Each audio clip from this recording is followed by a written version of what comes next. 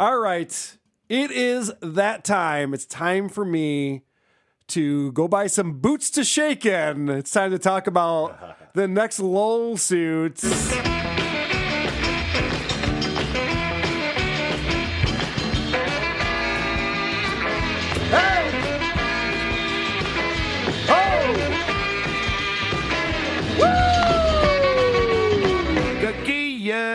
Gagia indeed.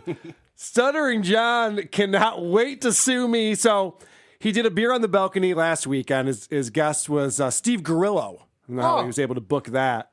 But this is going to be interesting for everyone because he went to the Yankees game on Wednesday. So this is the Saturday before that. And he's talking about he's going to the Yankees game with the great Michael Buck. And they're going to discuss this lawsuit that John is going to be bringing down the pike. Welcome to the world-famous Stuttering John's Beer on the Balcony edition. For all my Patreon and YouTube members, I just sent out the link to everybody. This is behind the paywall. You use it, I sue you. Copyright the Stuttering John podcast. All rights are reserved. I'm seeing my attorney along with my next guest. He will be seeing him too at the Yankee game, where I will have a very long conversation about issuing the proper lawsuits for those who are using content that is behind a paywall. I ain't taking shit from these assholes any longer.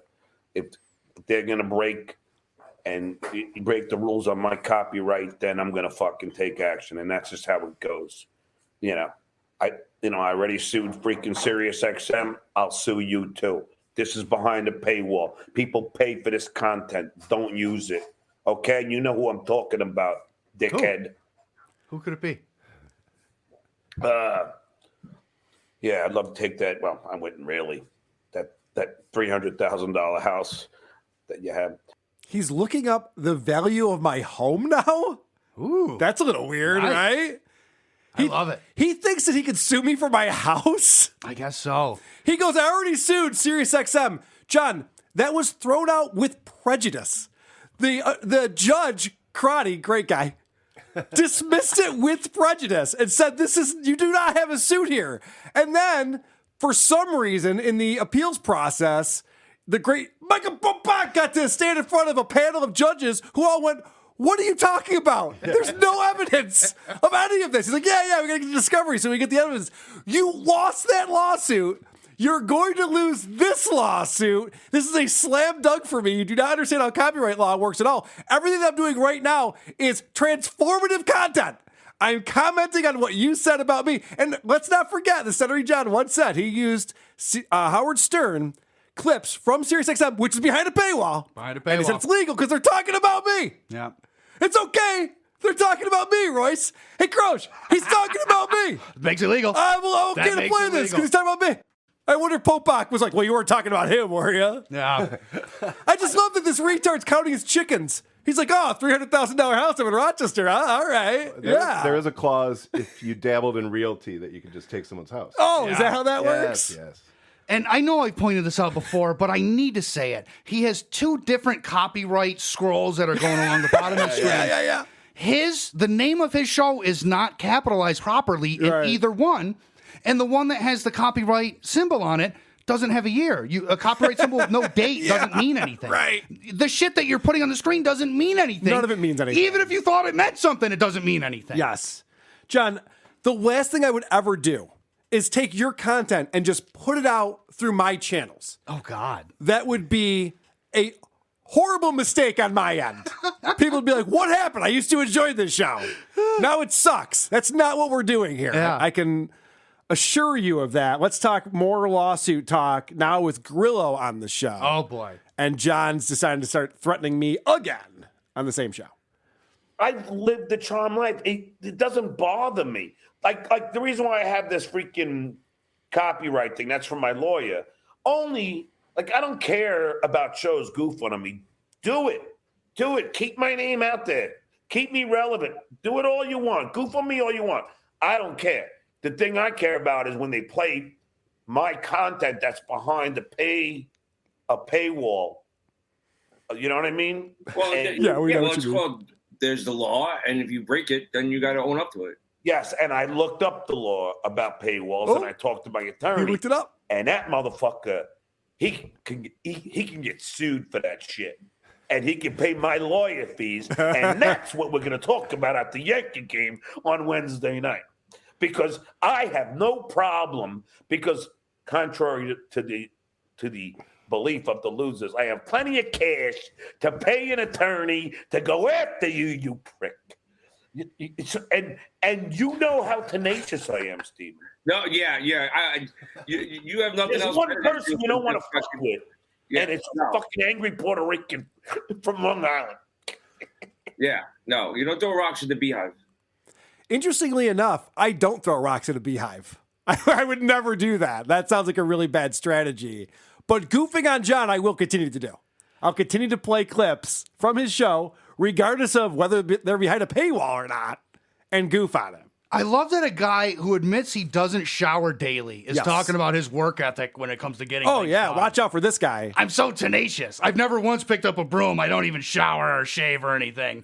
But I can get shit done, and I'm coming for you. I have 3 cats, and I haven't changed the litter box in weeks. I'm not worried about your work ethic there, John.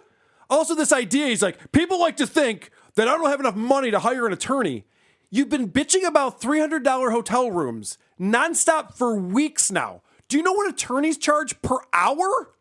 More than that. He's been begging. He's been shaking that cup for over a year Yes. for this DC trip. Yep. And now that he finally did it, he finally went to DC, and he's acting like he did it on his own dime. I'm paying with my own money to do this. Yeah. What are you talking about? Well, You've then- been asking for money for this for almost a year now. Yeah, then how does everybody feel who donated money for you to take this trip? Because now you're like, well, I didn't need your fucking money. Well, then why'd you beg Why'd me you for ask money for it? twice a week, every week for over a fucking year? Are you rich or are you poor? Make up your fucking mind, dude. All right, more lawsuit talk here. Let's get some legal advice from Stuttering John. I do love the idea, though, that Michael Popok probably doesn't want to talk about work and business at the Yankees game. I was thinking that too. He brought his girlfriend. Like I saw the photos from it. It's like Michael Popok, Michael's girlfriend, and then John sitting there going, "All right, we got to sue this prick in Rochester." He's like, "All right, can we just take a break from that, just for a second?" And there's a certain idiot that's doing that, and that idiot is. Is it someone in the business, or just somebody that's being a dick? He wants so desperately to be in the business, but he hasn't figured out how to be in the business on his own. So instead, he just, he milks Is off of it people Sal, the like- stockbroker? No. Dude, I'm kidding. Sal will never do that. No, he milks content off of people like me and Opie. Opie from Opie. Yeah, of course. Like he milks content because he really doesn't have a personality, and he doesn't. Someone that has a show? What? Do they have a show, or they like? Yeah, and I don't care. You don't have to Google me tell all me. you want. They're in the business. No, Is what I'm saying. It's not some jerk off. it's a podcast. It's not like they've ever been on a show like you and I have. Like they have no fame. But the point is I don't mind if 20 shows goof on me. It doesn't matter to me. Yes, you do. The thing I care about is they play my content. That's what bothers me. And I don't mind if they even play clips of my regular show. Fine, you want to play that. But the shit behind the paywall, that is for the people that are paying for my show. You know, they're fucked up. Not fair use. It's not fair use anymore. Popok's already gone through the whole law. It's not fair use. The whole law? Charge people. It's a lot of books. Yeah. I like that Mox wrote in the Discord, Carl not having a personality would be an improvement, actually. It's fucking idiot. So according to John, we're not in the business. We just have a podcast. We've never been on a big show. Yeah. Like these two have. How did these two get on a big show? Oh, that's right. They did internships. I don't think Grill was ever paid a cent on the Howard Stern show. I think he was just an unpaid intern. Stuttering John, eventually they're like, all right, here's $20,000 a year if you want to hang out and answer phones for us. Yeah. Like, okay, that's really impressive, guys. And what bigger commercial for his show is there than this show? That's all we do is fucking talk about you, buddy. You know, it's interesting because if we were to say, stop talking about John for a couple months, what Yeah. would his viewership numbers go to? Yeah, I wonder about that. I wonder about that too. Not that I'm willing to take, run that experiment just yet, but someday. So the reason why John's going to sue me, guys, in case you're wondering, is only because he's in LA. I'm all the way up in upstate New York. I'm just too far away for him to come over and beat me up. Wow. If I can't beat the shit out of you because I'm live far away, I'll do it in another way. I'll.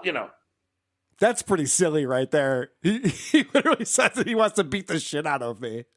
Oh. And I am not a tough guy by any means. I would never even pretend to be a tough guy. I think I could probably take John. The guy's not in good shape. So the original Butthurt came 3 years ago when you reviewed his podcast, which was not behind a paywall. Correct. And he threatened to break your legs or have someone Or have break people. your legs. Yeah, he knows people.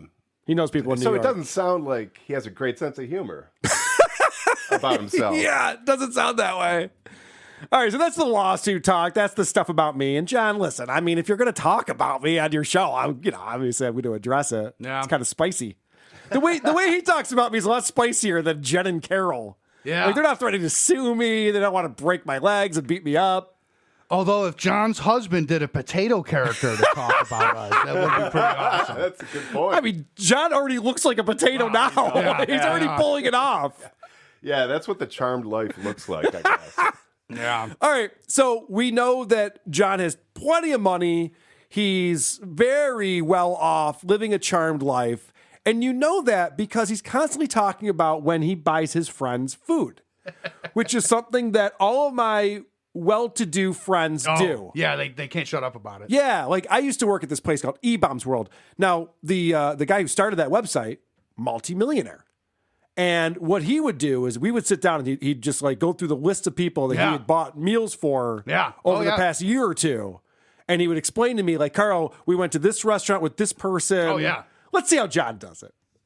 Yeah, I'm blessed to have these friends in Florida because when I get gigs, I just stay with them. I get to hang out with them and take them out for beers. Contrary to popular belief, I actually pay for the dinners and the yes. You made me pay for my Yankee ticket. Yeah, I did because you're making money now. But guess what? I'm making money. I'm on your show and you're making money. Hey, how many times did I buy you lunch? Oh, yeah. A bagel with chicken. That wasn't fucking lunch. So I like the grill is starting to give him some shit back, which is good to see. Yeah. But it's funny, he didn't buy Grillo a Yankees ticket, and the reason why is because Grillo has a job and makes money. Yeah. I've never heard of that being part of the equation when you're a generous person. Yeah. You know what I mean? I'm never just like, well, hold on, let me see your bank account. Let me see if I want to buy you dinner or not. I was going to get you a Christmas present, but you're doing pretty good. Yeah, you seem to be doing fuck it. fine. Yeah. That's just not a consideration. Let me see your pay stub, Crouch, before I give you anything. All right, let's talk about more of the spicy who bought who dinner talk. I also took you out to dinner too, I took you out to dinner too. No, you didn't. No, you didn't. Yeah, wait, I did too. And you thought it was Bright Shot that was paying the bill. You ordered 17 beers in a half an hour. And then I ate dinner, and then you took your dinner to go home. You didn't even eat with me. Story checks out. No. You said, I'll take my chicken wings to go. I'll eat when I'm home. I was like, I thought we were eating together. Oh, was this at the pub? Yeah, a picnic. Well, that's inexpensive. That's not. No, it wasn't an expense. It was out of my pocket. I didn't have an expense account. Did I not take your bright light people to the Tonight Show? Yes, you did. And I paid for your dinner that night. Did I not do a presentation in front of our lighting? John, and I took you to dinner for it. See, John's one of these guys who moves the goalpost no matter what the conversation is. Yeah. He's like, you've never taken me out to dinner. No, I did. I bought you that. He knows exactly what it was. Yeah, but I did the other thing for you, though, too. Okay. That's not the conversation we're having. He remembers every favor Yes. he ever did for you. Well, did I do this? And God, when he gets into that camera, dude, I know. There's a reason why I paused it right there. yeah. If he ever came after me, I'd be like, dude, you win. Just get the fuck away from me. His stink lines form fists. don't They be- start punching you in the nose. No, not the fingernails. Not the fingernails. You need a breath mint for your ass. That is from the bonus show. That was something else. All right, so I'm liking Grillo more and more on these episodes. Grillo, you're welcome to come on WATP, my friend. That'd be great. We'd love to have you on here and talking about this. Because one of the topics that John and Grillo get into whenever they have conversations is Jackie's health. Oh, no. No. I know. Talk about how Patrick Michael puts out an episode. It's all the same shit you've already heard. Yeah. I feel like that's what we're doing now. Because once again, we have to talk about Jackie's. No, don't, please. A long time ago, you had told me that you had heard that Jackie the Joke Man passed out. No, come on. Now, here's the thing, Steven.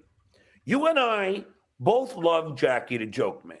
Very much. You and I would never goof on Jackie having some kind of seizure or stroke or whatever it was. You and I would never. I had 2 strokes. Not enough. I would never, ever goof on Jackie, and you would never goof on Jackie. All right. John just said he would never goof on Jackie. And when I heard that, I wrote down, well, I probably have 24 examples of John goofing on Jackie. Yeah. So I just did a quick search on my hard drive, and here's a couple fun examples. In my book, like the top 10 ridiculous Jackie fucking ideas, you know. He wanted to do a Jackie museum at his mom's house. I mean, at his mom? Yeah. I mean, I'm telling you, the guy. I would never goof on Jackie. Actually, in my book, there's a whole chapter about what an asshole that guy is and what an idiot he is. And I'm not the only one who hates Jackie. Howard hates Jackie, too. This is classic Jackie. This is what Howard hated about Jackie. And this is why Howard, you know, he loathes Jackie. But it's always because of this. Jackie's always his worst enemy. He's always has been. And it's just who he is. Like, he makes really bad business decisions. He never trashes Jackie. He just said it. I never trash Jackie. I love Jackie. And then he turns around and he's like, everyone who knows him hates his fucking guts. This is why everyone hates Jackie. Oh, Jackie got butthurt, and he's like, well, John calls me a schnorrer. Jackie, it's because you are. You are, and you always have been. Okay, so let's go back to the audio of John letting everyone know that Jackie had a seizure. This is what started the whole problem in the first place. This is going back years. Jackie has not spoken to John since this. He's made up with Grillo, but he's not spoken to Stuttering John since this. Jackie's not talking to me because of this comment I made on your show. Oh, please tell everybody why Jackie's not talking. I'm not going to say what happened. It's the most ridiculous thing in the world. Something happened to Jackie. I'm not going to say what. No, I'll say what. He had a seizure. Jesus Christ. 70-year-old man. And no offense, about a seizure. read the fucking room. Hey, Carl, something happened, you know, with producer Chris, but I don't really want to talk about it. Oh, when he got his dick stuck in that goat at the petting zoo? No, that we're not talking about. I'm trying to be vague. I'll talk about it. No, but I didn't want to talk about it. What I said was let's not talk about it. Yeah, I'm trying to dance around the issue. But this is not John's fault, Croce. This is not his fault. This is not you who's ratting him out. It's me. But Ian, his buddy, told me about Jackie's passing out. When I was doing Jackie's documentary. Yeah, I was doing Jackie a favor. Yeah, and doing his fucking movie. And I'm doing a favor to Jackie. And then Ian tells me that Jackie passed out. I emailed Jackie right after that and said, Jack, I heard about you passing out. I hope you're okay. You know, please let me know. He doesn't respond because he's mad at me or something. So, which is fine. I can handle Jackie being mad at me. But you hit the nail on the head, Steve. It's probably some of my haters, you know, who I refer to as losers because that's who they are. No, they do. They're on Twitter right now going, you should hear them talk about you. Yeah. He has no idea.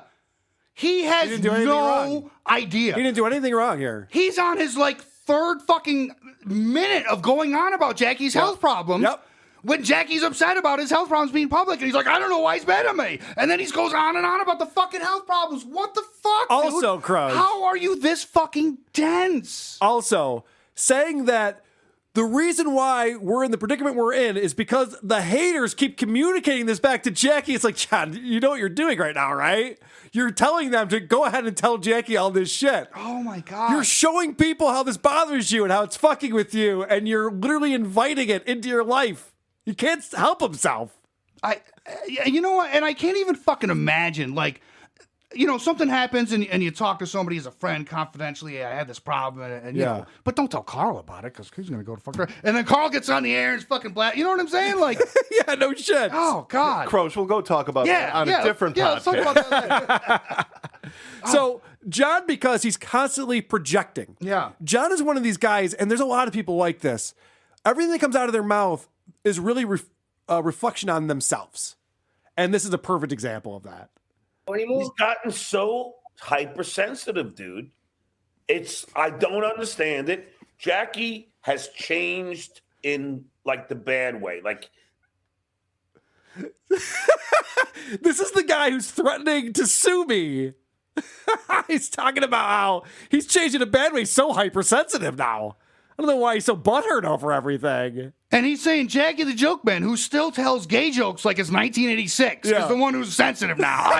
He's too sensitive now. Like, He just doesn't like you. yeah. I don't like you either. No one does. That's a Star Wars reference, John. I know you'll get that one.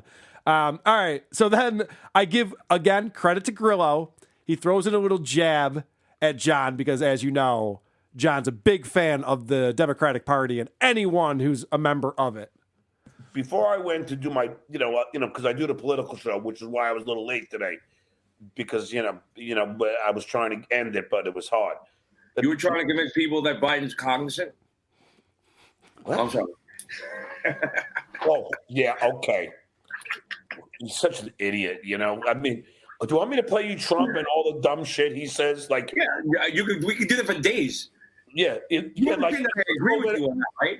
You understand that I agree with you you? took over the airports during the Revolutionary War. So Grillo says, Biden's kind of out of it. You know that, right? And he goes, yeah, you know what Trump said 3 years ago? Like, okay, John, you fucking moron. The idea, this is like a retard's political views. They think that you're on one team or the other. Like, this is not sports. Yeah. It's not the Yankees versus the Dodgers, you moron. That's not what this is. And the thing that John's yelling about, Grillo is literally saying, I agree with you. You Correct. understand that I agree with Grillo you, goes, yeah, I don't like Trump either. Yeah, we're on the same side, right? It's actually very possible to dislike both Trump and Biden. It's extremely possible. I know a lot of people like that. Go figure. Incredible.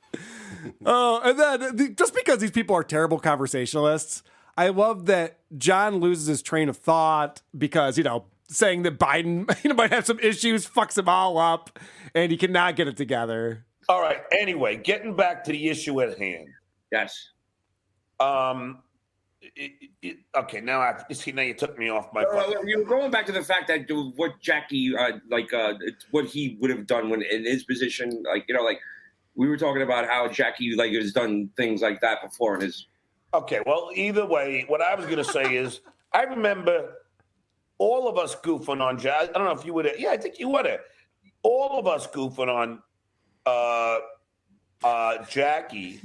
Okay. So this takes forever for John to remember.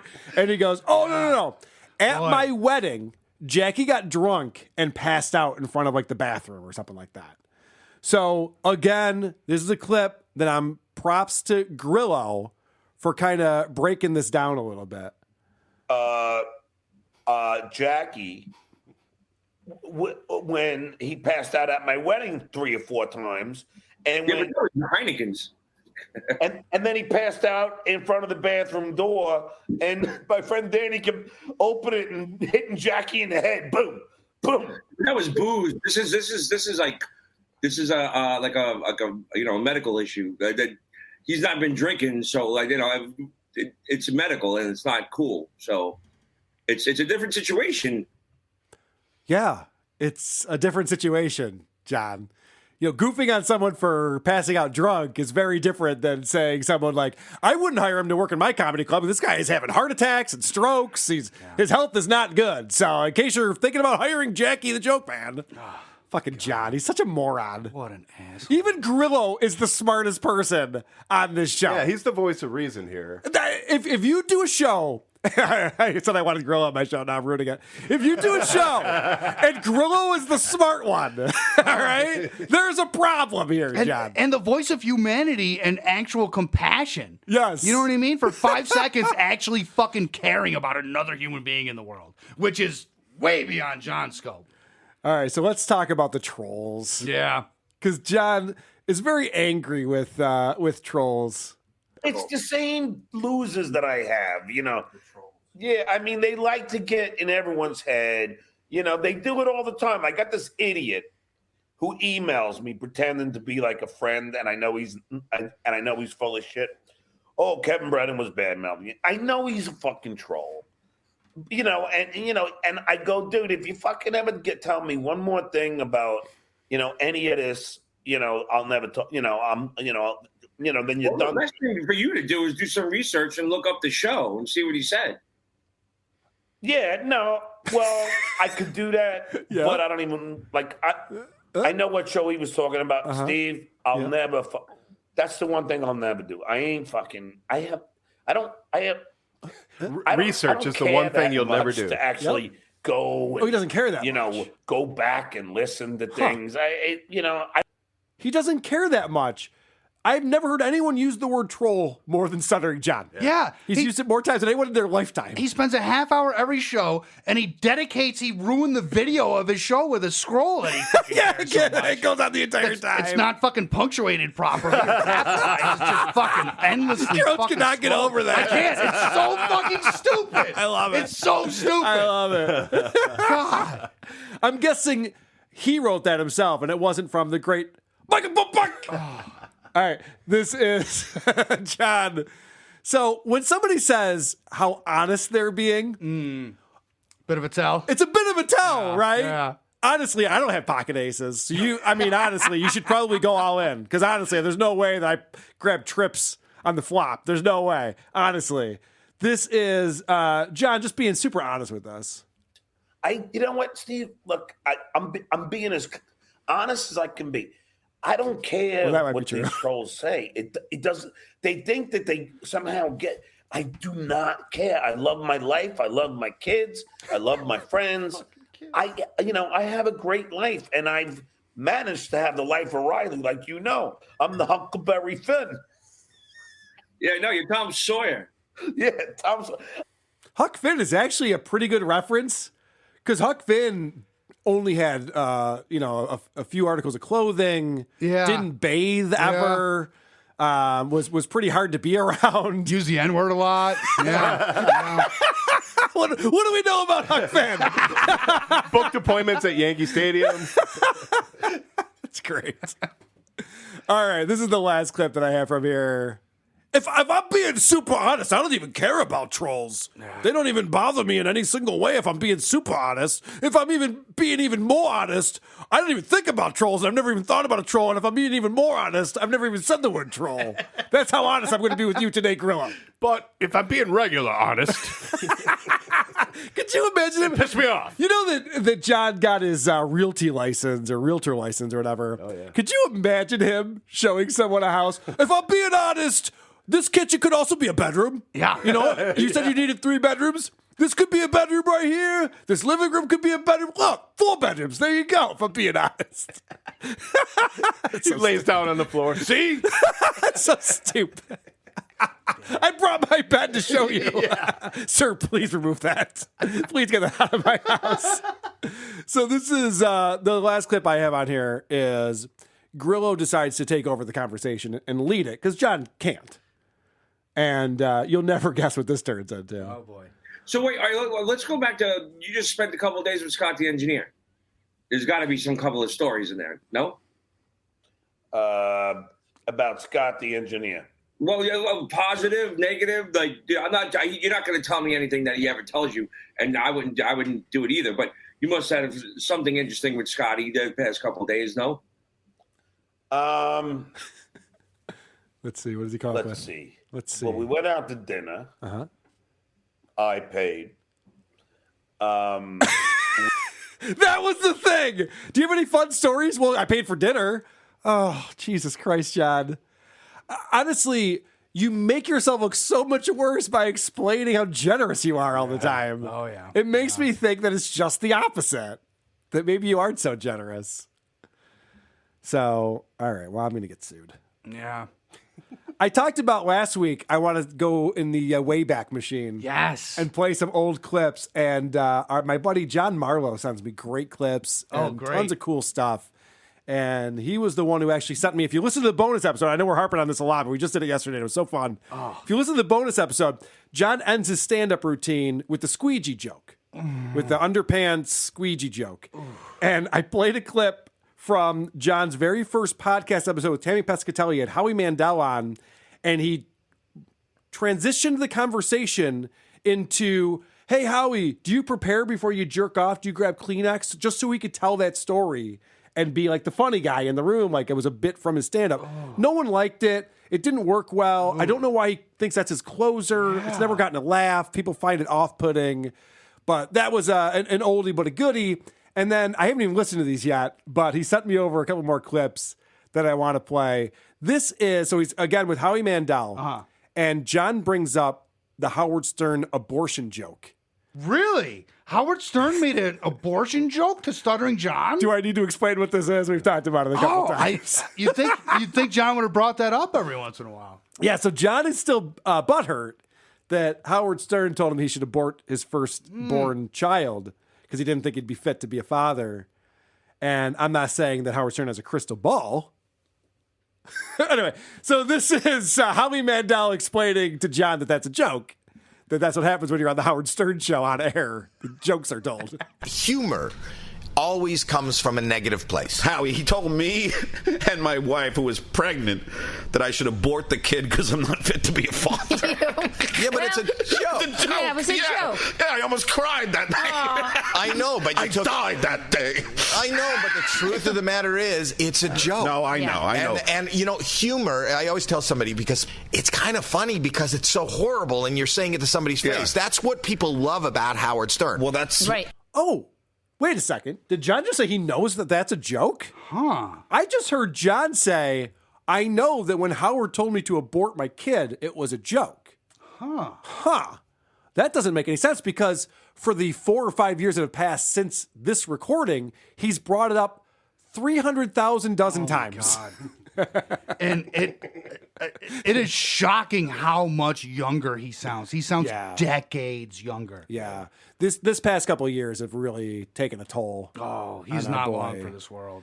Oh, God. And it's so funny, too, because I get into these conversations with people all the time about we really want John to live on for as long as possible. No one's rooting for John more than I am. Oh, dude, I have made impassioned pleas on this Yes. air multiple times Get for help. him to please give up the bottle and get to a brighter future and a better life. Right. And don't even do it for yourself. Do it for your children. I begged you. I fucking begged you. Do it for over and over again. WATP. Yeah. Well, he showed you. Yeah, exactly. Spite me. Come on, John. I'm trying to break into show business over here. Help me out. seriously.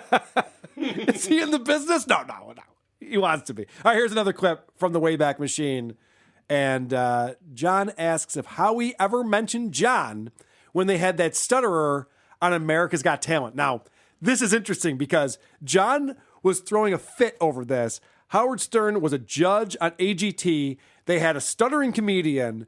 And John was taken aback that it wasn't like, oh my gosh, you're just like a guy I know who used to work for me. Stuttering John Melendez was never brought up. God. But obviously, John knows that behind the scenes, this was a big conversation they were having. Let me ask you, now this is my egocentric thing, but when you were on America's Got Talent and that stutterer was on, and when you guys went to commercial, did Howard bring it up, like anything about, like, oh, you know, I used to work with a stutterer all the time.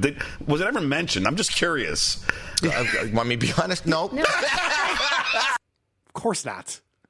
God, Of what course a question. not. What a question. John, you didn't invent stuttering. And when Stuttering John isn't around, the other character should be like, where's Stuttering John? What's Stuttering John doing? Did Howard talk about me? Did he write anything about me? Did he think about me? Did he think about me at all? About me? By the way, if you want to have a laugh, go on Stuttering John's Wikipedia page. Yeah. Because underneath releases, CDs, you have Stuttering John from One Way Records 94.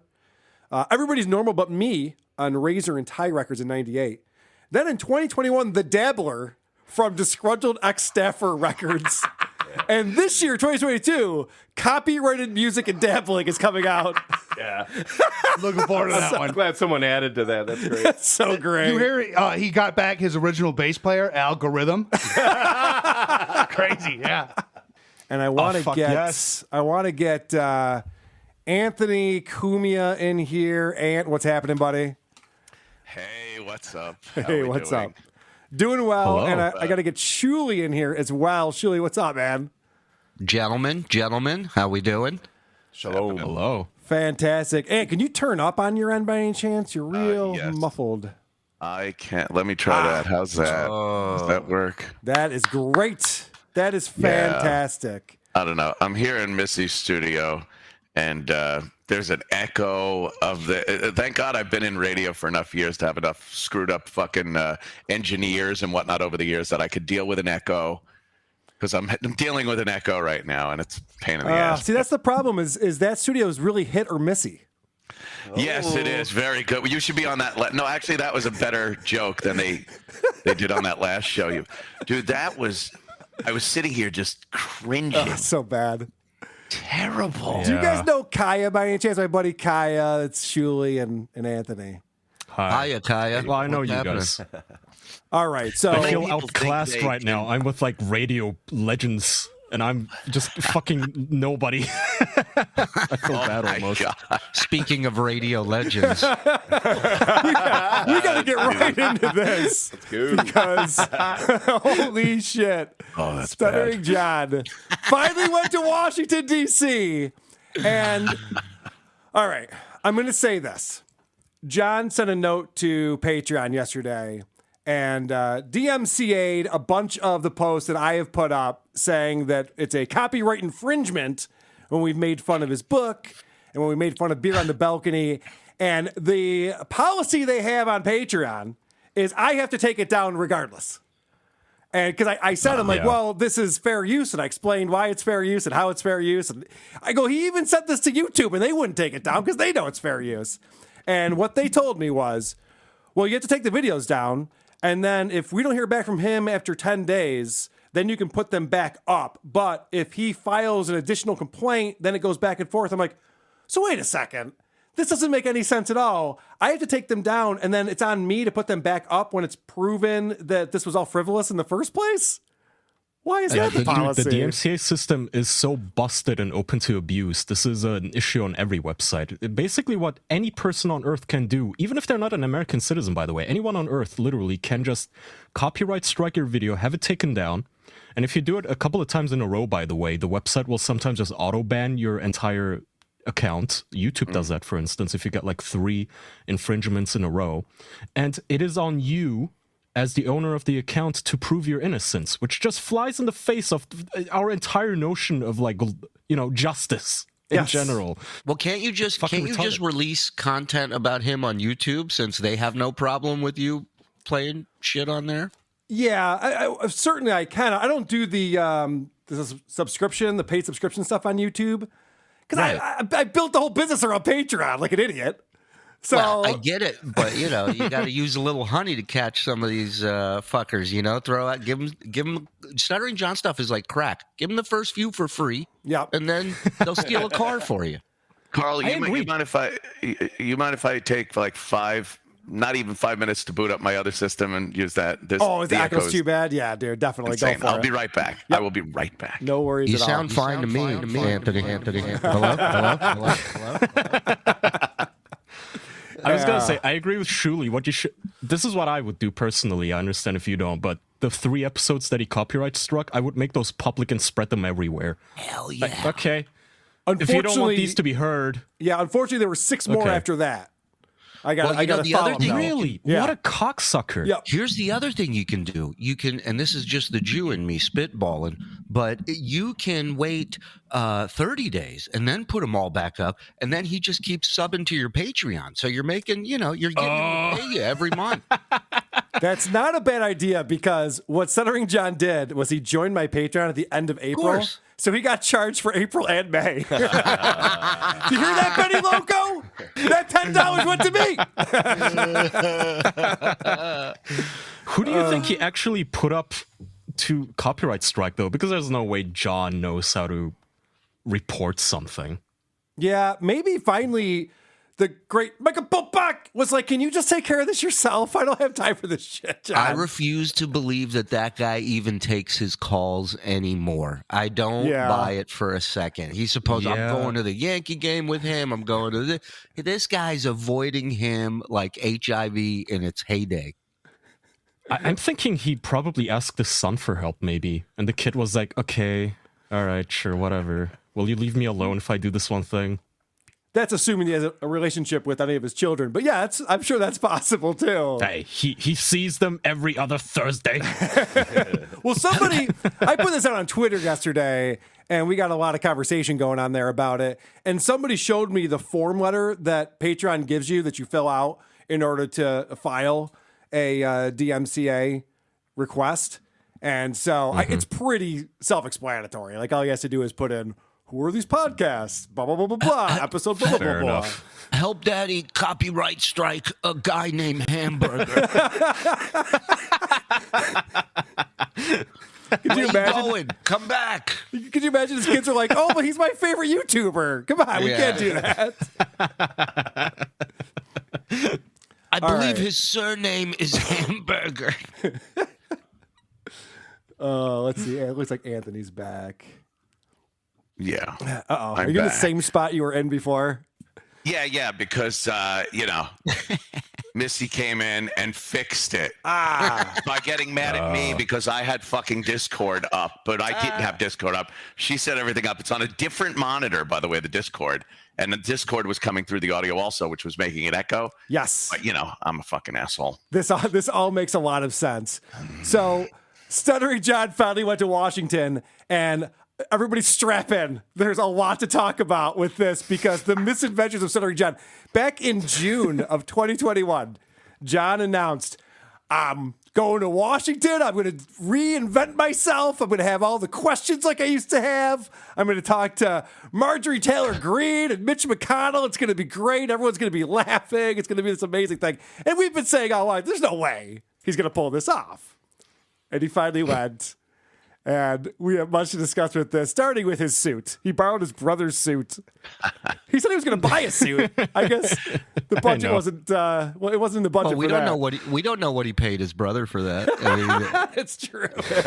that belt is strained like one of the cables on the Verrazano Bridge. It's just having time holding that in, and then the shirt coming out of the suit is too big. The shirt is untucked. The belt is shifting every which way. And he clearly has his penis tucked up, I think, for some reason. I think this guy just got done blowing him. That's the only explanation for this photo. He rushed to put his clothes back on. It's funny. You can look at this picture and both of them are thinking the same thing. Who the fuck is this guy? That guy, by the way, would probably rather be walking through Harlem right now than standing with Stuttering John. All right, so I'm going to tease it. This was the first video that John put out on his social media to let everyone know that he is in D.C., and get ready for it. The eagle has landed. Hey, my peeps. Here I am in D.C., in front of the Capitol building. Hoping I could get some interviews with some of the Congress members. Got all my questions here. Just waiting for my camera guy to show up. Who likes to be late. All right, wish me luck. That's the professional business version of the I could do a half hour just on that clip alone.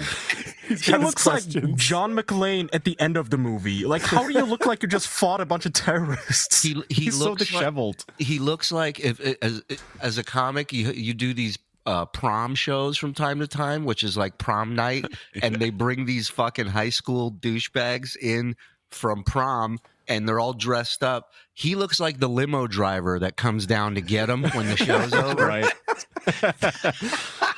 extremely jaded and just in fear of his Clock's job. ticking. I got to get the car back. Let's go. Well, There's nothing on center line with him. His tie is one side, the belt, the shirt, everything is zigzagging down his body. he'll explain everything. Yeah, but you know how you can tell someone's not a professional at what they're about to do? When they're patting themselves on the back for having the basics of what you need to do. Yeah. You know, like he's like, I got my questions. Like, whoa, this guy came to play. Wow. I packed a lunch. Questions. Yeah. And they're not even like casual cue cards, you know, like being low key. He literally printed out a page on A4 paper and folded it in half. I left my lunch on the same seat in the school bus I'll be taking back. Yeah.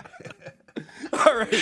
So basically, he's in New York staying with his mom, and he takes the Amtrak from New York to Washington on a Thursday. He's staying over Thursday night in a very expensive hotel. We'll get into that. And then he's going back on Friday. So he's got 2 days. By the way, can I just say, all the stuff you've said about him combined is less embarrassing than the stuff he admits to on his own. And he's copyright striking the wrong person. Take your own content down. It's humiliating. So let's get right into it because I want to fast forward. So this is a photo from John in all his glory in Washington with his suit on next to a guy who looks important. So he's very excited. Now he comes back on Saturday. He's back at his mom's house on Long Island, and he is defeated. Yeah, baby. Welcome to the world famous Stuttering John podcast. I'm at my mom's house today after a very grueling trip to D.C. I'll tell you all about it. It's not pretty. Let's just say it's just not pretty. It's not fun. It's not funny. It's not pretty. All right. So we're at the bat. A grueling trip to Washington. How old is he that he's doing his show from his mom's house? How old is he that he's wearing I Stand With Ukraine shirts like a 17-year-old girl on TikTok? By the way, I'm just hoping that it's like the King of Comedy where he has to start yelling at his mom for coming in and bothering him. I gotta do this now. Oh my God. That's exactly what happens. Get the fuck out of here, dude. Oh, yeah. Check this out. So John gets annoyed with his mom because his mom's in the background listening to his show while he's doing it. So, Ant, you want to talk about an echo? It's going to be a problem. Thank you. Ma, I can hear me, Ma. I can. Oh, sorry. Oh, could you? Oh, my God. Could you go downstairs maybe and watch or something, or go upstairs? I don't have to. Yeah, all right. Facebook people, during this broadcast, you can support my page by sending stars, a digital gift that helps me earn money. Carlene Martin from Iowa, Sherry P. I can still hear myself, Mom. Please go upstairs and downstairs, sweetheart, please. Okay, I will. Mexicali Maggie, William Zavallo. Love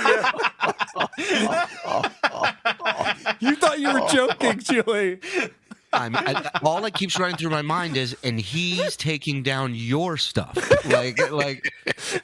How does no one in the Melendez family own headphones? Do you know how easy this is to fix this problem that you have? Your audience should make a meme that's just a picture of him and it says "I stand with insane" because he's crazy. He's out of his Patrick in mind. the Discord says his mom's in Mensa too.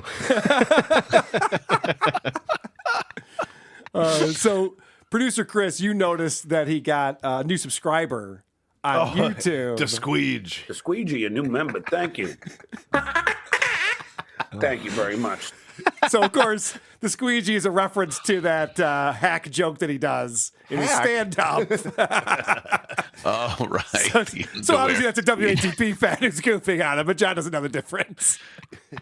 By the way, no one knows that bit aside from people that have listened on your show. No one else has seen it. 8 people at his gigs. You don't think people are showing up going, I hope he does the squeegee bit too. Squeegee, squeegee. They start chanting it. Like Dice with his poems. We're going to get into everything that happened in D.C., but there's just a couple clips I had to pull, like this one, where he gets distracted by his own face. Only Stuttering John can be doing a show and going, what the fuck is going on here? Oh, that's me. And let me tell you something. Oh, gross. I've been working on booking Don Winslow, and he'll tell you, for about 5 months. He was here once, but for 5 months, we've been going back and forth because he went away to his new book, City on Fire. Look at this piece of hair. It looks like I have something on my lip. Whatever. Martha Janulis is here. Admiral Sulu. How did your audiovisual crew in DC work out? How did they work out? Let me just say, not good.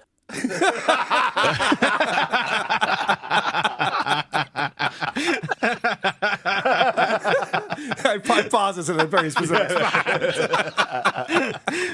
Did his cameraman ever show up? Yes, on the second day. With a camera with a dead battery. Yes, with the dead battery. It's classic, John.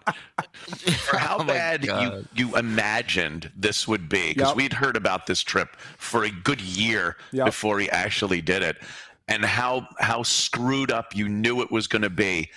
It transcended all expectation of how screwed up the whole thing was and how bad it was. It's unbelievable. I thought as bad as it could go, he'll at least have a couple of things that he could salvage from it and be like, well, this was a good bit or this worked. Nothing worked. Nothing even close. It's so great. Nothing. And he advertised it for so long and hyped it up. It's like he's like Wile E. Coyote who set the longest fuse on fire and then it just didn't explode. Yeah.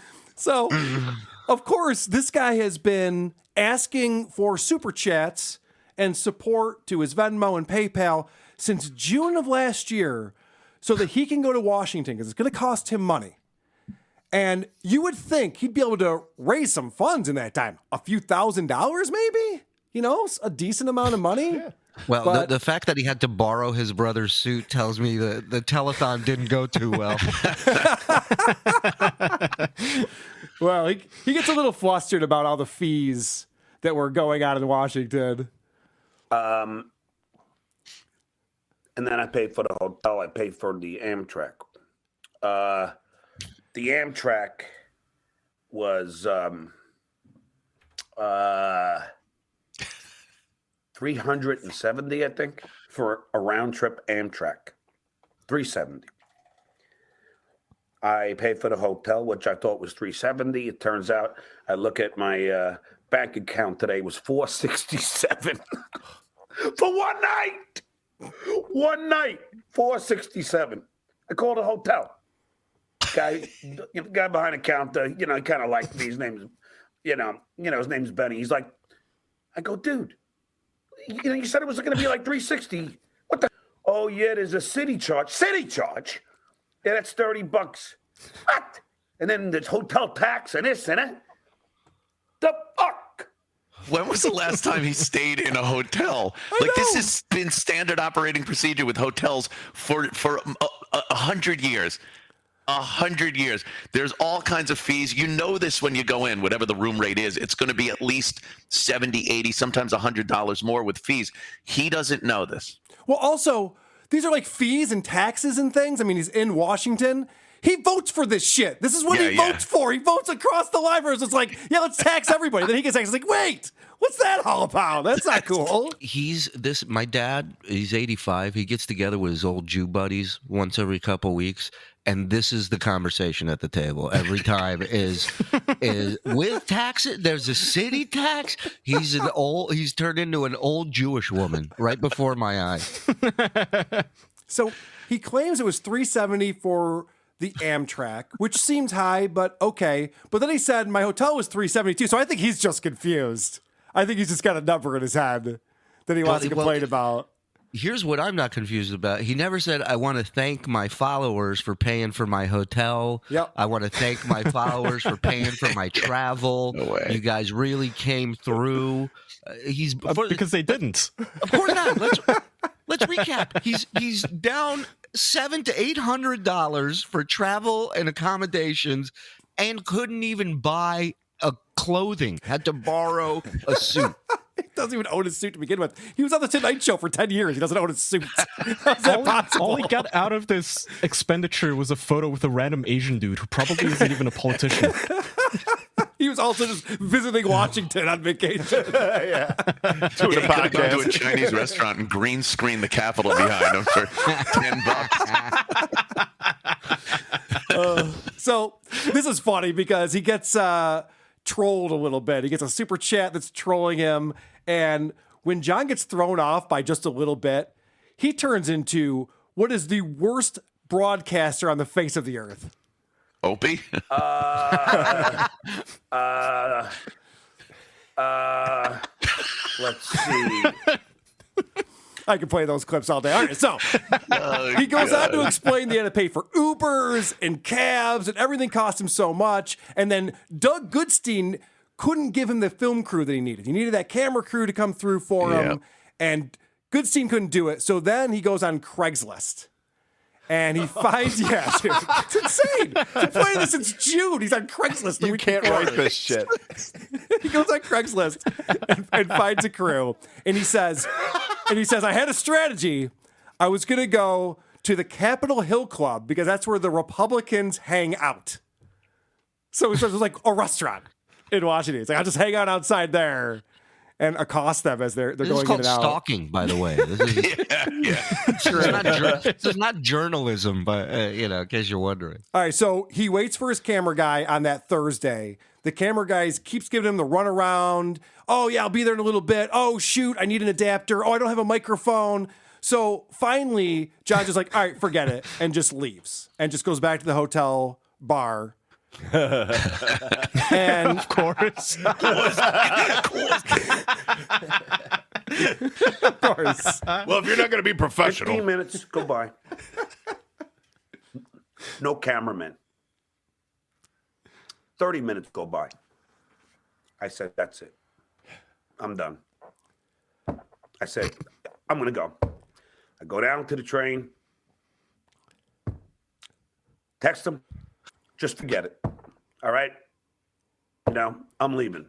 Are you sure I could be there in 5 minutes? Yeah. I went LOL. Yeah, that's what you said an hour and a half ago. So I left. Now, I only needed for 2 hours? I was giving him $150. $150, one guy for 2 hours. That's it. $75 an hour. Okay. I got mad skills. I can show off. It's like Jackie Mason breaking down a bill. $75. 2 people, twice.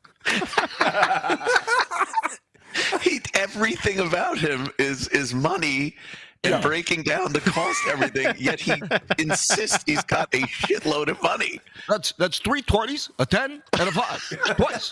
The way I offer the guy a double sawbuck. By the way, somebody in your chat said that the Craigslist ad that he posted for this crew, he put up 6 days before the actual event. Yes, of course. Patrick's lonely baby. Shout out. I wonder if his mom is standing behind him. Remember, if you're a Sopranos fan, when Tony was standing behind AJ when he was laughing and just looking at him in utter disgust, he wanted to cave his head in. Like, I wonder if his mom is just looking at him like, ugh, piece of shit. I want you guys to note, though, the way he said that was as if to say, I'm overpaying for these camera people, $75 an hour. This person is crazy for not showing up and leaving that kind of money on the table. What was he thinking? By the way, to get pepper sprayed by security. You're not actually going to get close to anyone with any amount of privilege. Okay. So John really wants to look professional, and he's got a great strategy for this. Why didn't I use my phone? Because to hold the questions and the phone, it would just be too awkward and it doesn't look professional. The whole thing is I want to look like I'm from Nudesmax, which is what I used. Nudesmax. Thank you, Hal Sparks, for giving me that lovely little tidbit. So, Nudesmax. Nudes Max. If they can't hear me with the D, that's their problem. Oh my God. He's building a legal case already. He's like, I didn't say Nudes Max. I said Nudes Max. Go back and watch the tape. You're still not allowed to do that. Like it's like Coca-Cola. I called it Coca-Cola, so I'm fine. I can sell it. Like, it doesn't matter if you. It's how you're presenting it. If it sounds like it, that's a problem too. You blithering idiot. I bet you his mom is just off camera beating up her womb.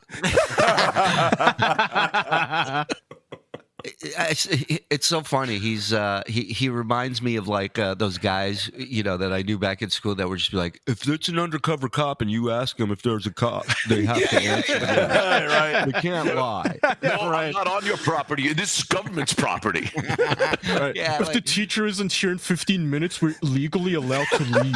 Yeah. So, as I mentioned, he goes back to his hotel bar. He's kind of disappointed with this guy that he hired from Craigslist who never showed up. So he starts going through the other people who answered his Craigslist ad to see if he can find another crew for the next day. I said, can you come? And he goes, and they're all not getting back to me. So I'm like, I don't know what to do. I don't know. So I'm stuck. I text the camera guy that I already had. Now you're going to say, John, why would you do that? You already know the guy is irresponsible, but I didn't have a choice. I'm stuck paying $450, $60, for a hotel room, almost $400 for the Amtrak, the air flight here. It's like, come on. The Ubers, the freaking cabs, everything. This will not be the last time you hear him talk about what it costs, by the way. I'm sure. Now, here's an odd thing. Why didn't he just get someone with an... iPhones are amazing these days. They look fantastic, People the video film from movies on iPhones. Right. Yeah. Why not just get a friend? We've heard about all of his friends that he has, and have them hold the iPhone, which looks great, and do it that way. Why did he need a camera crew? I think he just wanted to tell people, I had a camera crew with me. Like, it just sounds better. Yeah. Think about the first guy that agreed at first, right? Who was going to come down, and then he obviously Googled John and saw, and he's like, "I'm not fucking going." That's like a chick going, "This guy's creeping me out." Another dude was like, "This content creeps me out. I'm not going anywhere near it." All right. Oh, he wanted the money? Is that like somebody saying, yeah, he might have just wanted the money? And if you say you got to hire a camera crew, people are going to give you more money. Your fans. Yeah. Also, there's this, like, professionals don't go on Craigslist. Right. That's like for fucking people trying to get rid of old furniture and shit. You're not going to find, like, competent technology person on there. And if you go on Craigslist, here's a fun tip. Don't bitch about whatever didn't work out because you went to fucking Craigslist. If you walk away not being murdered, you're ahead of the game. That's right. Guys, once again, he acts like these things just happen to him. He's just so unlucky that these things just happen to him. It's like, no, you're not going to find a competent crew on Craigslist. And so he goes back. He can't get in touch with anyone else who answered his ad. So the next morning, he decides to go ahead and meet up with this guy. Again, the same guy who already stiffed him the day before. The guy shows up. He's late, but he shows up. But the battery in his camera is dead. And John goes on to say, I can't believe this guy. When I worked for The Tonight Show, those camera guys, they all brought 4 batteries with them. Yeah, but you're hiring this guy off Craigslist. Those guys work for The Tonight Show. You see the difference, right, John? Like, your star is falling. And he had nothing to do with the guys on The Tonight Show being prepared correctly. Right, It had yeah, nothing no to do shit. with John. It's not, like they came to him before they went in the van and go, is this enough batteries, boss? No, nobody did that. The Tonight Show didn't get them on Craigslist. Right. They're professionals in the industry. So this guy is like, oh shit, I brought 1 battery and it's dead. But don't worry, my girlfriend's going to come and meet us and she's going to bring a battery. So then she shows up 20 minutes later with the wrong size battery. So they're still totally SOL. Now, we'll get to, filming out this on iPhones and everything that's coming up. This is a longer clip, and tell me to stop it if you need to. But this is really the payoff that I was hoping for when John said he would be going to Washington. I don't know what I've done right in life that a boy like me, how could this possibly happen? You have a charmed life. It's really amazing. In the meantime, I hear a teacher, because they're bringing these like tours of all these students. I hear a teacher go, so kids, now you'll notice there's no flag over where the House meets, and there's no flag over where the Senate meets. The reason for that is because Congress is not in session. I go, she's got to be wrong. She better be wrong. So I look up on my phone, and it says Congress is in session today. Congress is in what? Congress is infected. What? So I look up on my phone, and it says Congress is in session today. On the House of Representatives, on their scheduled site, it says Congress is in session. I checked this before I left. I checked it, and I checked it again. And I checked it when I was in front of the Capitol. This is a comedy of errors. A comedy of errors. Without the pesky comedy part. Let's get the comedy out of the way. Get right to the errors. Yeah. You left out the most I don't crucial get it. part. It says on the calendar here that Congress is in session. Is it? She goes, no, they canceled it like a day ago or 2 days ago. I go, what? She goes, yeah, I think it's because and she said something I didn't understand. Yeah, there was some like probes or something. Yeah. I go, you gotta be kidding me again. Something you didn't understand. Vacation. Yeah. Paid time off. You think She she's used one of them understand? college words on me. I didn't get it. I come all this way. This time, I take a 4-hour train ride on the Amtrak and an hour car ride to New York. So total like 5 hours to get here, and now they're not in session again. So that was my favorite clip. After all of this planning and everything that goes along with it, he's so excited he shows up. They're not there. No one's there. Plus, a Friday afternoon. Friday afternoon's not a good time to try to find congressmen anyway. Probably not the best time.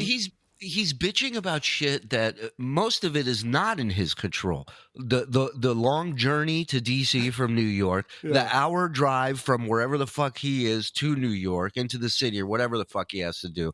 Like, these are things that aren't going to change no matter how well prepared you are. You're going to have to commute. The stuff that you can control, he does nothing about. Like checking the schedule, seeing when people are around, buying a suit, Hiring memorizing a questions. Getting a crew with 2 batteries. Putting Or a even belt one on. battery. Yeah. Or even one. He really is one of the most lazy people I've ever seen. Yes, there are a few things he could have controlled here that he just let go into the breeze. He just did nothing about it.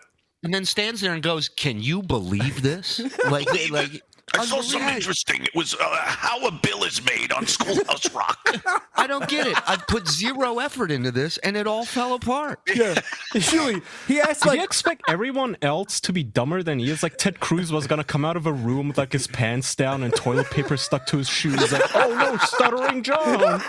How did you find me? Hey, I'm wearing my brother's suit too. yeah, John's attitude is literally like, this could have happened to anyone. Anyone who went to try to do this would have happened to them. It's like, well, no, you did everything wrong, John. And then to Anthony's point about just shoot it on your iPhone.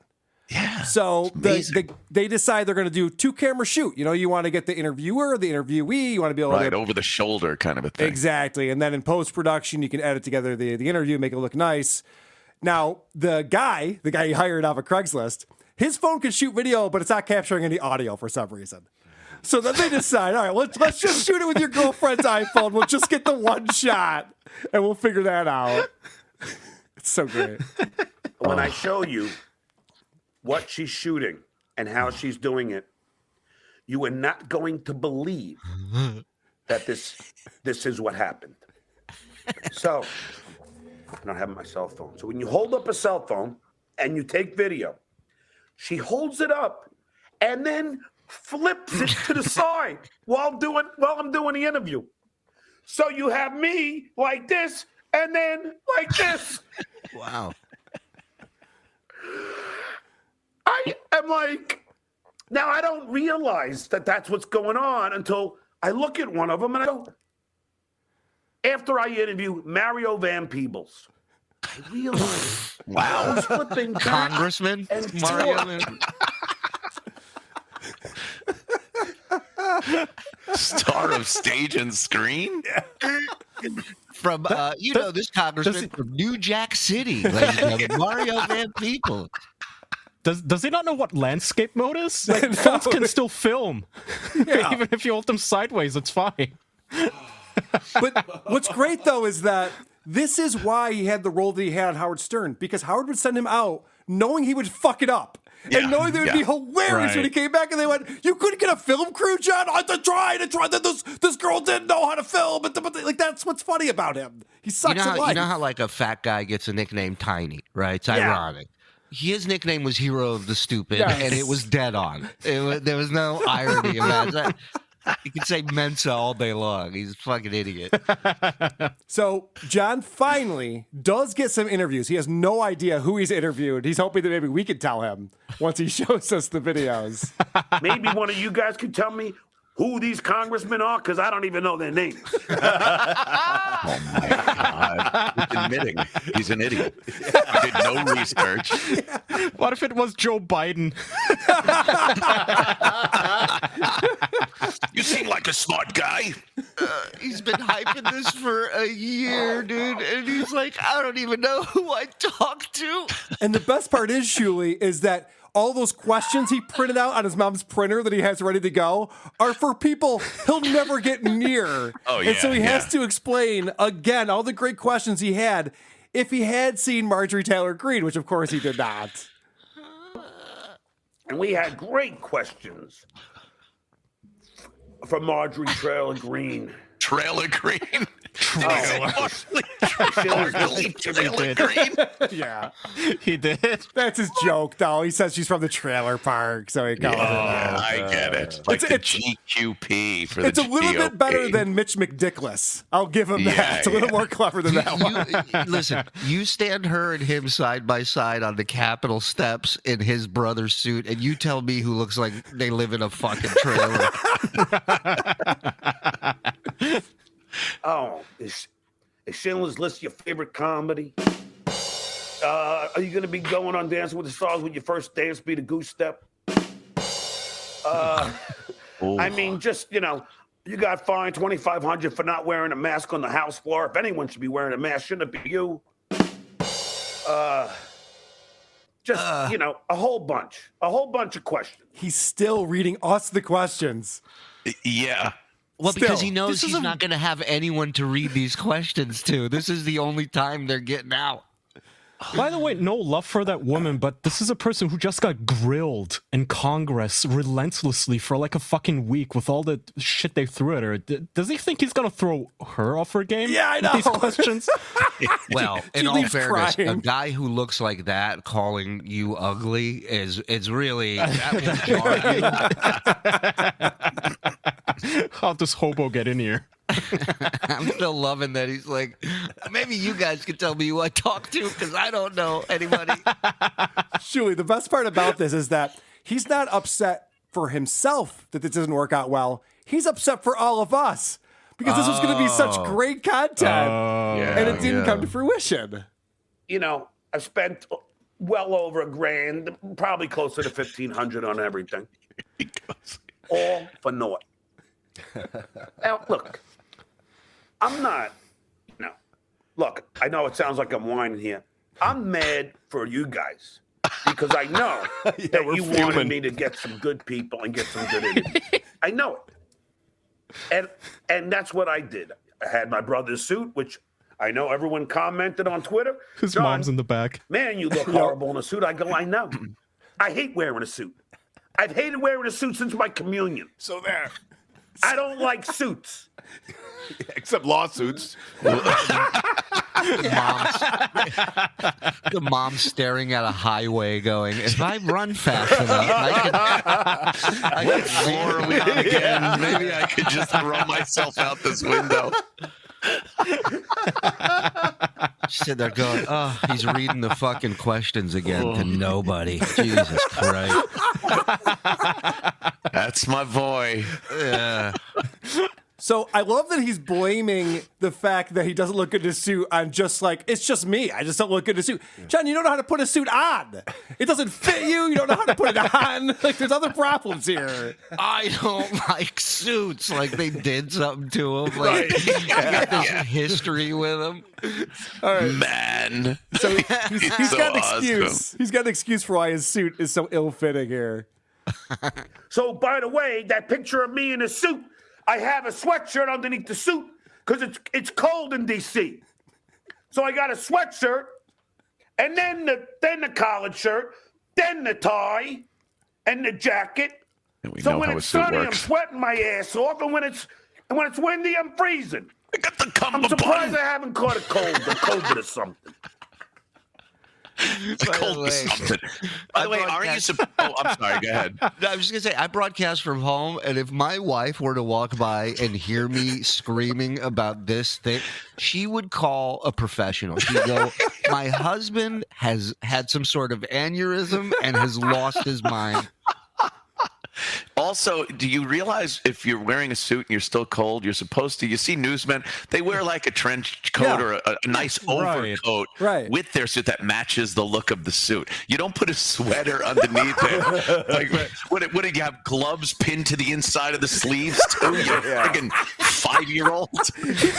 He's got a hoodie hanging out the back of his suit. It's like Superman. So it looks like a hunchback. Ma, it's a snow day. I'm going to dress myself.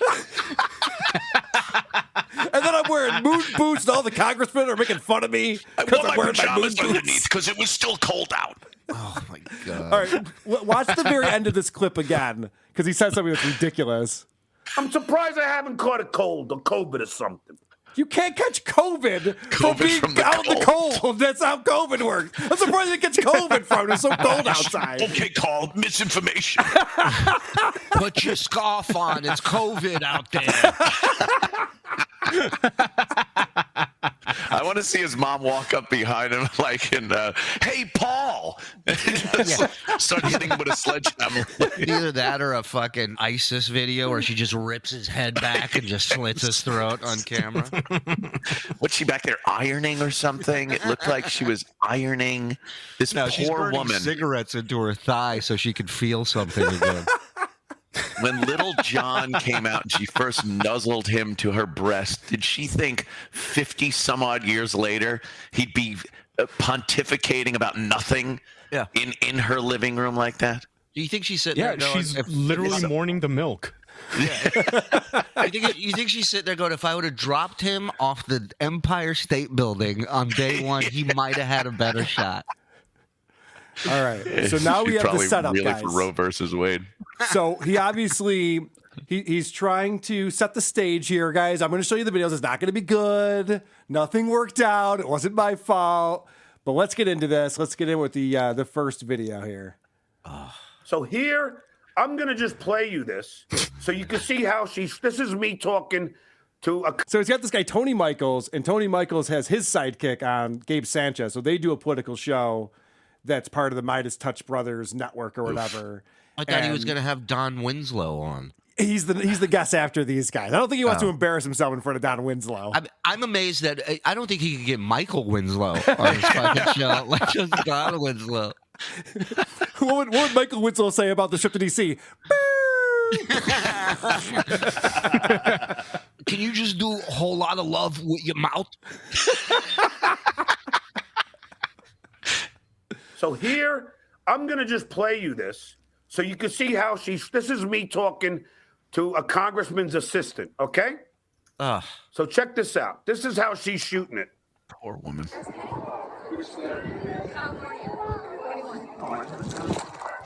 Jesus.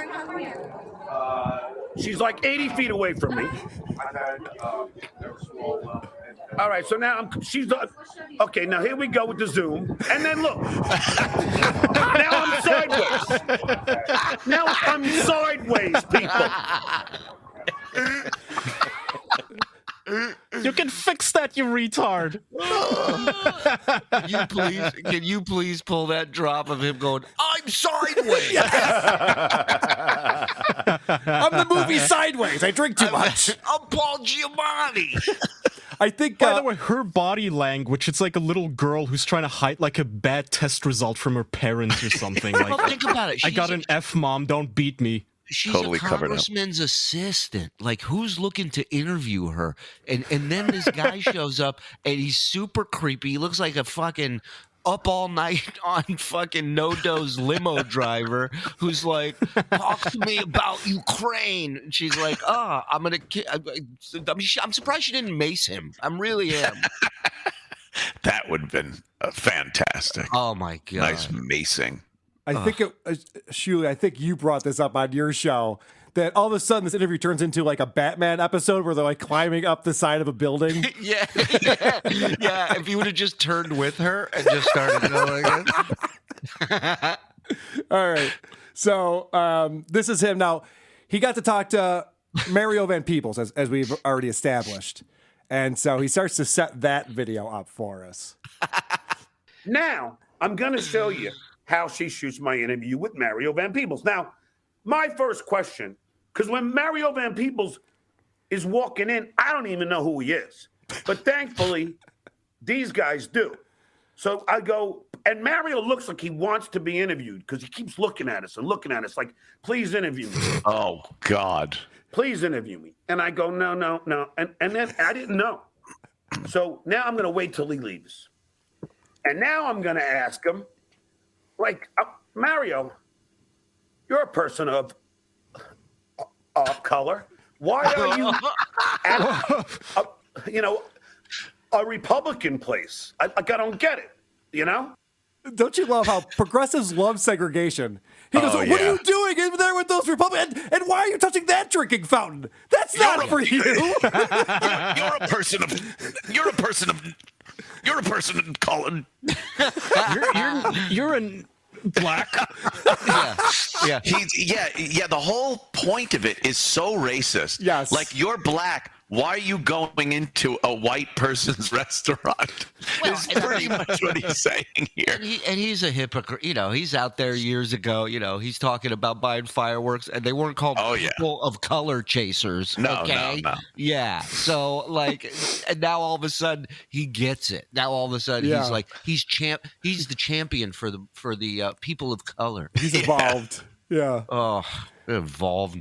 Go jump in front of a fucking Amtrak on your way home. Well, he's also shocked that he's seeing police officers walk into this club where there's Republicans hanging out. Don't they know? And the other weird thing that I wanted to tell you before I play these interviews, at the Capitol Hill Club, the Capitol Hill police keep on going in and having lunch there. And I'm going, how the hell are the Capitol Hill police going into the right-wing club when it was the right wing that are responsible for the beatings that their colleagues had? Maybe they got a good chicken strip basket. I don't know. What Come on, man. Anthony, I'm just saying. Anthony, Michael, how dare you? Give him a smack in the back of that big head of his. Funny stuff, guys. Really good banter. It's like if Columbo was retarded, and he's like Dumumbo. Yeah, he's like, just one more thing. How did I get here? And one more thing. Why am I eating my hat? Who are you? Yeah, that's funny. That used to be John's joke question to celebrities. Who are you and why are you famous? Now he's literally asking people, who are you? He's one of these idiots that believes everything he sees on the news and whatnot. Like, the Capitol Police would go in. They don't give a shit. How about they get a discount or a free meal over there? Yeah, they probably get freebies. And what makes the place so right-wing? It's in Washington. I'm sure a lot of politicians go there if the food's good or the company, it's a place to network, whatever. And the fact that I guess you'll play the Mario Van Peebles talking about he's in there to try to get money from these people for the arts. So why wouldn't he go in there? Oh, because you're black. Because you're. Well, I also love that he started where he didn't know who he was when he walked in, so he never tried to interview him. And then when he went in, people go, "Oh, that was Mario Van Peebles." Yeah. He's like, "Shit, I'll get him when he comes out." And he looks at us and he goes, "Nah, he really wanted to talk to me, but I was like, no, I'll wait till he gets out." Right. So idiot. This is Mario Van Peebles coming out and answering John's question. He does not look like he wants to talk to John, by the way. That's a good point, Chewy. But I'll let you judge for yourself. She's a nice woman. Really kind woman. I'm not, but so now let's play. So Mario's going to explain why he's at a Republican club. Let's hear it. Just preach. Oh, wait. Hold on.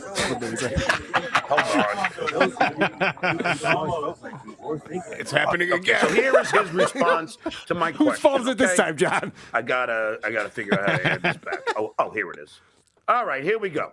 Here's his response to how could a man of color be at the Republican, the Capitol Hill color. All right, here we go. Oh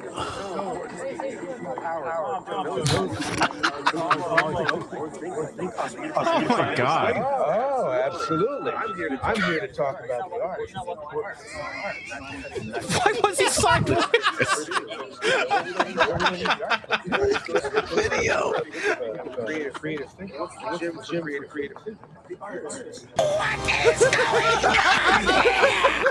That goes on for a while. I had to cut it. Like, what? I can't hear anything. I don't know what's going on. What are you doing? How do you get an echo on an iPhone?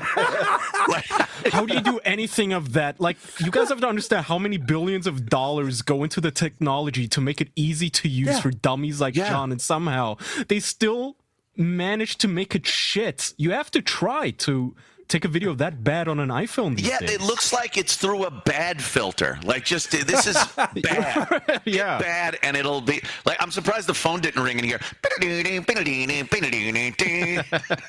camera is like an old Nokia.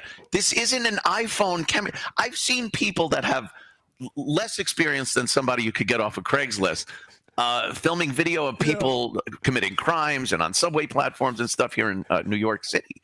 And it looks like cinematic. It's beautiful. And this idiot can't get somebody to hold a phone straight and have the audio work on something that is autonomous like an iPhone. An idiot. Mario, how are you a person of color going into a place like, hello? Mario? Senator Mario. Hello? Mr. Senator Congressman Peoples. How do you even film at 1 frame a second? That was a slideshow. I didn't know there was a recording option for cameras.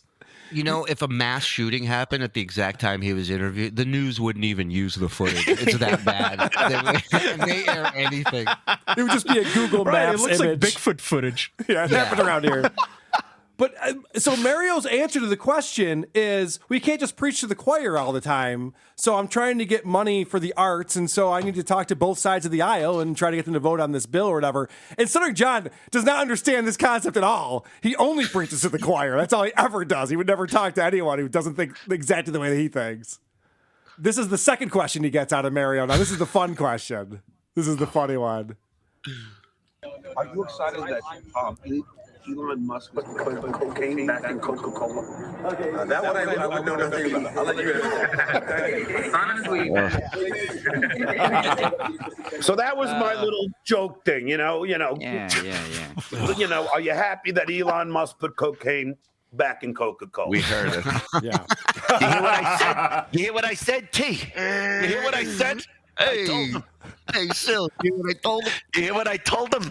This friggin' idiot. And you know what is even great about that? It's a subtle thing, but it really has some impact. Yeah. Mario Van Peebles is dressed to the nines. Yeah. That guy's tailored suit is amazing Looks on phenomenal. him. And then next to that friggin' bum, Stuttering John, it makes him look even worse. I'm from Newsmax. Newsmax. And Anthony, you pointed this out on your show, so not to be redundant, but he takes credit for that joke. That was literally a tweet that Elon Musk put out. I'm going to acquire Coca-Cola in order to put cocaine back into Coca-Cola. And John's like, yeah, that was a joke that I wrote. No, it wasn't. Elon wrote it. Yeah, the way he turns around and looks at, I almost said the camera, looks at the iPhone, and he's like, got him. Like, boom. Nailed that fucker. Okay. So this guy, Tony Michaels, is a moron. Because he thought the question was the best part of what John just showed him. He's like, oh, well, you got to use that video where you're asking him about the Coca-Cola thing. That's amazing. Meanwhile, John is showing the wrong screen here. He's actually gone into his YouTube studio screen. This is funny. You know, John, the best part was that final part where you ask him about the cocaine and Coca-Cola. You should just cut just that part and put that on the internet. That's the best part, because the look on his face when he's like, to his credit, I mean, you could say there was a best part of the Holocaust too. Right? If you really, picking levels, and you see, so it doesn't mean it's good. It means it was the best part. So yeah, that's a good point. Everything's relative, is what you're saying. Right. Everything is relative. That makes sense.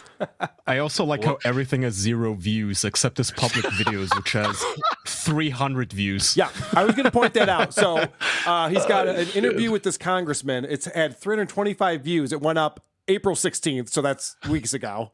325 views, and then there's another funny thing that comes up here. Like he's on the bottom it says acting reel 1, and you can see that the thumbnail is him as that clown in One Too Many. Like that was one of the highlights of his acting reel, was him being a clown in that shitty movie that he wrote and starred in. Our most, I'm not familiar with acting reels, are most under 2 minutes. It's under 2 minutes. Also, more importantly, monetization is on it. So he's sending this to people, potentially like directors and people he wants to hire him. And there's advertising on it? John has a fizzle reel. He's really intrigued by what you just said. No, I know. It's okay. So now here's my first question. Okay, hold on. What the hell? All right. You're not going to believe this, guys. So, hold on. Here is the best I can do with the side clip. This is the best I could do with the side clip of this interview here. Okay. What is he talking about? Oh my God. So because she was holding the phone and it was like bouncing back and forth, John's like, don't worry, I salvaged this. It's gonna be great. He couldn't say that. He goes, "This is the best I could do with the side thing." Are you talking about a motorcycle? Like, what are you talking about, dude? I don't know. Hold on, let me find it here. Hold on, now I'm having a problem even getting it here. Now, don't show us any of your private videos, John. This is we just want to see the ones from DC. Yeah, I know. I don't know why it's not. Okay, so hold on. It should be okay. Do you see that? Why has he even uploaded No, these? we just see your YouTube channel. Yeah, we just see the one. Yeah, nope, now we're back. All right, hold on. All right. Different 3 shots. A lot of people like to see how the burger's made, so that's what we do here on our show. So he never does show the video. Snitch Tony. He shows the video finally, and you can't really hear it, and you can't really see him or anything. But the question was, to a Republican congressperson, when you're done with politics, do you plan on finally serving the people? And then he goes, which was a funny question. Okay. Good one, John. Who wrote that one? You or your buddy go up with that one? Your chat is a million times funnier than John will ever be. One guy wrote, "This is the best I could do. The Stuttering John story." This is the best. Holy shit, that's funny, man. All right. So now should have hired your chat to write fucking questions for him, dude. They would have crushed him. So now his guest is trying to make a porn joke that goes right over John's head. And I want you to watch this carefully because both of his guests are laughing at how John is not understanding what they're saying at all. Yeah, You know, I think John, when these people post on Craigslist that they'll film for you, I don't think they mean like a political question. I think they mean film other things, like private type videos. Like weddings?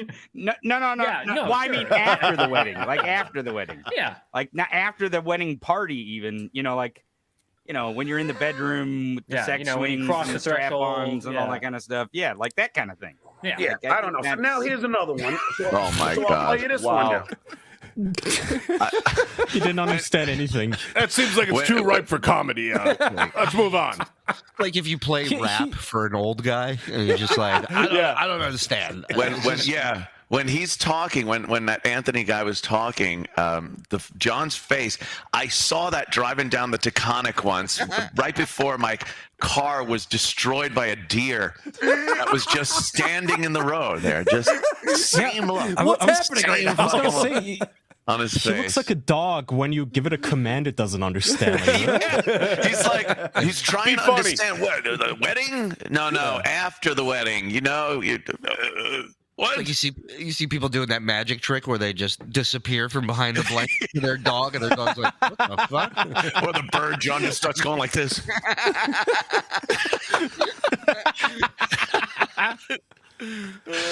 All right, so now John is gearing up for a good one here that he can't wait to show these guys. He finally gets a congressman on. All right, here we go. You ready for this one? Yeah. All right. Well, there you are. I can see you. Okay, let's see what happens here.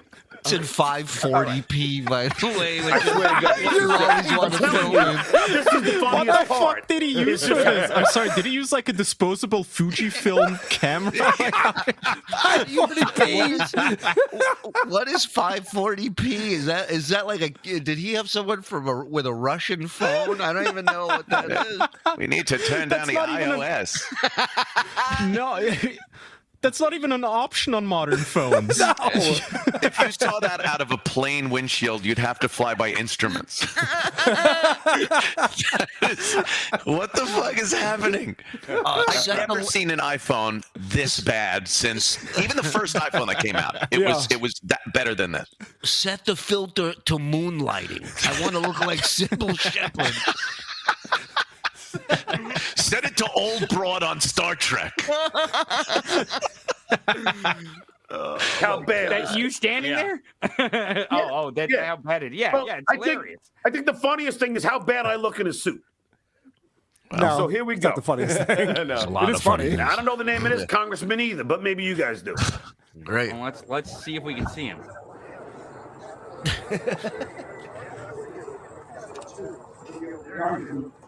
I'm using that. Can I ask a question? Sure. Okay. Do you? Oh my gosh. What? I forgot. What? I had another interview.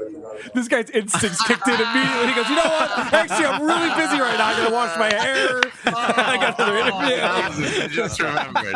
Oh my God! I just remembered anything but this. I just remembered. He smelled the fucking alcohol on him. He's just bailing. Coors Light. Excuse me, Congressman.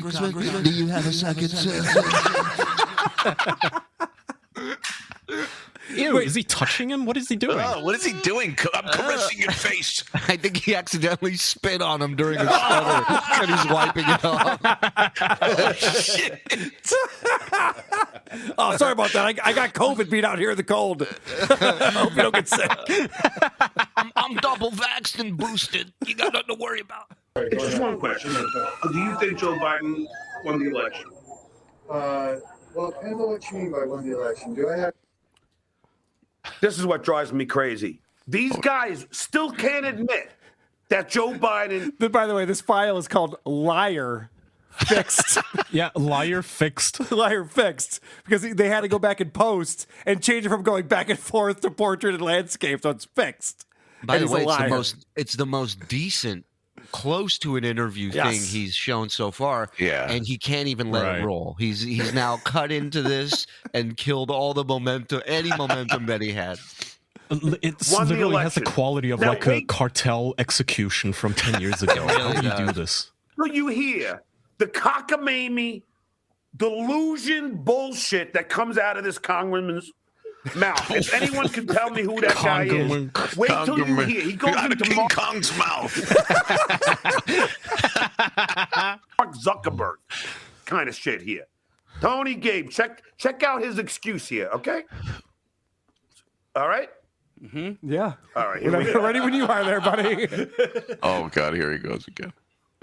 I think there were security concerns and some concerns about the investigation for sure. Mark Zuckerberg, $520 million. The fact that they opened up so many ballots, because of absentee ballots, et cetera. So I think there's a lot of concerns that the American people deserve an answer to. They say that all politicians are liars. Which is your favorite? What? Got him. Oh my God. Newsmax. What's the funny question? Oh my God. I feel claustrophobic watching this. I feel like I'm inebriated and on drugs in this perspective. What was that question? It wasn't even funny. It wasn't in a joke format. Congressman, I'm from Newsmax. Do you have time for a riddle? I like that he explains that was a funny question afterwards. All politicians are liars. Which is your favorite? I do that after every joke on stage, and people love that. I go, that was the end of that, and that was really funny, right? Am I missing something? I honestly don't get the joke. Like all politicians are liars. Which one's your favorite? Like, which politician's your favorite? Which lie is your favorite? But why even say that you have a favorite? I don't get the joke. Well, neither does John's guess, because after this video plays, watch this clip where John explains that was a funny question, and look at Tony's response here. Which is a funny question. Yeah, sure. Why not? Yeah, sure. Why not? If you say so. Oh my God. I love that he answered John like the same way I answered my daughter, my 7-year-old, the other day when she asked me if we're going to live on Mars one day. And I go, yeah, sure, why not? Why not? Who fuck knows? All right, so remember, it's even more juvenile that John thought that was going to throw off the congressman. Yeah. All politicians are liars to say. Yeah. This one's even worse, Kaya. So we just heard him say he had all these questions for Marjorie Taylor Greene that he didn't get to, but he's able to use that same hilarious joke question for another person. Hi, Congressman. How you doing? Can I ask you a couple of questions?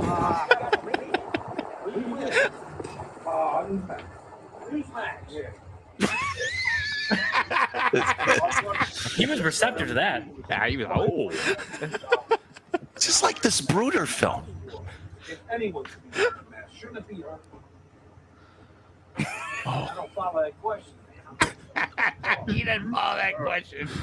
Did you hear the question? John's very proud of this one. This is worse footage than Bigfoot. I'm starting to doubt if John exists. This is Has so John ever poor. hit Washington? I don't think so. I am not exaggerating at all. I have better quality video that was transferred from my father's 8mm films from the 60s.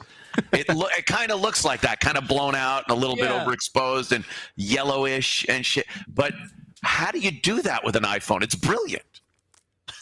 John's like, I need a 2-shot. The sun and then me. I need a 3-shot. The sun, me, and Jack Daniels. He was white balancing on Mario Van Peebles. That was the problem. Yeah. Like the briefcase from Pulp Fiction is open in front of him the whole time. Good pull. All right, so now he's just shown them that question. And he asked the congressman, shouldn't Marjorie Taylor Greene be wearing a mask, like implying that she's ugly or whatever? And the guy goes, I don't even understand that question. It's not a gotcha question. It's not good. And this is a longer clip, but he goes in and plays this 2 more times for these guys because he wants them to see his brilliance. He's showing off to his friends now. Who you with? Newsmax. Newsmax. Yeah.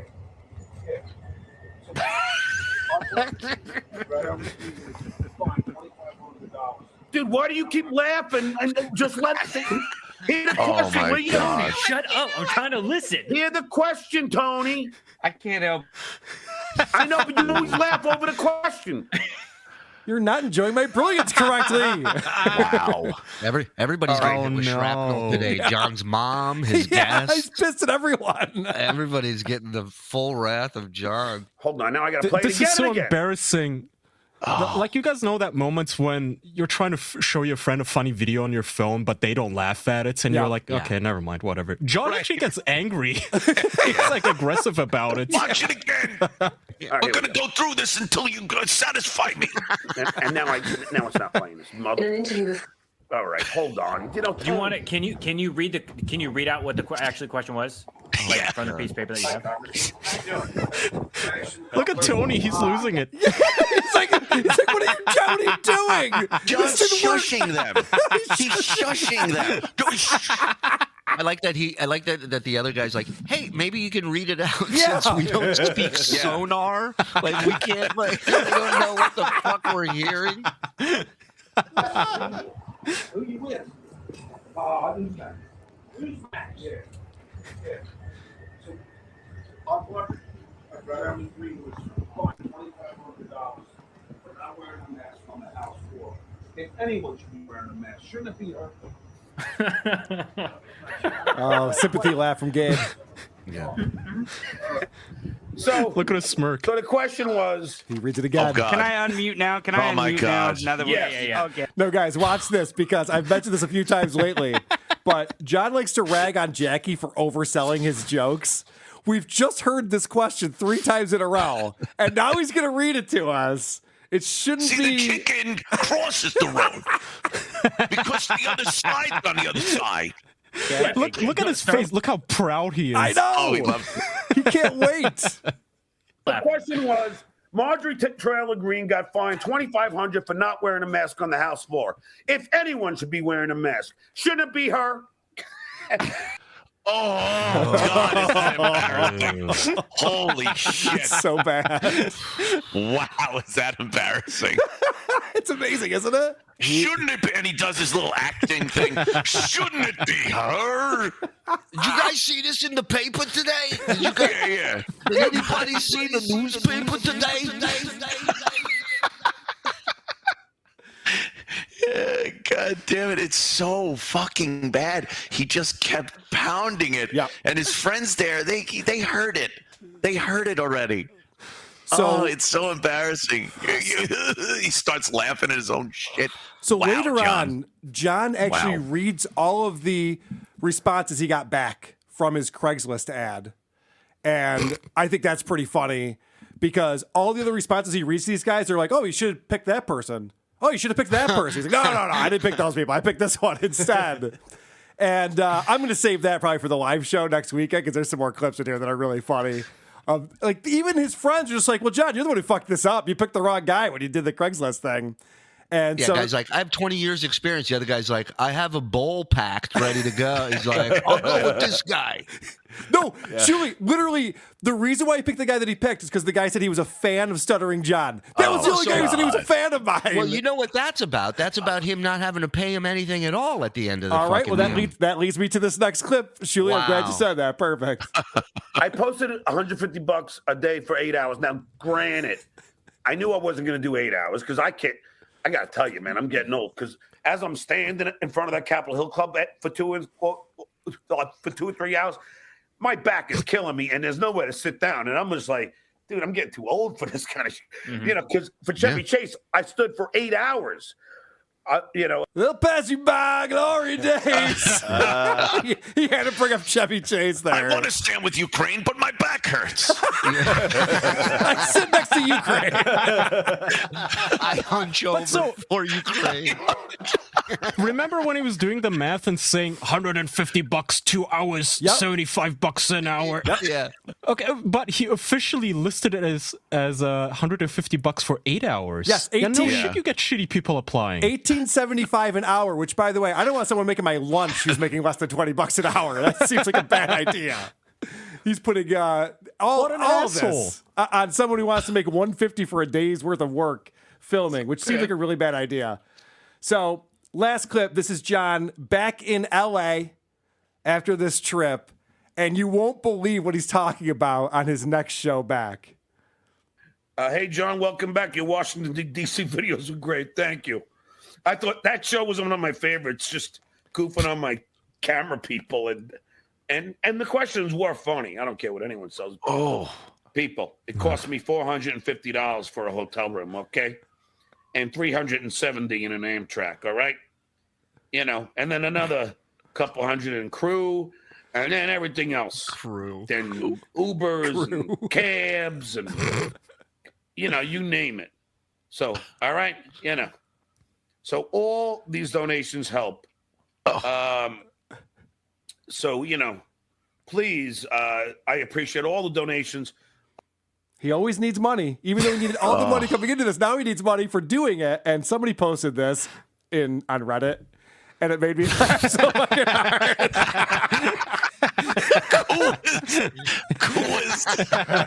Yeah, it says DC expenses: Motel 6 $50, bus to DC $30, Coors $49.51, and that's why I need you to keep sending me those super chats, peeps. Unbelievable. And he presents it as if there was this petition filed, as if people were beating down his door going, John, we need you in D.C. to go after the Republican. We need you to stop them cold, pal. You're our only hope.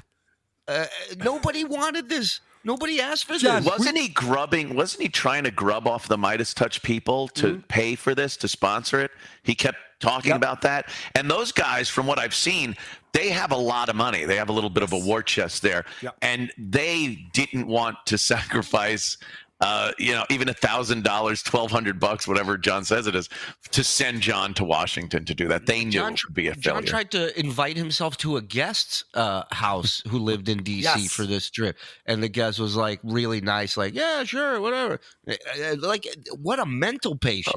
Yeah, Glenn Kirshner was supposed to put him up. And then he's got this guy, Gonzo, who lives in the D.C. area. He's supposed to hang out with Gonzo, and he's supposed to help him out with filming. And like, what happened to all his friends? All of a sudden, it's just him and Craigslist when it finally comes down to it. And it couldn't have been more of a failure. And I love delusional. He's so delusional where he's like, it's one of my favorite episodes, goofing on everybody else as if he had nothing to do with this being a disaster. Yep. Unbelievable. He's trying to gaslight us after the fact. He's like, wasn't that a great episode? The captain of the Titanic. Oh, I love just goofing on, the watch people and the iceberg, the lack of lifeboats. It's like, no, it was you, dummy. You're the captain. What a great cruise. Am I right? My favorite cruise, North Atlantic, freezing water. Last thing I want to say about Stuttering John this week, because I don't know. Listen, as much as I'm annoyed with that stuttering fuckface right now and with the shit that he's pulling, I never tell people to get involved with his family or reaching out to his ex-wife or anything. But this is actually really funny because this guy on Facebook messaged his ex-wife, Susanna, and said, do you know you still are the main source of material for your ex-husband's comedy? He told 19 jokes about you for an audience of 12 people on his stand-up gig in Florida. And she wrote back, if only everyone could hear my setup about him. Oh, well, we need to, so we need to get a fund together. We need to find out her number, and we need, Kumia, we're going to need your fucking big guns for this. So don't go running get her. Let's get her live right here on WPT. What? Yeah, let's change the name. John should start a show called "Who Are These Congressmen?" for the people who doesn't know. You tell me. Oh my God! All right, he's the greatest. I tell you.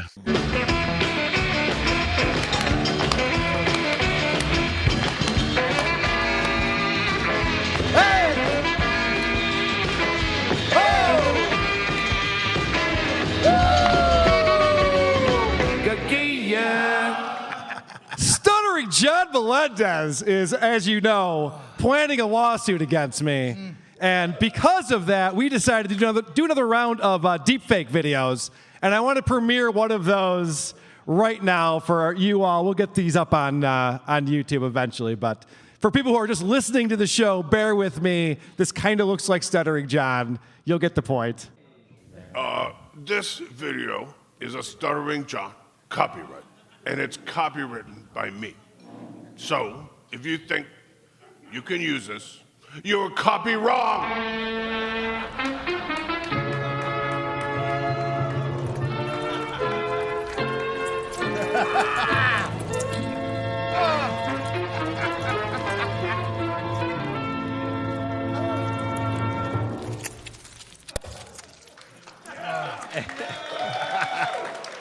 I want to thank our friend Circus Midget who makes those for us. Always does a good job. Producer Chris, of course, the big star of that.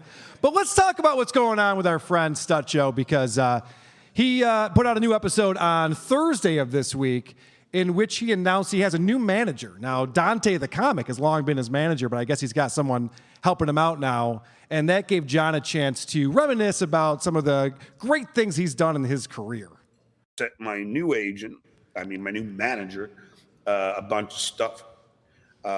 Dante gives me another guy to only handle me. Michelle Johnson warned us, so it was funny. I was going through my reality reel of I'm a celebrity, get me out of here, and the Tonight Show, and it was just kind of cool. It's just always fun. Like I don't do it on a regular basis, but it's kind of cool to see all I've done. Matt Knight. I beat Shaq in a game of basketball. Swear to God, all on tape. Never forget it.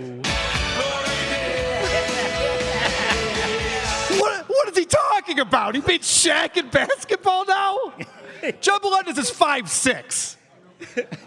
In pumps. There's no way he beat Shaq. I think he's conflating his life with that little kid from the Backstreet Boys song that beat Shaq. Yeah, right. The kid who then went on OnlyFans and jerked off. What's the address for that? Things are going really well for him. And his manager is Dante the comic? Yeah, he's not actually a manager. Oh, right. So now he has Philip the manager? Yeah. Okay. All right, so let's find out more about this game against Shaq, because that sounds implausible, right? It sounds pretty crazy. I did a correspondent piece. Shaq and I had a bet. I could score one basket before he scored 5. Me being so tiny and him being so tall that he came out first and dribbled, obviously half court, and I stole the ball and took a Jesus shot from way beyond the three-point line and swooshed it. And you could look on his face. I'll play it one of these days. He is pissed. And the writer of the segment, his name was Mike. He's like, John, what are you doing? Because he wanted it to be some drama. That was the whole bit. So we had to beg Shaq to come back and score a few baskets so it looked close. So, according to John, he got one lucky shot in. Yeah. Behind the back, little kid shot. Hey, Bob, check it out. Look what I just did. And that turns into I beat Shaq in basketball. Yeah.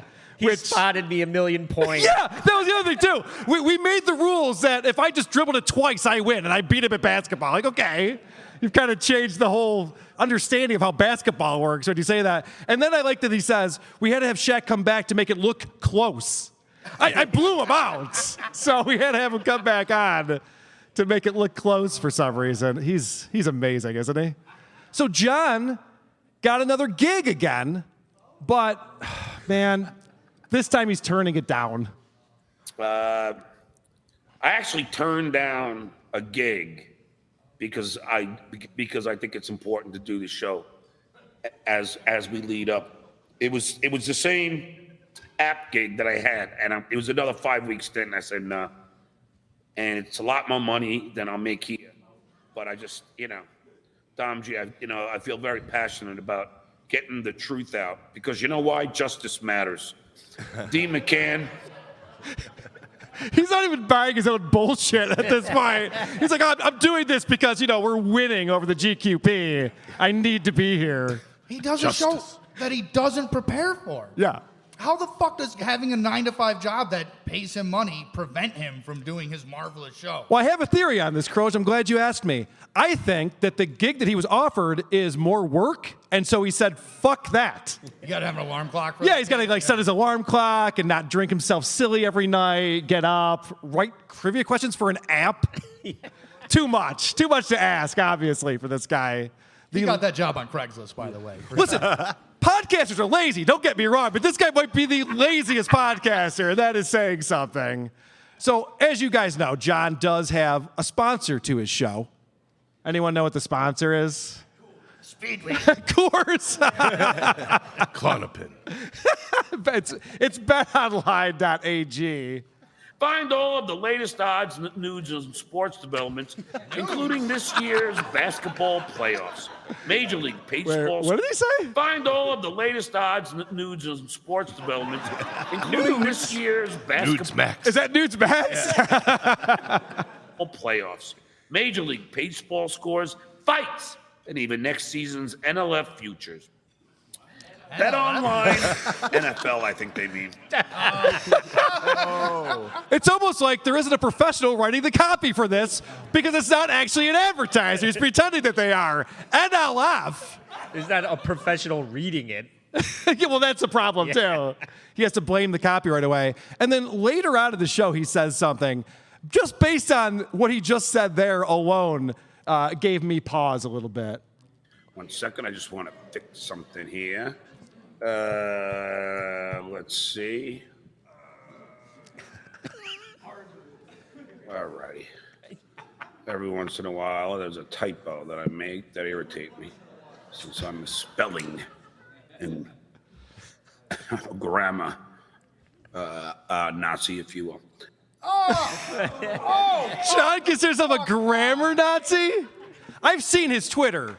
He's got like typo diabetes. Have you seen his copyright notice? Jesus Christ. Yeah. One sentence, he's got 6 fucking errors in it. It's a bit of a grammar Nazi. I'll be sure to bet on some NLF games on Bet Online. I didn't know typing could stutter also. All right, so John's got this new guest that he's been having on the show a lot lately, this Tony Michaels guy. And so he brings on Tony Michaels. This introduction is brutal. Now, my next guests are hosts of the Tony Michaels podcast, and they've been on my show, and they've become, they've quickly become favorites of mine. So here we are. We have Tony Michaels and his co-host Gabe Sanchez on the show. How are you guys? All right, so someone's favorites of someone, and someone's excited to see somebody here or something. So he makes it a point. These guys are favorites. We love having on the show. And then he admits this, and look at Tony's face. It's so funny you say that because I have a congressman coming on next week. He was supposed to come on this week, which is why I was scrambling for a guest that I asked you to come on, Tony, because... Oh, okay. Scrambling for a guest. Tony, you don't matter. Your time doesn't matter. Do you want to come on the show? I didn't guess he should just introduce them as, these are the people that I've duped into thinking that I am respectable. I don't understand it. There's 200 people watching this live on YouTube. Why is Hale Sparks and Richard Ojeda wasting their time with this? Are they dumb? It's the long Holy shit, game. I just figured it out. Just had an epiphany right here in Nashville. I can't believe it.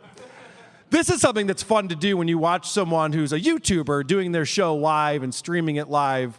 You want to make sure they're nice and hydrated. We got a lot to get to today.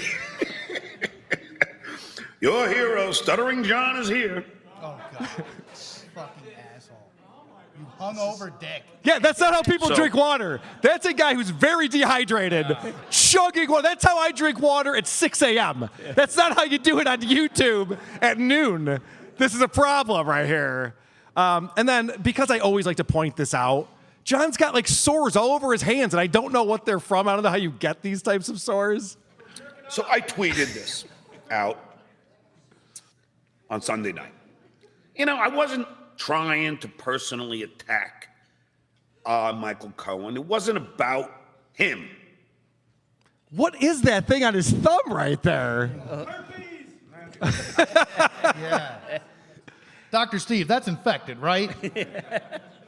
Dr. Steve will be up later in the program. Please make some notes. I need this explained to me. I need to understand what specifically is going on there. It's a blister from clutching the bottleneck of a Coors Light. Yeah.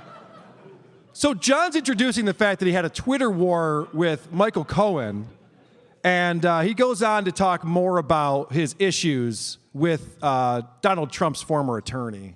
Michael Cohen worked with Donald Trump from 2006 to 2020, 12 years.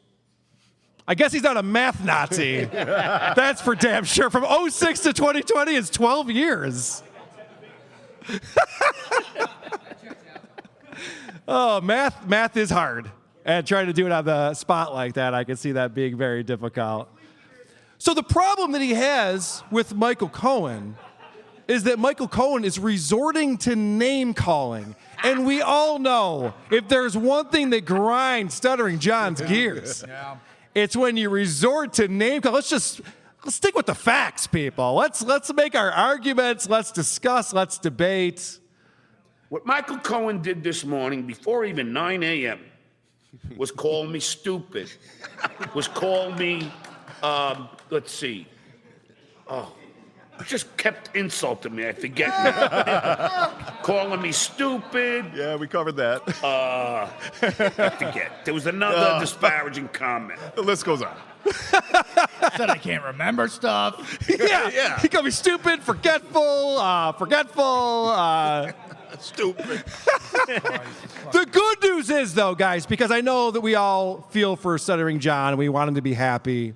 The good news is that he doesn't care when you call him names. I mean, I know that for a fact. The one thing that just rolls right off his back, he doesn't give a shit what anybody does.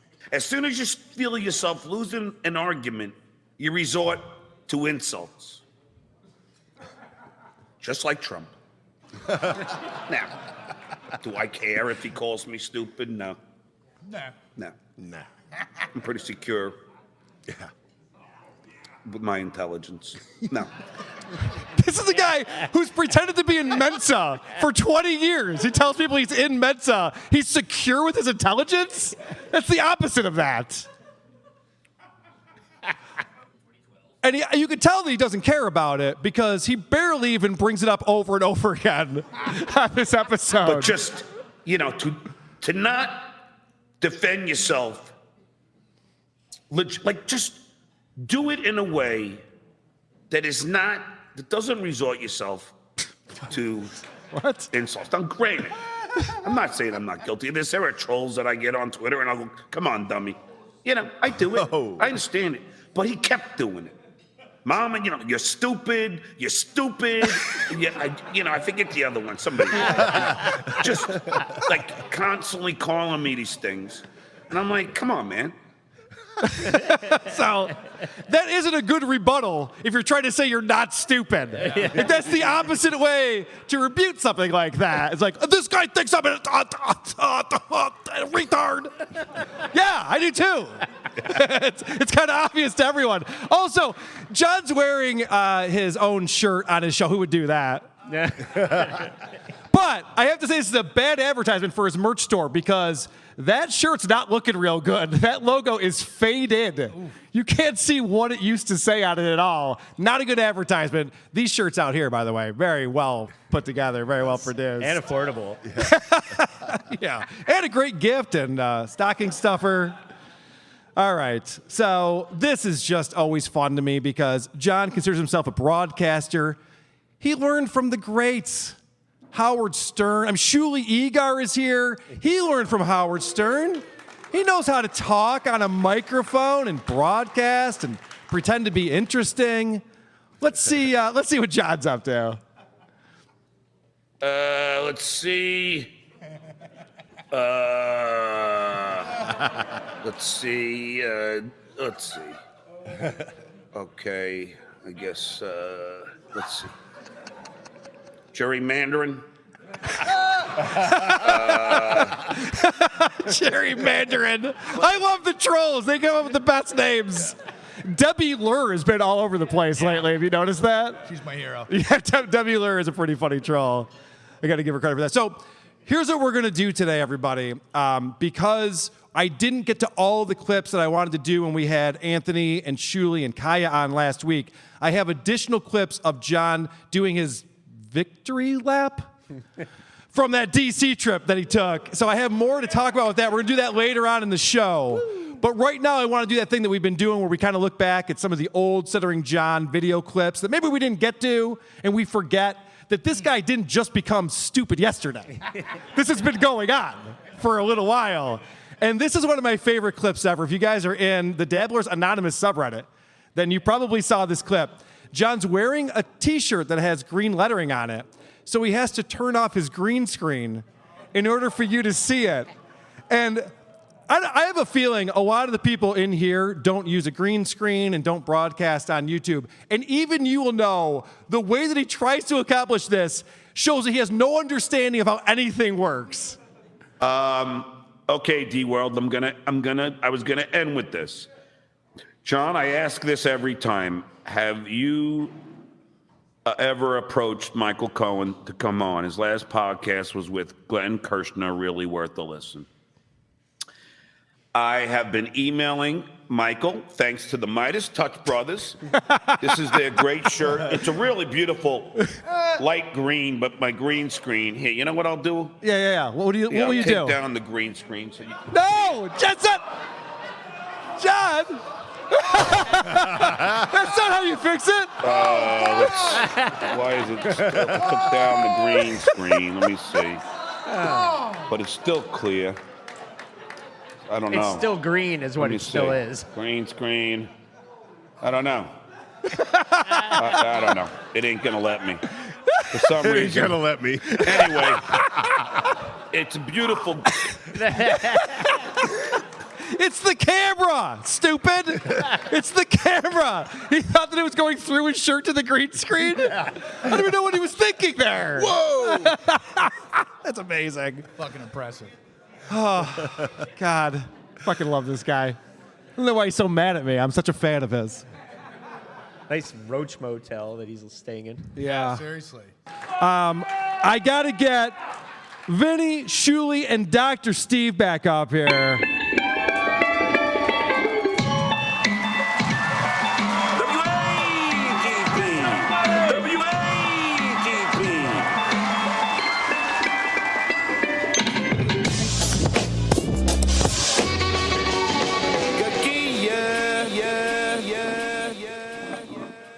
All right. So I talked about this last week, and Shuley was on. You know, we had Anthony and Kaya, and we were talking about. Stuttering John? Yeah. Steve, we're in the middle of the show, dude. It's big reveal time. Uh-oh. Big reveal time. Is he going to whip his dick out behind me? Oh, the Dabblers Anonymous shirts. Dude, I want one of those. I had a really nice one earlier. I want one of those. What restaurant do I go to get it? Dr. Steve got me a special one of those shirts last night, and I left it at a restaurant. Yes. It's so special. Didn't leave his leftovers there, but left the shirt. No, I got those. Yeah. So this is one of the clips that I didn't play last week, one of the questions to a congressman that he had that he wanted to show. And it's fun because they point the iPhone directly into the sun, which is a really good way to capture an interview, in my opinion. I could be sure. So I don't know if you're gonna be even able to make it out, but I just want to prove, like to everybody, that I did actually get to some of these congressmen. I don't even know his name. Maybe somebody in the chat will be able to find out. I don't even know. I just know that he has that. Maybe we'll know him. We might be on top. Gold round thing on the You lapel. won't. Yeah. All right, here we go. You don't even know if it's a person. Is it an old dude? Oh wait. Oh, my God. Oh, yeah, I know that guy. That guy didn't vote the way on the bill that I wanted him to. So his face is blown out. He's anonymous. Look at this. When you're done with politics, you plan on finally serving the people. All right. It looks like he interviewed the son from the California Raisins commercials. I'm a big fan of your work. So So fucking dummy. Because 11 months of raising money for this. Yeah, 11 months of raising money. And By this the is way, what he got. The begging for chat never stops. He's going, Yeah. I don't even know who this guy is. Chat, maybe you could figure it out. How much more shit does chat need to do for you, Could John? Benny Loco go to DC and ask questions? And write them, please, do? Lazy fuck. All right, so we just saw that video. Now, we couldn't hear it because the audio wasn't great. So he repeats the question to his buddies because, you know, it's such a good question. Did you hear what I said So there? the question was, I forget what it was. It was something like, Ma, where's my question? when you're done with politics, do you plan on finally serving the people? You know, which is a funny question. Yeah. But you can't even say the damn thing. Which is a funny question, he says. Not when you say it. It's not. Which is a funny question. They're like, sure, okay. Yeah, Why not? So now at this point, this guy Gabe over here is feeling bad for John. Because they're guests on his show and they're kind of rooting for him, I would imagine. Look at the face on John there. It's like, come on, guys, tell me I did good. Yeah, right? It's not my fault, right? I'm the best, right? So now Gabe's trying to find the silver lining on this. I'm not married to the bit, but you know, it's got legs. It's got legs. So, this is what I'm dealing with here. I can't wait till we figure out. And this is all in one day. You were there. You were just going around asking questions to different people. Yeah, it's 2 days now. Oh, 2 days. Okay. So did you? He's trying to give him an out. He's trying to make it sound like what he did was actually important, Yeah. or it worked out, and he's too dumb to even take that right. out. He's going, no, I was there for 2 days, 3 technically. Yeah, because all the videotaping was done in one day. The answer to that question is yes. This is all one day. And John's too stupid. So this is the thing that we didn't talk about last week that I wanted to get into. This is the Craigslist ad. Now remember, John's been talking about doing this. His friend from the Howard Stern Show from Howard TV, Doug Goodstein, was going to help him, and he didn't help him out, so he had to put an ad up on Craigslist. So now he's explaining to his buddies this Craigslist ad that he put up. So John, what did the Craigslist ad say? What did it say? Yeah. What did the Craigs? That's what I want to know. What did the Craigslist ad say? Keep asking it, Tony. Do you want me to tell you here? Yes. Yeah. I definitely want you to tell me. Do you really want to know? I want to hear every Let's word. see if there's any red flags. Let's sniff this out here. Maybe it's all my fault in the listing. I don't. Let's see. Maybe. Let's see. So it says, I'm Stuttering John Melendez. I plan on interviewing politicians in D.C. next week and need a video audio person to record these kamikaze-style interviews like I used to do on the Stern Show. Interviews must be able to be uploaded immediately after completed. Now, I asked... grammar Nazi. Okay, so you made the ad. Oh, yes. So you Yes. So how many okay. responses did you get to this ad? About, I don't know, 7 or 8. Oh, boy. And this is the one you picked because they seemed the most. They said that they knew what, I had to show the guy. Send you sample The guy showed up with a camera stand to do the stuttering. I go, dude, no. Yeah, but he didn't have a battery, John. I go, it's a 2-shot. And then I had to pull up on my phone on my YouTube videos so he could see them. And it was the first time he's ever seen them. So I'm like, Cardiff Electric was 5 of the 7 that responded. Oh, really? Cardiff was 5 of them? I believe that. As I say, he responded to one because it wasn't one that said, you suck. I really wish this was less kamikaze style and more hurry curry style. All right. Well, you'll get a kick out of this clip, Vinny. oh, Michael says there is a nudes max. You may get a lawsuit. Get it. Well, mine only has one. So remember, he was going around telling congressmen he's from Newsmax, so they would think he was saying Newsmax because that was his brilliant. Not since Pearl Harbor has the government been duped so badly. Not since 9/11. 2 X's. Yeah. And mine spelled, no. Oh, did I say Newsmax? I meant, let's see, help me out. I meant Newsmax. Newsmax. I'm yeah, sorry. like nudes, like as in noodles. Yeah, Noodles Max. Yeah, Noodles Max. Uh-oh, retard alert. Retard alert, class. Well, at least he's quick on his feet, that Stuttering John. Noodles Max. No, here we go. Hold on. I mean, he is just. Just so everyone knows, he's right. He is going to get a lawsuit. Oh, yeah, about Vinny? Newsmax. Because this morning I was drinking and I was in the Airbnb and I bought nudesmax.com. Oh. Yes. I jerked off to your website today? That was actually Vinny's tits that you were looking at. Wow. It got me there. I appreciate it. 3 X's, ladies and gentlemen, 3 X's. Yes. So are you going to send him any legal work? Oh, yeah. Well, the first thing we're going to do is my team is going to be posting a picture of him in that lovely suit.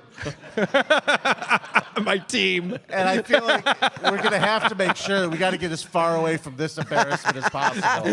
I don't want the organization that is Newsmax shadowed by this. Yeah.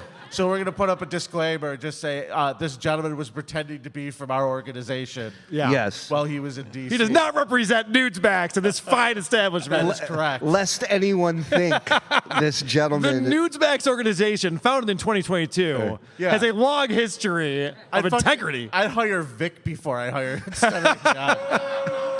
All right, jokes are jokes, Vinny, but come on.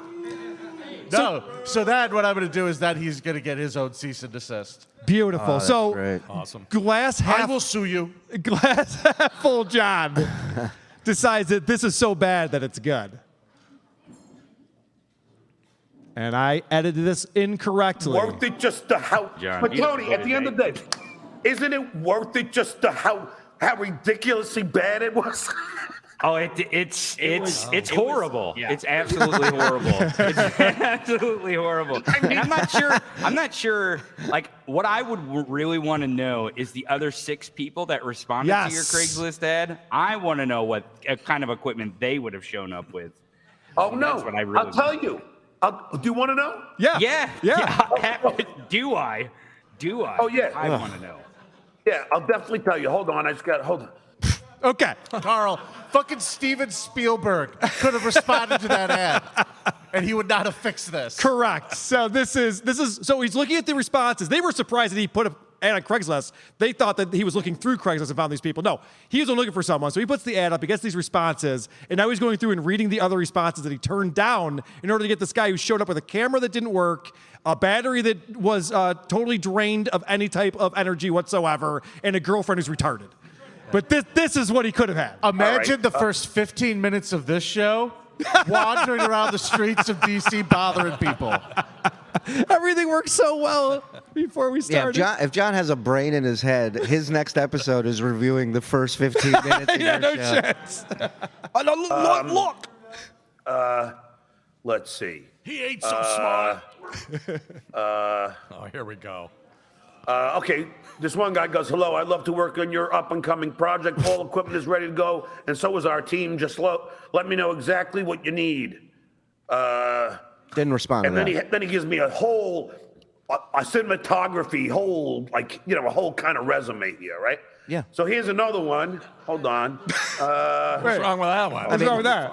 Then this asshole tells me all the stuff he's done. I would have went with the guy with the resume. Okay, hold on. So everyone agrees that that seems like probably a good pick. He put on a resume. What an insult. Like, I need to know what you've done. Okay, here's another one.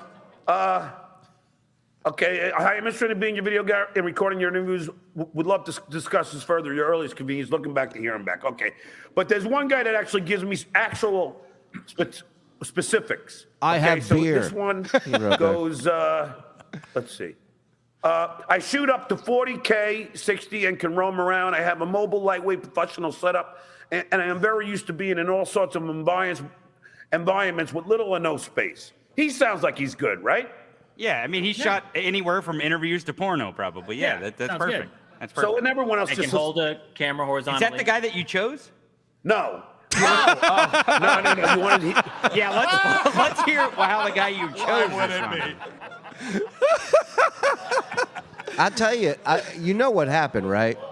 He reached out to every single person, and everyone gave him a price that he said, no fucking way. Well, and then he found a guy, who just woke up and brought his retarded girlfriend and a cell phone. He tried to $150. Yeah. He tried to pay them an exposure. Yeah. And then they paid him back an overexposure. That's how you structure a joke, people. All right, let's learn about the guy. Let's learn about the guy that he did pick, because those other ones sounded pretty promising to me. Okay, he goes, "Hi, John. I'm a big fan of the Stern Show. There we go. I'm a digital artist. I'm from DC. I don't know. I would love this opportunity because this would be a hell of a reference." That is one hell of a rep. Oh, Yeah. baby. No, hold He on. wanted you to say his name, John. He wants No, and then he goes, "Let me know what you need from me, and I'm your guy." There you go. I don't know. So I would have went with the one that had some So wait a second. credentials. So I'm your guy. Like now, I'm like, this guy's confident. He's a big Stern Show fan. He must know how my interviews go. This is my guy. Nope. That just a Stern fan of many years. Just his alarms start going off in his head. Free shit. Yep. Free shit. Yeah. Oh, yeah. You know who I am? Oh, well, then you're hired. Yeah. Yeah. The other guy's got that pesky resume and experience. He probably This wants guy real mentioned money. nothing about filming anything. He just said, I'm "I'm your a guy." fan. Yeah. I've seen it. I know it. Let's try it." I just came back from the dispensary. Yeah. Hire me. Like, okay, yeah. Whatever you need. Oh, like beer? Well, the important thing to understand, though, is that even when things don't go your way, you can learn from them and be better in the future. Just like my friend said, just consider this a learning experience, and that's all I could do. I do know that you do it. I know they hang out at the Capitol Hill Club. I bet you if they were in session, Small snack. Marjorie, Three Toes. I know she was going to be there. I was going to ask her, Here we go. Marjorie, since you have three names, is that for the amount of toes you have on each foot? I mean, it was going to be like real Stuttering John, gotcha, like funny questions, but I wasn't afforded a chance. Boom. Not roasted. It's a real gotcha question. Watch out. Boom. Slightly confused. What? Sir? Everyone he asked a question to just walked away from him. Why did Yeah. he think this was going to go differently in any scenario? Yeah, it's like here's what I would have said. Here's right. Here's how I would fly if I was born with wings. You fucking moron. But I love that he says it's a learning experience. We have documented on this show for 4 years now. John does not learn anything. He's never learned anything. No. But not true. He knows all of your names. He knows where you live. So this is funny because Careful, he's a grammar Nazi. You don't want to upset him. we just heard about how he picked the person that he picked and how all of this happened. And really, any of us trying to do the same thing, it could have happened to us, obviously. Sure. It's not his fault at all. Hey, Tony. One did that, yeah. You could analyze it any way you want. And hindsight is 20/20, friend. It is, absolutely. Hindsight is 20/20. John, we knew this was going to suck. I've been saying it since June. That's not hindsight. I was predicting the future. By the way, Now I'm sideways. Now I'm sideways, people. Tony is the guy. Tony, if John was funny, like he would just start bringing up really awful dark shit, and just to see Tony Michaels going, "That's right, John. Yeah, crib death is hilarious. That's right." You're thinking of Tom Myers' set right now. Yeah, watch out. Oh, he's just ready to laugh at anything that comes out of John's mumbling mouth. All right, we've all been patient long enough, right?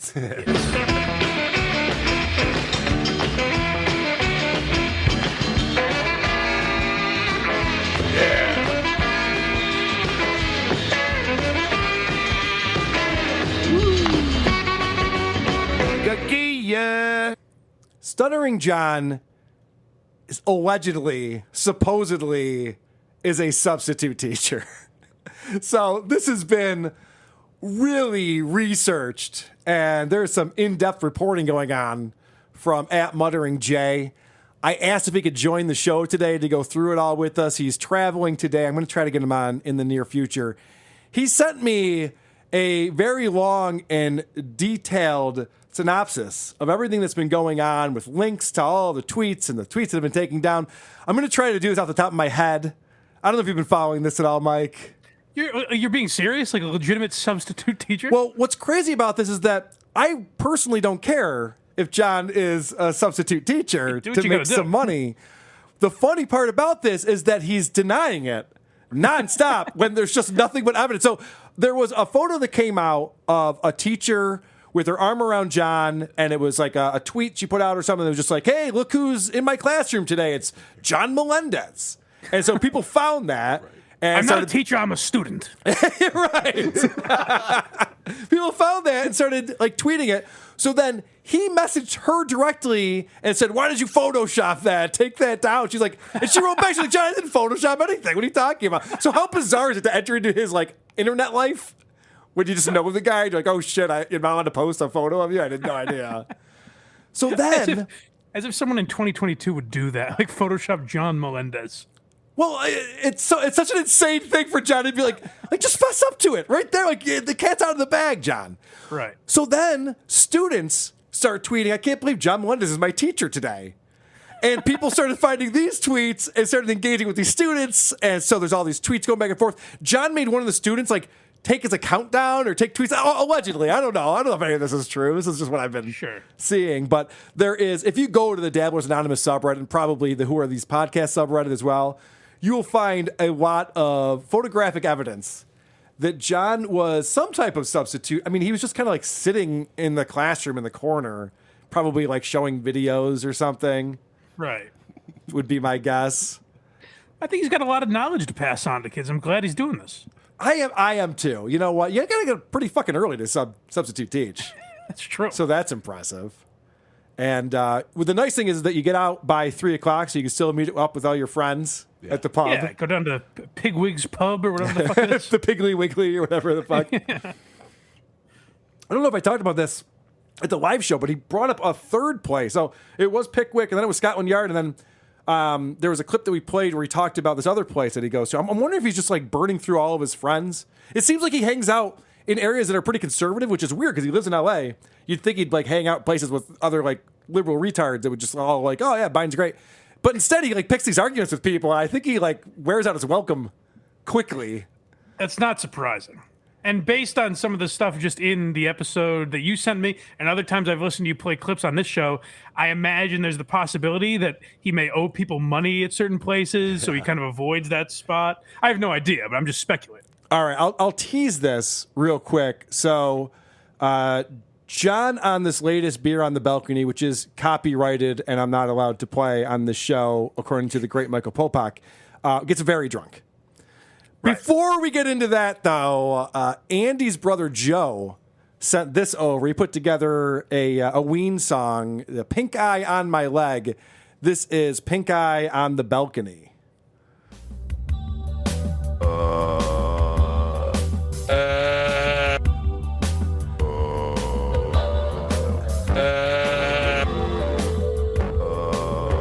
Let's see.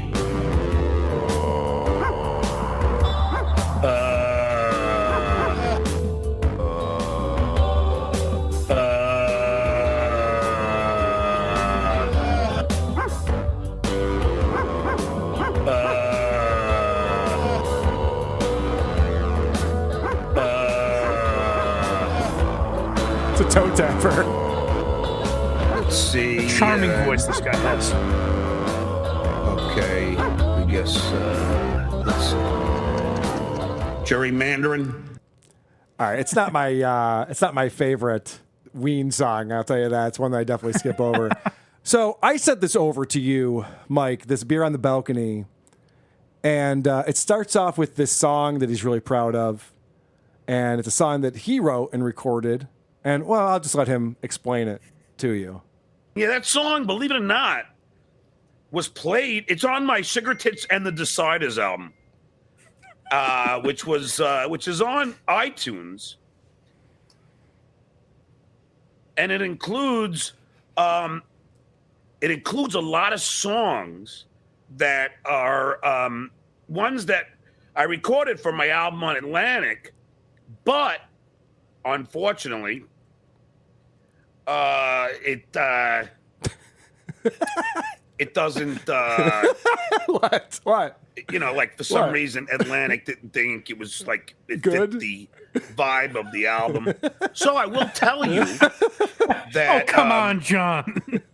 One of the songs, comedian and actor Ron Barber will love this. One of the songs was written Oh no, he's not going to say in that. Joe Walsh's Oh Jesus Christ! pool room. He's not telling the story by again, is he? the legendary James Gang and Eagles singer Oh no. and guitar player extraordinaire. All right, so I'll be honest. I pulled that clip because once again, John has to brag about the song that we played on the show. It's terrible. Yeah. It's one of the worst songs you've ever heard. He's still bragging about writing a song with Joe It's not Walsh. my favorite song, but I think the lyrics are pretty deep from what I heard. Holy shit, it's so bad. And of course, he has to. Ever after that, he brags about we were drinking and doing coke and smoking weed. Like, John, how old are you? This is what you're. Anyway, so that's fine. Now you notice there he got real distracted, or he was having a hard time processing his thoughts. It seemed that way. Yeah. And when I pulled this clip, I didn't really realize what that was. But somebody posted on the internet this morning the comments that were going on while that was happening. So I'm going to play this again, but with the comments up on the screen. So And you that can song, see. believe it or not, was played. It's on my Cigarette Tits and the Deciders album. All right, so right there, you heard the notification. He's looking up. It says, this is coming from John Bully's teachers on Twitter, you lying liar. And it says, we know you are a substitute teacher, Mr. Melendez. And then he says, hey, John, can you help me with my math homework? Which is on iTunes. It's so and distracted. It includes a lot of songs that are ones that I recorded for my album on Atlantic. All right, so you get the point. I think sometimes it looks like John's really slow. He's just getting trolled so hard, and he's trying to process it all. This is harder than usual. They figured me out. There's so much to talk about with this this whole substitute teacher gate. It's really incredible how deep this all goes. I hope that we can get into it with Muttering Jay at some point. And the other thing I didn't even talk about, and I had all these notes, I was going to talk about it with Dr. Steve at the live show, we just didn't get around to it, was this whole thing with the Mesquite Street Comedy Club in Texas, where somebody made a fake Twitter handle for the club and was tweeting at John, and they were DMing, but it wasn't really the club, but he really did book a show there, and then it really did get canceled. And I don't think it got canceled because of that, but I don't want to fuck with John's real life in any way. This is not my goal at all. Like, we want to observe and report. You know, you don't want to become part of the story. You're supposed to report the news, not become part of the news. Right, But you're a it's fly on the just- wall. It's just so funny. All of it is just so fucking funny. I just love the idea of him walking in a tweed jacket writing Mr. Melendez on the board. How many L's are there in your name? Oh, sorry about that. Yep. Thanks. Good catch. All right, so he has this guest on, this guy, Ron Barba, and no one's ever heard of this guy. This guy Okay, I was going to ask you. Yeah. Yeah, I don't, he talks about all the shit he has going on because I think he has to justify his existence. I think this guy might be a bigger asshole than John in this episode, quite frankly. It's tough, man. I think this guy's in a tough spot because he's a big Howard Stern fan from back in the day. So he's like, giddy that he's talking to John. Yeah. And then as the show goes on and John gets drunker and drunker, I think you could see that he's kind of like, oh, what did I get myself Yeah. into? We got to And go in a rapid not so fire. distant third, by the way, is the guy in the background. Yeah, that's right, there right. For some reason. We're going to get into all that. Damien. Yeah. Damien is his buddy, his roommate there, Right. who wants to be like in on the action and he thinks he's funny too. So this starts up because this guy, Ron, just made a movie with Grillo and Jackie the Joke Man. And so star-studded cast. You can't bring up Jackie and Grillo without John talking about Jackie's health problems. I will always love Jackie. Jackie doesn't love me. I think Jackie does love you. Jackie doesn't love Steve Grillo anymore either. Did you hear about that? I did hear about that. I don't know what's First of all, Ron, it's the dumbest thing in the world. Oh, I know. Steve and I were worried about Jackie because he had, like, I don't know, some seizure or stroke or whatever. Oh, some bullshit. You're right. Now you're saying We were both worried about him, and instead, he thinks we're goofing on him. I had 2 strokes. Why the fuck would I goof on him for having a stroke? John only thinks in terms of like goofing on and trashing. He doesn't realize people just don't want their like personal shit out there. Right. I don't think Jackie's going, why are you making fun of me for having a seizure? He's going, why did you bring that up? That's none of your business. Also, the other thing is like he's still talking about arguments from years ago. Like this entire episode is shit from 30 years ago. Like his beefs with Jackie and Grillo, and he shits on Baba Booey. It's like this is all. I'm not old enough to remember what it's like to live in the world that happened 30 years ago. That's the life that John lives. And John is proud of his memory. He brings it up during the show. He's like, I remember everything. It's like, I wish he'd remember a little bit less because it's getting to be a bit fucking much, man. Jesus. Move on. What's good, though, is that being on the Howard Stern Show, being around Jackie and Howard and Fred, if it's one thing that it did for John, it gave him a thick skin. Look, if you could do 15 years with Howard Stern, Jackie Martling, Artie Lang, Fred Norris, if you could do 15 years and get the abuse and the jokes that I got, there's no, like, you know, nothing can change. Stuttering block everyone John is talking about what a thick skin he is. Is there anyone in YouTube or the Discord live right now who hasn't been blocked by John? Anyone? Can you raise your hand? Because I think every single brain person is impenetrable. every single person has been blocked by this guy.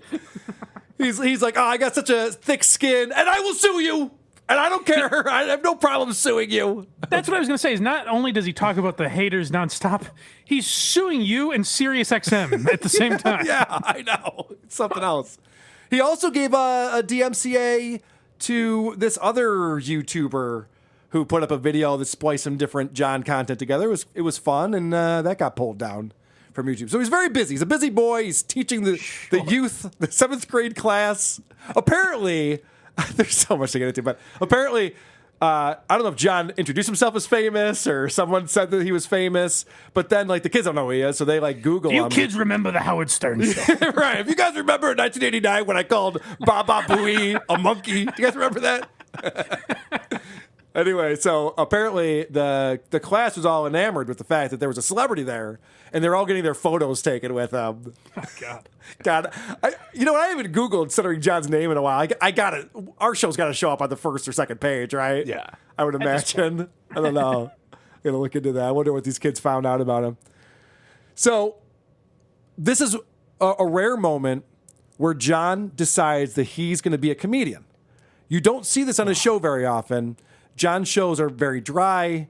They're boring. There's not a lot going on.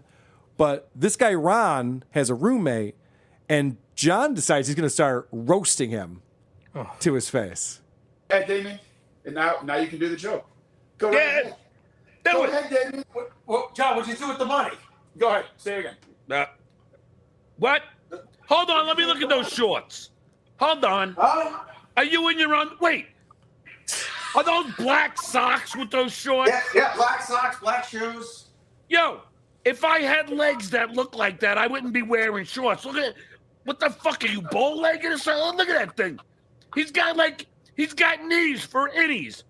And what is that little goiter you got on that right leg there? What's that goiter? You know, that little... The goiter? Where? Yeah, are those varicose veins? No, I have vitiligo. What? I have vitiligo. What the fuck is that? You lose pigmentation. I know what it is. Go ahead. Right. I had to... No, you didn't. Look at that. John Mulaney. Look I at know that what it is for the haircut. folks Holy at shit. home. Supercuts laughs at that. You got to do your Supercuts line. Now you got to do what happened today at Supercuts. So what's funny is, John's jokes are, what are you wearing, black shorts? He's like, yeah, and I got black shoes on, black socks. What? What do you want? He's like, oh, okay. Would you get your hair cut at Supercuts? John literally went to Supercuts that day because he was telling Ron about it earlier. It's like, wait, you're going to make fun of people who go to Supercuts, John? I love that John thinks he's fucking Jeff Ross all of a sudden. He just gets right in there. He's like, oh, look at this guy with his hair and his shorts. Over here, you hockey puck. Oh my God. I think there's more to this roast here. Let's see.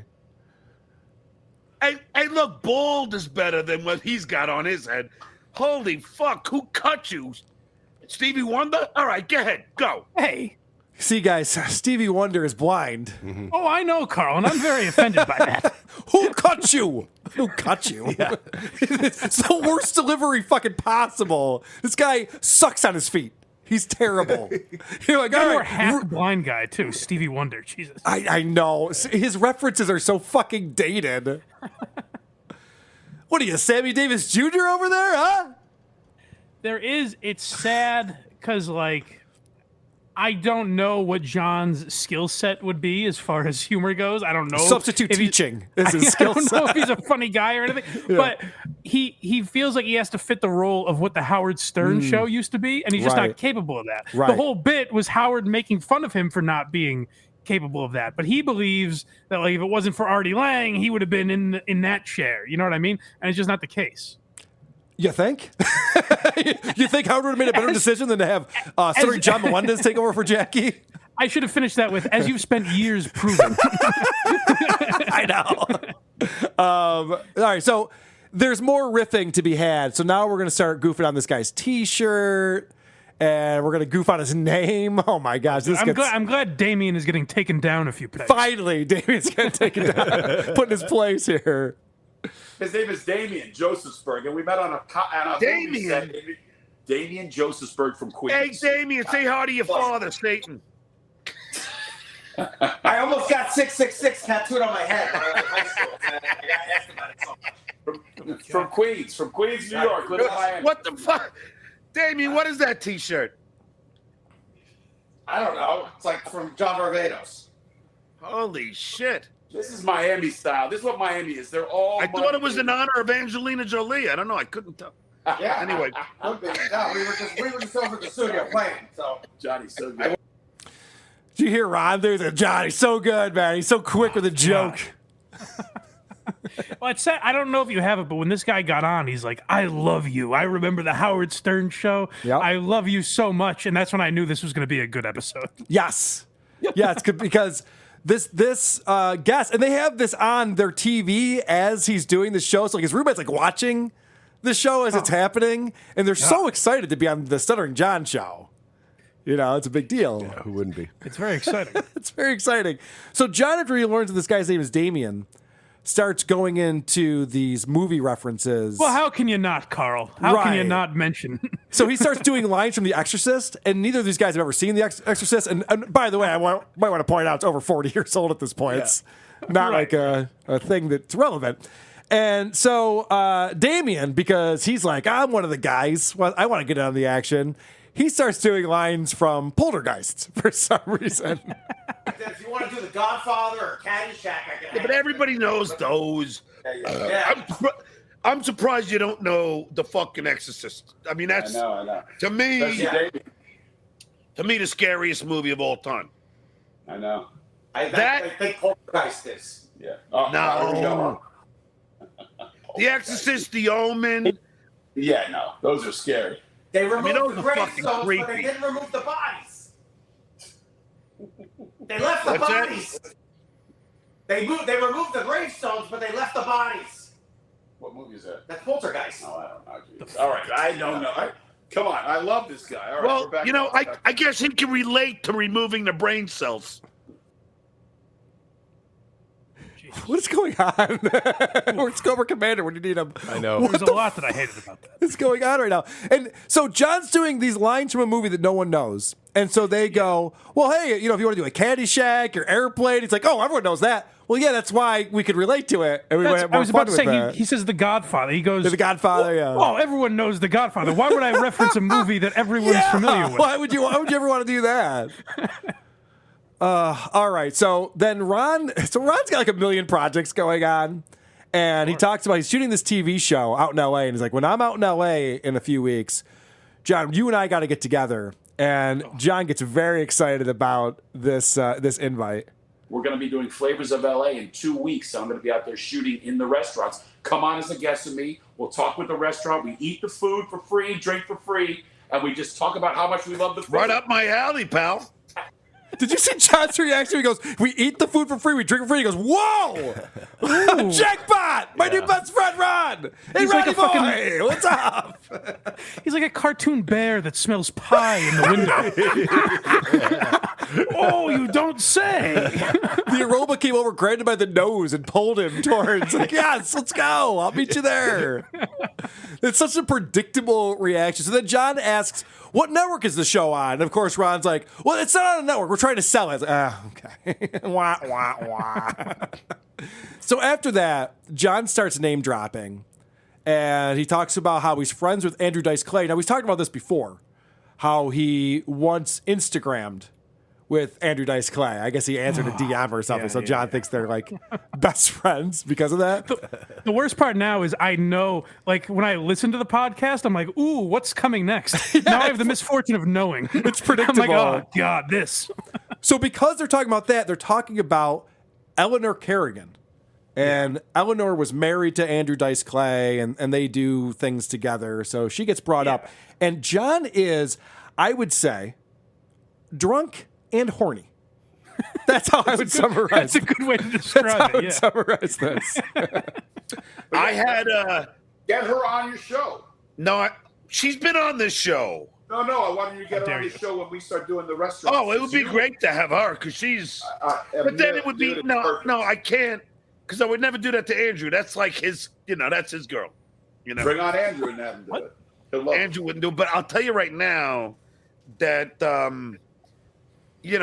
she is not only funny, she's pretty sexy, by the way. She's very sexy. She got the You know whole what I thing. mean? Philadelphia girl, right? Philly girl. Yeah. she's good. I find her attractive, She's got edge. Oh, no, she's definitely attractive. I mean, she was on this show, and I think it was on the show, and I said, I don't know what happened, you and Andrew, and then she told me, but it see, that's the thing, Ron. I have great comics like Jay Leno, and I've had Larry the Cable Guy, and I've had Doug Stanhope. Drop. Okay, we get it. What does that have to do with anything? I don't know. I just got drunk. All right, I want to take a minute. I'll wait. So go ahead and hop on your phones and Google Eleanor Kerrigan, the woman that John just said is sexy, and his guest agreed. Ron's like, "Oh yeah, she's pretty hot." Everyone, go ahead and look her up for a second. All right, scared straight? Good. All right, we're back on the show now.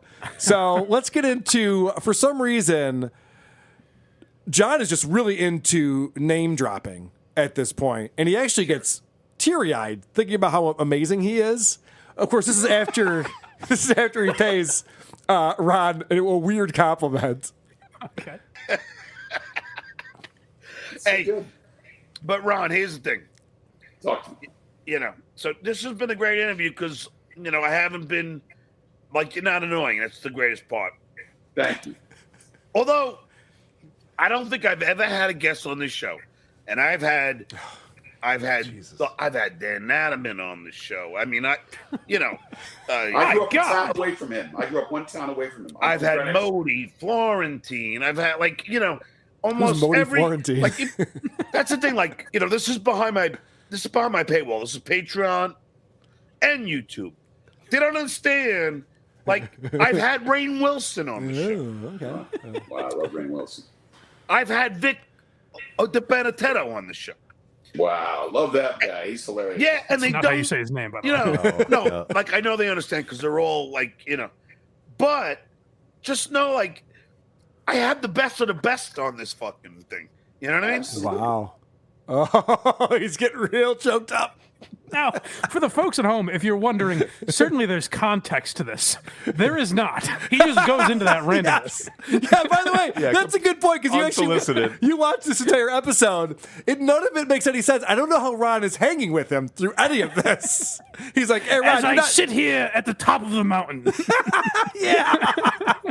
Let me just list off all of my accomplishments as you watch me. By the way, you're not annoying. Okay. Good job. So John is so drunk, he's trying to say WYSP in Philly. And this is very, very difficult for him. It's so funny. All right. When I was at the Stern Show, We used to be on WYSP in Philly. Remember? He got there. He almost did it. So I almost think that he was saying like ESPN. Yeah. YSPN. Like he like SPN like just goes together in his brain or something. He really had a hard time. It's a struggle. All right. Let's find out if Ron can embarrass himself more than John is embarrassing himself. So Ron starts talking about his stand-up set for some reason.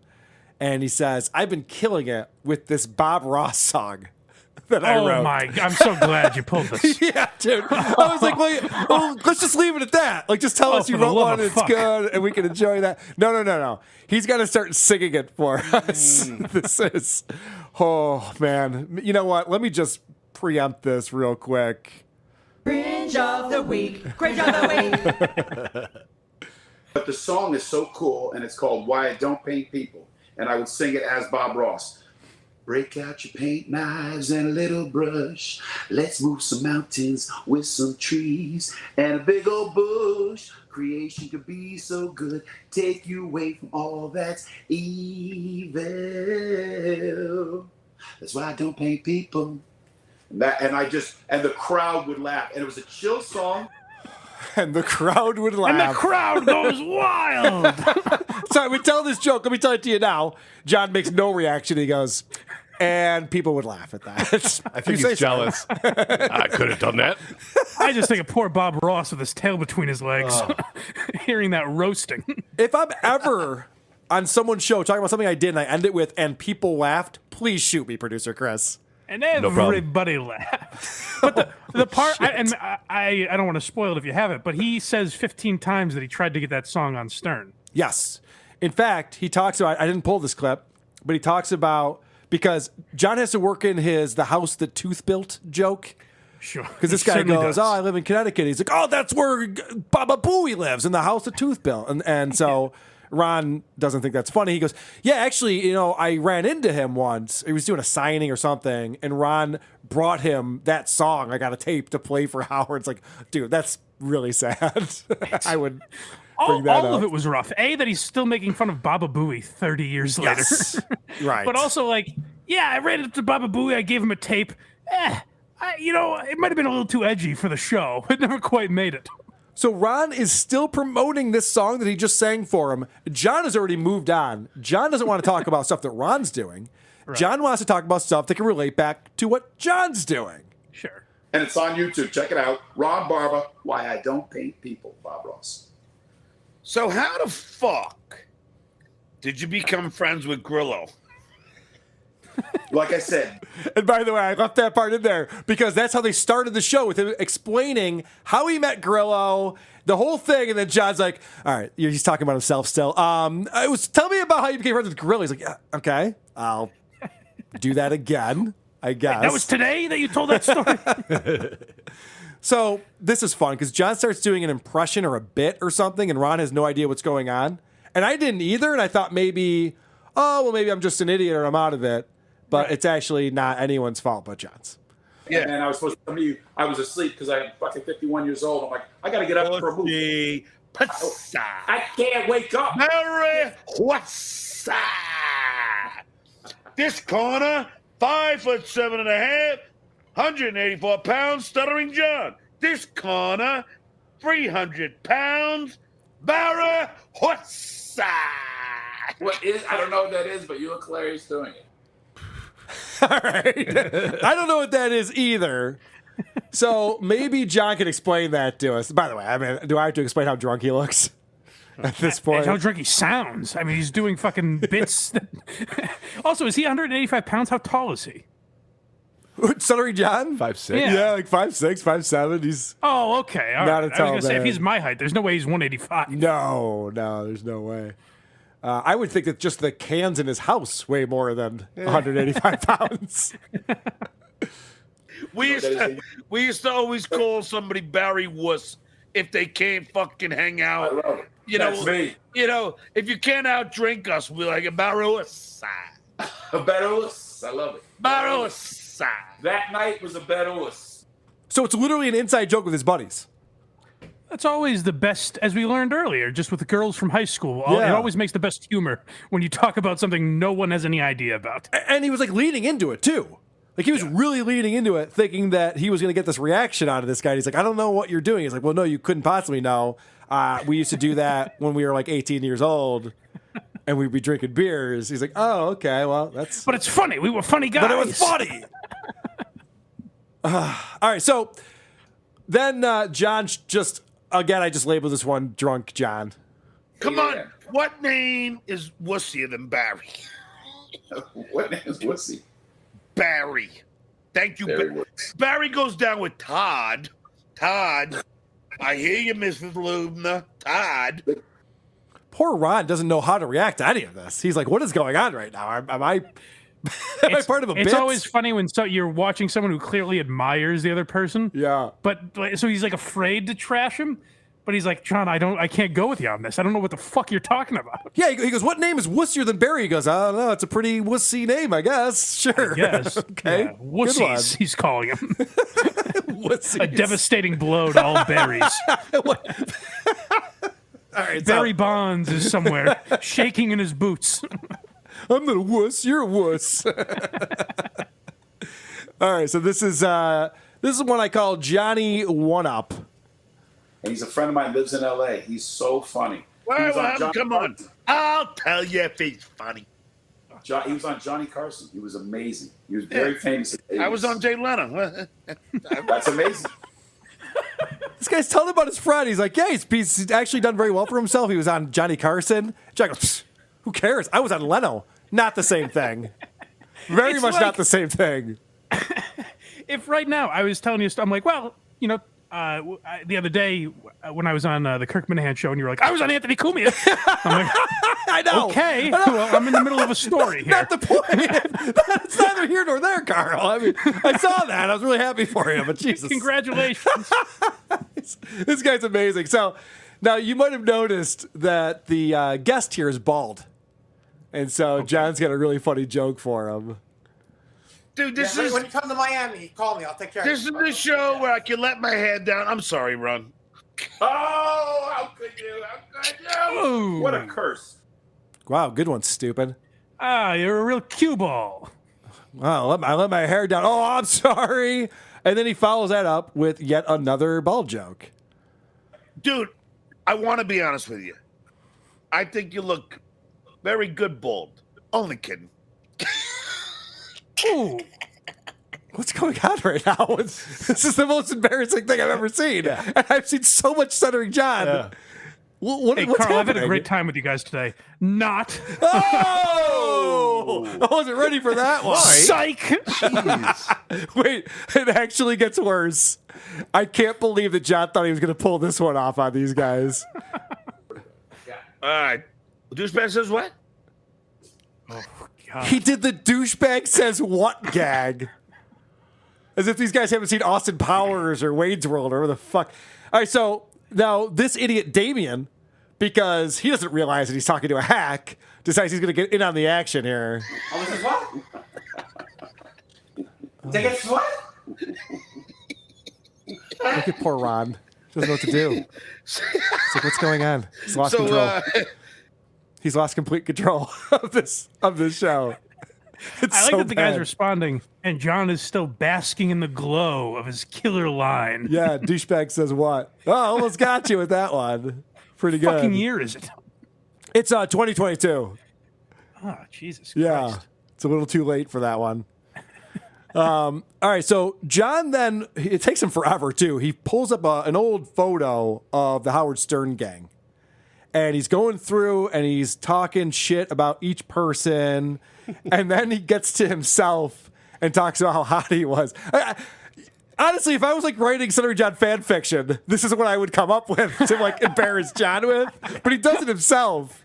That was the funniest thing that Shuli was saying. He's like, he's DMCAing the wrong person. He should be pulling his own videos down. This is so bad. Baba Booey looks like he's fucking, posing for a J.C. Penney catalog. He looks like Oates. And then look at the stud right there. There you go. The king. Look young, at the good looking. Look at the looks on that guy. Holy shit! You look like the lead singer of a rock band. You must have gotten tons of tail. Of course I did. What a dork. He's goofing on everyone else and saying that he was hot. It was the greatest piece of ass I've had, and I've had ass all over the world. What the fuck is wrong with them? So then Ron's like, because when you're on Stuttering John's show, it turns into you running his show for him. It looks that way, yeah. Because he doesn't know how to do anything. So then Ron's like, oh, you ever bang any famous chicks? And John's like, oh, well, there was this Playboy Playmate and this other girl from Playboy. And then Benny Loco starts getting upset. So Benny Loco is not only a moderator, but I think gives the most money of anyone to John. Right. She's on there every single episode, giving him money to then work for him and take down troll posts. Well, she starts getting upset with him. What? Oh, you see, David's back trying to write jokes for me. I can't do this right now. I can't do this. Anyway, why is Benny Loco getting upset? I mean, why? Because I'm talking about how Crystal Bernard is hitting on me? I mean, what? No. I was just. Oh, I wrote really mad. He wrote another joke. Go ahead, say it. No, that's Jesus. I wrote a joke for him to say, oh, yeah, well, once I could have gotten Angela Lansbury. Oh, that was a joke again. Yeah, that was a joke for you. John's not even paying attention to his guests. John, they're having completely different conversations right now. John's looking at his chat going, what's going on? What? Benny Loco's mad at me. This guy's trying out his fucking tight five for him. It's poor producer Ron. It's a disaster. Jesus. Yeah, Ron's trying to run the show. It's a complete disaster. And it only gets worse, of course. Like, I'm 51 and I went out with a 40-year-old and I'm like, Benny Loco, he asked me if I banged anyone famous. So that's the only two people I could come up with. I was answering a question, and if you're offended, I apologize. But I didn't say anything that was nasty, anything that was. I said nothing that was misogynistic or anything else. You asked me if I ever been with anyone famous. I said just two playmates. That's it. So you know what? I'm so sick of this freaking, this kind of mentality. What? So I can't answer honestly? No, I've never been with anyone famous. Okay. What's wrong with that? Easy. That's your money. Yeah. No big deal. And guess what? It's a dick kid. I don't know. Shit where you eat there, John. It's so hypersensitive. Oh, really? Your woke way left fans are hypersensitive? Right. You don't say. So he just goes into a trance and goes into this like courtroom testimony. Yeah. If you read the transcript back, it will prove that I did not say anything misogynistic. I just love that, like, he made this bed, and now he has to lay in it, and he's getting all upset about it. And honestly, a sober John would not be lashing out at Benny Loco. I have a feeling there were a number of phone calls and apologies and text messages that went around. And this is great because there's John pulls out a joke from his stand-up act. Oh, good. Which is great. I love when he does that. And then there's more with Benny Loco going on here. But 3 kids. I'm a Puerto Rican disappointment. And he always laughs too. He laughs at his jokes. I am Puerto Rican, so I can make that joke. Sorry if You I are? Benny Loco. The Puerto Rican, If I made the joke, it wouldn't make any fucking sense. Of course you're Puerto Rican. Of course you're Puerto Rican. I'm a Zimbabwe failure. Doesn't make second sense. As a half Irish, half Italian, they call me a Puerto Rican disappointment. What the fuck does that even mean? I'm a Chinese asshole. I'm going to write a whole set around this. All right. Jesus Christ. Put it in a song, Carl. All right, I'll work it into a song. This is the last clip I played because these guys are talking about how they're going down to Miami and John's going to Miami soon. Mm-hmm. And so Damien, who John has been ragging on this entire episode, goes, well, yeah, I can pick you up from the airport. And at first, John pretends that oh, yeah. Then it's it gets real. It's real, yeah. Save him $20 on a fucking Uber. He's like, oh, okay. I'll be out there in 10 days. 10 days, buddy. Hey, Demi, be here. You want to pick me up at the airport? I can pick you up at the airport. Uber's if you could barely get one here now. I know. I'm landing in Miami. Yeah, good. That's where the airport is here. All right, I'll hook up with Ron. That's where the airport is. That's where the airport is here. He goes, yeah, I know. That's where the airport is here. All right, I'm landing in Tampa. So did you see how he's like, "Got to pick her from the airport?" He's laughing, and then he goes, "Yeah, I can pick you up." He goes, "All right, I'll coordinate with Ron." That sounds good. I also like the idea that John, I mean, you pointed out, this is actually where I texted you and said, I assumed on some level you were pulling clips to make John look bad. Like the few times he tells the same story, you capture it. And then in this one episode, he does like 15 of the things that you talk about every single week. He tells the same stories. He hits his guests up for, room and board and transportation. It's wild. It's everything. Guy. I know. When you sent me that message, I forget that people aren't investing as much time as I am into this. So I can see where you would think like, well, Carl's just picking on this guy. It's like, no, this is like every part of his show. There's parts that went by that I'm like, I need to play this, but too many clips already. What if you had to try and make him look good? Oh, I can't. I'm not a miracle worker. Who the fuck do you think I am? Well, Oh my gosh. So that was Beer on the Balcony. That's a copyright that I now own. That was just transferred to me somehow. I don't know. I don't know how that works. Thank you. I do have to move on because something happened at Radio Gunk this week. Did you happen to see this episode of Radio Gunk with Stuttering John on it? I did not because I wanted to wait for your expert insight. Perfect. I also want to bring on the show our friend Shuli Egar. What's happening, Shuli? Hey. I haven't heard anything. I'm so excited. Let's get into it.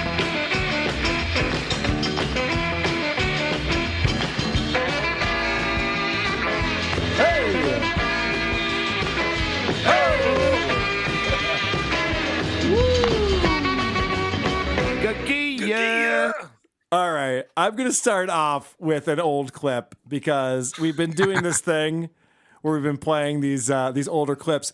And it's funny because on the Creep Off with Vinnie Paulino, we did a story on this last episode where a guy got arrested in the UK for giving women a roof over their head in exchange for sex. It was sex for rent was the issue. And there's this Isn't it called marriage as well? Yeah, except for when you're pimping them out to people. But Stuttering John also had this idea and talked about it on his show. Thank you, Michael Perry, for your $2 for some facial scrub. You know what? I haven't shaved, and I don't plan on it, and I don't care because I'm going to get on my Harley, go meet this black chick, and just say to her, look, if you're going to live in my place, you're going to give it up like 2 or 3 times a week, right? Class act. 2 or 3 times a week. It's pretty classy. That is the definition of slumlord right there. Well, not in a racist way, but he's got this black chick that he's going to let live with him at his house. Not in a racist way, but she's going to where give it you up. gonna go? You're a black chick. Come on. All right. So John went on Monique's show Radio Gunk for an interview with her, and Shuli, I get dragged through the mud. You get dragged through the mud. Somebody sent me a message and they go, all he talks about is you and Kevin. And I'm going, who the fuck is Kevin? I'm like, So, all right, let's talk about this. They starts off, John's talking about he had a date the night before. He's down in Florida. He had a date the night before with a 60-year-old woman. I don't know what happened to that Vietnamese girlfriend he had. Remember that? Yeah. That was short-lived. He was all proud of himself. Was that the science teacher? Yeah, maybe. Yeah. Other than a 90-year-old, who's bragging about a hot date with a 60-year-old? You know what I mean? Well, then she's taking him to the Paul McCartney show the next night. Oh, yeah. So he's all proud of that, too. Which, whatever, that's the whole thing. All right. So let's talk about the fact that someone like me would have such an obsession with the Stuttering John. I will say, Monique, have you ever seen such a scary obsession with one person in your life? I don't really understand the obsession with you. Well, some parts of me do. Okay, I know I'm good looking. I know that. I mean, I got to tell you, there's a curious. Could it be jilted lovers? No, I think it's more the they're waiting to see you crash and fucking burn. I mean, there's this genuine. You're like the car swerving on the wrong side of the traffic, and everybody's stopping to wait and see when you fucking do a head-on collision with a tractor. That's basically. All right, I want to point out.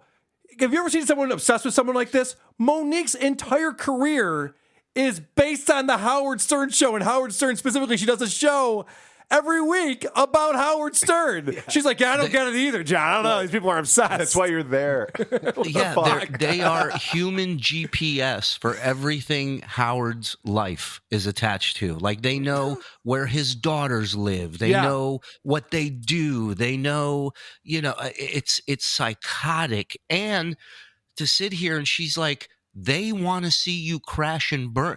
You're one of them. Yes. What are you talking about? They. You When he's have got a him front on. row seat for this.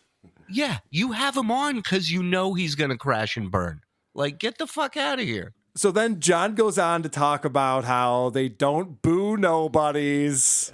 Fucking loves that line for whatever reason. He just can't. He can't stop saying the same shit over and over again. Sorry, that's not true at all because Vic got booed quite heavily at the live shows. So absolutely nobody's do get booed. He brings up a very good point. There were 2 shows that we did in Nashville on Saturday, and I believe she got booed at both of them. That's true. They don't moo nobodies. All right, so John interrupts Monique to talk about me right away. I don't have a problem with all of that, but I'll tell you what I do have a problem with. If I could just, because I don't really give a fuck, I'm going to say whatever I want. Is this guy, and I always give you whatever Kevin from Why Do We Podcast? This show that and I've never watched their show. Okay, Who are but these First off, because we're going to talk about this a lot, so I might as well just address it right now. His friend Tony Michaels decided to call me Kevin from Why Do We Podcast, and John has latched on this like it's his joke. He's so proud of this. Because he doesn't write jokes. He's never written a joke. This is now his joke because he's taking it. And like every joke he takes from some place or something, he milks it dry and buries it into the ground. Yeah, he ruins it. He says it over and over and over again, as if like I'm going to be offended because he calls me Kevin. Oh, man, John's really burning me good. Wow. What a shot. Yeah. And I've never watched their show. Okay, Who are but these they do a podcasters? show that is dedicated to me. 45 minutes every single show. That's fine. I don't really care. Hate on me all you want. I really don't care. Yeah, he doesn't. The thing I do care about is he posts the audio book of my book, which I own the copyright from. Yeah. He posts things on my Beer in the Balcony, which is behind my paywall. Yeah. That's my content. And he posts that as if it's his own and charges money. Bullshit. Do I post that as if it's my own? I would never, ever do that, John. I wouldn't be where I am today if I was posting your material as if it were my own. Hey, check out this book I wrote about me being on Howard Stern show. Isn't that Stuttering John's book? No, it's mine, I swear. I just go in and change the name. If I could just circle back to the beginning of this rant where he cuts off Monique and he goes, look, I'm just going to say whatever I want to say, as if he's under oath at some Senate hearing and he's going off book. And then, the whole rap of like, this doesn't bother me. None of this bothers me. I'm bigger than this. Yep. And then it's all he can talk about. It is phenomenal. Yeah. I love it. He goes back and forth throughout this is almost an hour and a half.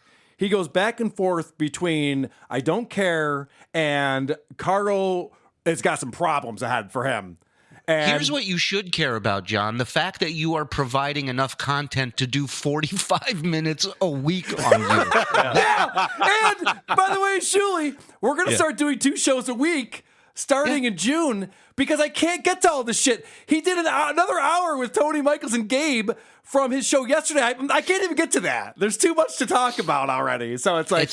It's like going to a garbage dump. You ever been to a garbage dump? Yes. There's garbage everywhere. You know why? Because there's so much. They can't get it all. They can't. John's show is like a garbage dump. It stinks.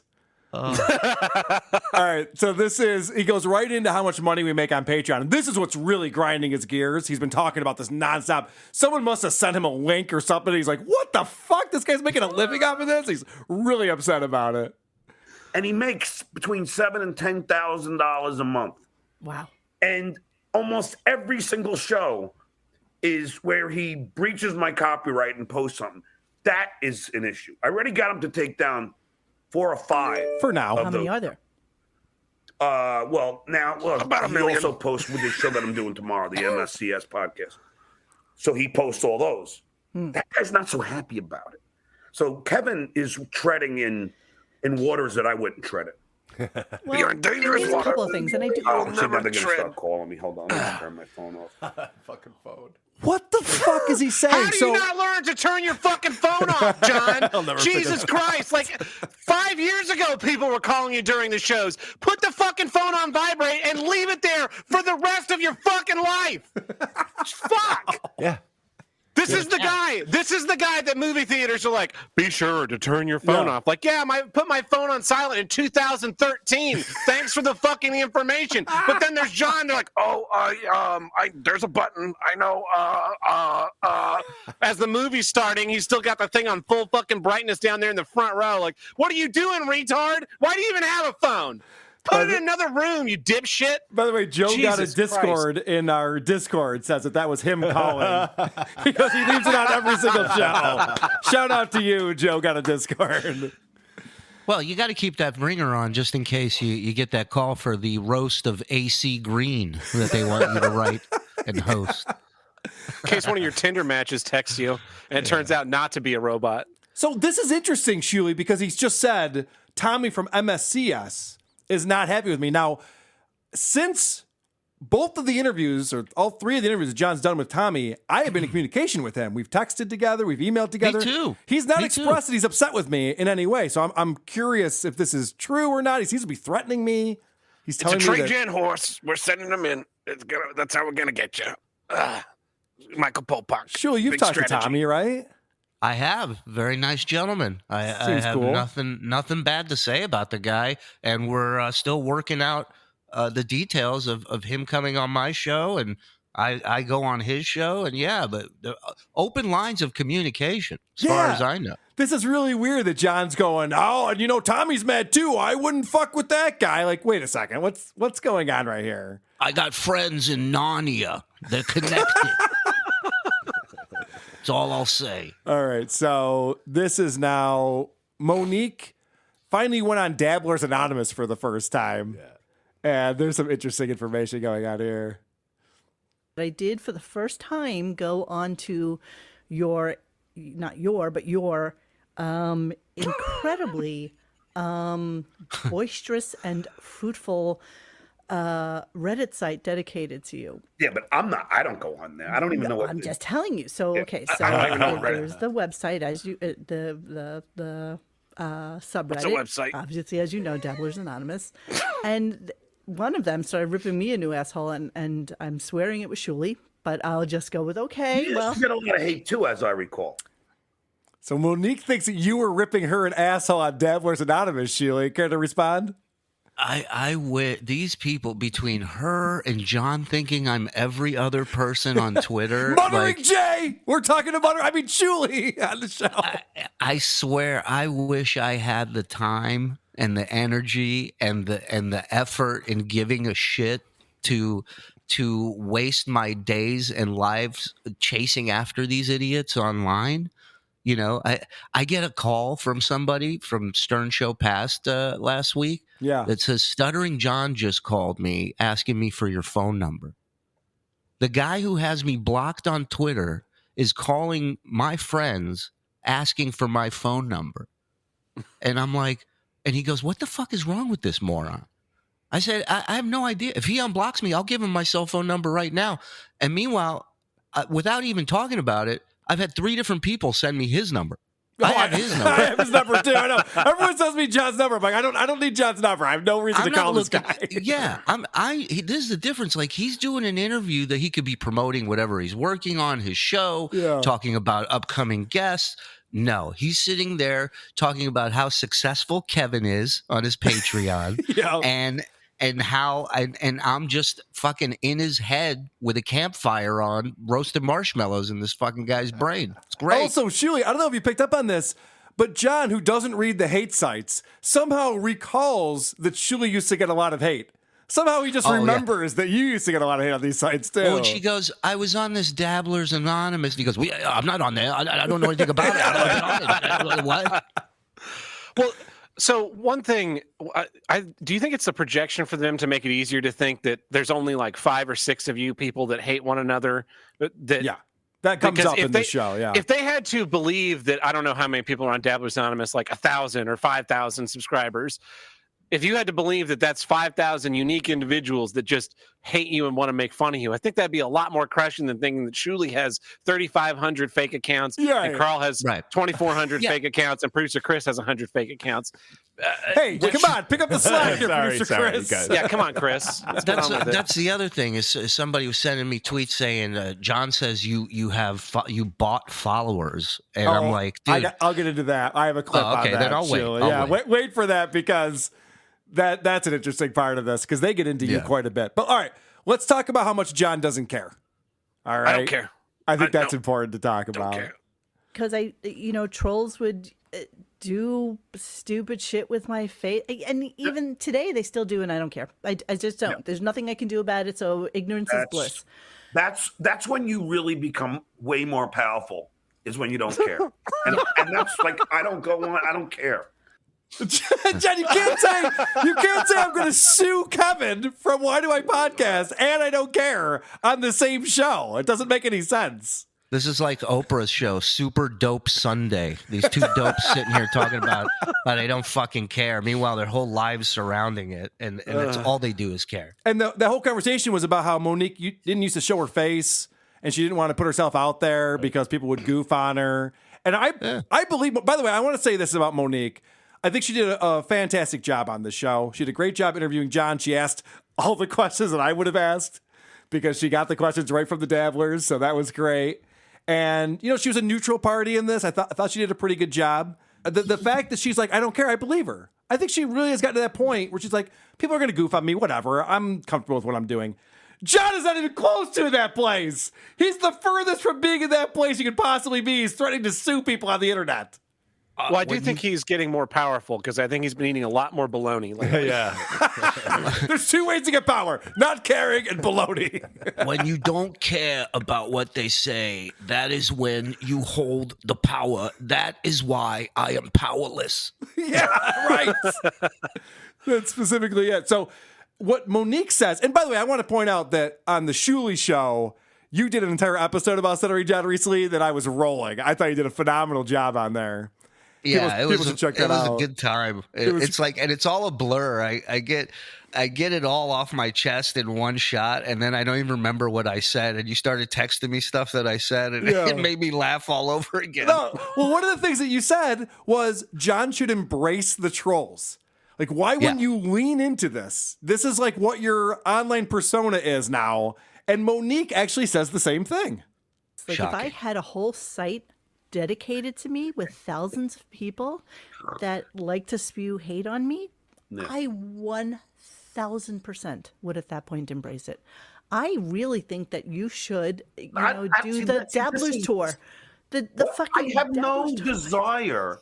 I have too much. I don't have that much time to go and focus on people trashing me. That's ridiculous. You used to, though. You used to get really mad. You even called me after the last fucking show and asked me what my hat said. And I was like, dude, it's Depeche Mode. Because everybody was saying that you were trolling me. Who's everybody? It's a fucking Depeche Mode hat. Do you think I would spend the time or money? You just got done saying there are thousands of people. There are. There's like 2,700 people on that site. There are. And they, well, a portion of them were all saying to me that you had a hat, and I was like, oh, come on. Immediately you said, what hat did you have on? I'm like, and I'm thinking to myself, I don't even know. So the last time John was on with Monique, she was wearing a Depeche Mode hat. people told John that it was a Dabblers Anonymous hat, so he got all pissed off at Monique over it. So he's trying to say he doesn't listen to the haters, and at the same time, he's like, well, people were telling me this thing. You believe everything that people tell you, John. Wasn't this guy somewhat in the music industry? Yes. I believe he had a record deal he talks about quite a bit. Oh, my God. What a fucking moron. John, He's not smart. Monique was going after your kids, too. And by the way, she's full of shit too. She wouldn't lean into that fucking shit. Let me tell you something. She hates me just because I called her out for being phony. That's the only thing. I have no problem with their site. They can do show after show on me. I don't give a fuck.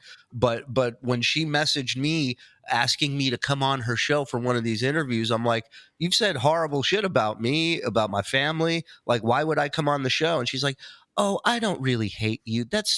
That kind of hate's saved for family. I'm like, what kind of fucking fucked up family do you grow up in? Fucking psycho. Yeah. So yeah, that I don't buy that either. Listen, I don't care who you are. People fucking with you will affect you until it doesn't, or until you quit and give up. That's it. Well, she says that thing about you don't have the time to do this kind of stuff. What else does he have going on? Nothing. I'm sure he sleeps until 10 a.m. to sleep off the hangover. Yeah. He gets up, eats a couple bologna sandwiches. By 3 o'clock, he's at one of the pubs. Yeah. And then he gets told to leave there at 2 a.m. when the place shuts down. Like, he's got nothing but time to be on his fucking phone there at the pub just hearing about how, she's saying Monique was wearing a Dabblers Anonymous hat while I was on. She's trashing me. Oh, Shuley's talking about my kids. You know, you can say anything about me, but don't talk about my kids. You know, and so he has nothing but time to dwell on this shit because he has literally nothing else going on in his life. Hold on a second. I have to say, Tab, being a substitute teacher is an important job because sometimes teachers get the sniffles and someone's got to watch those kids for 6 hours. And John right, is guys. able to do that. Open your books while I scroll through titty Instagram pictures. Go ahead. The Your memes teacher that were sent made. a worksheet, and you're going to do that, and I'm going to sit at this desk. All right, we're going to get into all of this. I just got to run through these rapid fire because I pulled too many clips as usual. It's just too fun. So John explains that these people, these trolls, are actually terrorists. That's what they do. They are, in the world of terrorism, these are anonymous, cowardless, cowards, anonymous cowards who really have no life. Okay, here's what Jerry says. I'm going to put it up on the screen here. The trolls have deep pockets. We would double John's income if he didn't block us. Yeah, okay. Look at. Can I just again remind everyone? This guy's got all the time in the world, nothing but time, and this is the camera angle he decided to go with. I know. To do this fucking dumb interview. I'll put the light on my bald spot, and this will be fine. Yeah, they're committing jihad on my content wall. They declared a fatwa. Fatwa. The best is that Jerry Winters, who Podcast Hitman murdered over a year ago, is the person putting in $10, and it's a photo of Podcast Hitman. These trolls are like, it's like these it's like Inception. There's layers to the trolling. It's you don't so even great. realize it. Yeah.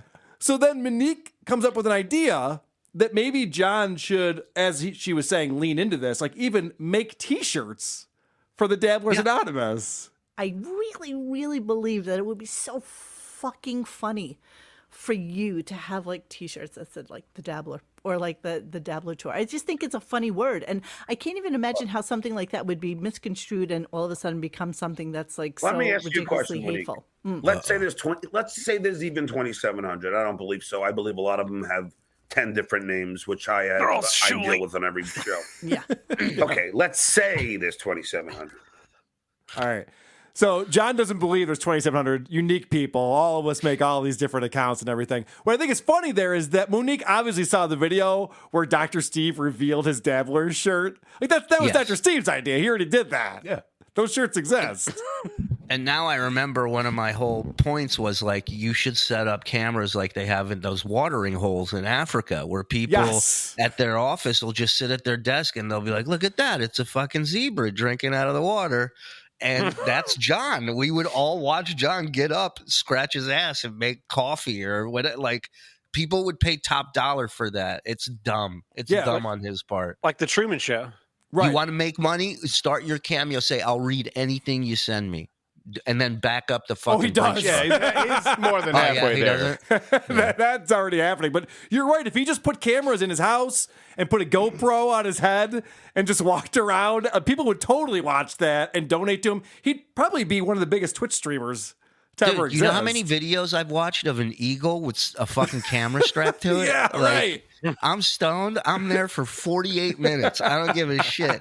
John with a helmet on, walking around the city, sitting at a bar for 4 hours. I mean, God, that would be amazing. So John goes on to say that these 2,700 trolls, and he doesn't believe it's that many, but let's say it is, that represents 0.009% of the people who know who he is. Because John's big thing is how famous he is. He cannot let go of how famous he is. He's so proud of himself. He's insulted by the suggestion. That's how famous he thinks he is.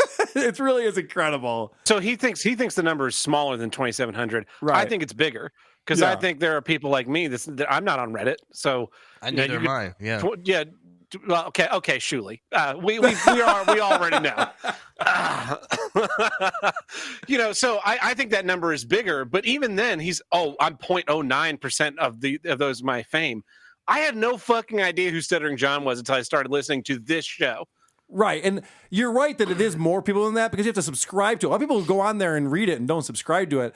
I know that our subreddit has 4,000 subscribers and we get 11 to 12,000 unique visitors every month.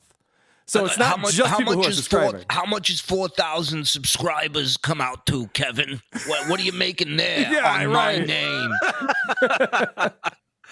All right, so this is just a fun one-off question that Monique has for John. He tries to have fun with it, but I'm already 6 to 8 beers in, so I'm like, How many beers can you drink in a night? What? How many beers can you drink in a decent night? On a normal night, I don't know, 27. Normal? I'm just kidding, Mike. No, seriously. Probably like 10. Oh, please. Okay. So what I think is funny is that he goes 27. That was the joke. Oh, I'll drink 27 beers. Now Monique didn't laugh. She's like, "Oh, geez." She didn't bat an eye. Right. And then he goes, "I'm just kidding. More like a dozen." Like, well, what? First of all, what's the let me tell you exaggeration? this. He wasn't lying. That number 27 is so random that is he's such an alcoholic. He remembers it as if he set a fucking land speed record, right? Well, he bought a 30-pack and there were 3 the next morning. He's like, "What the fuck happened to my 30-pack?" Exactly.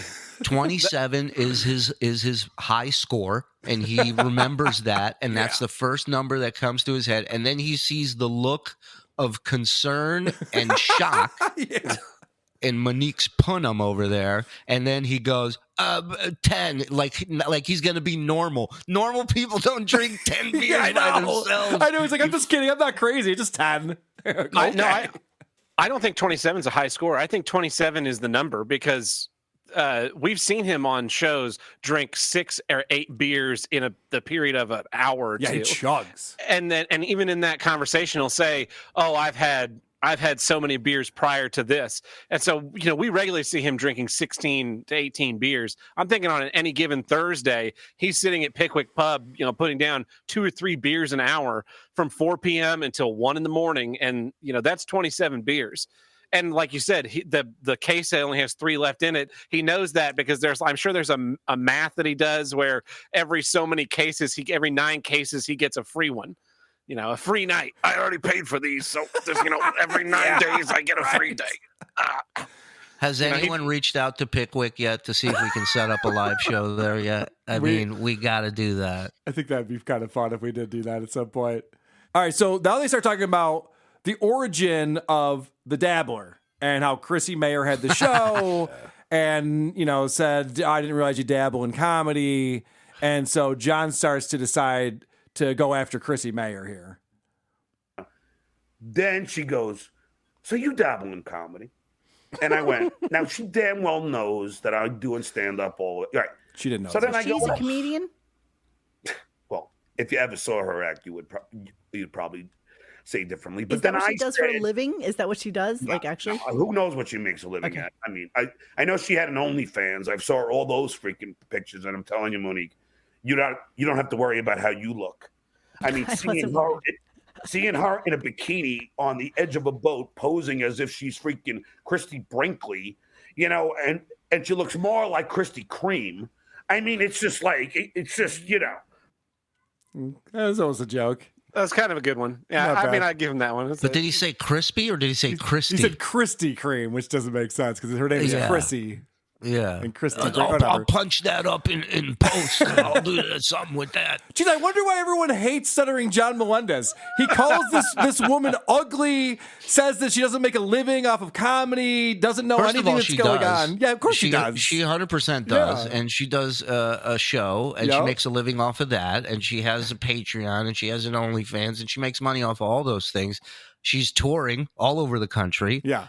And in my opinion, her saying you dabble in comedy was one of the nicest compliments you should ever get in comedy. Yeah. Ever. She was giving him an out. Right. She literally said, and she said this multiple times, she goes, I tour all around. I've never seen his name on a marquee anywhere. And typically when you're a touring comedian, you know who's out on the road because you see their posters up because they're coming up next month or they were here a month ago or whatever it is. John doesn't do that. He's not a stand-up. And that's what she was saying. Everything about John screams he doesn't care. You understand? From the camera angle. I don't care. I don't care. He really doesn't. He really doesn't. About himself more than anything else.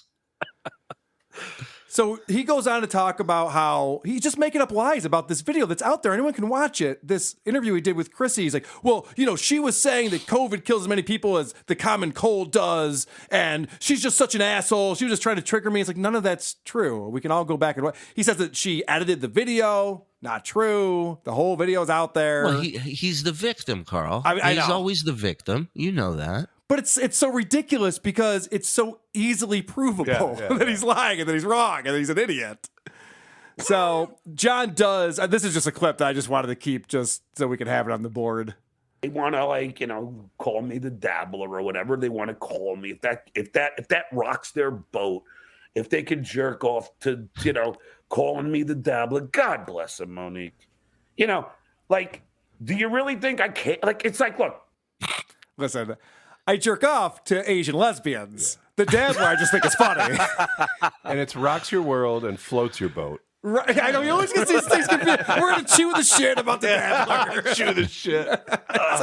He's been screaming like Lenny Bruce during his trial, and he's going, "Do you think I care, Monique? Really? Yeah. Do you think any of this bothers me?" It's been 3 hours and 45 minutes that I've been talking about it, but I don't care. I don't really care about the trolls. So at But this I point in the fucking show, hate them.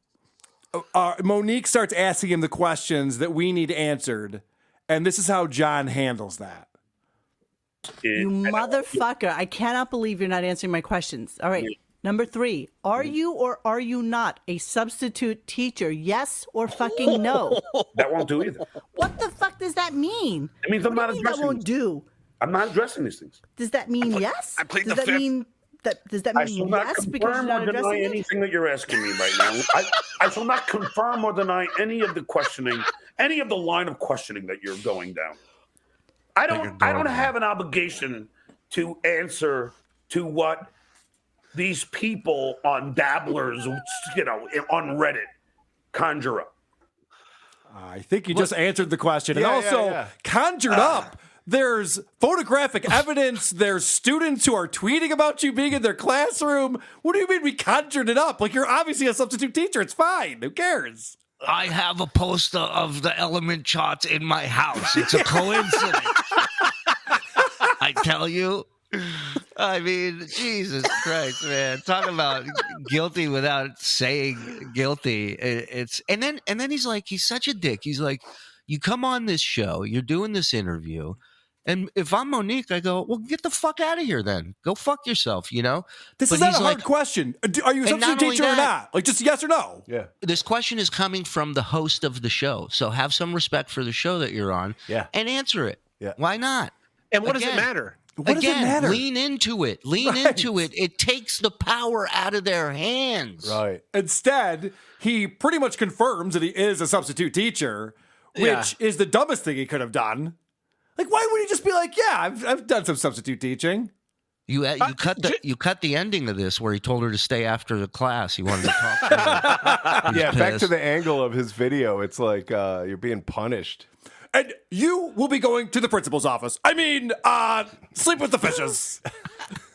What does it matter if the answer is yes? If the answer is yes, yeah, I do some substitute teaching as something to do. It's a great way to meet women, or I like being around kids and jerking off in the room. Like whatever the answer is, there's no way it's worse than like what we already think of you, John. Yeah. No one's gonna be like, oh, he's a substitute teacher. What a loser! As if the last 10 years of his life has not already established that he's the biggest loser in America. I substitute teach from 500 feet away. It's a long story. Does he think he's pulling the wool over our eyes? Like his beer on the balcony is so popular that he's making a living from that? No one thinks that. He all but admits it in this interview that he doesn't make much money from that. So it's like, it's fine. You need a side gig. He admits it in this angle. He admits it in this angle. Yeah, that's true too. This is not a rich man here. All right. So now there's a question about him with the Pickwick Pub, because we haven't been hearing about the Pickwick Pub that much lately. Uh-oh. People want to know, why were you banned from the Pickwick Pub? I don't even know what that question means, but I'll throw it out there.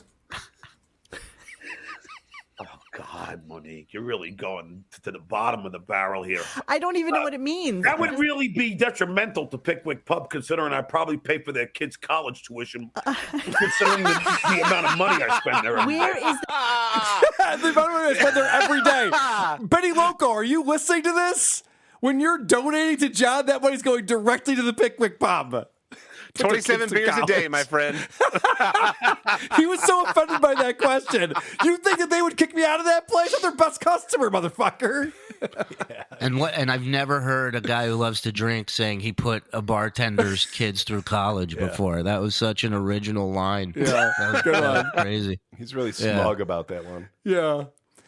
I know. By the way, that's when you know he's telling the truth. Yeah. Because listen how smug he is. He's like, you think they would kick me out of that place? I'm fucking customer of the month. That's also the closest he comes to being funny is when he's like this. Indignant about it. Are you kidding me? I fucking drink there every day. What do you mean I'm not allowed there? All right. So they get new kegs in and they write my name on the side. Yeah, Coors Light for John. Do we know that he got banned over there though? No, and actually, Gary from San Diego left us a voicemail that I'm going to play later in the show that explains all the places that John hangs out, and I guess they're all owned by the same guy. Okay. There's like 3 places out near his house. They're all British pubs. I'm already thinking what he could have been banned for. Yeah. Like in my head, the scenarios of and you know. So all right, I'll wait till it really happens. Okay. The claim that I was banned for stink lines is not true. I replaced the ceiling tiles, and we're fine now. Do you know how many people I've tapped on the shoulder with my penis that think it's hilarious? The list is endless. Well, the only stories he tells about the pub is getting into political debates with people who are more conservative than him. So I can't imagine he's fun to be around at this place. No one wants to get into a fucking political argument with this retard who's been watching MSNBC for an hour and a half that morning. Like, oh, God, John, go away. Isn't this why you go to a bar? Because you're To get sick away of from hearing that. politics at home Yeah. or whatever bullshit at Yeah, home? can we just watch the baseball game, please? That's just watch the it. Dodgers in peace? Jesus Christ. Jesus Christ. All right, so then we get into the DC debacle. And I love Monique's question because she goes, you had a year to prepare, John. How did you fuck this up? How do you do this with a year to prepare? Like, seriously. Okay, Monique. Okay, so again, I know you're trying My dogs are barking like fucking loons, which is why I keep putting you on. I find it more annoying about your question. Because, like I said, it was on the calendar. They were in session. finally made me What laugh. happened was, later on, I find out from, because then there was a congressman there, and he was a Democrat, so I was going to bother him. And actually, I'm supposed to book him on my show. Anyway, his assistant, I go, what happened? Congress is not in session. She goes, no. Well, on the schedule, I have it on my phone. It says they're in session. And she goes, yeah, they canceled it last minute. I have her on tape saying this. That's amazing. Yes. So it's not for my lack of planning. It's for just total freaking bad luck. Ew. This is. Did you see that spit? The spit. It was like it was like water gushing, running down a fucking side of a mountain. We live in Western New York near Niagara Falls. I don't need to visit there anytime soon. We're good. See the real thing. It'd be great if the phone, if you just see a wiper come across this. I got this put on special. So his story has changed. Yeah. Because in the original, the one he told right after he got back, or I think it maybe he was still in his mom's house, he said that a teacher teaching a school group said the flags are down because Congress isn't in session. But now it's a congressional staffer that told him. Well, did. Actually, both of those things are true. He heard it from this teacher, and he's like, "No, that can't be true." He checked his phone, and then he asked someone. They're like, "No, it's true. They're not in session." And what I love about this is that this is why John is so funny and so fun. He never learns from his mistakes. He never will. He'll never admit defeat. He just says, this was not my fault. I didn't do anything wrong. This is just bad luck.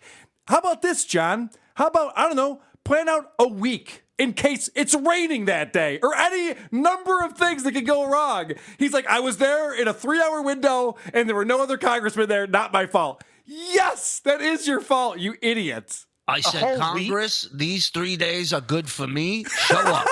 Yeah. And none of them came.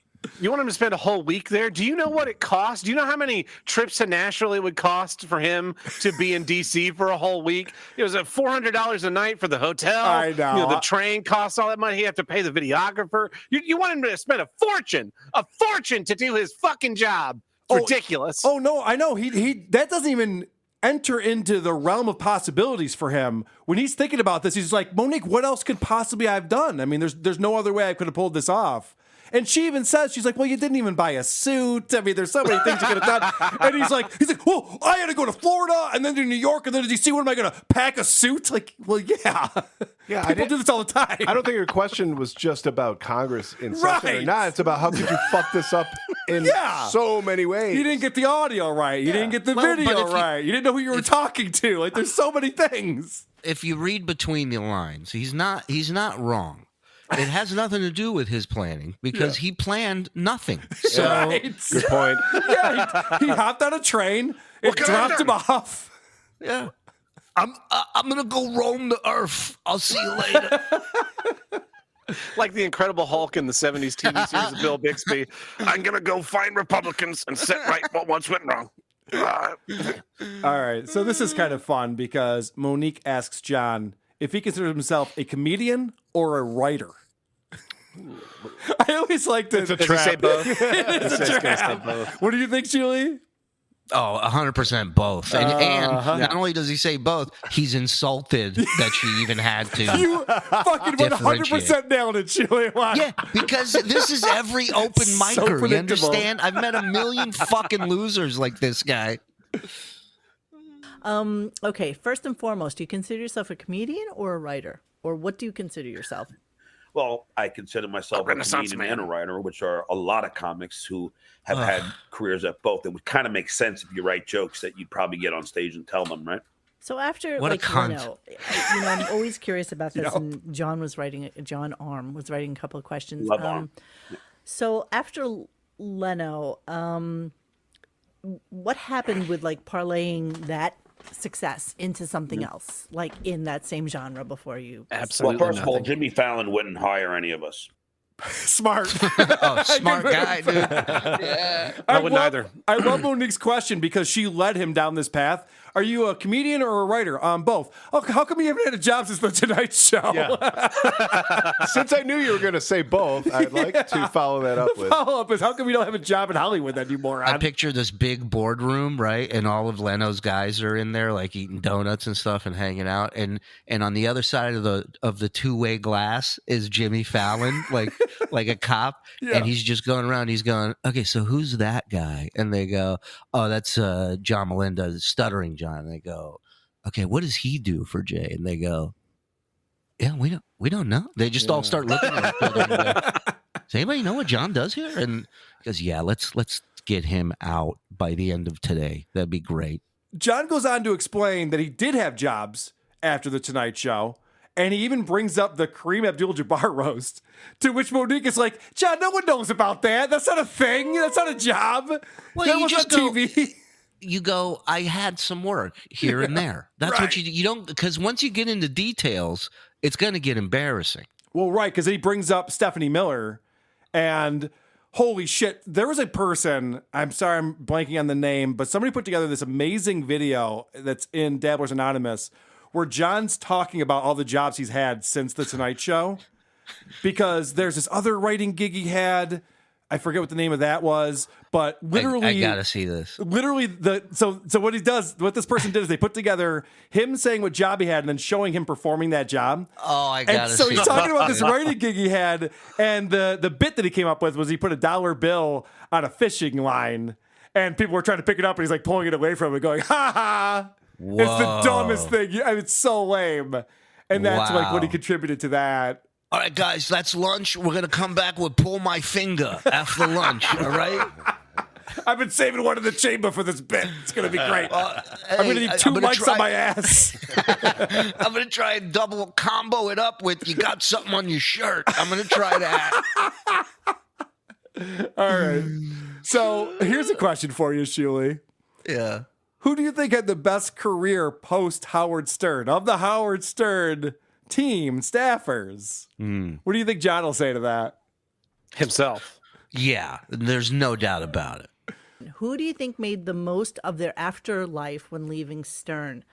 I'm gonna throw out to you that Scott seems really fucking happy as a retired guy. He looked Professionally, great I in would that- say me, wouldn't you? Oh my God! John what a- immediately, of course it was me. Well, Billy What West a is doing pretty twat. well. She You couldn't fucking finish her moron. fucking sentence. I know, John just Put immediately. your fucking eyebrows down, you cunt. And the other one.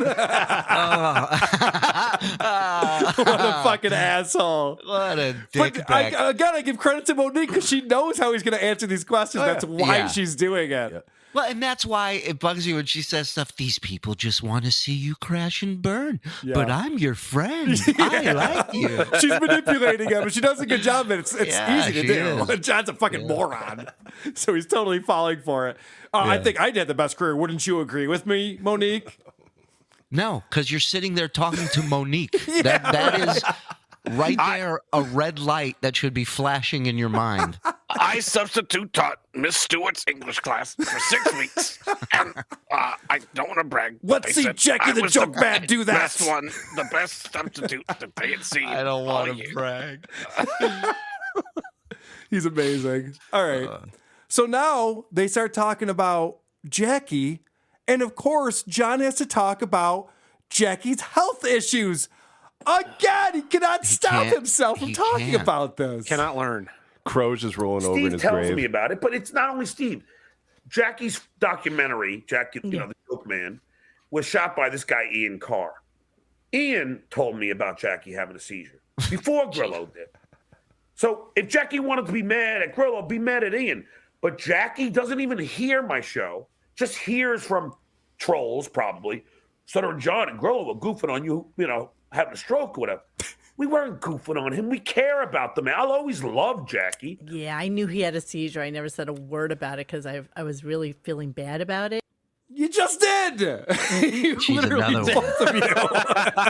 Two fucking yentas over here I talking really- about everybody's health. I really need a crow's keep drop great on my board. secrets. Of Crow just going, oh, Jesus. Like, every time he brings up Jackie's health problems, it's like, John, that's the problem. How are you not figuring this out? But each time it's different because he finds another name to throw to pull right. down under with. You know Ian Carr, Jackie's good friend? He told me. Yeah. And it's just like, oh, I bet Ian's sitting there going, thanks, pal. I really appreciate you getting this out on Radio Gunk where it needs to live and breathe.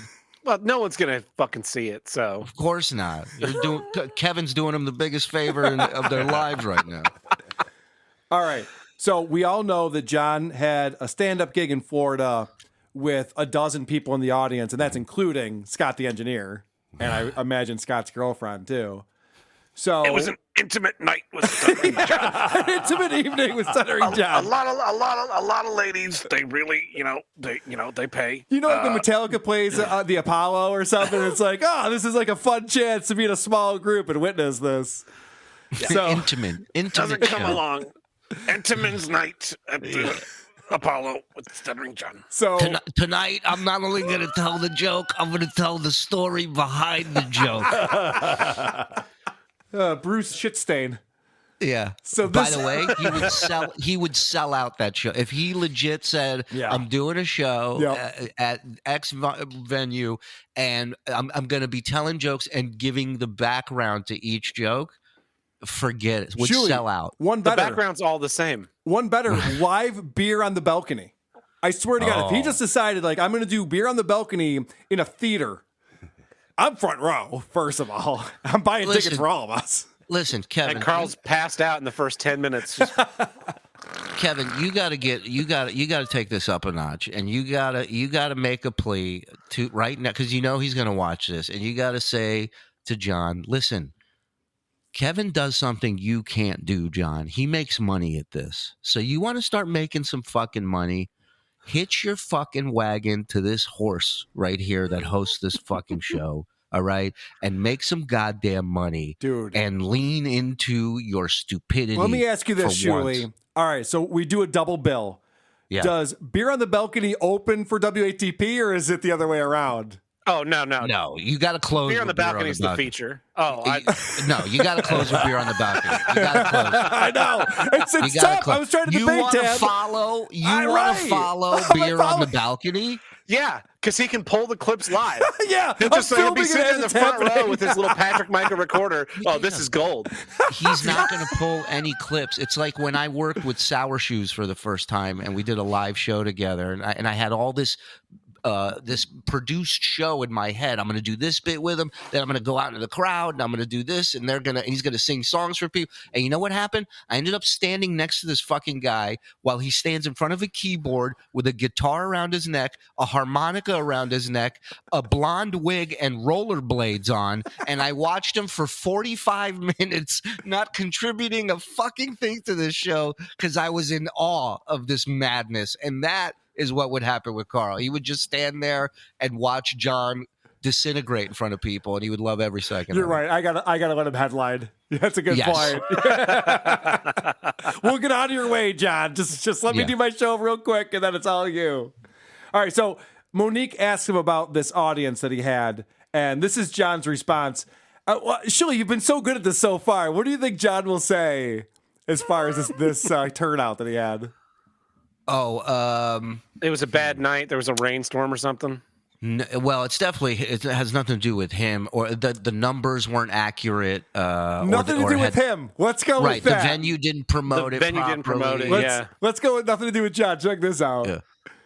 I mean, to do what you do and go around to all these fucking venues and everything, I can't even imagine doing that. Well, I I'll would tell you be something. so concerned about like how many people show up. Will I be funny? You know, especially if you're headlining, is it just going to be fucking, me and 12 people, or like 3 people, like that Julie show that I took pictures of? Yeah, well, just if I could address the 12 people thing, you know how many people Dice Clay, who was one of the best comics ever, drew Yeah. in that venue that I got 12 people at? What? 30. Jim Florentine, 10. What a fucking asshole. He's supposed to be friends with Florentine and Dice. He talks about how he's Instagramming with Dice all the time. And that's his first response is like, oh, yeah, I only had 12, but Florentine had 10. You think I suck? Yeah, right. Like, John, that's not a good answer to anything, first off. And why are you throwing those guys under the bus? What an dummy. asshole. What a dummy. What a shithead. Do we know the venue he's talking about? The Boca something. The Black Box. Yeah, the Black Box. I forget which town it's in. There's 2 of Listen, them. in his defense, it's not a huge selling fucking comedy club. It's a small little mini theater that it's in a strip mall. I think Yeah. there's a Planned Parenthood over there or some shit. And I highly, highly doubt Florentine did 10, and I guarantee you Dice isn't coming out of the fucking car for 30 people. He's out of his fucking mind. And as far as 3 people at my show, yeah, I've done a show for 3 people. It was many, many years ago.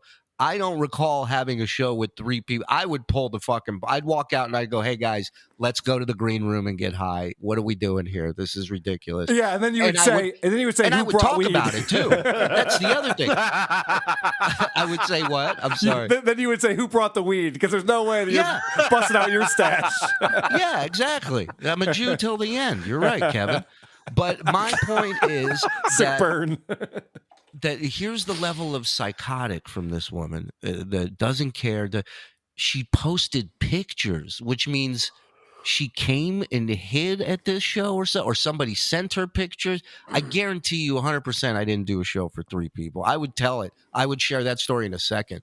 So right after this, it was 6. Six I would do. 6 I've done. John, because he's mentioned that he's like friends with the owner of this club, says that, oh yeah, Shuli was booked to this club one time and he'll never be booked again. And he Thank didn't, God. He didn't What a elaborate gift. on that. And I'm like, well, is it because he didn't have a good turnout? Because are you going to get booked there again? Like, what? You don't really have a place to brag on this one. First of all, it's not a comedy club. It's not the comedy store. It's not the Comedy Cellar.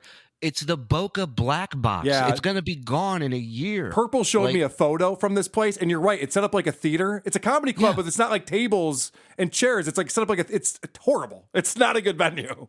It's where shitty improv lives. Yes. That's what the Boca Black Box does. All right, Shuli, get ready because they got some things about what an asshole you are. Oh, got to get here your we reaction go. to this. But I will tell you this, Shuli.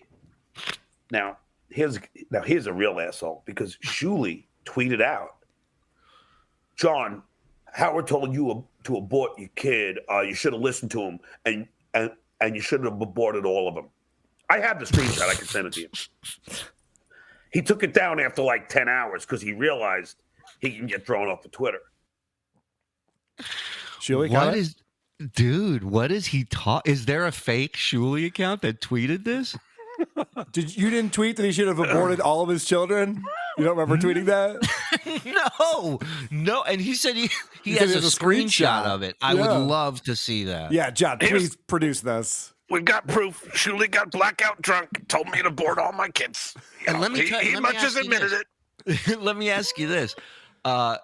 Maybe he's confusing me for the other Jew, Howard. But Howard was the one who told me to abort his kid. But I don't know, it was Shuli or Howard or one of those guys. with as angry as he's been with me lately, with as much shit as he's talking while having me block, like the pussy that he is, wouldn't he have posted that screenshot by now? Yeah, that's what I was thinking too. He posts all this shit. In fact, I made fun of him for that Shaquille O'Neal story, and he had to post the video up on his YouTube channel. He's like, "Oh, see, I did beat Shaq." Like, no, John, you didn't even listen to why I was goofing on you. I believed you that you made it a lucky shot. I'm just saying you can't actually beat Shaquille O'Neal at basketball. It's retarded to think that and to say that. That's what I was saying, you moron. Yeah, I could totally beat him. Just give me a 98-point handicap. Yeah. He literally John changed believes- the rules of basketball and said I beat Shaquille O'Neal basketball. John made a conscious decision to believe the edited version of that day. Yes. Yeah, it's literally less than a minute long. And it just shows Shaq so put off by even being there. He's just so over it. And John's running around and grabs the ball and chucks it up. And he's like, oh, Shaq was so pissed. Was he? Yeah, right. Is he really upset that ruined his street cred? I doubt it. Yeah, you ruined his How day. many rings does Shaq have? I think he was fine. I don't think he's like off the top 100 NBA players of all time because of that. No, he drove his blowjob mobile back to his mansion. Don't give a shit. Some fucking stuttering idiot from Canoga Park thinks of him. I bet if you showed Shaq that video, like you cornered him with your phone, you're like, "Do you remember this?" He'd be like, "I guess." Yeah, sure. Let me tell you something. John would have aborted all his kids if he would have got that General Insurance commercial deal that Shaq got. Call the General. See? Now, John, that I would tweet out because that's funny. When the other shit wasn't even funny, dude. All right, so Shuli, this is where they can talk about your Twitter followers, and I definitely want to talk to you about this because John, this is the best jig news is that up, John's huh? ever heard. He's so excited about this. I responded to him saying, "Oh, John, he's such a coward. Like he blocks you, or like." Meanwhile, I text him, "Surely, you mean the kind of coward that like I go up and interview you and you scurry away from me and run away and get security?" Oh, That with his kind of cute little backpack on, like a 12-year-old. Yeah, like a Ninja Turtle. Yeah, psychotic. that kind of coward, Shuli. And let's talk about the cowardness, Shuli. You bought 50% of your Twitter followers. Now, I ask you, Monique, how pitiful is that? I talked to Scott, the engineer, about that. Yeah. Just the other day, and I go, Scott, you're not going to believe this. Shuli bought half of his followers. He goes, get out. So he says to Scott, yeah. says. Because I know it's a fact because these guys looked up. You want to hear something sad? We're talking to each other right now. Oh, and also Shuli bought half his followers. I can't believe he goes, and I know that for a fact because a guy looked it up for me. And so John just has decided that like this has to be the gospel. Obviously, you bought Let me half tell your you how followers. psychotic he is. He's having a whole scenario in his mind where he texted me. He said I texted him, and I said, "Hey, Shuli." He's never texted me ever. Also, Shuli, before you address the Twitter thing, I want to point out that on our bonus show, I played a clip of John playing the clip for his friend Tony of him interviewing you in LA when the Stern Show was in LA. And John even says, he goes, I was 8 beers in, I was pretty drunk. And then he shows the video, and John is mispronouncing words. He can't even talk as he's trying to interview. And I'm like, wait a second, who's the hero in this? I'm confused. Like, we're supposed to think that Shuli's the asshole? People thought I was making a joke when I said I thought a homeless person was like coming at me. He must have reeked of booze. And he comes at you just like, and his first question was not even a question. Oh, what do you think about the fact that the shark was the shark that jumped over the shark? What comments? That question was a tweet he had put out for 3 days in a row, tagging the Stern Show, trying to get them to read. It was so. Isn't it funny pathetic. that John Hine was jumping sharks? Hold on. Well, nope, that's not it. Let me pull my phone out. Like that's supposed to fuck me up. Like, oh, you don't you dare talk about my friend John Hine. How dare you? And just real quick, Stuttering John, in order to jump the shark, you have to be popular and good at some point. The Stuttering John podcast has never jumped the shark. I can promise you that. I love it. So let's talk about the Twitter followers because I think it was Tony Michaels who went to John and said, hey, just so you know, man, I looked this up and half the followers are bots or bought. Right. Comment? Oh, for me, yeah. Listen, I don't doubt it. I've never purchased them, but I know a lot of people, especially with verified accounts that have fake, followers attached to it. I have no idea where I would go to buy followers. I don't know what that process is like. And my wife would rather I spend money on porn every day for the rest of my life than to see a payment for bot followers on Twitter. She would fucking rip my spine out like Predator. All right. I'll comment on this real quick because, as you know, I'm a digital marketing professional. I know a little bit about how social media works and things like that. Shuli's been on Look Twitter. Look at the big brain on Kevin. I know. Watch out. Kevin's got expertise in some things. Also, you should put former in there because you're just a professional podcaster. Okay, now. Good point. Good point. And how much did you make as a professional? What was it again? I dabbled in digital marketing. So what these assholes don't understand is that Shuli's been on Twitter since 2009. And what this thing measures is people who no longer are active on Twitter. So yeah, there's going to be a percentage of people over the last 13 years who signed up for Twitter, followed somebody, and then abandoned their account and stopped using it. It happens all the fucking time. In fact, anyone who has a large following like Shuli does, who's been on Twitter for a long time, is going to have a percentage of people who are now inactive on Twitter. It doesn't mean you bought your followers. I'll just throw it out there. Well, thank God you're smart, because I'm such an idiot. I don't even know how to defend this. I'm like, maybe I did. I'm like, maybe I did buy all these people. I don't know. John's so proud of himself. Did I click on something without knowing? And I don't know. I don't know Shuli that well, but what I've gathered so far in our limited interactions is you kind of seem cheap as shit. So spending a bunch of money. Jew tab, get it over with. All right, let's get into the more pressing issue. Not about your Twitter followers, but what exactly did you do on the Howard Stern show? Because as I pointed out on this bonus show we just did, it's on our patreon.com/whoarethespodcasts. John goes, Shuli did a very short stint on the Howard Stern show. He was on there longer than John was. Yeah. Okay. Got paid a lot more than he got paid. Yes, I know. You never did an unpaid internship. You were actually an employee there the entire time. So, all right, let's find out. 401k. And Monique, who is a Howard Stern super fan, who knows everything there is to know about Howard Stern, is asked the question, what did Shuli do on that show?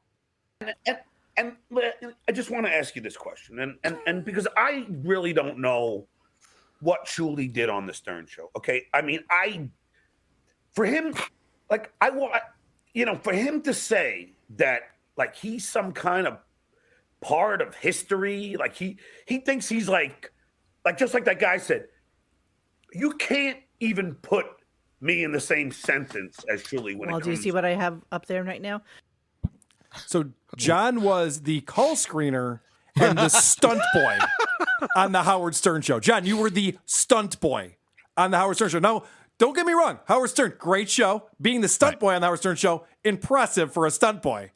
But for the call screener to be like, Shuli never did anything on the Stern show and I made history is ridiculous.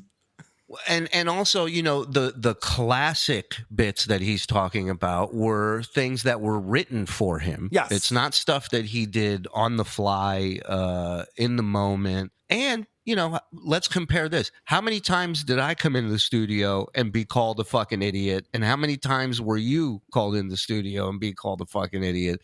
A lot of my material was on the spot. So what what Shuli's trying to say is that he was making jokes and John was the joke. Yes, I agree. You were both part of the same show, but in very different roles on that show.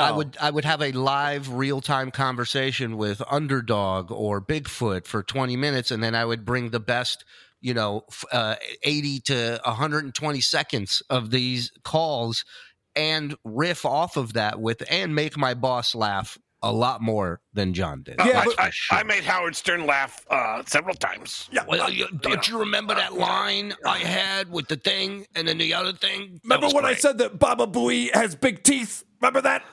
Everyone was laughing. With the shrimp in the ocean? Remember that? Christ. It's really incredible to me that that's where John is at now. He's talking about I was part of history with the Howard Stern show, and I won't take that away from him. Yeah, it's fine. Just be proud of it and move the fuck on. I wouldn't take that away from him. He left the Howard Stern show like 15, 20 years ago. Move the fuck on. Yeah. I mean, I would say this is as embarrassing as talking about what you did in middle school, but he also does that. Yeah. So true. Also, I just want to point out that the Howard Stern show's gone through, obviously a lot of different eras. And when Shuli joined the show, it's when they went to satellite. And if you talk to big Howard Stern fans like myself, a lot of them would say probably the best era of Howard Stern were the first 5 years on satellite radio. It was the Animal House version of the Stern show. It's when they had the most comedians in there. You guys had all the roasts going on. Artie Legg was out of fucking control. It was amazing.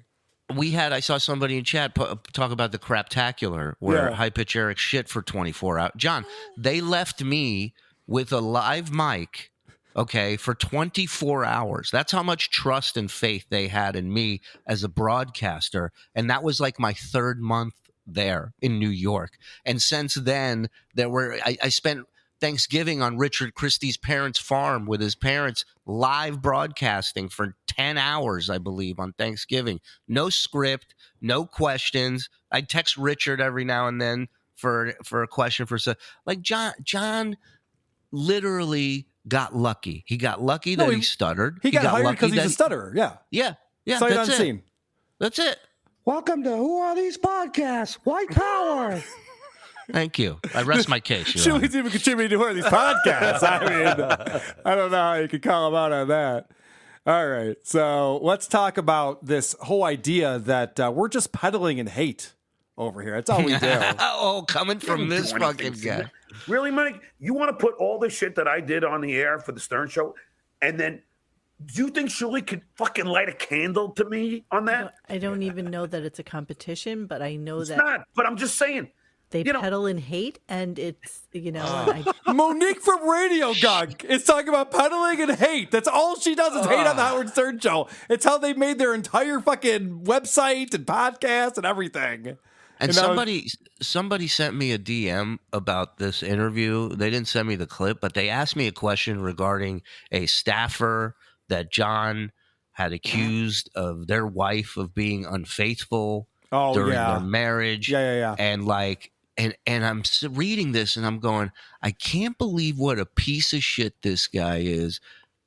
I don't know if any of this is true. And I got news for you. He probably doesn't either. No, but we're going to get into it, but she asked if Fred Norris's wife cheated on him. Right. Because he got her a job at that dinner theater thing he did. That's also embarrassing. Yeah. Where they go, oh, walk around and be Italian in front of people. Yeah. And his answer is pretty much like, that's what everyone's saying. Everyone's saying that she banged everybody on that thing. And it's like, okay. It's anyway, we'll get into that. I'm just like, this is why you have no one in your life. This is why everybody hates you. No shit. Because whether it's true or not, it's not your fucking place to talk about, dude. Just keep it to yourself. What don't you get about that? Let's and once again, John, it's hold a candle, not light a candle. Yeah. Light a candle in prayer for someone. I didn't want to interject again with that. He can't light a candle to me. He can't even light a menorah. yes, because he's Jewish. Get it? The few times that he goes on other people's shows and spews hate about you, they get their best ratings, and that's just the way it works. So to peddle in hate, I guess works. All of them do. I just find it amazing that all people get so many. I mean, that guy Kevin on fucking, Why Do I Podcast? That guy gets $10,000 a month, Monique. Why do I podcast? Fuck you, Kevin. For peddling hate. Fuck that guy. On me. He's making more money from his podcast than I am. It's who are these podcasters, not why do I podcast? Whatever. So when you threaten to break someone's legs, that's not hate, right? No, I'm the one who's peddling and hate. By the way, I think they're on volume 2 or 3 of Why We Hate Shuli shows on Radio Gunk. Literally, Hours. I think the word hate is the title in every show. So I don't know what. Literally said, Shuli, and you've heard me on here say that I love Stuttering John. I love Patrick Michael. Yes. Opie, yeah. But I love these guys because they're so funny, and we can get so much content out of them, and it's great. But my favorite part about that clip that we just played is John just admitted that I make more money off of John than he makes off of himself.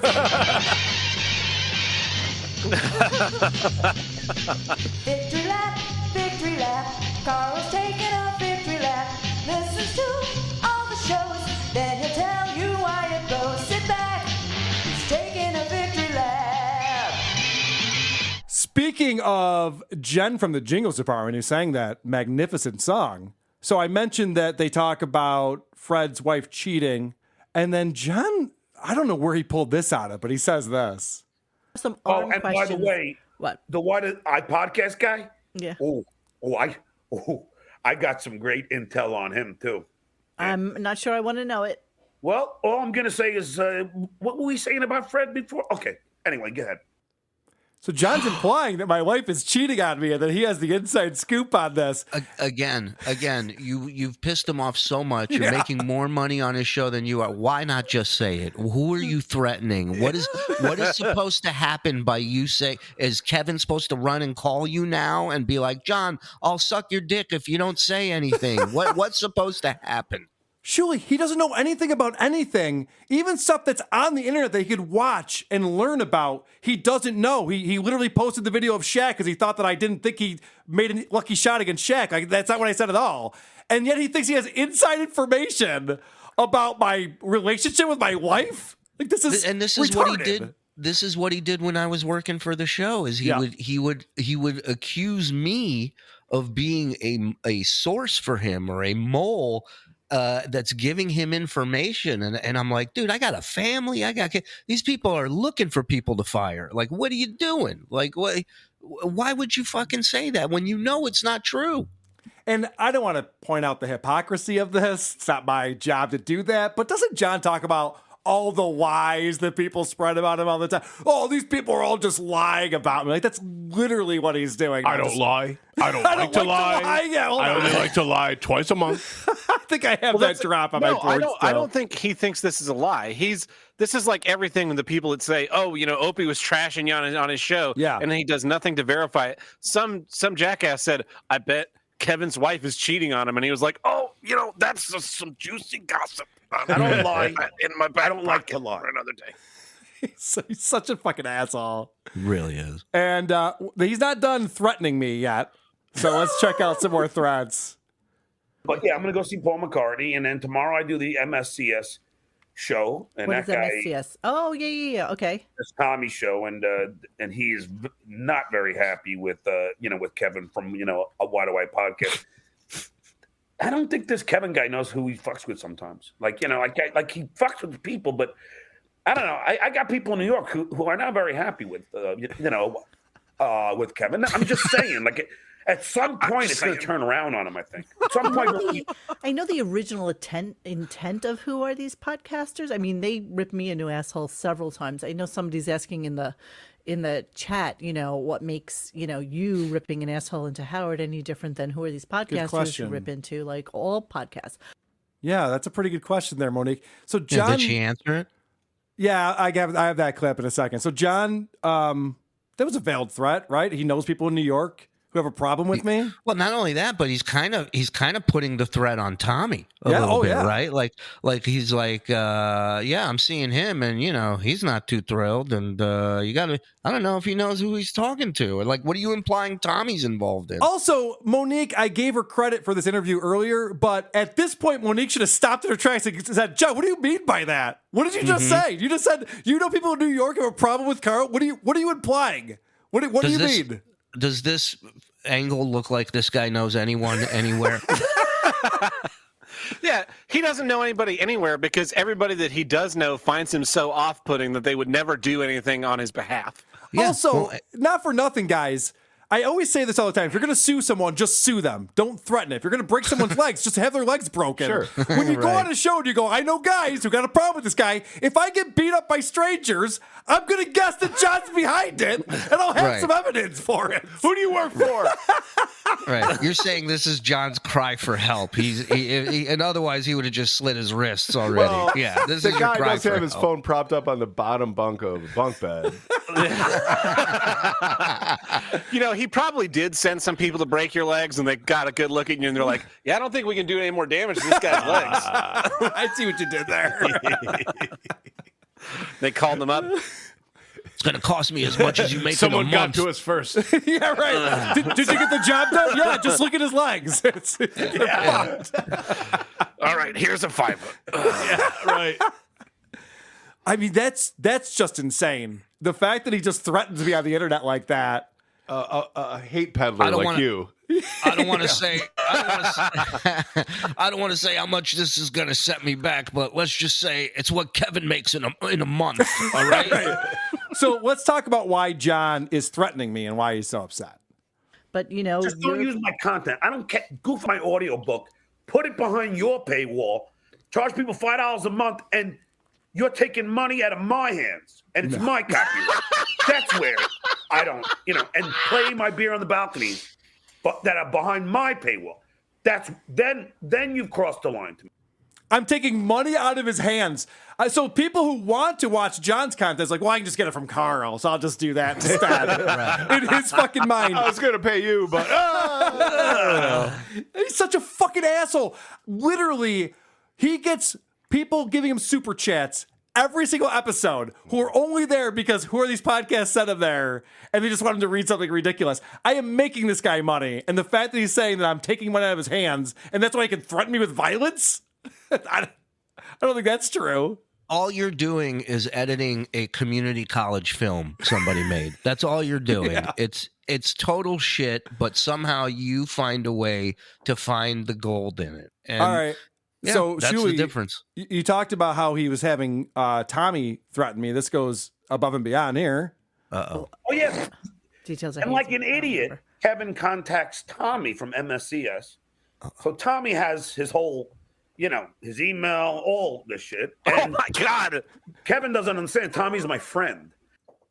So first off, apparently he's Kevin's friend too. They exchange information. Yeah.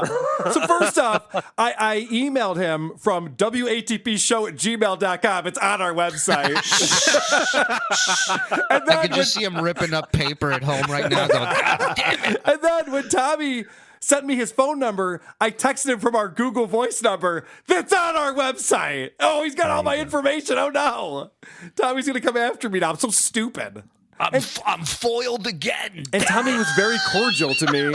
We talked about him coming on my show, which I need to follow up with him now, obviously, and Could get have him put on all the that show. stuff in the back computer and track you down. Enhance. I mean, John, this is the most interesting part of the show because it's about me. But seriously, like Monique, gave up on interviewing him at this point. Like, this is the shit you want to get into. Like, what do you mean? What's Tommy going to do to him? What are you talking about? Why would you have some follow up questions on this? He's being insane. Yeah, why are you a grown man close to his 60s threatening people? What is wrong with you?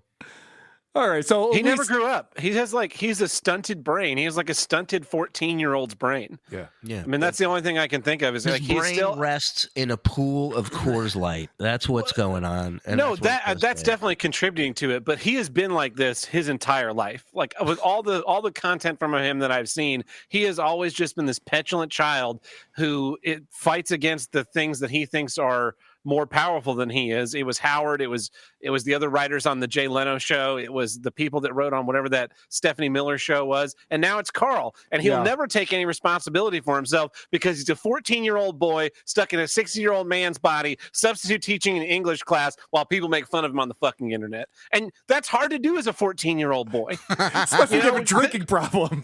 Think about when you were 14, like how sensitive you were and like how much you tried to craft your image to look cool to the other kids. That is him. Right. That's actually a really good observation. And I will say that when I was 14, I didn't know how alcohol worked either. All right. So I will give Monique credit for this clip. We're almost through this, guys. I know it's been a long segment, but it's too good. And let me ask you a question. Now, again, this is a small. How many people would be able to pick Kevin from Why Are These, from a Why Do I podcast out of a lineup? Nobody. Oh, I don't He's know. a nobody, so he's got to attack somebody who's had way more success than he ever will. Yeah, but you know what? If you're telling me he's making $8,000 to $10,000 a month, Yeah. I Great. guess he wins. I mean, so he can be whatever the fuck he wants to be. I mean, I don't know about he wins. Monique, I guess he wins. He's making more than you off of your content. I guess he I wins. don't He's like, think- wow, I'm so famous. The He lineup doesn't win. He just doesn't lose either. the lineup has to be Carl's brother, and Doug from Good Times, Great Movies. Yeah. All lined up there, and then also Punxsutawney Phil is there, and you got to look at that lineup and go, which one's Kevin from Why Are These Podcasts? I love this Oh, idea. man. Like, John has really latched on to this idea that the reason why we goof on him is not because it makes for amazing content that's been growing our audience steadily for years, but because I'm so jealous of his fame and success. Is that What kind really of what you think, fame? John? Is What- that possibly true? How many times do you think he gets stopped a day on the street and says, Oh. and somebody goes, "Are you Stuttering John?" He says that it happens Zero. 5 to 6 times a day. By the way, he doesn't look anything like Stuttering John anymore. He doesn't stutter. No. He's over the last 3 years, we've documented this. He's transformed into a fish. This guy is I was gonna say toad, more of a toad, but all right. Maybe the 5 or 6 times his face locks up during a stutter, somebody goes, "Hey, are you that guy?" He probably walks around yelling, "What did you do with the money?" And they're like, "Oh, it's Stuttering John." Oh, hey. He's mistaking all the times that he's leaving the supermarket and someone says, "Excuse me, sir, are you going to pay for that?" As he's trying to wheel out a cart just piled full of 30 I'll sign packs. this receipt.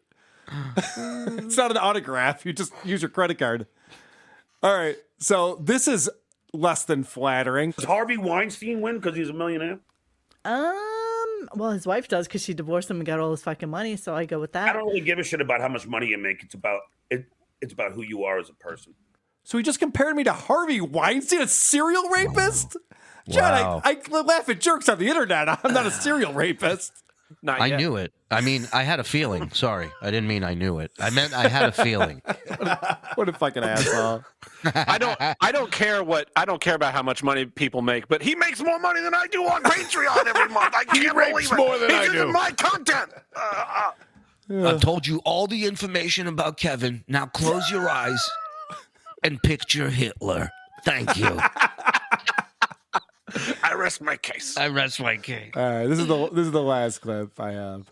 And feel free to call me a dabbler if you want. If it rocks your boat. You're a dabbler. All right, dabbler. Will do, buddy. Dabba dabba doo. Who's my dabbler? Dabble do. Today, we'll be reviewing Stuttering John podcast with Tony Michaels. And I'm excited to get right into these clips. You haven't watched this yet, producer No, Chris? coming in totally cold, man. All Very right. excited. It's Christmas morning. All Yeah. on. This is one where it doesn't matter if you've seen this yet. Drop the or needle not. anywhere. Yeah, it's just going to be fun. We start off. So John did his show. He talks to Hal Sparks, and he's mad at the gun lobby and whatever else is going on. Everyone.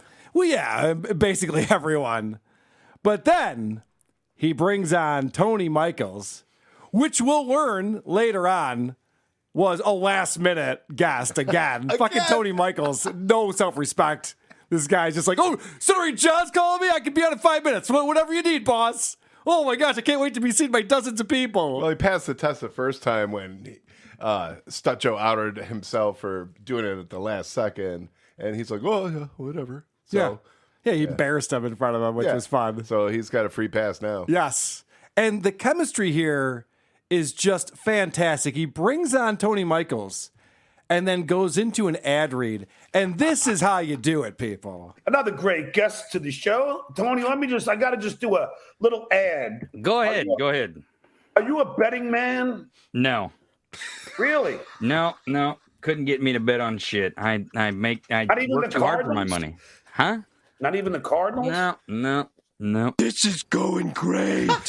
When is John going to learn to not involve his talentless guests in these supposed ad reads? They never yes and. It's like, all right, before we get into that, I want to talk about my sponsor. Hey, do you like sushi? No, I fucking hate sushi. Oh. Why would you ask me that, asshole? It's just the dumbest thing. Are you a betting man? And then John not reading the room at all. But what about the Cardinals, though? Yeah, it's like, no, I don't. It was a pretty hard no there. Yeah, this isn't a Cardinals hat. It's a Tony Michaels hat. All right. I bet on one guy.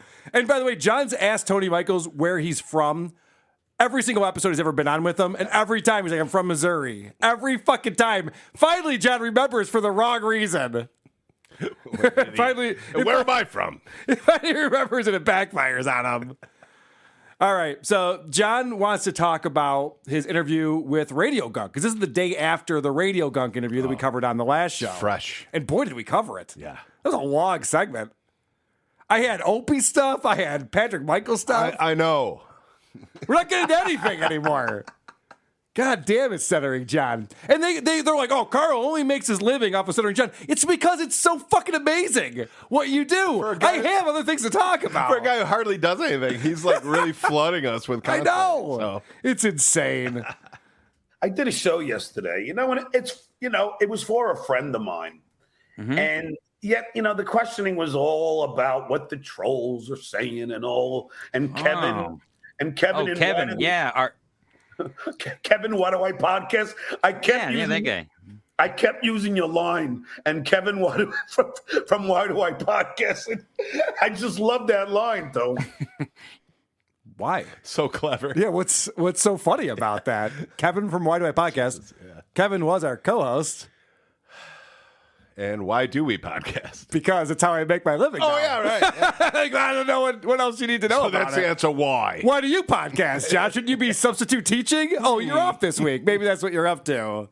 Maybe that's what it is. I love how he says, "Oh, I just did a show with my friend. Monique's your friend like I'm your friend." Right. Okay, Monique is also just trying to get content from you, John. Yeah. And Julie broke that down brilliantly, too, where she's just like, yeah, everyone else just wants to see you crash and burn. No, Monique, that's literally why you have him on the show. Ask him if he drives a limo or is a substitute teacher. Like, you know what you're doing. Yeah. Monique's a lot of things, but not a dummy. Everyone knows what's going on except for one particular guy. Yeah, and by the way, that's the theme of this entire episode. They're all chuckle fucks with each other, talking about like, oh, these idiots, blah, blah, blah, blah. They don't know anything that's going on. They can't be bothered to do any research into what they're making fun of, so none of it makes any fucking sense. Yeah. It's like if they were fucking movie critics. Like, I haven't seen the new Top Gun, but I'm pretty sure the special effects suck, and the acting's not very good, the dialogue blows, so you don't even know. Like, why are you criticizing So we're doing a Patrick Michaels segment now? Or? Yeah, basically, yeah. But they're not even reading my wiki page. Okay, all right. Oh, my God. They're so fucking stupid. All right. Roll them. So let's find out what Tony has to say about us. This is, by the way, starting right off with just not understanding what's going on at all. Oh, yeah. How did you find out that they were mad? Someone tweeted that shit at me. I don't know. They tweet shit at me all the time. They're like, Tony Michaels is on, like, breaking news. Tony Michaels is on Stuttering John's podcast. And I'm like, yeah, breaking fucking news. Like, what are you talking about? Like as if you're trying to hide it or something. Like it's some kind of fucking secret. Like, this shit is on fucking YouTube and sometimes on Facebook, depending on the day. But it's on YouTube and Twitch. And I mean, it's not a fucking secret when people are on your show. Like, you're tweeting it out. I don't understand. No, you don't understand. Thank you. You guys are completely out of it.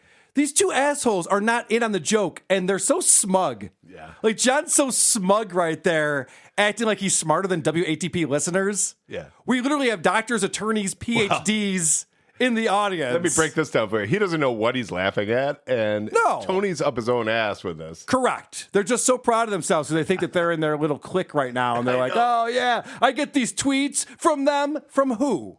From who? From Muttering Jay? Yeah. Muttering Jay is not associated with who are these podcasts. He's like, how did you find out they were mad? Yeah, how did you find out they were mad? They passed me a note. I got a tweet I didn't understand that I was copied on that I assume is from Kevin from Why Do I Podcast. Oh, it's a good joke. Say it 80 more times. Keep going.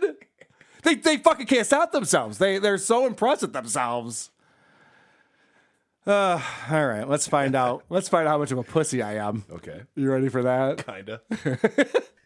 I found it hysterical that you were able to like just call this pussy out for all that he is. And, just my favorite line that you said, Tony, and I was thinking about it today, was just when you said, I don't know why he wants to take you down. If he does, he'll have no show. Yeah, he won't have any content. I don't know if anyone's paid attention to these fucking idiots. Probably not.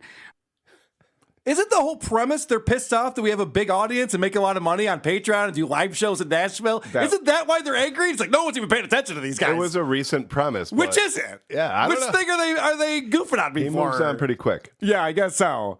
So anyway, Tony, because you guys aren't listening and you don't know what's going on, which is fine. I don't expect you guys to be fans of WATP, but don't fucking comment on it like you understand anything that's going on over here. I have said multiple times, I love Stuttering John. Yes. Even though the guy is very violent towards me and brings in legal threats quite often, I make it a point to say that I want him to broadcast forever. I hope that he does. If not, I might have to downsize, which is okay. Why are you looking at me? I don't need this house. I can downsize. It's fine. But anyway, my point is, Tony, you made that point. John's like, oh my gosh, that was the best point you ever made. If anyone's listened to me for the last 4 years, that's all I've been talking about is I love John. I love the content he puts out. I don't want it to ever stop. This is not a good observation on your part. And then this is more of them just like speculating about who we are as people. Yeah. When literally, if they wanted to know, and I'm not saying they do, but they spend hours talking about me now, they could just watch some of this shit and figure it out. I know. And I don't understand, like I like to come on here and goof at you. Like, I goof on you. Yeah. I don't understand why they have to create a whole YouTube channel, take your content, and then goof on you like there's some kind of tough guy or something. I don't understand it. Do I come off as a tough guy? That's the funniest thing I've ever said to Chris. Mercy. And it's great, too, because Tony goes, I enjoy goofing on you, John. Oh, then you get it. Good. Yes. We're literally on the same page For a here. second, you were on the same page. He's like, but these guys are tough guys. I'm known as a smile talker. Yeah. What are you talking about? A tough guy. Remember how good Greg Giraldo was at the roasts? He would just make fun of everyone who was there. That guy must have thought he was a real tough guy. Goofing on jerks. Yeah. What a tough guy he is. Well, this is just one of the stances that they take. So Yes, it does it bounces around. Yeah, very much so. They're like an unfun pinball machine. It's bouncing every which way. Yeah. Tilted backwards. So, yeah, they're literally on tilt. So this is, I'm sideways. How do I not have that on the ready? And when we're also, talking about do you think they're telling the truth about not knowing anything about you? Like, no. I mean, because then they let it slip. Like, they'll talk about specific things that we talked about. Sure. We've In the heard that show. before. Right. So they act like they don't know what's going on. And they're like, yeah, and at that Nashville show, he pointed out blah, blah, blah. And I'm like, okay, so you watched the video. All right, good. It's fine. I appreciate you do the research. You don't have to like it. But I watch their show. I watch every fucking second. So that's what makes it fun. Yeah. You're going to know what you're talking about. All right. So let's get into some John math. Now, this clip starts off with he's already lost his train of thought. They just kicked off this segment, and John's already like, oh, what am I talking about? And then he brings up a really good point. I don't understand. No, I'm glad that you called the, Yeah, sure. But he's just, but the point I was trying to make is this. Could you imagine if I did a show where I was like, yeah, I'm glad, what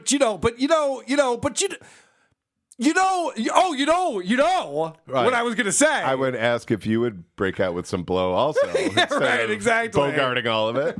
It is the person who interviewed me was asking me all these things about the trolls, and there are 2,000 of them, John, that are on this hate site on Reddit, and I'm like, I go, let me ask you a question. Okay, let's say there's 2,000. Mm-hmm. That is like 0.00000009 of the people who know me as being an entertaining guy on two of the most successful TV and radio shows in history. So I says to Monique, I love when he's reenacting this interview we just did yesterday. She asked me this, and guess what I said back to her? I hit her with boom, boom, and I said this. It was so great. You should have been there, Tony. I was king of the world. He is 14 mentally. Yeah. It's funny because was it Tab who brought that up? Tab said he's like a 14-year-old boy, the way he thinks about popularity and just everything in general is like a 14-year-old. And Tab brought that up. And that really resonated with people. I saw a lot of people comment on that, like, holy shit, that really is what this is. This guy is still like a freshman in high school trying to like be the cool guy. What really when there's bigger kids who can throw the ball farther. Yeah. What brings it into focus for me is how he always wants someone so bad to be just on his team. Yeah. Yeah. No matter who or why. Like, you get it, right? You think they're assholes, right? Like, we agree on that, right? Yes. Very much like a 14-year-old. So John says, if there's 2,000 of these people in Dabblers Anonymous, which he doubts, there's obviously a lot more than that. But yes. It's 0.000009% of the people who know him from all these amazing shows. That would mean, I realize he's exaggerating, but I'm just going to point it out. I did the math. It means he has 2.2 billion fans. All right. Now let's say the Stuttering John Melendez has 2.2 billion fans. Do you think he would do well at a comedy club in Florida? Do you think he'd do a little bit better with his name on the marquee, knowing that there's 2.2 billion fans? I'll tell you this. It's very widely reported that Joe Rogan has 11 million listeners to any given episode. Sure.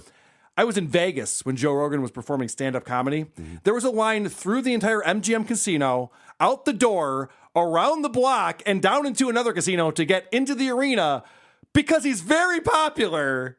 Because people know and like him. Oh, I thought you were going to say Stuttering John was on the bill with him. No. Oh, okay. No. All right. I was confused. I was there to see Shuli, and I'm like, are you guys in line for Shuli? Is this the line for Shuli? You guys, no, you don't know who Shuli? What? Are you sure? Okay. I didn't know he had so many black fans. Cool. All right. Oh, no, it's not that? Oh, okay. So this is where they start goofing on me for doing a live show at what was a pretty sweet venue in Nashville. It's a pretty nice place. A little too classy for us. Hard to rip on, but I am ready. Okay, let's find out. Let's see what they got. Yeah. Shit. Oh, here's the best, Tony. So I mean, this is the best. So, so Kevin from, what is it again? Why do I podcast? Why do I believe that's what his show is. Yeah. Why do I podcast? Oh my God, keep saying it, guys. Wait, coming from what? Why do I podcast? Wait, what is it? Ass, dick. I know they're fucking Tom Myers in 4th grade now. Why do I podcast? Why do I believe that's podcast? what his show is. Yeah. Ouch. Why Yeah. do I podcast? Yeah. I So mean, you know what? right. So he does a whole show in Nashville. I think you told me this. Yeah. So he had a venue. And they did a live show, and me and you were, of course, it was you that were the headliner, of course. But I'm the second fiddle, and Gabe, they make fun of him as he's like the third fiddle or something. I'm like, you motherfuckers rented a stage to goof on us. Like you rented a fucking stage to goof on us. Was there anybody there? Well, I mean, there was tens of people probably, but The balls on Stuttering John Melendez. Yeah. His first thought is, was it poorly attended? Yeah. John, are you fucking kidding me right now? You're going to goof on me for a show that's poorly attended? That's all he wants to hear. That's your go-to? So there's like two zit-faced girls, teenage girls that they just want to hear the quarterback's dick is small. Yeah, nothing's going on Saturday night. They're just going to rip on everyone in the yearbook. Yeah, right, exactly. Yeah. Oh, yeah, Kelly's got double D's, but I don't even know Jim really loves her for who she is. Right. He's so happy he's got someone on his side. These guys are losers. So this idea that Tony Michaels thinks I rented a stage. Yeah. We actually got paid. I had a contract with the venue with a guaranteed minimum. I didn't rent a stage. I didn't put up money ahead of time. Minimum, you say? Yeah, right. Should I put that in my writer? Yes, John, you should. Who is this minimum?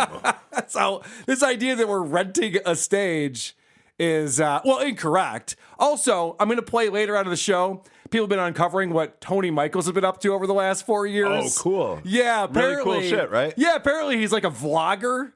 And he does this fast food drive-through show. Oh, yeah. Where he eats like McDonald's and stuff. I heard a tease about this. We'll get into it. Yeah. We'll get into it. I'm just wondering how many people would come to that show live. How many people want to come and watch him talk about his double cheeseburger at the City Winery in Nashville, Tony? I mean, that's not the angle. It's the wrong angle. If you got to goof on me, great. I always invite it. This is a roast. I want you to roast me. We'll roast you back. We'll have fun with it. That's the wrong angle. Yeah. How many people were at the show? Did you rent a stage? Yeah, this shows how bad you guys suck because Carl's actually an easy target. You're not lying. I'm not. You're not lying at all. There's so many things. I try to lay off on him a little bit. There's so many things to goof on me for.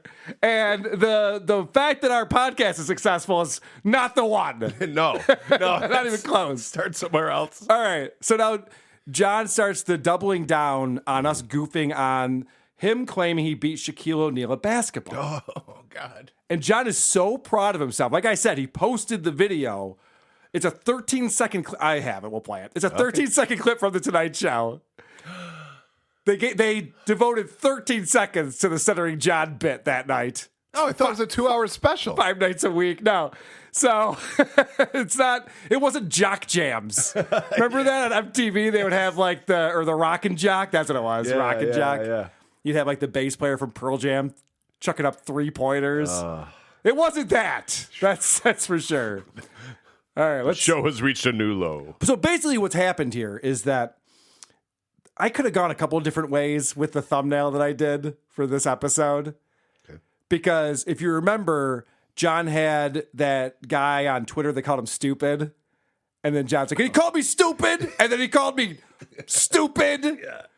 And then he's like, I never go to name calling. It's like, it's the only thing you do. Sure. You have nicknames for everyone. Mitch McDickless isn't name calling. What are you talking about? Gums. Yeah. Gums. Yeah. Every single Carla. person. What's he called? Kumia. Crater Face. Whatever the fuck he calls Kumia. Yep. So he's constantly slinging mud. And he's on here going, oh, Carl says I beat Shaq. That was just one quick thing. Sure. I just picked that as a thumbnail because I thought it would be interesting, you know? Right. Show a picture of Shaq next to John. Like, this guy thinks he beat him at basketball. So John's really laying into this. Uh-oh. But here's my favorite thing, Tony, is he started calling me delusional because I said I beat Shaq in basketball.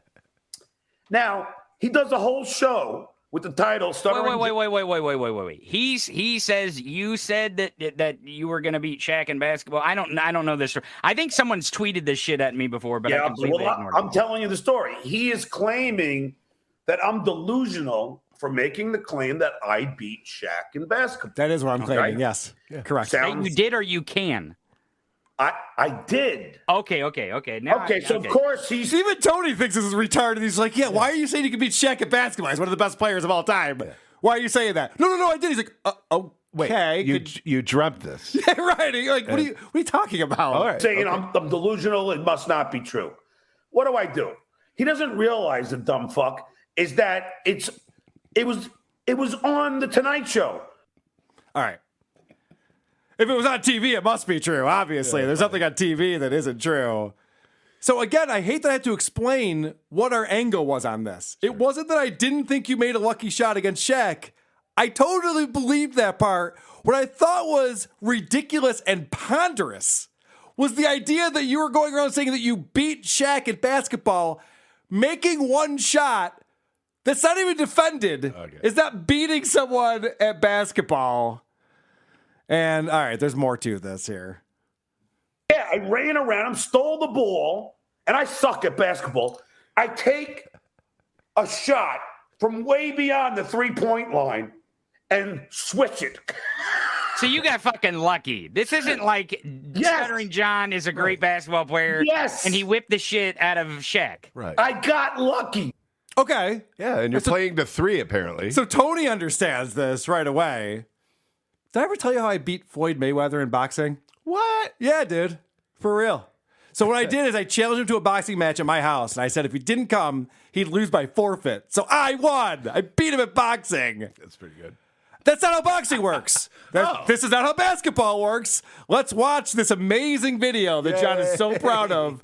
And I'm sure he had to reach out to someone at the Tonight Show to get the video clip so he could post it and get permission. Hey, Jay, is it cool if I can't be bothered with this, John? You got to stop calling me about these clips, John.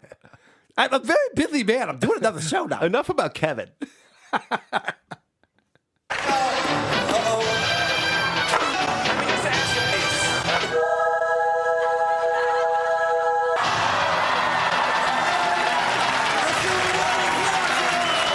All right, so that's the entire clip.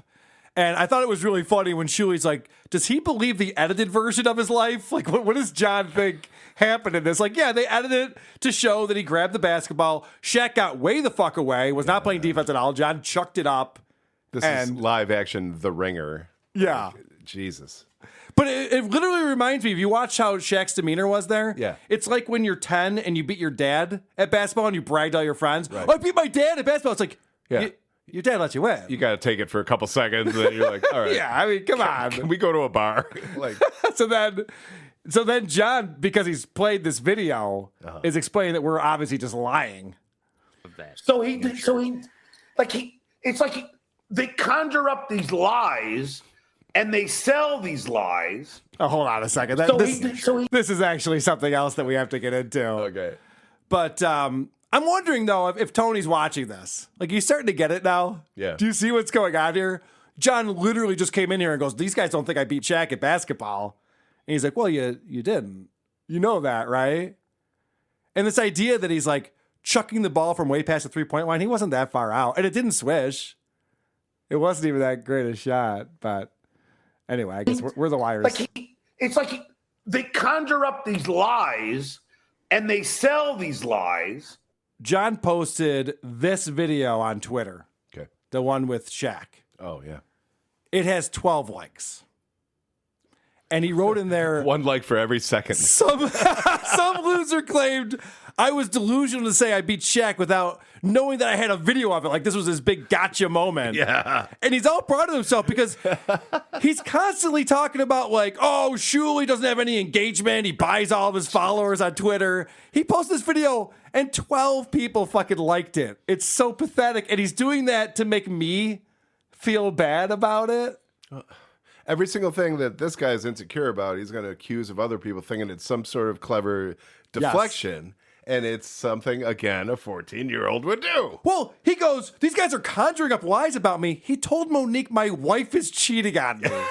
He's got inside information about my personal life with the woman I'm married to. And John's like, these guys are just conjuring up lies. It really is uncanny how he's able to do this. I would be embarrassed. I am embarrassed for him. You're embarrassed for him? Yes. All right. Well, Tony's got me all figured out, which is good. They'll probably clip the shit out where, they really don't like what I'm saying because it is tough to, when you actually rent a fucking stage in Nashville to goof on John and goof on me and Gabe goofing on John, it really is kind of fucking pathetic. That's your only shtick. Like, you can't create content other than that. Like, that's the only way that you can create content. Where do we begin? Okay, so I'm pathetic? Sure. Tony, I'm the one who's pathetic. You've done no research on me at all. You don't know anything you're talking about. You're making shit up. Oh, the only way you can actually create any content is by goofing on Stuttering John. Look through my podcast. I have over 300 episodes. They're all about different podcasts. Every episode. We've done whole episodes that are just music that I've created, that I've written myself and performed. This fucking asshole does no research. It's a roast. You've pointed that out a couple times. He does no research. He's on here just going, oh, this guy's so fucking pathetic. You know what I think's pathetic is that Tony Michaels eats his boogers before every single episode, and then he screams into the mic, and everyone calls him booger breath. Everyone calls him booger breath Tony because he's constantly eating his own boogers. And you want to talk about pathetic. I don't know. We got to conjure up some better lies than that, man. I thought that was kind of funny. All right. Because look at his microphone right there, and that picture that just smells like boogers. It's kind of fun. That's what you guys are doing, Tony. Yeah. That's literally what you guys are doing. You know nothing about me. You saw one video on YouTube, and now you've got my whole fucking life story figured out and how pathetic I am. And I mean, I don't want to be obvious here, but if someone was saying some things that bothered me about me, sure, or maybe the show or whatever, I wouldn't come up with 16 very specific reasons, exploiting the fact that I follow the show. Yeah. If you get too specific, you're like, wow, you care about this a little too much, don't you? Yeah. And the fact that they broadcast at 1:00 from Nashville on a Saturday, and it's like, wait, well, you know a little bit too much about this. And the tickets cost this much money. Yeah. The wine was delicious. Yeah, right. Oh. Okay. I've said too much. All right. So then they start talking about Shuli again. And, Shuli and all, he's buying bots, buying followers on Twitter. Yeah, he's too funny, blah, blah, blah. Yeah. So then Tony actually admits that everyone has fake Twitter followers. Everyone does. Which in reality, most people who have a Twitter account, a lot of them are fake, right? So I think I wouldn't even know how to buy Twitter followers. Yeah. No shit. No shit, you wouldn't know. You wouldn't be able to. You don't have the means to buy Twitter followers. I love that Johnson said he doesn't know how to do something. You don't know how to do anything. And also, this guy who's just calling me pathetic for doing a live show in Nashville, his buddy Gabe is watching along live. See that little chat right there? Oh, yeah. Talking about Shuli is butthurt. Gabe, you're watching your friend on another person's podcast and commenting on it? And this is like pathetic. This is the definition of like losers. That's the Gabe. That's Gabe Sanchez. Whoa. He's actually there. We do a show where over 90% of the people who are there came in from out of state. These guys are watching each other on their own live streams and commenting on it. All right. Now you win. You got me there. Oh, this is interesting.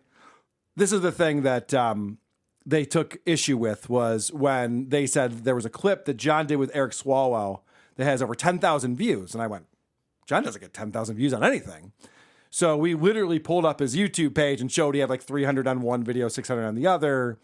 And, obviously we do a lot more views than that on our YouTube. So then they go on to explain that they were talking about a video clip that was up on Twitter that had all of these views, not a YouTube clip. Oh, okay. All right. So let's find out about that.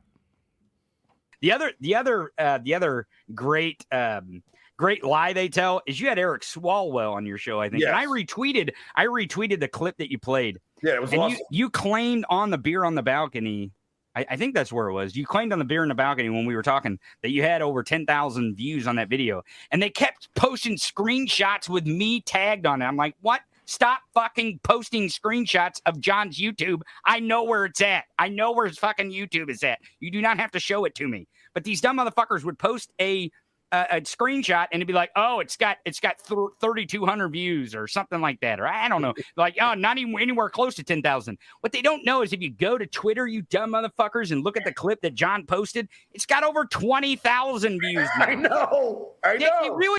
Okay. So I didn't realize they were talking about a clip that's under 2 minutes long on his Twitter that no one watches with the sound turned on because you don't watch videos on Twitter. You're just scrolling through your feed. So anyone who's watching that, if they see it for a second, it counts as a view. So people are just scrolling through their feed. And dummy John doesn't even have captions turned on because he's a fucking idiot. So when you put videos on social networks like Instagram and Twitter and Facebook, you put captions on it because everyone's watching without the sound on because they're in a meeting. They shouldn't even be on Twitter right now. Yeah. The last thing they're going to do is have the fucking sound on and embarrass themselves. So these guys don't even understand how social media works. And they're all excited that they have 20,000 views of this video. Yeah, but there were 600 on YouTube, which means all those 20,000 people who saw it didn't give a fuck. Less than 2 minutes, and they weren't even enticed to see any more of it. So that's not a good sign. That's not impressive. Also, Eric Swalwell, just real quick, had a spy working for him who was a spy for the Chinese Communist Party, working for him for years. And he's on the House Intelligence Committee.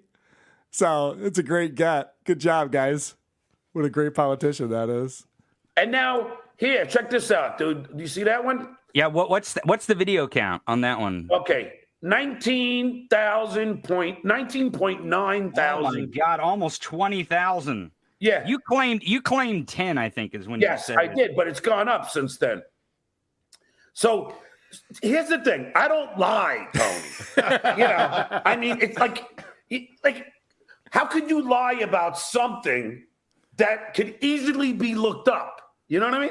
Yeah, like how could you lie about something like fair use and how it has nothing to do with your paywall? You know, something that's like really easy to look up and understand how it works. Why would you lie about something like that over and over again and threaten legal action? Sure. And act like you have a case when it's so easy to just look these things up. So then John asked Gabe how much it costs to buy Twitter followers, which is a weird question. Like, why? Who cares? What's the point? What do you mean? Gabe or Tony? Gabe. I was talking about your brilliant. Gabe was in there watching the show, and they're like, "Do you want to be on the show with us?" Could I? Oh, shucks. Mom, I'm doing a show now. When you're done with your friends, we have dinner. Okay. I'm playing with John and Tony. I was just talking about your brilliant Twitter research to find out. Oh yeah, that Shuli bought half his followers. How does one do that, and how much does that cost? John wants to up his following. I think. No, you have my word. I would never do that.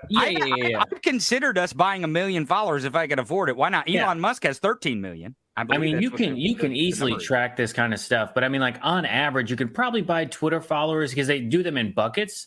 Yeah. So you could do, let's say that you wanted to buy how many, like 25,000? Yeah. Yeah. It would cost you. We auction them off. $659.70. That's how much it would cost you. For 25,000. How many fake followers does he have? Let's see how much it would cost. Who fucking cares? It's exhausting thinking about. Like, why? They've already determined that he bought these followers. Look at him. He's licking his lips with anticipation. If I had real money, I know Shuli. I'd get fake followers. I know Shuli well enough to know that he's definitely not pulling money out of his pocket for Twitter followers or dinner. Yeah, right. Or that drink. So I'm not buying any of this. So then John goes on to talk about how he doesn't want to goof on Shuli because he doesn't punch down and Shuli's a nobody. Right? Of course. I don't know if you've heard that before. Never. But then they explain, and this is my favorite angle that they go with. We can't goof on them for failing. We can't goof on John for failing in DC because they already did it. Oh. So they got in front of it. They got in front of it. So there's nothing that we could do, obviously. I'm glad you guys are here because you get me primed for the next show I'm going to do where I'm really going to tear into Shuli. But I will say this, even though he's a nobody, and I don't usually punch down, but I'm enjoying it too much. But all three of us did my show after I went to DC. Yeah. And we all goofed on it. We all goofed on me, and we goofed on the camera crew. You know, we all did our own trolling of our, at least including myself. We all trolled me on that one. We sure. I mean, we just goofed on the whole fucking, John, you hired a Craigslist porno crew. Yeah, so of course we goofed on you. So the whole thing, we made it funny. Right. And then Carl does this. I mean, Kevin, I'm sorry. He does a show to say that my DC trip was a big failure. Yeah, we already said that, dummy. So what? We're reporting the news too. We made it way funnier, John. That's the difference. Does John understand the difference between having Tony and Gabe on his show compared to Anthony Cumia, Shuli Egar, and Kaya Orson? We might be playing the same sport, but we're in different leagues, my friend. You have to understand that. There's a reason why our show has way more views than your show about your DC trip. We made it entertaining and funny. I don't know. He called you dummy. That's pretty good. That's pretty good. He also called me by my real name, which is funnier than Kevin at this point because it's unexpected. Roy. I don't think John understands what's going on here. No. That's the thing. I think that's the funniest part is and Tony said it on the weekend show, which was how much they rely on your content. If you don't produce content, they have nothing to talk about. Because I have not seen anything where they're like, hey, so we're going to make original content. It's them just trying to rag on you. Right. It's mostly every once in a while they do one on what's this guy's name? Opie. Yeah, Opie. They do one on Opie every once in a while. So they have no idea what they're talking about. Well, they think everything that our show is our YouTube channel, which our YouTube is an afterthought. Yeah. We have a podcast. Yeah, I mean, the irony here is when he doesn't have content but still insists on going on the internet, it's fucking hilarious. Right. When he does political shows and he's got some boob talking about whatever, it sucks. That's true. So, yeah, we don't want him to have content. Well, no, he's saying that we don't have content. All we do is goof on John. Yeah, but they're calling his content. That's a great point. That's a very good point right now. It's like having Hal Sparks do the Hal Sparks show on your show does not make you a great podcaster. No. In any way. Right. As hot as that lesbian is. I don't want to. I miss that lesbian. I know. She's pretty hot. If only John had his boner pills when Hal Sparks came over that one time. Oh, this is oregano. Fuck. Anyway, guys, if you're listening, just check out our website or our podcast feed. You'll see that there's a lot more to the show than Stuttering John, but he is our most fun subject. Yeah, for sure. And I think the Tony and Gabe know that. I think they do too. Yeah. I think these guys. I think that they'll be on our show not too far down the road. You're getting ahead of us. Uh-oh. Tony wants to be on this show so fucking badly. Gabe has such low self-esteem. He's not even offering that up. He's like, I know they wouldn't have me on their show. I'm no Shuli. Tony will be the next Croge. Gabe's the next producer, Chris. The next Croge. How dare you? All right. So let's get back into some Shuli talk here. It's always fun. Poor Shuli. You guys picking on Shuli. You know, John, the greatest... Tony, before you go there, I don't pick. He started it with me, not the other way around. Oh, I'll goof on Shuli. I don't give a shit. I goof on Gabe every day. I don't give a shit. It doesn't matter to me. We all goof on each other. I mean, I would go on Kevin's show and goof him goofing you. I'll goof the fuck out of him. Tony, I don't know if you know this, but I have funny people on my show that I enjoy talking to. Ouch. I'm not looking for Tony Michaels to come on and goof on John Tony with Michaels. me. Although, maybe I'll put it out a little poll or something. Okay. People can vote on whether we should have Tony Michaels on the show or not. All right. Because I'd be open to it. He wants to come on. This is the first time he mentions it, but it's not the last. And I just want to point out that John says that Shuli started shit with him. That's patently false. Yeah. That is so untrue. Widely documented. Yes. I mean, the video that you showed, John. Yeah. Where Shuli can't engage with you because he works for the program you're goofing on. Yeah. And John's going, oh my gosh, Shuli came after me out of nowhere. No, he did not. Shuli came on my show, didn't talk about you for a second. Exhibit A. Oh, wait, this doesn't make me look good at all. Yeah. Exhibit A for alcohol. I was wasted. Anyway, I don't know what the fuck he's talking about there, why he thinks in his dumb, wet brain that Shuli started this thing when obviously John did. And then Gabe is just fucking clueless. I don't know why he even feels the need to talk. He doesn't know what he's talking about at all. This is one thing I do want to point out. I sincerely, before this whole thing happened, I did not know who Shuli was. Now, you could also say, I didn't we don't know who you are, Gabe. And I could be like, yeah, I don't know who I am either. Right. And that's the joke. I'm able to make fun of myself. But Shuli and probably others like who do that podcast are like, I take it so seriously and I take it so butthurt. And then it's like, you know what? I'm sure, I guarantee they're going to clip out that one thing right there and make fun of me. And I don't really care. Yeah. Gabe, my point to you is this. We don't take ourselves seriously. This is the thing that you're not understanding is we do this live show, we goof on Stuttering John, and everyone's smiling and laughing and hugging. We're all having a great time. John is threatening lawsuits against me for years. You want to talk about someone who takes things seriously? You're on his show. Right. Talking about how we take things seriously. Yeah. He's threatening legal action. He has Michael Popak on his show to talk about suing me. He explains how much my house is worth because he thinks he's going to take it. What a fun show. What a fun show. I'm going to live in this guy's house. He'll be out on the streets. What a good goof. That's what's amazing about our fans, that we met in Nashville and in Chicago is like, we all got together because it's a roast and it seems mean and they're the nicest fucking people. And surprisingly these so. guys right here are trying to be, we're all jolly and everything, but what they're saying is not quite so happy. No, they're pissed off about it, obviously. Yeah. And that's why Tony assumes that I'm mad at John. I want him to fail. It's like, no, not in any way, shape, or form. Like I've said many times, I think 3 or 4 shows a week is not enough. John needs to produce way more content than that. Yes. And actually, Shuli had a great point. John should just be documenting his life. Absolutely. All day long. From the morning, the minute he wakes up in the morning to when he gets blackout drunk by that afternoon. There should be a GoPro on his head and cameras following him around. Real drunk world. It'd be amazing. And then John can watch the show and find out what happened. What happened last night? Oh, that's right. It's on Twitch. I have to admit, I would actually like an app to recapture what I did. That's the last thing I want to do. It sounds horrible. Whoa, so I went in for more Doritos. Well, that explains the case of the missing Doritos. Yeah, the frosting? Holy shit. The wax fruit. Oh, this is me deleting Grubhub, and this is me reinstalling Grubhub. Damn it. It's so true.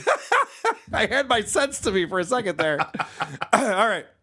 So let's figure out why guys like myself, producer Chris, Croge, trucker Andy, why are we goofing on Stuttering John of all people? There has to be a reason, right? And it can't be because he's a talentless hack who keeps embarrassing himself on the internet. Yeah. That can't be the reason. It's got to be something else. It's got to have layers. These fucking guys. But that's the thing, Gabe. Like the whole thing, nobody knows who Kevin is. Nobody knows who Julie is. No. And they can't stand that. A lot of people know who I am. And that's what, and therein lies the basis of everything. Yeah. They hate, even though I got lucky, Tony, playing Shaq, I beat him. I'm even jealous of his a miracle shot against Shaq. Wow, I'm jealous of everything with this guy. I can't believe he brought that back. John. Wait, Tony and Gabe, why are you agreeing with this guy? I don't know. That's the thing. Right there, they should have been like, hold on a second, John. Yeah. You really think they're jealous of your fame? No. Everyone's laughing You're at in you. our sights because we're fucking jealous. That's insane. I mean, I know he needs to tell himself that. Yeah. It's fine. He can tell himself that all he wants, but that's a crazy thought to have. John, if that's part of your affirmations, you might want to change that. There's thousands of people on the internet who are creating hilarious photoshops of you in mafia movies because they're just so jealous of you. Those are the people we're jealous of. Those are the people I'm jealous of. Talent. Yeah, like that's a pretty sweet art. Can I use it? God, the Dabblers, I know I talk about it a lot, but it's just endlessly entertaining. Yes, go there. So much great stuff. When John was talking about how he knows people in New York who aren't too thrilled with that Kevin guy. Oh, man. I mean, he's literally threatening a mob hit. So, of course, the Dabblers, I love these guys, just put together amazing photoshops. It could be anyone in New York who's not thrilled with you. Broadway actors, homeless people. Our mayor. Who knows? Yeah. All right. So Tony here, because we haven't really seen Tony be funny ever. No. He's a political guy. He looks like a guy that'd be kicked out of a bar for ripping on the IPAs that are available. Yes, pretentious beer snob. Yeah. That's actually a really good way to describe him. But I like him. He's a great guy. All right, so he finally comes up with a joke here because they're talking about John's going, I borrowed my brother's suit. Who cares? I'm the same size as him. About that. I'm the same size as him, which, by the way, that suit did not fit you, John. I mean, even the photos that you took of yourself. Different. Yeah. Your arm length is definitely different. What the fuck? Anyway, inseam probably is a problem. Please continue. So Tony's going to stick up for his buddy John here. Okay. He'll learn eventually, but whatever. He's sticking up for John. He's having fun with it. And so he's explaining that what you wear is not important when it comes to podcasting, even though what John was doing was interviewing Congress people outside of the Capitol, which it is kind of important what you're wearing for that. But whatever. Tony's going to try to give him an out here. I mean, definitely go on Craigslist and find one. Here's what I'll tell you too, about clothes and podcasting. Listen, Kevin, if you want to take a clip, here's where you start the clip. Put your mark here for your editing. I got it, Tony. I rarely even wear pants when I'm podcasting. Yeah. I rarely even wear pants. Breaking news on Stuttering John's podcast, Tony Michaels. Now I wear shorts, but I very rarely wear pants. And I don't even hardly wear shoes even. I just don't. Why would I? You don't see anything. He did the Tom Myers joke. Zoom without pants thing. Yeah. And producer Chris, I'm glad you said that because I know Tony's out of it. He won't know what we're talking about. Tom Myers is the world's worst comedian. This is well documented. Are you familiar with a show called Come Town? Tom Myers, Nick Mullen, do you know who that is? Probably not. These guys are out of it. Go ahead and look them up on Patreon. $96,000 a month is what Come Town makes on Patreon. Come Town has pointed out many times that Tom Myers is the world's worst comedian to the point where it's anti-comedy. And we just documented in Nashville in our live show, we were talking about Tom Myers, a joke that he told on a Zoom call, and he got made fun of by other unfunny anti-comics for doing a joke about not wearing pants. And it looks like this. I tell you what, for those of us, comics who by nature are antisocial, just staying in our own houses is a lot better because you can do stuff on Zoom comedy that you can't do live anymore. Like, and the parking is great. And you can also do stuff like forego putting on pants. You go. So it's like, fuck that shit. Why bother?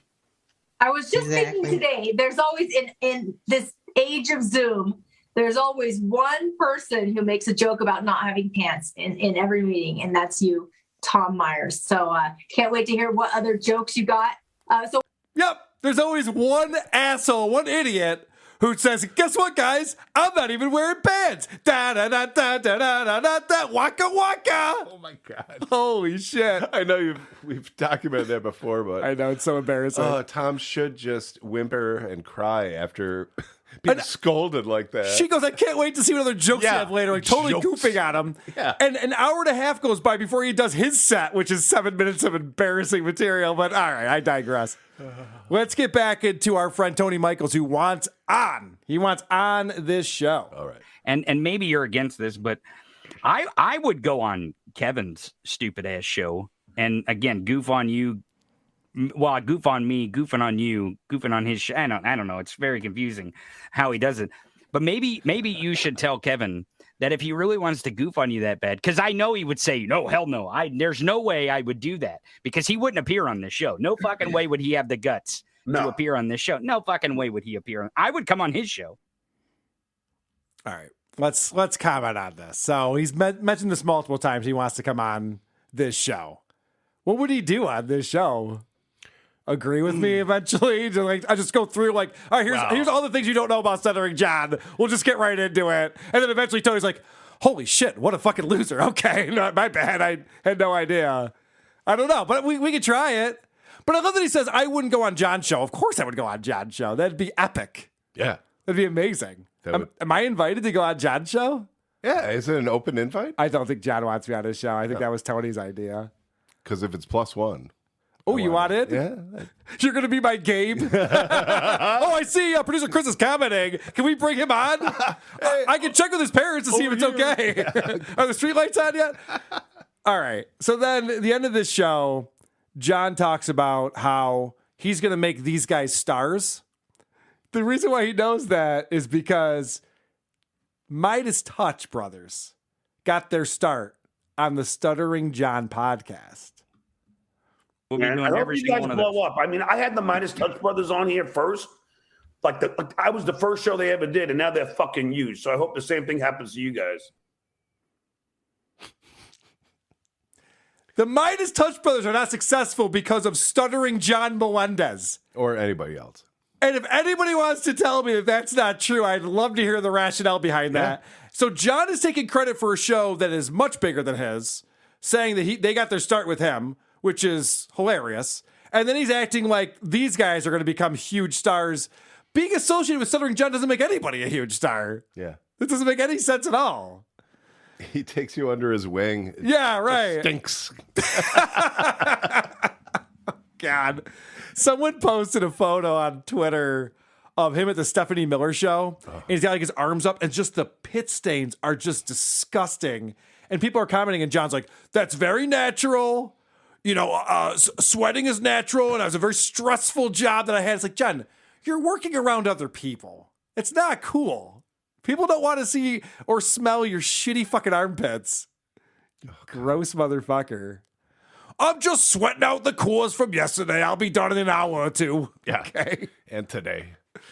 All right. So, again, he has to say how he brought Tony on at the last minute, which is just embarrassing. Like, don't bring that up.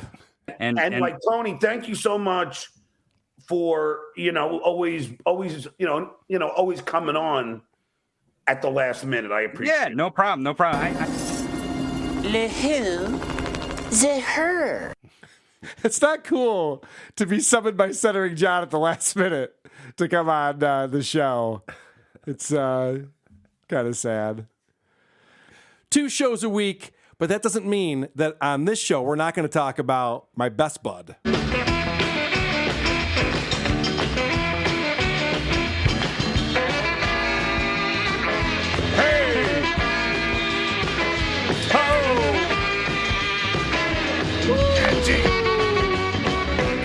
Baloney. So Stuttering John has been out there saying that I'm playing entire episodes behind my paywall of his show or his entire audio book or whatever nonsense he's making up. So Doug from the Jingles department decided, you know what?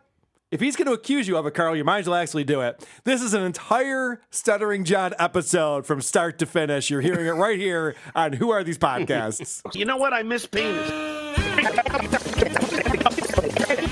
How are you, sweetie? Thanks for the $10. Thanks for the $10.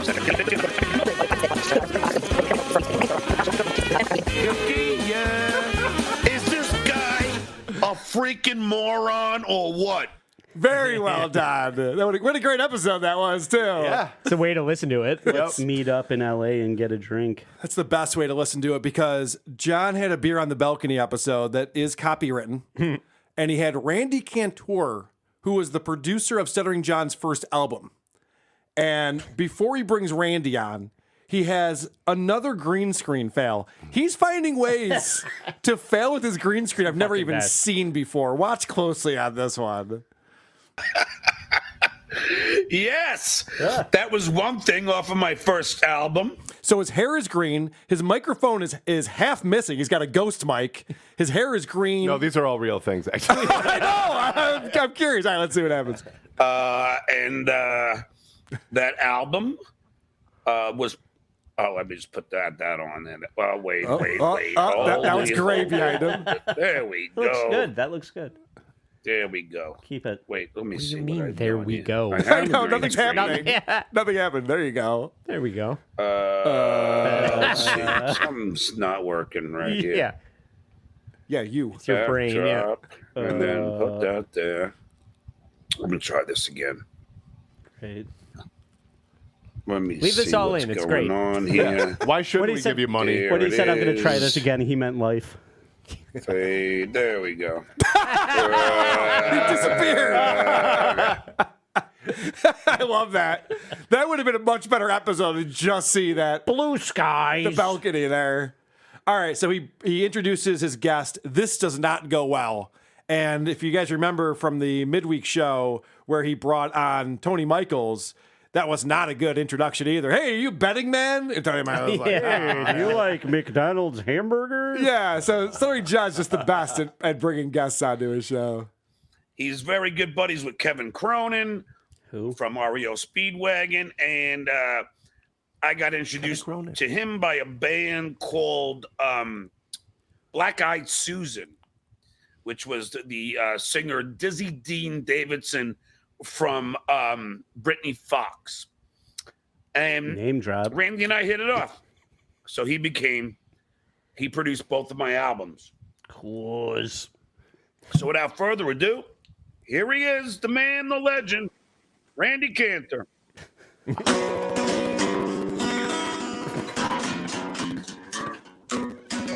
Remember that one? Yes, I do, Randy. Yeah, man, we spent a lot of time on that stuff, and we really did well. So his audio is atrocious. He's in some type of hotel room. You can see he's next to the air conditioning unit right there. He's sitting in the little chair. He's got the acoustic guitar that he can barely play. Yeah. He's wearing a 1946 pilot's hat. He's making Mick Mars look super healthy. Yeah. So John has to scold him for having really shitty audio. You heard that it was like clipping and stuff right there, right? Yeah. Randy, hold on. Your audio sucks. What do you mean, really? Yeah. How dare he? Don't use the headphones. Oh, well, these have great microphones on them now. Just use a computer. Just use I'm using a fucking iPad, dude. Yeah, just use don't use any mic, headphones, or anything. Holy shit. John's advice to an audio engineer who produced his albums is don't use a mic or headphones or anything. We'll fix this problem. Stop using equipment. And then I love when John scolds people for their tech problems. It's always fun when he fucking gets real. Oh, yeah. He's like the guy's got it all figured out, obviously. Hold on, I got an idea. I bet you this house. He's the audio Is that guy. better? What? Is that better now? Yeah, a little bit. No. Let me go back to the headphones for a second. It's just it's like every time you talk. Wait, that's how you talk. Yeah. No, it's not you. Well, I'm Philly, dude. You know, it's hard to. No, but I want you on good audio. How about this? What? Try losing Colonel Clink's hat. I don't know. your hat off. It just keeps on. I don't know what it is, dude. That's why iPads stink. It has to be computer. You have to have good equipment. So John's scolding him, telling me he has to get better equipment. Maybe he doesn't know Heather W. Maybe that's why he doesn't have a MacBook Pro, John. Go to Five Below and get some new headphones. He's so pompous, too, with his see, this is why I'm watching boomers with their tech problems. Take off your headphones. That'll fix it. That's a great pause there of him knocking back the ass end of a course. All right. Joe, get ready to feel bad about yourself because John points out the same thing that you've been pointing out. Okay, now what did you say about my mother? I was saying, first of all, what's with this stupid hat and everything? I love this hat, dude. It's like from fucking communist China. I think the answer is what's with your stupid face. Yeah, right? That's really what the answer should have been to that. All right, so then John starts giving out stage direction, which is always going to do for your guest, I think. See, I can't see your face because you're looking down, and then I'm sorry. You know what? I'm gonna. Hold on. Take that hat off, will you? No, I can't right now. My hair looks bad. How's that? That guy's done a lot of drugs in his life, it seems like. When I was on Jay Leno, nobody would have ever worn a hat like that. Yeah, this is very unprofessional. It's not like it was on the Jay Leno show. The guy's like, my hair doesn't look good. Dude, that's the least of your worries right now. I can't take my hat off. Anybody looks better sitting next to Stuttering John. So it doesn't matter what you're hat fine. you're wearing. Exactly. All right, so now they get into their album that they put together and how amazing it was. And this is some interesting insight as to why it didn't become such a success that John thinks it probably should have become. Okay. Like they were like saying this is a really good album, and yes. But what happened Plenty of was them. other stations wouldn't play us in other markets because they didn't want to play this. Shit. You know, the guy from the station that's competing with them. So poor Stuttering John got a record deal because of Howard Stern, and the record wasn't successful because of Howard Stern. This guy just can't catch a break. And Howard wouldn't even play it. The cause of its solutions to all of our problems, Howard Stern. All right. What else is going on with this? Let's listen to some old men trying to remember things that happened 35 years ago. That's always fun. That's always good for a show. I remember the record company, the people from Atlantic, they had, a release party in New York, somewhere downstairs of like a. It was at the. Hold on. What the fuck was it? Hold on. Not painful. Hard Rock. Is it boxing? The boxing people. The Harley Davidson Cafe. All right. Well, we got there. That's good. Very fascinating, guys. Let's do more scolding of the guest. Yeah. I always think that's fun. And, you know, he was an English teacher. They're talking about Gene Simmons, by the way. And, you know, he was an English teacher in Israel before he became a. Yeah. You know, he wasn't born here. He ain't no American. Why don't you look at the camera instead of looking down all the time? Oh, I don't know why I'm not looking. I got to figure out a way that. How about like this? Are you still on Ritalin? You still have prescription drugs? Are you still on Klonopin? Can I have some? Yeah. Holy shit. I left mine in the kitchen. It's always good to ask personal questions of people and what kind of type of medication they're on. List all of your seizures, the dates, the time. Can I get a dick pill? So then they're talking about Desmond Child. And Desmond Child wrote hit songs for Aerosmith and Bon Jovi. He wrote Livin' La Vida Loca. This guy has written some amazing hits. She Bangs also. So they're talking about Desmond Child. Lead. And yeah, I know, right? His first hit was with Kiss, actually. That was his first hit, and it was a big hit for them too. And he wrote it with Paul because Gene refused to didn't want to. What was it? I was made for loving you, baby. Randy Cantor. Remember, you and I had dinner with Desmond Child. We did? Yeah, at some point in Manhattan when we were trying to get him to write songs with us. Oh, like he cares. I know, like, yeah. I don't think I was. Well, it doesn't matter. Do you have any more shitty songs I could get? So John decided to we should probably stop talking about this. Obviously, this guy laughed in his face, right? Because he's like, remember we met with him for dinner and it didn't work out. This guy doesn't even remember. John, you kind of trailed off at the end. Yeah, what actually happened? This guy wrote almost every Bon Jovi hit. This guy was writing music. This guy was writing music for actual artists who were doing things, not for Stuttering John. Obviously, it didn't work out. They obviously got all his good shit. Yeah. So then Randy shows that the Four Non-Blonde song is the same as Don't Worry, Be Happy. Did you guys know that? Okay. The chord progression and the melody. Okay. And he's like, just for some reason, McFarlane, what's his name? Bobby McFarlane decided not to sue him. Is it McFerrin? It's whatever. Right. Bobby, whatever. Bobby, no fact checking. I know all about terrible music. So then John starts to show off and shows us how he can rock out. Oh, Jesus. Starts singing some riffs for us. John Jetty wrote, I hate myself for loving. Oh, that was Desmond? Yeah, which was John. But what's funny is that song, it's almost like the same song as the Kiss song. It's the same riff. Or whatever. But, he wrote Angel. He wrote Angel by himself pretty much. It's something else. It is something else. So it's not the same at all. It actually is, because then Randy picks up the guitar and shows him, no, the chord progression is exactly the same on those two songs. Yeah. John, I love when he starts rocking out, though. It's one of my favorite things, because then they start talking about John's song, and they start both rocking out to this.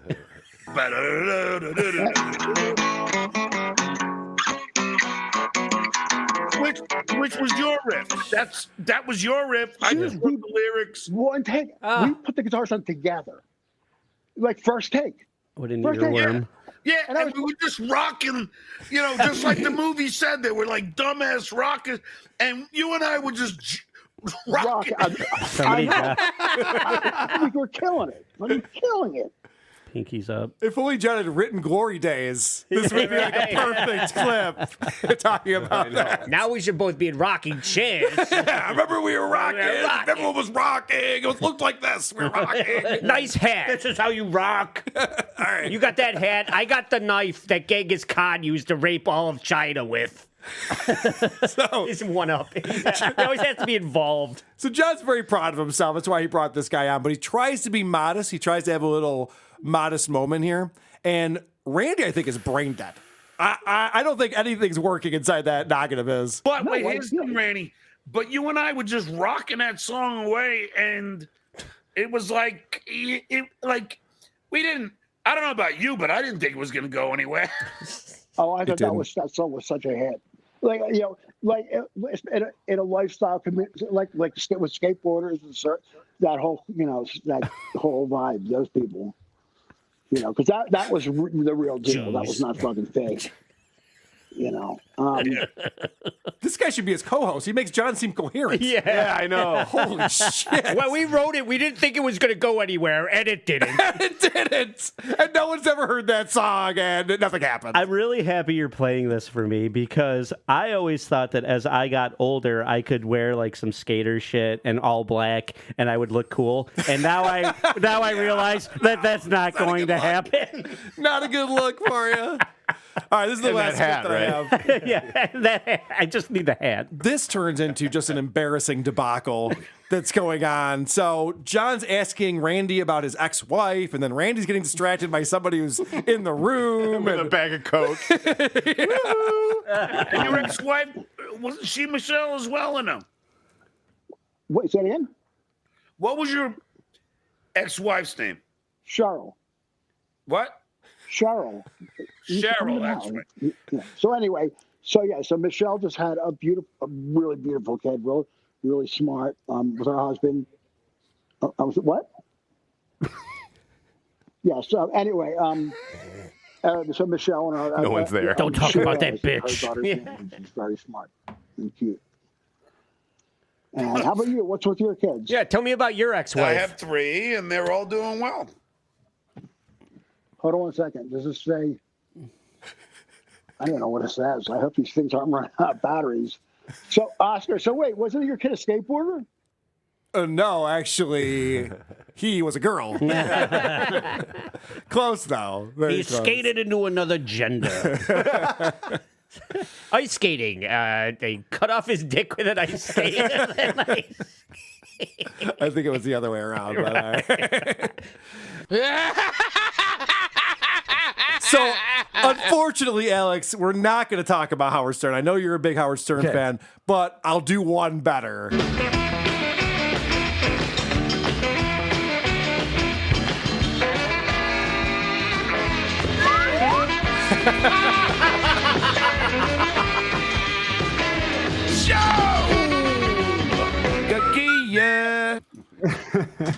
I didn't know we were bringing out slide whistles today. I would have been more prepared for that. The man's a professional musician. People don't give him enough credit. I have way too many Stuttering John clips. We're going to try to fly through these because there's 2 episodes he did this week, and both of them were mostly about me.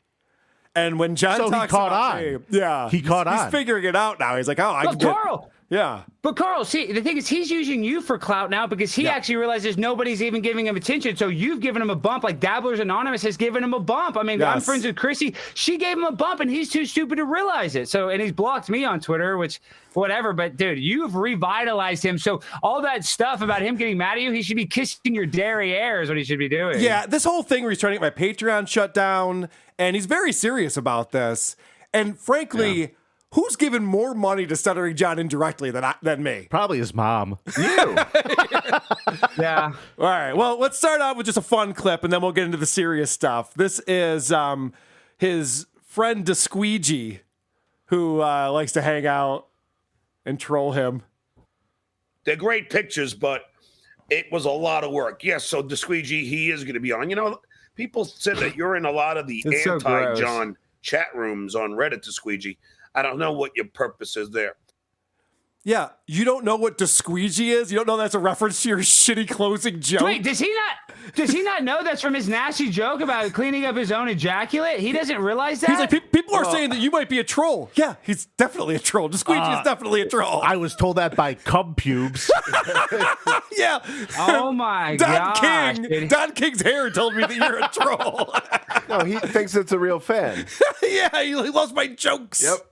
Oh, my joke. And I'm all about gross humor. That's the nastiest joke It's not ever. good. You know It's what not I a mean? funny To just joke. think It's about not a him. joke. I mean, no. I mean, no. Nothing is because when you envision your brain, it's just like, oh no, thanks. You know, it doesn't even have any redeeming. What blows my mind about the fact that that's his closer is that he had done it so many times that it stuck with him. He's like, you know what? This would be a good bit. Yeah. Like, he's just sitting there. He's been using it as a closer for over 10 years. Yeah. He really thinks, oh, you know what I got to do before we play any more Stuttering John? So in Dabblers Anonymous, like you talked about, Alex, there's this guy, Dane Bramage 566, who put together this video that is amazing. Look for these new Stuttering John shows coming soon. If you love Beer on the Balcony, and who would? Then you'll love our new copyright protected podcast. Tequila on the trash compactor, Scotch on the street, whiskey in Washington D.C. Whoa. DTs in the drunk tank. And our new after show. Pilsner in the potato patch. Hey, I'm a potato.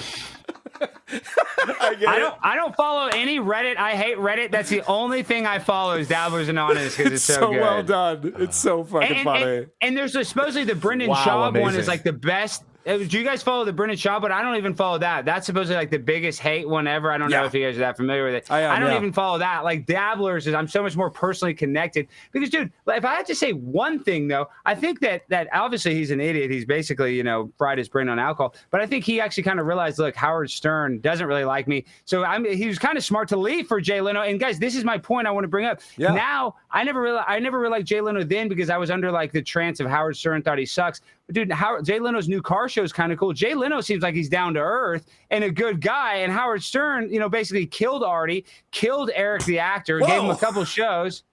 Well, I don't care what you say. He enabled his death, dude. I mean, or not his suicide, all that stuff. Like he basically let him do drugs on the air. Artie's still alive, right?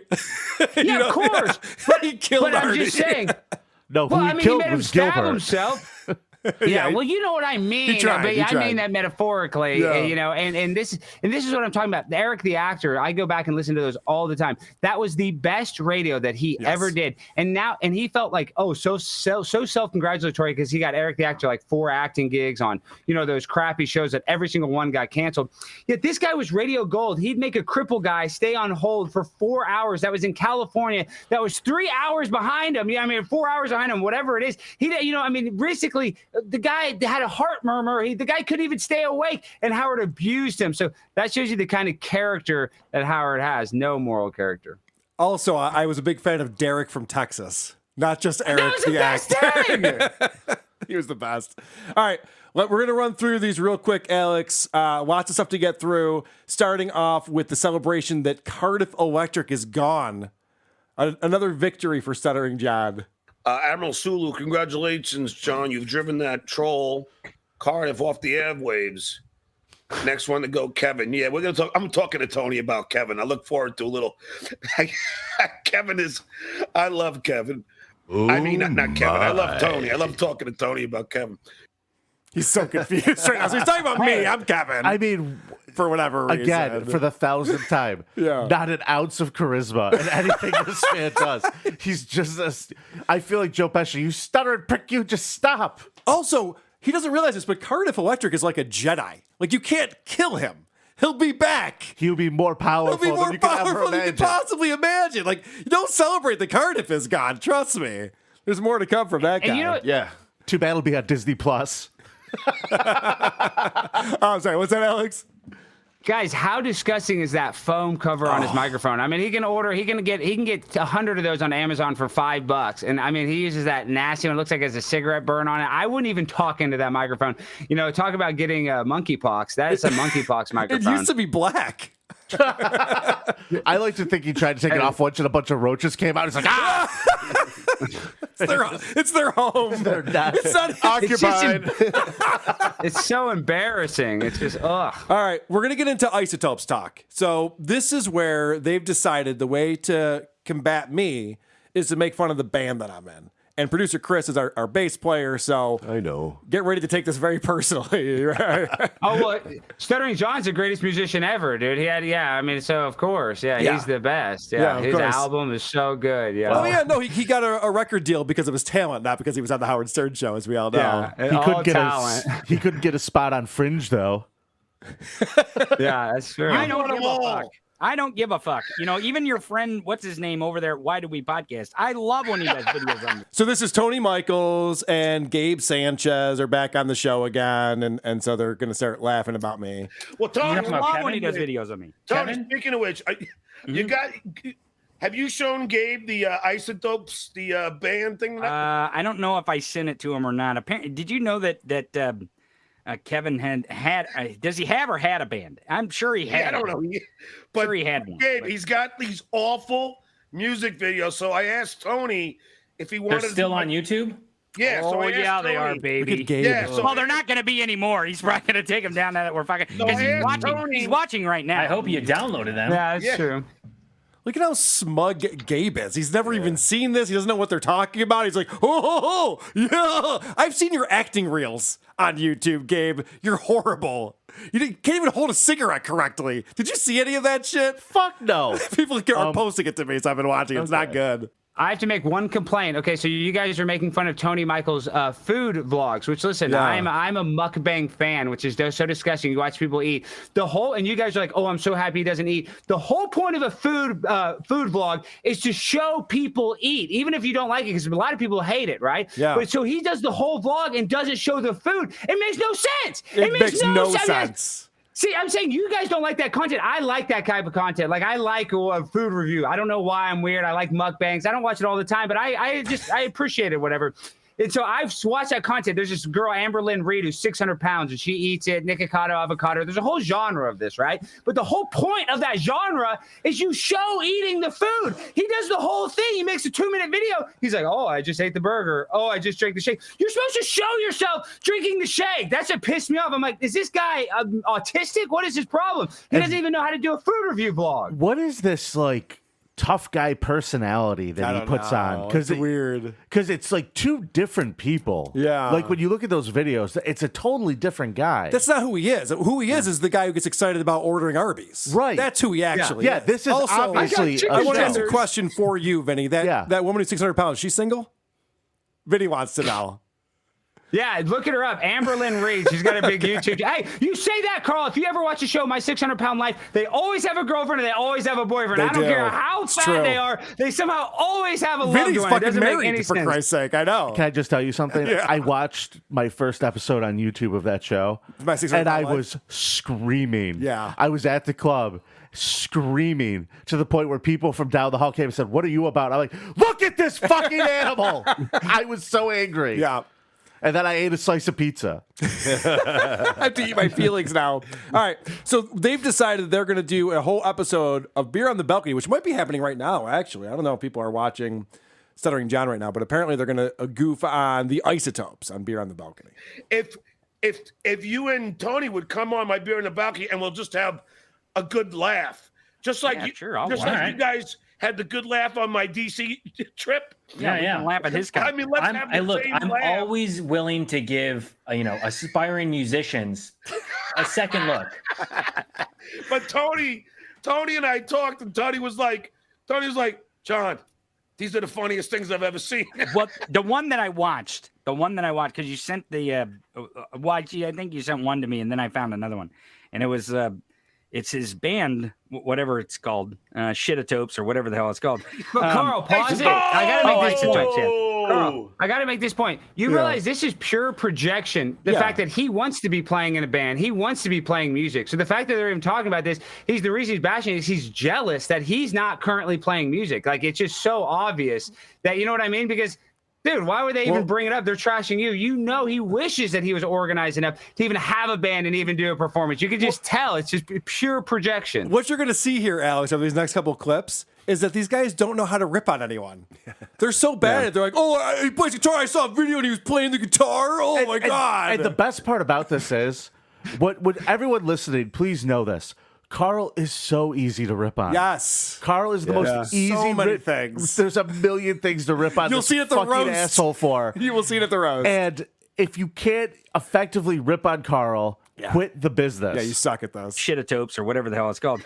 Isotopes. Oh, isotopes. Yeah, that's right. Yeah. Sorry. Shitotopes, isotopes. Yeah, but I love that Stuttering John wasn't like gonna go that low. He's like, no, it's the isotopes. No, he said isodopes. Oh, that was his joke. Oh, He's like, okay. no, shitotopes isn't clever enough. I have one for you. Kevin and the isotopes. I want to see that band. I stand corrected.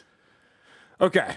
So these guys have decided they're going to do a nice beer on the balcony. And by the way, watching. They have a screen of the three of them, and John is obviously controlling it. Yeah. But John is halfway out of the frame a lot of this. Yeah. And if you were to zoom out on Tony Michaels, there would be piles of double cheeseburger wrappers just all over that room.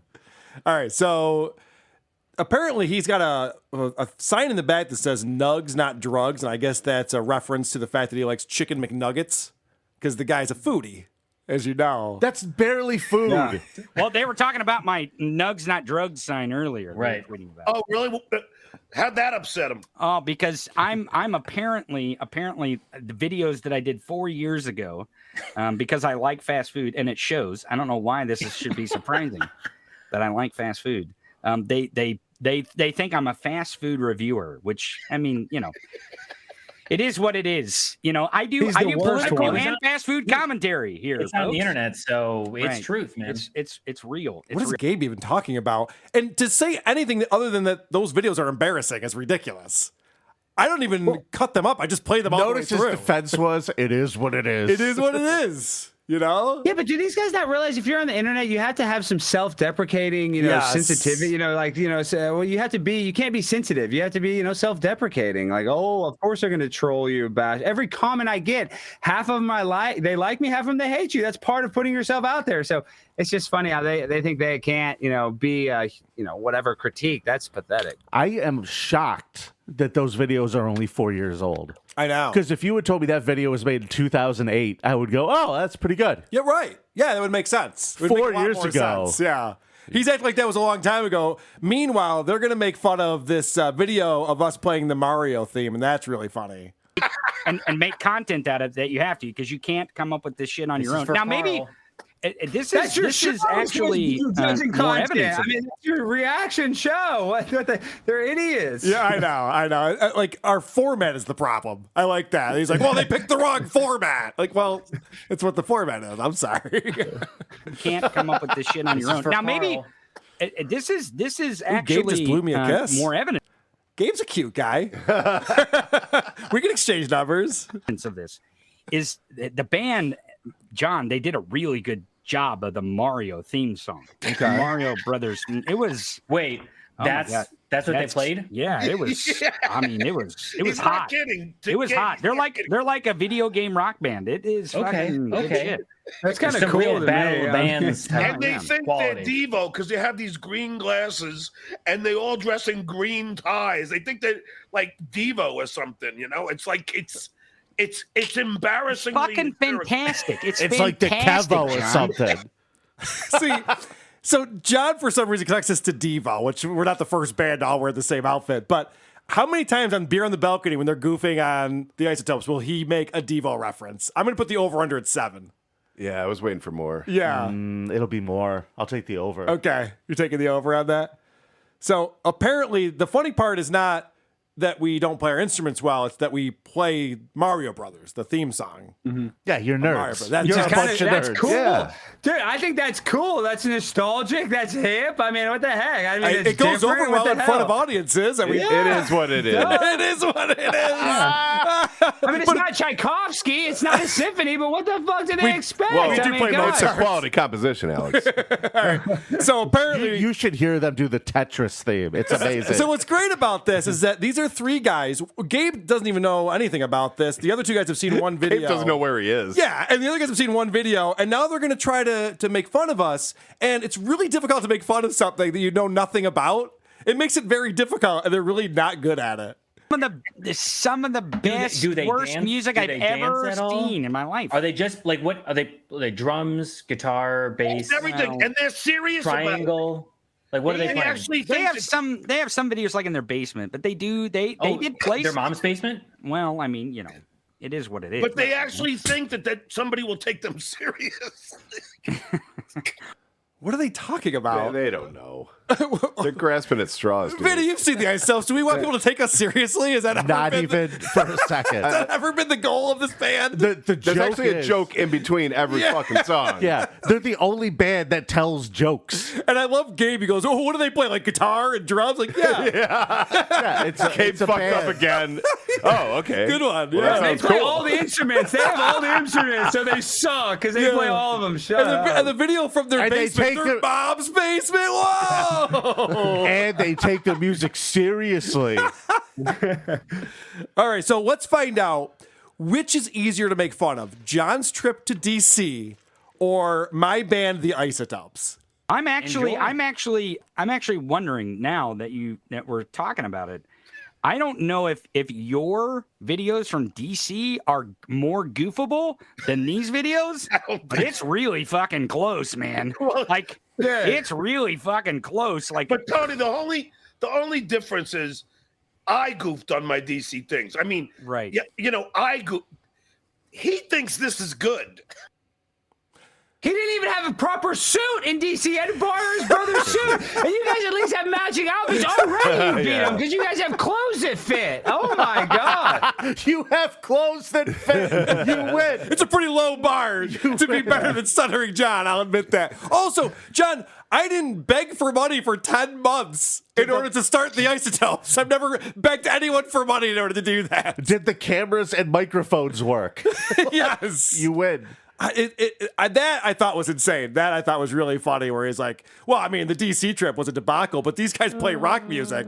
Oh man! Oh no, do they? So John has to get in his isodope joke a few more times, of course. Gabe, you sent me the episode that they had. I didn't watch it. Oh, but, of course not. Apparently, he is really upset that that I say that he would not exist without you, and I guess he claims that he loves you and he loves your show. He loves your show. He loves He's like, watching he it. said, my show. That's yeah, what he was like, that's what he John says. should make content every single day from when he wakes up to when he goes to Right. bed. Because that way Carl would have a way to make content because Who's he has Carl? no other way. I thought Yeah, it was Kevin, Carl. I don't know. Now I he think knows they're your brothers, name. they're twin brothers. I don't know. Maybe it's the isotope thing where he's Isodope. isodope. Isodope? Oh, okay. Isonope. Be more funny. The fuck are they talking about? Isonope. Oh, and I got to say this. You know, it was so annoying, too, about Stuttering John, how he stole that tweet that said Elon Musk is going to buy Coca-Cola and put the cocaine back in it. Yeah. When he said the tweet in Washington, he didn't even say he's going to buy. He just said, Elon Musk is going to put cocaine back in Coca-Cola. He didn't even say the joke right, that he's going Right. to buy the company, referencing that he's going to buy Twitter. Like, he couldn't even say the stolen joke correctly, is how pathetic he is. So he's just really That's a frustrating. good point. Also, I just want to point out that like these guys are already over the Kevin thing. They're like, okay, I mean, it's not that funny to call a guy named Carl Kevin. Carl. And so they go, yeah, you know, Carl, he sucks. And John goes, oh, you mean Kevin? Right, guys? That's our inside joke. We say Kevin. It's like, John the leprechaun. Just right into it. what a fucking loser. He still thinks that's funny. And this is another one. I got it. Hats off to him. This guy could really riff.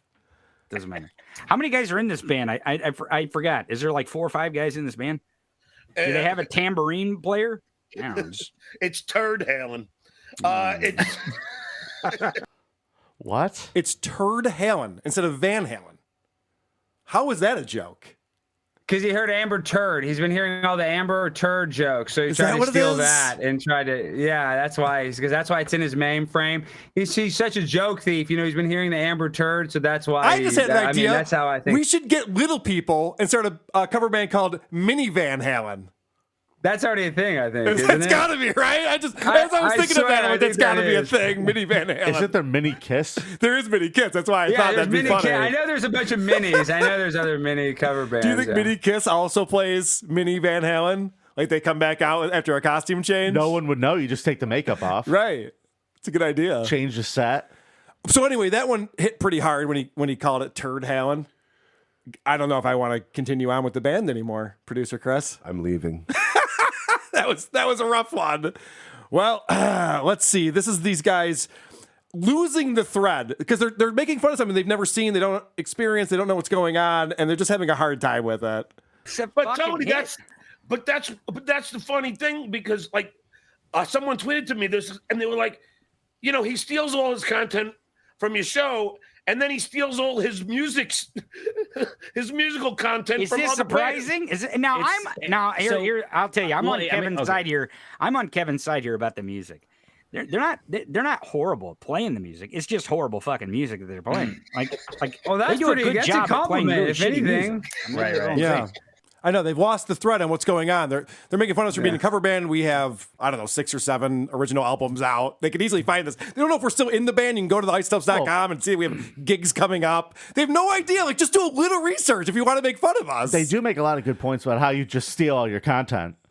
Yeah, I know. That's the other funny thing, too. He's just like, well, you know, they can all play their instruments. Our drummer is like the best drummer in Rochester. By a mile. He's amazing. He, has a master's degree in music. Prettiest gal on the short Is he better bus. than Richard Christie? Wait, Carl, is he better than Richard Christie at drumming? He's not better than Richard Christie. Richard Christie's the best. He's amazing.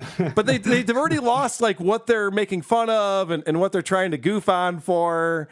And it's odd to me that they wouldn't, if they're going to do a 15-minute bit on the Isotopes, wouldn't one of them like listen to a song or watch a video or go to the website or something? Wouldn't that make it better? Yeah, back it up with something. Something. I don't know. Don't go after my bands. They have to admit you're good. I mean, I think that kind of ends all their argument right there. I mean, I am not a world-class good. musician in any way, nor do I ever claim to be at all, but all right. All you Carl watchers, and all joking aside, to all you Carl watchers out there who think he's some kind of fucking intelligent person by goofing on John, it's not hard to goof on John. It really isn't. That's true. Yeah.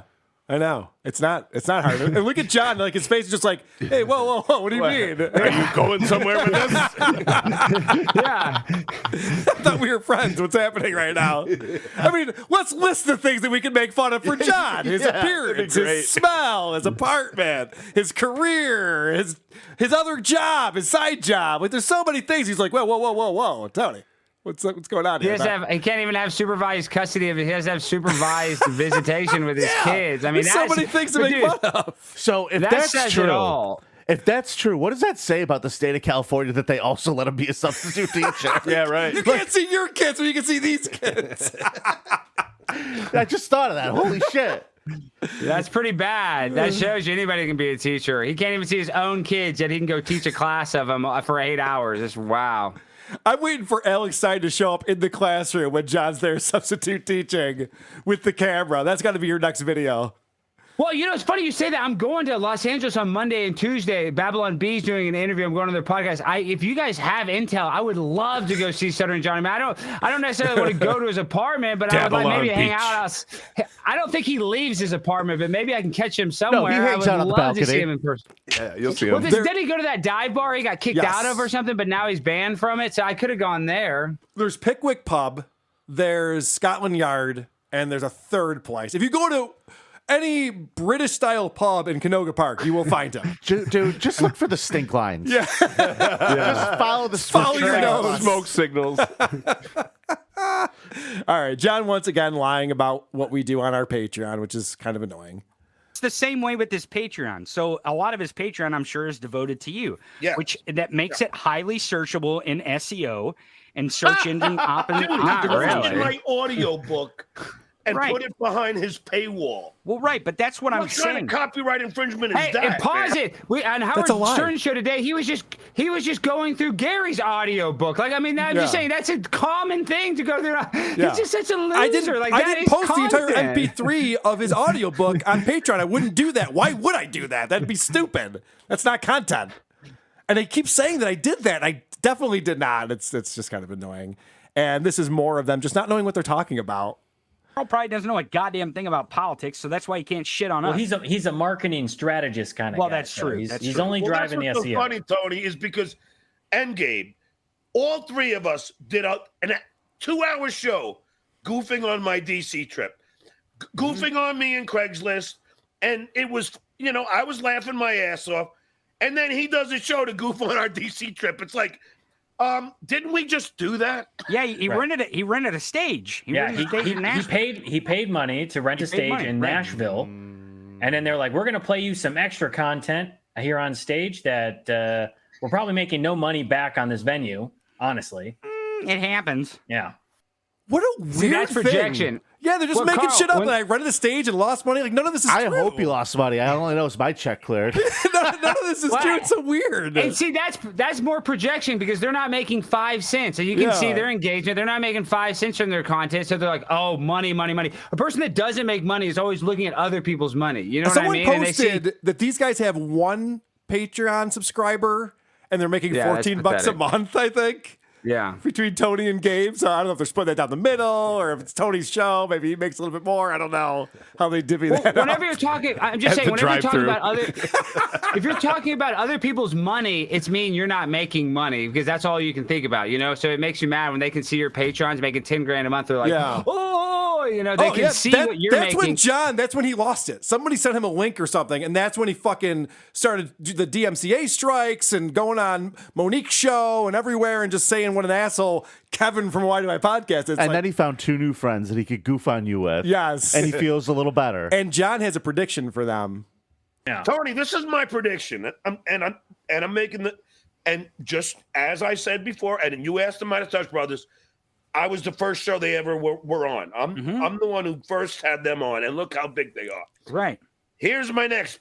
I predict the Tony Michaels podcast, Tony and Gabe, are going to be just as big as the Midas Touch Brothers. That's my prediction. You hear that, Kevin? You hear Midas that, Kevin? Touch is huge. Yeah, You better right. start fucking getting more staff, man. You're going to need a lot more staff to fucking. Believe me, I got run a our lot of content. videos on YouTube, so just feel free to go through them. Okay, hold on a second. How It's pretty bold John prediction. is the drunk guy at the end of the fucking bar right here. You know what? I predict big things for you. You young guys man. are going to be stars. He's the drunk guy at the end of the someday. screen. I mean, holy shit, is he annoying? And he's been begging to be picked up by Midas Touch, and they won't even touch him. So Yes. see, that's more projection of like which he wishes they could, he could be on Midas Touch. So he's comparing them. It's very sad. It's very, it's just obvious. It's just that alcoholism is just every word is just like drunk garbage.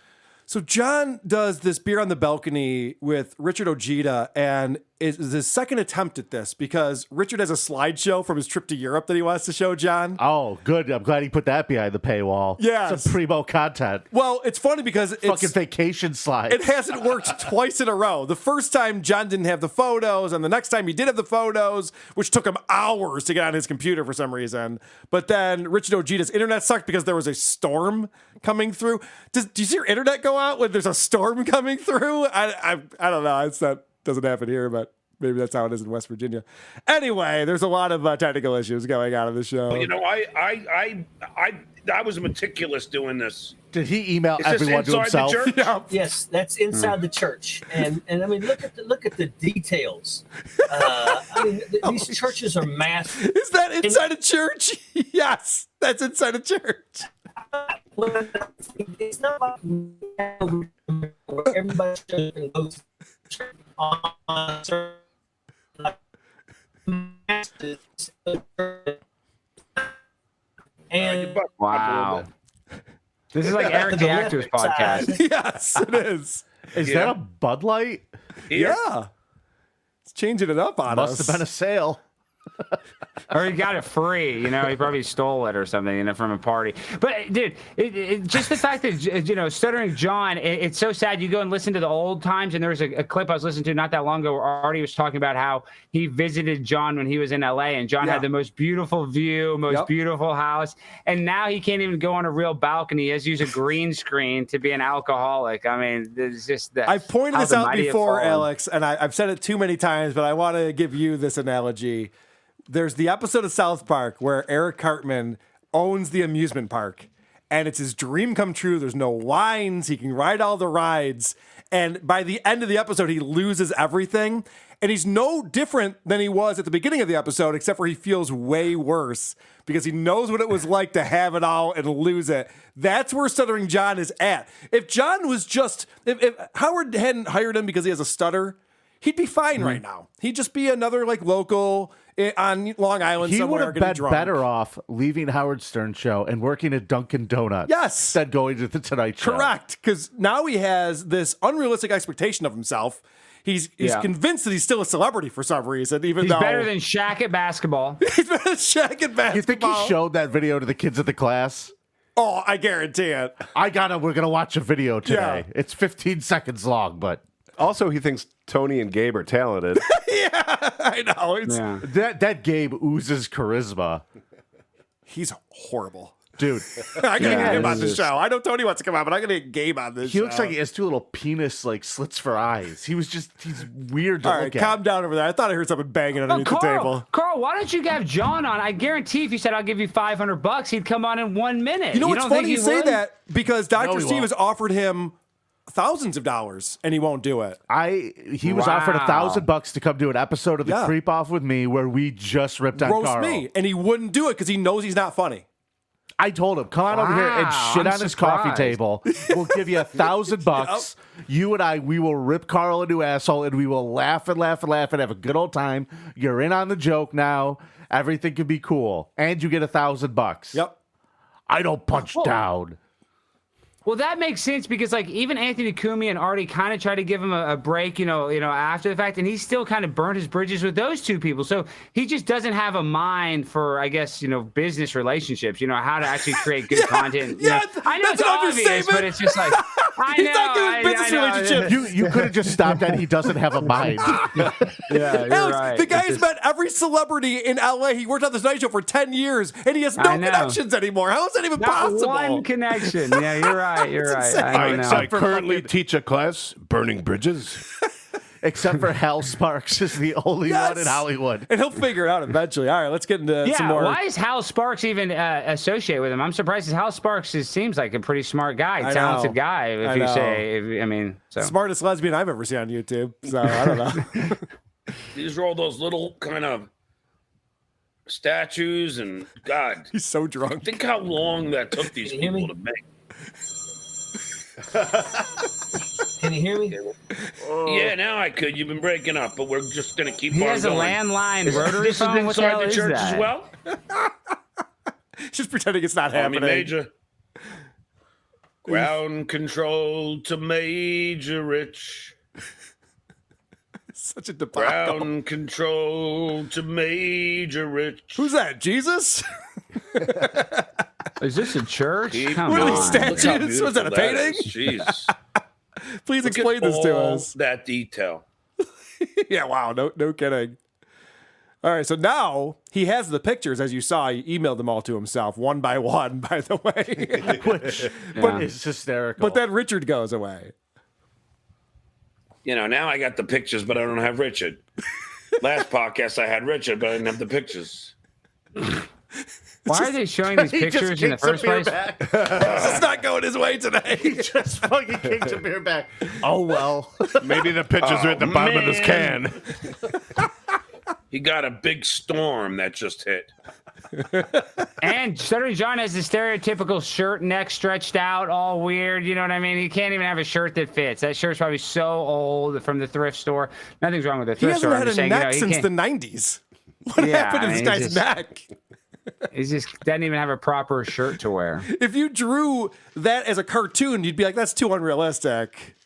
Make it look like a person a little bit more, please. That's what I'm going to do.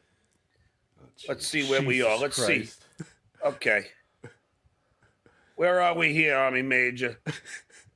I don't know. I think, are we still in Austria? Anybody can tell me here? Where are we? He's trying to do it on his own now. It's not working. You weren't in Europe. Certainly I'm looks sideways. happy. I don't know. Anyone know? Does anyone know? Where is Richard Ojeda? All right. Now Where in the Richard world leaves the is show. Now Richard leaves the show. And so now John has to try to do 40 minutes on his own. And this is when things get fun. So, now look. Jay Leno is a funny comic. Kathy Griffin's.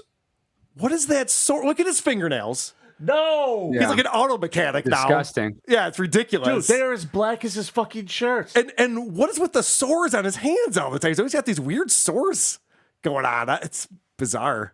Yeah, but his nails Kathy are like that. Griffiths. He's always opening those beers. He's always getting that beer gunk on You those think that's what- cans. you think that's what it is? Oh, 100%. He's always like, he's always like clicking it. Yeah, it's all. That's why his hands are all nasty. I open I don't know, does he beers, smoke never get- Poppers. I never get shit underneath my fingernails.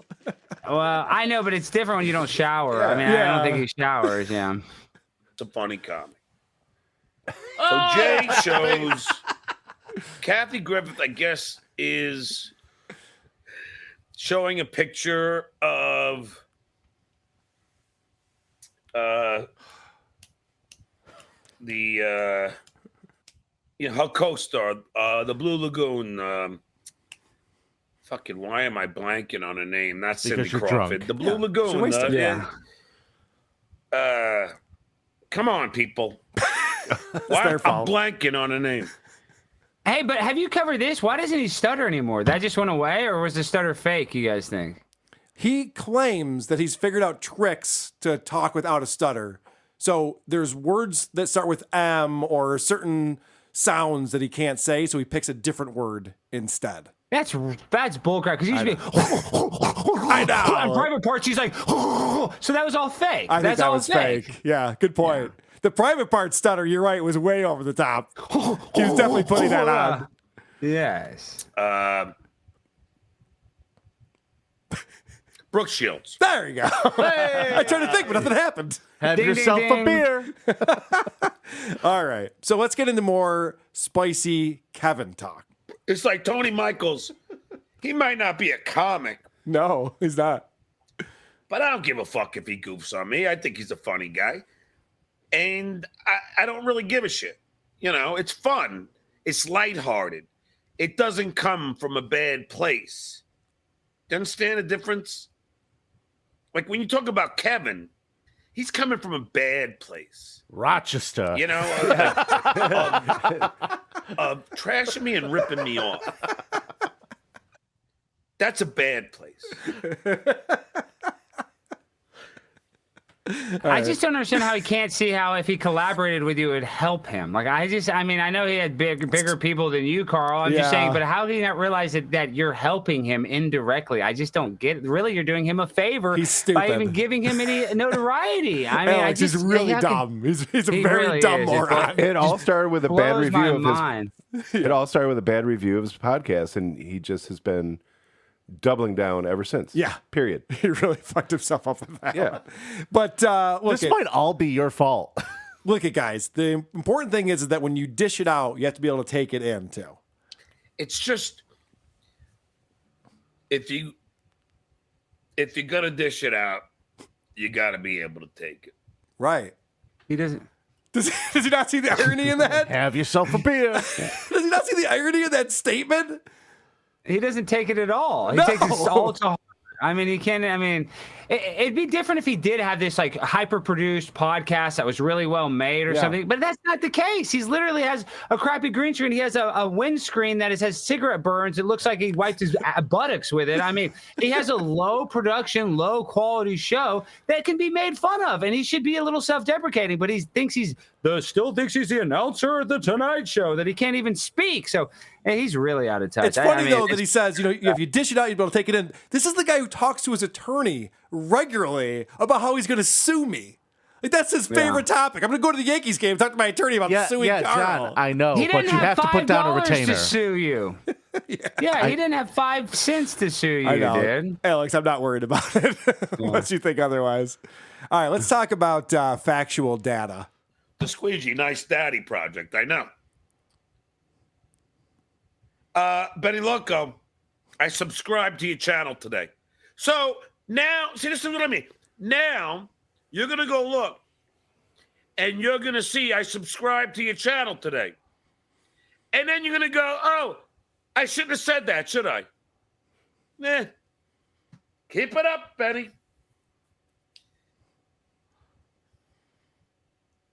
Oh, yeah, now thank you. Oh, yeah, I just realized you did. Oh, now I got to take that back. People, it's crazy, man. Fucking people jump to fucking conclusions without having the factual data. Anyway, getting back to the buoy. He's so drunk right there. He's yelling at his moderator. Benny Loco does nothing but give him money and moderate his chat for him. And he's going, keep it up, Benny Loco. Talking shit. I subscribed to your channel today. I'm going to fine you $5. It's insane. He's so wasted here. See, the thing with me is I know I'm an ugly fuck. I do. I had a conversation with my oldest son. I go, yeah, I'm trying to find a supervised conversation. I talked to him for like a half an hour last night. Yeah. I go, yeah, I want to fucking find somebody. But, I just think that I've aged poorly. Yeah, I wonder why. I wonder why you've aged poorly, John. Maybe it's your 15 lifestyle. beers a day didn't help. I'm aged and I'm poor. I've aged poorly more than one way. All right. So I played that because I just thought it was funny. 2 strikes. Let's get into the more important thing here is that John's gig in Corpus Christi, Texas was canceled, and John is blaming me for his gig getting canceled. His gig got canceled? Yes. Why? Well, we're about to find out. Because of Carl. He We're just about said. to find out. I'm going to tell you guys this. He's so drunk. I probably shouldn't.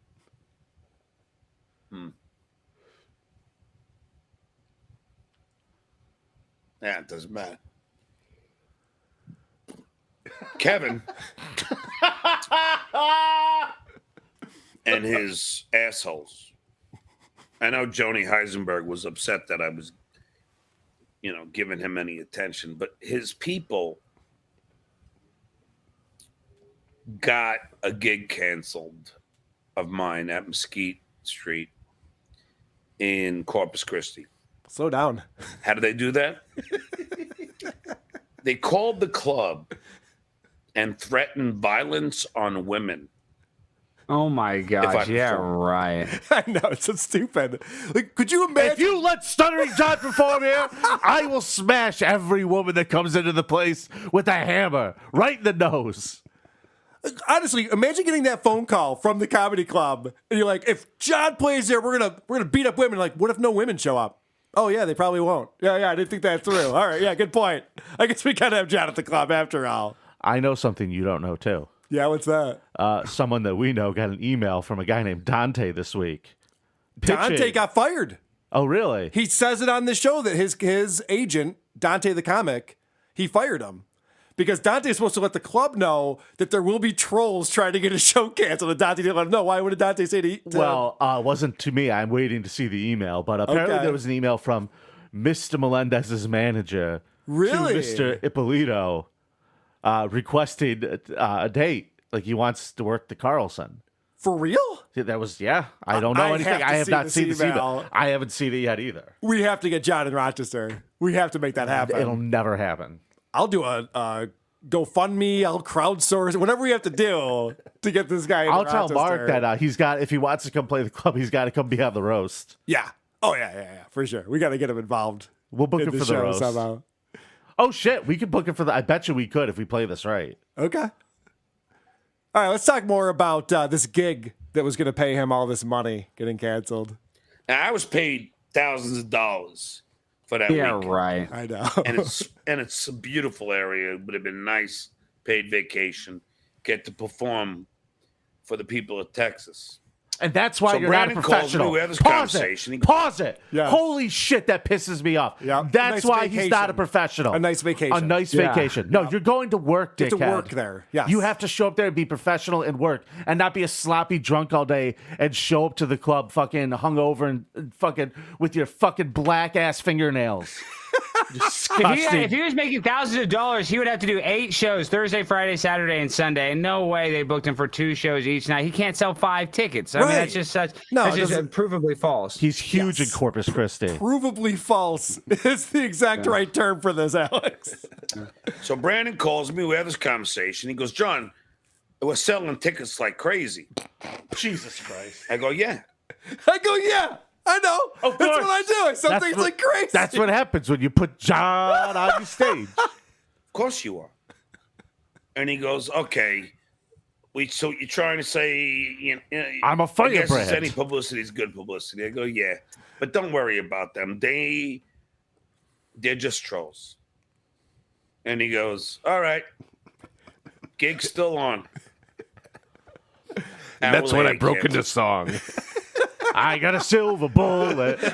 I'm lost. He said the gig's still on, and then what happened? Are we Yeah. about to play it, I guess? Yeah. So Okay. right at the very end, he says this. Hour later, he cancels. So he called him on the phone. Have yourself a beer. The guy at the club's just like, yeah. I know we've been getting people saying they're going to beat up women, but that's fine. We'll still do the show. Every goddamn clip that you played ends with him taking a sip of that beer. Yeah, I know. It is I'm not unbelievable. doing it on purpose. It's just what he does. He drinks very quickly. It's impressive, really. He's got an oral fixation to constantly put that to his mouth. I mean, it's just the well, alcoholism is. Yeah, I mean, alcoholism is the. bad. It's another term you could use for that.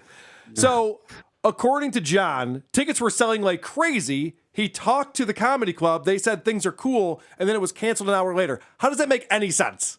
Like if you're just zero. Yeah, I mean, like let's say that you don't even know who John is. You don't know the context from who are these podcasts. Like none of that makes sense. It doesn't compute in any single way. My guess is that he wasn't selling a lot of tickets, and so they're like, "Well, we could probably cancel this one."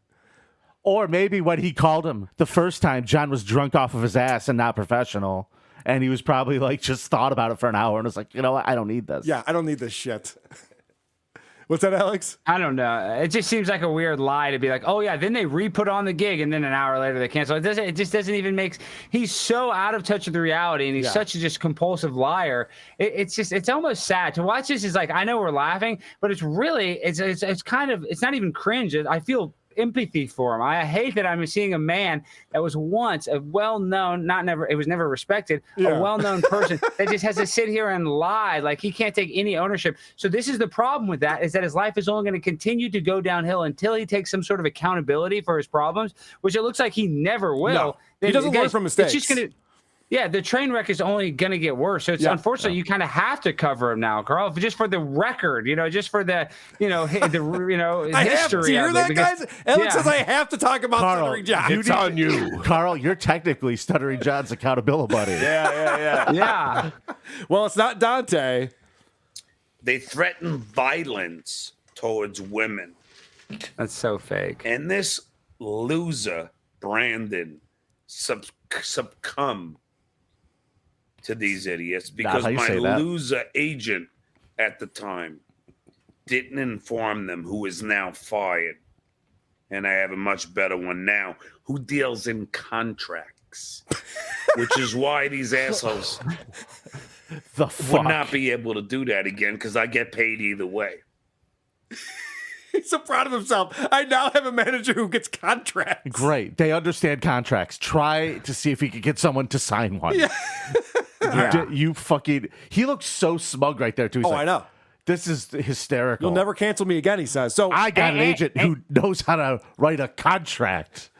And Dante Now. the comic has like the worst reputation ever, I believe, in Hollywood. Like I think Eric Skakel, I forget which comic I saw, did a whole thing talking about how bad of a guy he is, and how I think he represents some porn stars and stuff. I mean, he was representing Ron which is Jeremy. fine. Yeah, he's representing That's Ron what Jeremy. it was. Yeah, Ron and even Jeremy. worse, That's who it was. Stuttering John Melendez.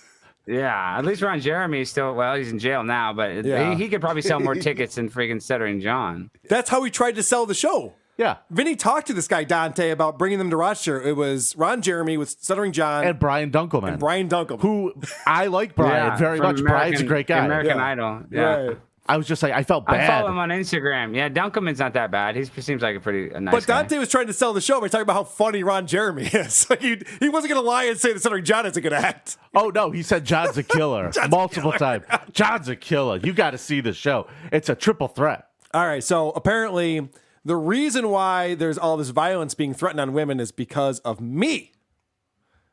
I've done my disclaimer. If Kevin wants to fucking play it, but that dickhead is inciting people to incite to what? Cancel me for no reason. Thanks, Liz There's nothing Cheney. wrong. From the top with feeling. That is what is going on with Kevin. Talking about the dotard?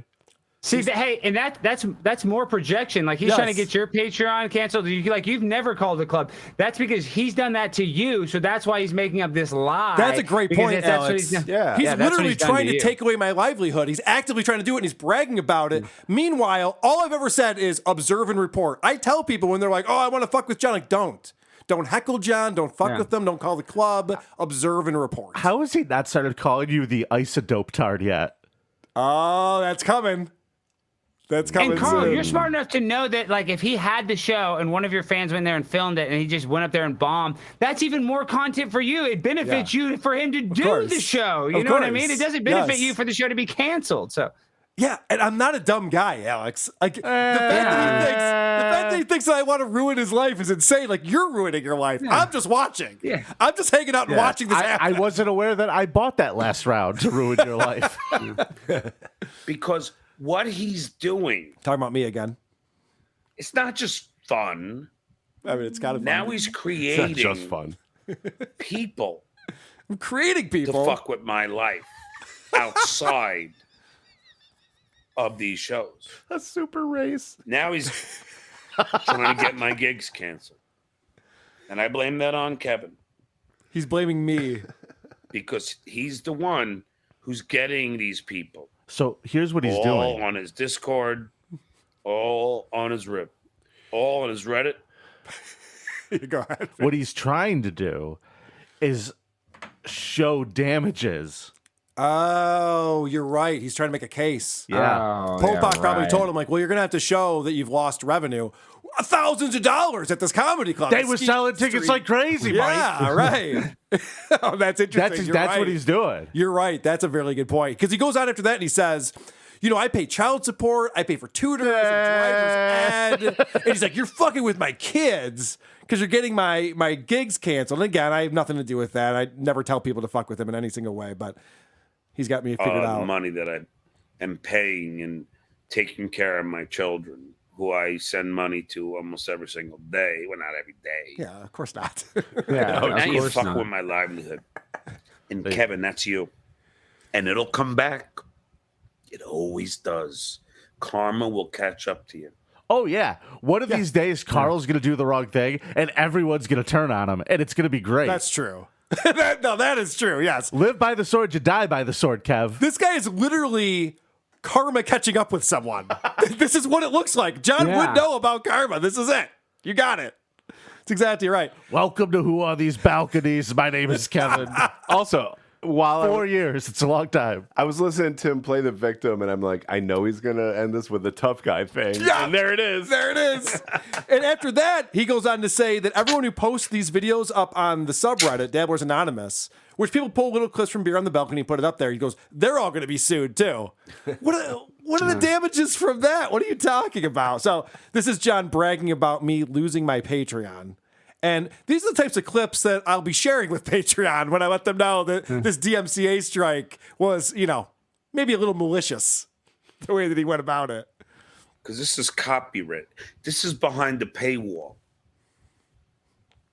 This is why Kevin is this much away from losing his Patreon. That's how much away and you I are know from that finishing because that my beer. attorney is in talks with Patreon now. His attorney's in talks with Patreon. What does that mean? The guy can't be posting things that he does not own. Yes, I can. And that's what he does. I can post clips of your If it's show. transformative, yes, you Of can. course, yeah. I mean, Alex, how many shows do exactly what I do? There's thousands. Dude, it's a whole genre of the internet. I mean, know. Hassan or whatever, that guy, all he does is react to it. I'm just saying there's, on both sides of his political spectrum, not even that your show's political. I'm just saying everybody does this, is my point being, who does reaction content. But It's his ridiculous. attorney I is mean, in he's so out talks of with touch. Patreon to get it shut down because John just wants to see me lose my Patreon. Obviously, it's not. It has nothing to do with his copyright or him losing money or anything like that. He's just jealous. He's very jealous of what we have going on over here. And obviously, he doesn't have a real attorney because attorney could be like, "Hey, listen, if it's if it's transformative content, if they're changing the content, it's totally fine. I mean, it's that simple." But it's not traditionally, that though, complicated. Patreon is not exactly great to deal with this shit. So what he is doing is maliciously getting Carl shut down, which would create actual damages. Correct. Yeah. Yes, that is true. And I don't want to turn things, because people have told me the way he's going about these copyright strikes, you could actually sue him for what he's doing. I don't want to play that game. I'm not trying to get the Of law course you don't. involved, Why would you? obviously, Right. But it's just so funny that everything he's saying Everything is he's saying so is he's actually legally guilty of. wrong. Yes. Yeah. Well, and to his point, I'm not even trying to give him any clout. I hope. Well, I hope he doesn't see this, but Carl, Patreon is kind of weird about sometimes. I mean, they can be finicky. So yeah, I mean. Oh, I know, Alex. I'm not thrilled with what's going on right now with what John's up to. What's the update? All right, so this is funny because Benny Loco, as moderator, is not picking up on the trolls as well as she should be, so she gets scolded here. I do a show. I have loyal fans. They don't. They do a show that is all about ripping me off. He's so wasted. There's another one. There's another one. You see? Yep. Goodbye. This is not a good ad for Coors Light either. I may have pointed that Benny, out. you got to be better at this. Coors Light, taste the dabble. There was at least 2 trolls in here the whole time. Come on, Benny. You're better than that. Wow. So now he's scolding a woman who not only works for him for free, but gives him money in order to moderate the chat room that's full of trolls all the time, because that's what he attracts. It's almost like he's kind of a dickhead. Yeah, it's almost like he sucks. So he goes on to explain that the reason why I do what I do is because I crave celebrity, and I want to be as famous as Stuttering John is, and that's the whole reason behind all of my motivation. And then he gets the question of, what's Carl's deal?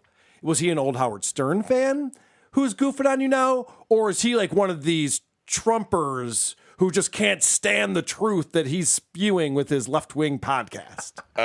John from Las Vegas. Is Kevin a Stern troll or a Trump troll? I think he's more of like a right winger. Yeah. I don't think so. I don't think I that's think right. I think that most of these haters are like, I think they're all right wingers. Oh, okay. Wow. And dude, there's so many old clips of him saying the N word, saying the F word. I mean, he's like literally committing hate speech on the Howard Stern show. I mean, and so now the fact that he's some social justice warrior because he has a transgender kid, which is, God bless his soul. It's just all so contrived. It's all fake. Like that's not really who he is. He's not some liberal social justice warrior. He's made up this persona because that's what makes him money now. I'd put money on 10 out of 10 Hillary fans think his show sucks. Yeah. Like, this Of no course. kidding. liberals and Everybody that conservatives can watches agree. this thinks it sucks. This is the bridge we can all build on. Also, John's show sucks. I just want to point out that the first time we made fun of Stuttering John, which was 4 or 5 years ago now, he didn't have a political show back then. Back when Tony was at the drive-thru. He was walking around talking into his phone. Right. So actually, he was at a studio back then with Royce. He actually had a professional setup back then. He's gotten way, way worse. But I love that he's just like, oh, he just doesn't like me because of my politics. No, because you're the worst broadcaster on the internet, John. That's why Well, we how make many fun of shows you. does he do a week, Carl? How 4. often does he broadcast? 4. Oh, He he does does 4, Tuesday, okay. Thursday, and then 2 shows on Saturday. It's not enough. I wish there were more. Yeah, I know, but why double show on a Saturday? That's weird. Well, I he mean, does, that seems again, kinda- stupid. He does the beer on the balcony show Stupid person. where he gets day drunk on the internet. All right, last clip I have of here. All right, all. I will see you back here on Saturday,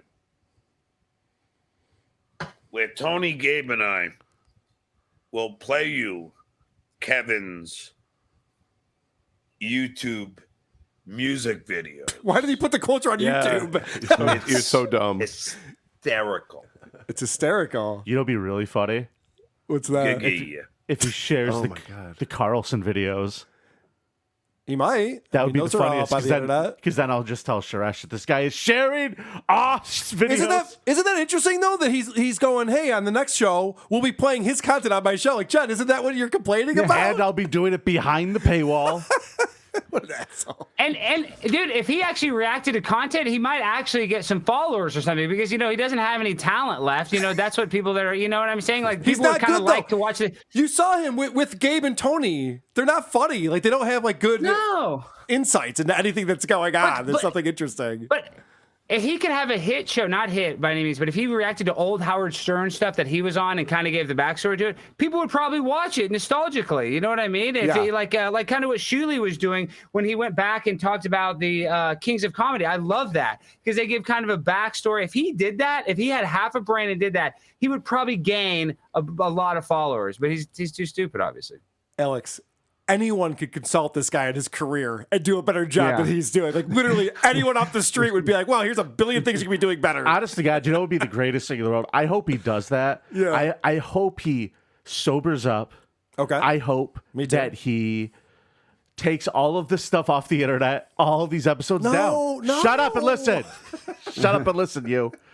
I hope he does that. And then I hope he starts a show. Then I hope he starts a show that's all about Howard Stern, and then they sue him into oblivion. It would be the fucking best thing that ever happened. Then they're just like, oh, you want to file lawsuits, asshole? You're playing our content now. When I was talking to Monique, she was saying that she's gotten cease and desists from SiriusXM and that she gets a lot of like legal bullshit from them. And John used to play the Howard Stern clips on his show all the time. That would be really funny. But it was transformative content. He wouldn't know that word, obviously. Alex Knight, thank you so much for coming on, buddy. I'm sorry we didn't get to the Howard Stern stuff like I was hoping, but it's been a blast talking to you. No, dude, it was a pleasure and an honor to come on. Like I said, I listen to you all the time. I really like your content, no matter what Stuttering John says. But this is the one thing. This is my one but. We have to keep Stuttering John alive. You know what I'm saying? He is comedy gold. And this is Stuttering John. If you're watching this, Carl does love you. So keep being you. We need you. I need you. I love this content. I mean that from the bottom of my heart. Keeping John alive now is in the hands of Medicaid. Yeah. So without further ado.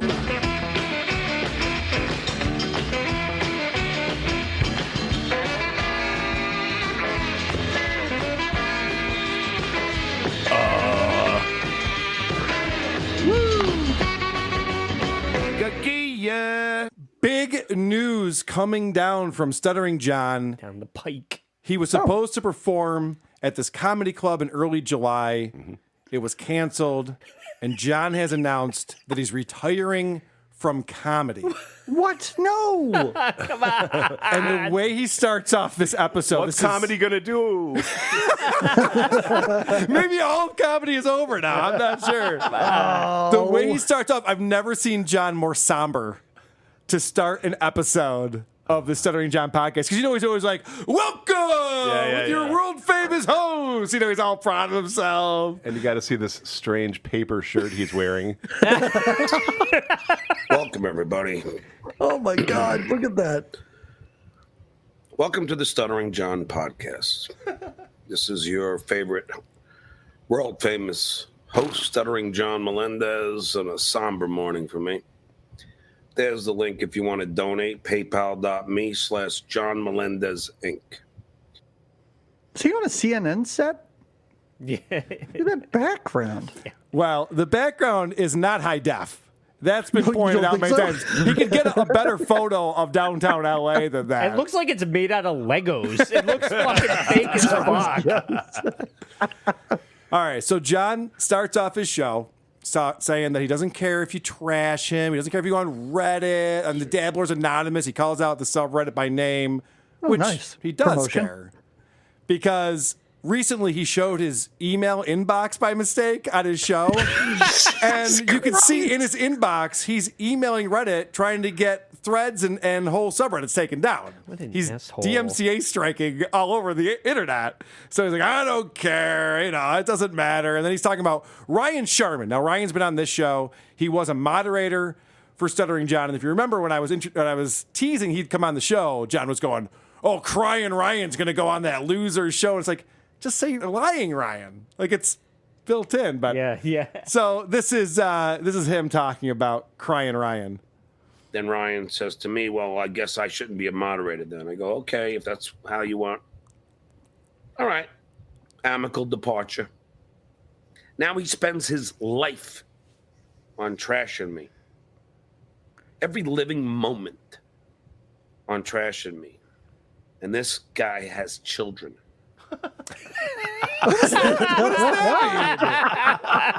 Can you believe names? I know where they go to school. And if he's married, his wife's cheating on him. I cannot believe somebody with kids thinks I'm a dickhead. Right. It sounds amicable, though. I just want to point that out. Guys, I want to ask you, because I have my own interpretation, and I say it all the time. So what does that mean? Why does he say, and he has children? Doug, what do you think that means? I think it means that he is threatening to murder this man's children. That's what I think too. I can take him. I can take him. One hand tied behind my back. Oh, what? They're 12? All right. Well, maybe I'll use both my arms for that then. What the fuck is wrong with them? What do you guys think? What does he mean? What I think he means is that somebody that's raising children should be doing it morally, and to trash John is unethical. Oh, so I get a pass. Yeah. Right, yeah. I never procreated, so I can just shit anyone I want? But then again, my daughter's proud of the way that we trash it. So, I mean, you might be missing out on a whole Most life, kids Carl. would think it's hilarious. I don't know, Carl, you were right originally. Like, he is the supervillain. He's the reason why superheroes have secret identities. He's going after their families. Yes. He will kill people that you are close to hurt you. Okay. He's not wrong. So then after that, he goes on to talk about how Hockey Puck and them used to be close friends, and now Hockey Puck's trashing him. And he still thinks Hockey Puck's responsible for getting people booted from his show for switching it to kids mode. Remember that whole? I forget all about that. He was complaining to YouTube for people getting kicked out of his room and everything like that. So he's still blaming Hockey Puck for that. He's just like, he's going through this whole thing. He's all upset. He's just like, everyone betrayed me. Yeah, right. I don't have a friend in the world. He's going through all that kind of shit. I'll record everything. Yeah, I'll show them. So then he goes on, because people are accusing him of creating sock accounts. Okay. Yeah. See, this is the trolls. This is what they do. They make up lies. I'm putting fake review. Okay. I'm not putting any fake reviews. As much as Crying Ryan would like to believe so. His ridiculous theories, because he's embedded in my life. He's entrenched with my life. They like to accuse me of having sock accounts called Dumbass and Dumbo and all this other bullshit that has no basis in reality. No basis in reality. Okay, John, the problem is that there's all these like internet sleuths. Yes, you've been caught. Who are figuring this stuff out. And I have to show these reviews because this comedy club that John got canceled from, they're claiming, we'll get into this, he talks more about it in these, but they're claiming that they were getting calls from people saying that if they let John perform comedy there, they'll give him 1-star reviews on Yelp and on Google. Okay. And so the comedy club was just like, well, we can't take 1-star reviews. So they canceled John. So then John said, I want all my followers to give this comedy club 1-star reviews to teach them a lesson. Sounds fair. And because the ones and ones of stars. Well, because John doesn't actually have people who enjoy his programming, he decided to create his own sock accounts to do this. I called it Richard Ojeda. And this is some evidence here that I'm going to show you guys. So this is one on Yelp called Lance L. from Jericho, New York. And it says, Almeida Comedy Club. This is the place that we're talking about here. So this is just yesterday or the day before.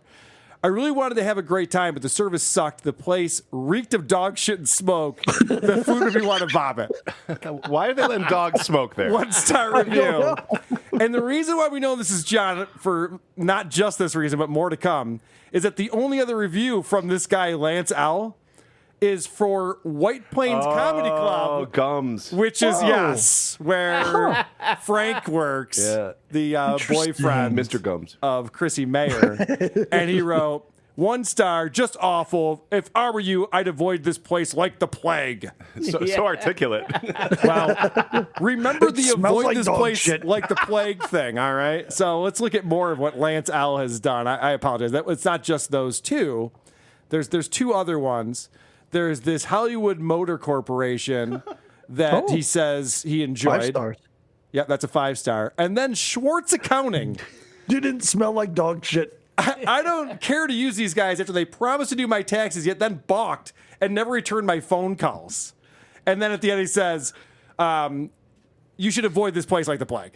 Yeah. Okay, so again, avoid it like the plague. That's a Lance L thing. Also, how funny is that? They promised to do my taxes and then balked. Was he trying to get free tax service from these guys? He wanted something that they did not want to touch. Yeah. 4 people involved.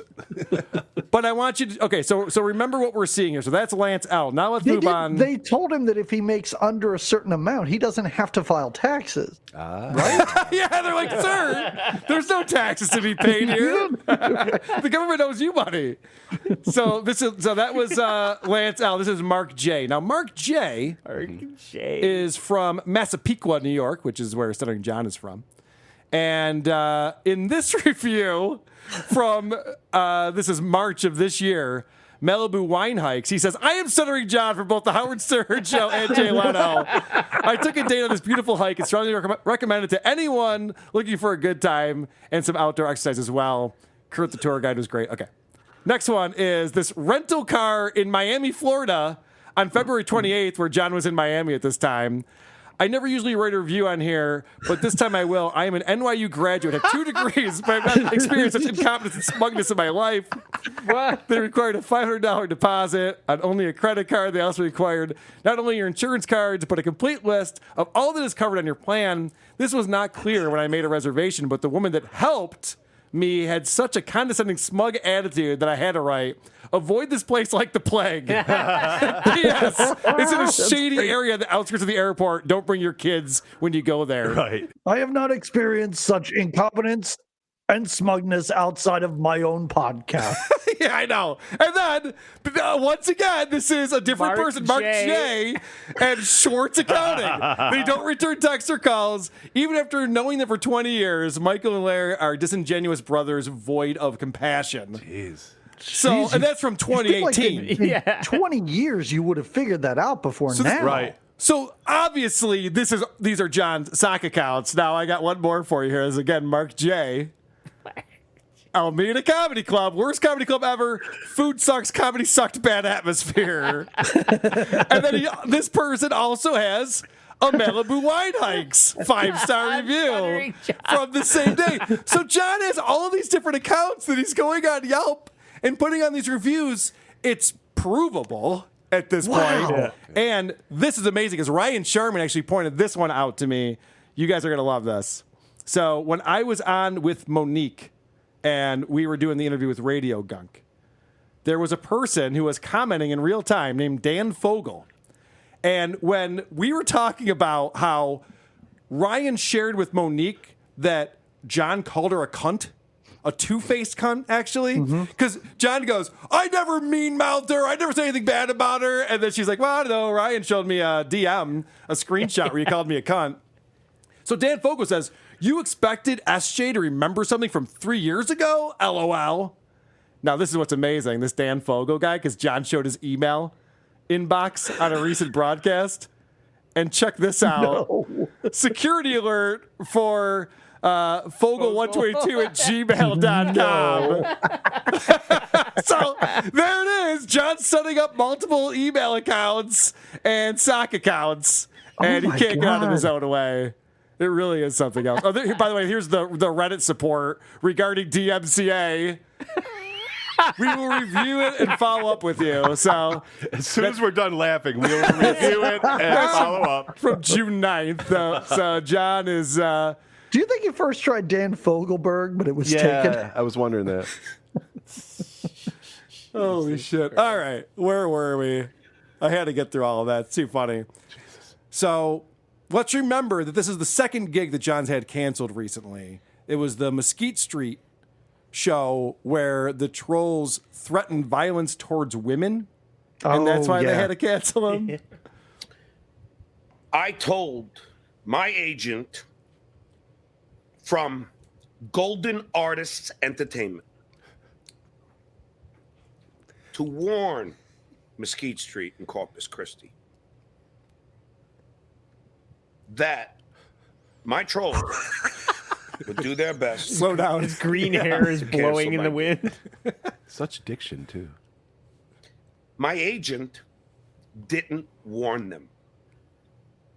I get a call from the club manager, and he says, John, I don't know what's going on. I'm getting all these battered women phone calls threatening violence towards women if I let you perform here. Okay. So John's angry that his agent or his manager is supposed to tell them, by the way, you're going to get some really shitty phone calls. You just have to ignore them. Because that didn't happen, the shitty phone calls had this effect where he ended up getting canceled. And so what's great is that John thinks that they should be apologizing to him. So I email the club manager and go, I can't believe that you're kowtowing to my haters. Kowtowing. Why would you whatever. do that? That's all I say. Just an email like that. Appropriate response. My agent from Golden Artist Entertainment then texts me, Real company. stop emailing the club manager unless you're going to profusely apologize. Profusely. You can't make this up. I don't know. I'm the one who should apologize when he is the one who canceled me. So there's obviously a lot more to that story. Well, yeah. That John is letting on. If his agent is telling him, dude, you better call back that comedy club and apologize to them. Right. This whole thing that an agent is dealing with like multiple clients, and this one shithead is like, did you read my trolls clause? This guy's like, I don't have to deal with any of this with any of my other clients. You have fucking trolls that are fucking shitting on you constantly, and I mismanage that. Sorry. It's in my rider. I need nothing but brown M&Ms, and if someone threatens women, you have to be like, that's cool. And also, if you have any fabric softener, if you can look at this shirt, I'm wearing the before shirt, not the after shirt. The top corner of that shirt, it's nothing but wrinkles. Huh? Yeah. It's a disaster. He's got the bacon collar. Wow. John goes on to say he fired his agent and then called Dante, his manager. And Dante said he'd say something to the agent at Golden Artists Entertainment and get this figured out. By the way, Golden Artists Entertainment, he brought that up multiple times. I went to their roster. I didn't recognize a single fucking person that they represent. And then they have this section of people that they book gigs for. So they don't represent them, but they book them gigs. And one of the people on there was Mr. Belding. What was the guy from Saved by the Bell? Yeah, Mr. Belding. Yeah, the principal, right? The principal from Saved by the Bell. Okay. And he's like, that's a pretty big Their biggest client. Good gut. All right. So now John's got this figured out because Dante, as we've already covered on the show, doesn't do contracts. Because when I asked Dante if he does contracts, do we have a contract with a Mesquite Street? He goes, no, I just do word of mouth. I just have it on cell phone texting, you know. I go, really? Every other agent I've ever had does contracts, but okay. He's always screwing up phrases. Word of mouth. Does he mean like a verbal agreement, or does he mean like take their word? Word of mouth is like when people talk about you and you get marketing and advertising. I've heard that you're good from. Yeah, that's what word of mouth is. Word on the street. Right. That's not what this is. That's not even close to what this is. Yeah, that's a response to, do you do any promotion? Right. No, yes. I just rely on word of mouth. Right. Yes. Instead, he goes, he doesn't do contracts. He just does word of mouth. It's just fucking stupid. I don't do contracts. If they pay me in sandwiches, I accept that. That's fine. His agent is just standing in front of comedy clubs going, wow, I heard Stuttering John was great last night. Somebody should really book that guy. I heard he deserves X amount of money for this. Yeah, oh my God, everyone's talking about the squeegee bit. It's amazing. There's so much going on. I don't lie. I refuse to. All right. Let's keep that one in mind because I have some more things coming up here. I've been asked to lie a lot. I keep refusing. I have to tell you, I have said a lot of things on Who Are These Podcasts, many things that I've totally forgotten. I don't think I've ever said I don't lie. It's never been a thought in my head that I need to declare. Just so you guys know, I'm actually trying to tell the truth right now. Like, isn't that kind of like taken for granted? Like, shouldn't you be not lying? Right. I don't know. It just when you have to declare that you don't lie, it seems like maybe there's more to it than that. Could be wrong. So the club gave John $250 for a plane ticket, and then John bought a non-refundable ticket from cheaptickets.com. That's great. Yeah. So this is, and I'm going to put it up. John, you're 100% lying. We found your fake review accounts where you trolled the club. Just admit what happened. Tickets weren't selling and they canceled. Review accounts where you. So this is from Tire Hands Back. gave him $10 to tell him that, no, John, you are lying. We've seen your fake accounts giving a 1-star review, which I've already just shown everyone. Trolled the club. Just admit what happened. Tickets weren't selling and they canceled. Oh, Jesus. Jesus. See, this is the kind of nonsense. Let me block him. Jeez, I don't know why you're so worried about that. They're not lying. Why do you have to block the person? Just have a conversation about it. Did he take the money? So he found the new agent, this guy Nick, over at this company. Agent. Yeah, that he really likes. Nick's a damn good guy. I love the guy, and he's going to have a good career as an agent because he's meticulous. He does contracts. Mr. He doesn't do word of mouth. That is the word of mouth. He only does contracts, so I'm quitting comedy. Yeah, well, that's where we're going with this. So what's great is that Dante, who John has been ragging on quite a bit, actually fired John and not the other way around. No. Dante writes me an email. It's been a pleasure to work with you, but unfortunately, I have to drop you because the Alameda Comedy Club got inundated with people saying that if they had me, they would give them a 1-star Yelp and Google review. Dante informed me that I'm a liability. Now I'm paraphrasing. I'm not going to get his email exactly Paraphrasing. correct. So I am my apologies, paraphrasing. Dante, if I don't exactly get the wording correct. But he said, John, it's just, we can't book you. Every time we book you, your trolls, they get you canceled. Now, at that point, I was cool with Dante. Okay, this is his business. But I was mad. Very mad. At Dante. Yeah. At this point, I'm even keeled and I'm pissed off. Did I say happy? I was cool with him, but I also wanted to break his legs. Yeah. So let's hear about John and his temper real quick. So you're letting go your number one client. At least that's what you told me. You're the most That's what famous you tell client every had. client. So you let me go. But you don't call me. You email me. Granted, I was angry. And I sent them some angry text. Fuck off, I'm going to trash on You our would show. never do this to Principal I was Belding. mad. Chapter 1. Fuck off. And I'll admit, I have a bad temper especially when I'm watching my whole stand-up career end. Yeah. Before it even got started. Yeah. So this guy Dante sends him an email, professional email, because you need to have a paper trail for things like this. Like, I can no longer represent you, John. John texts him back, fuck off! Go fuck your dad! He's such a pro. John is such a pro. He really knows how to handle things like this.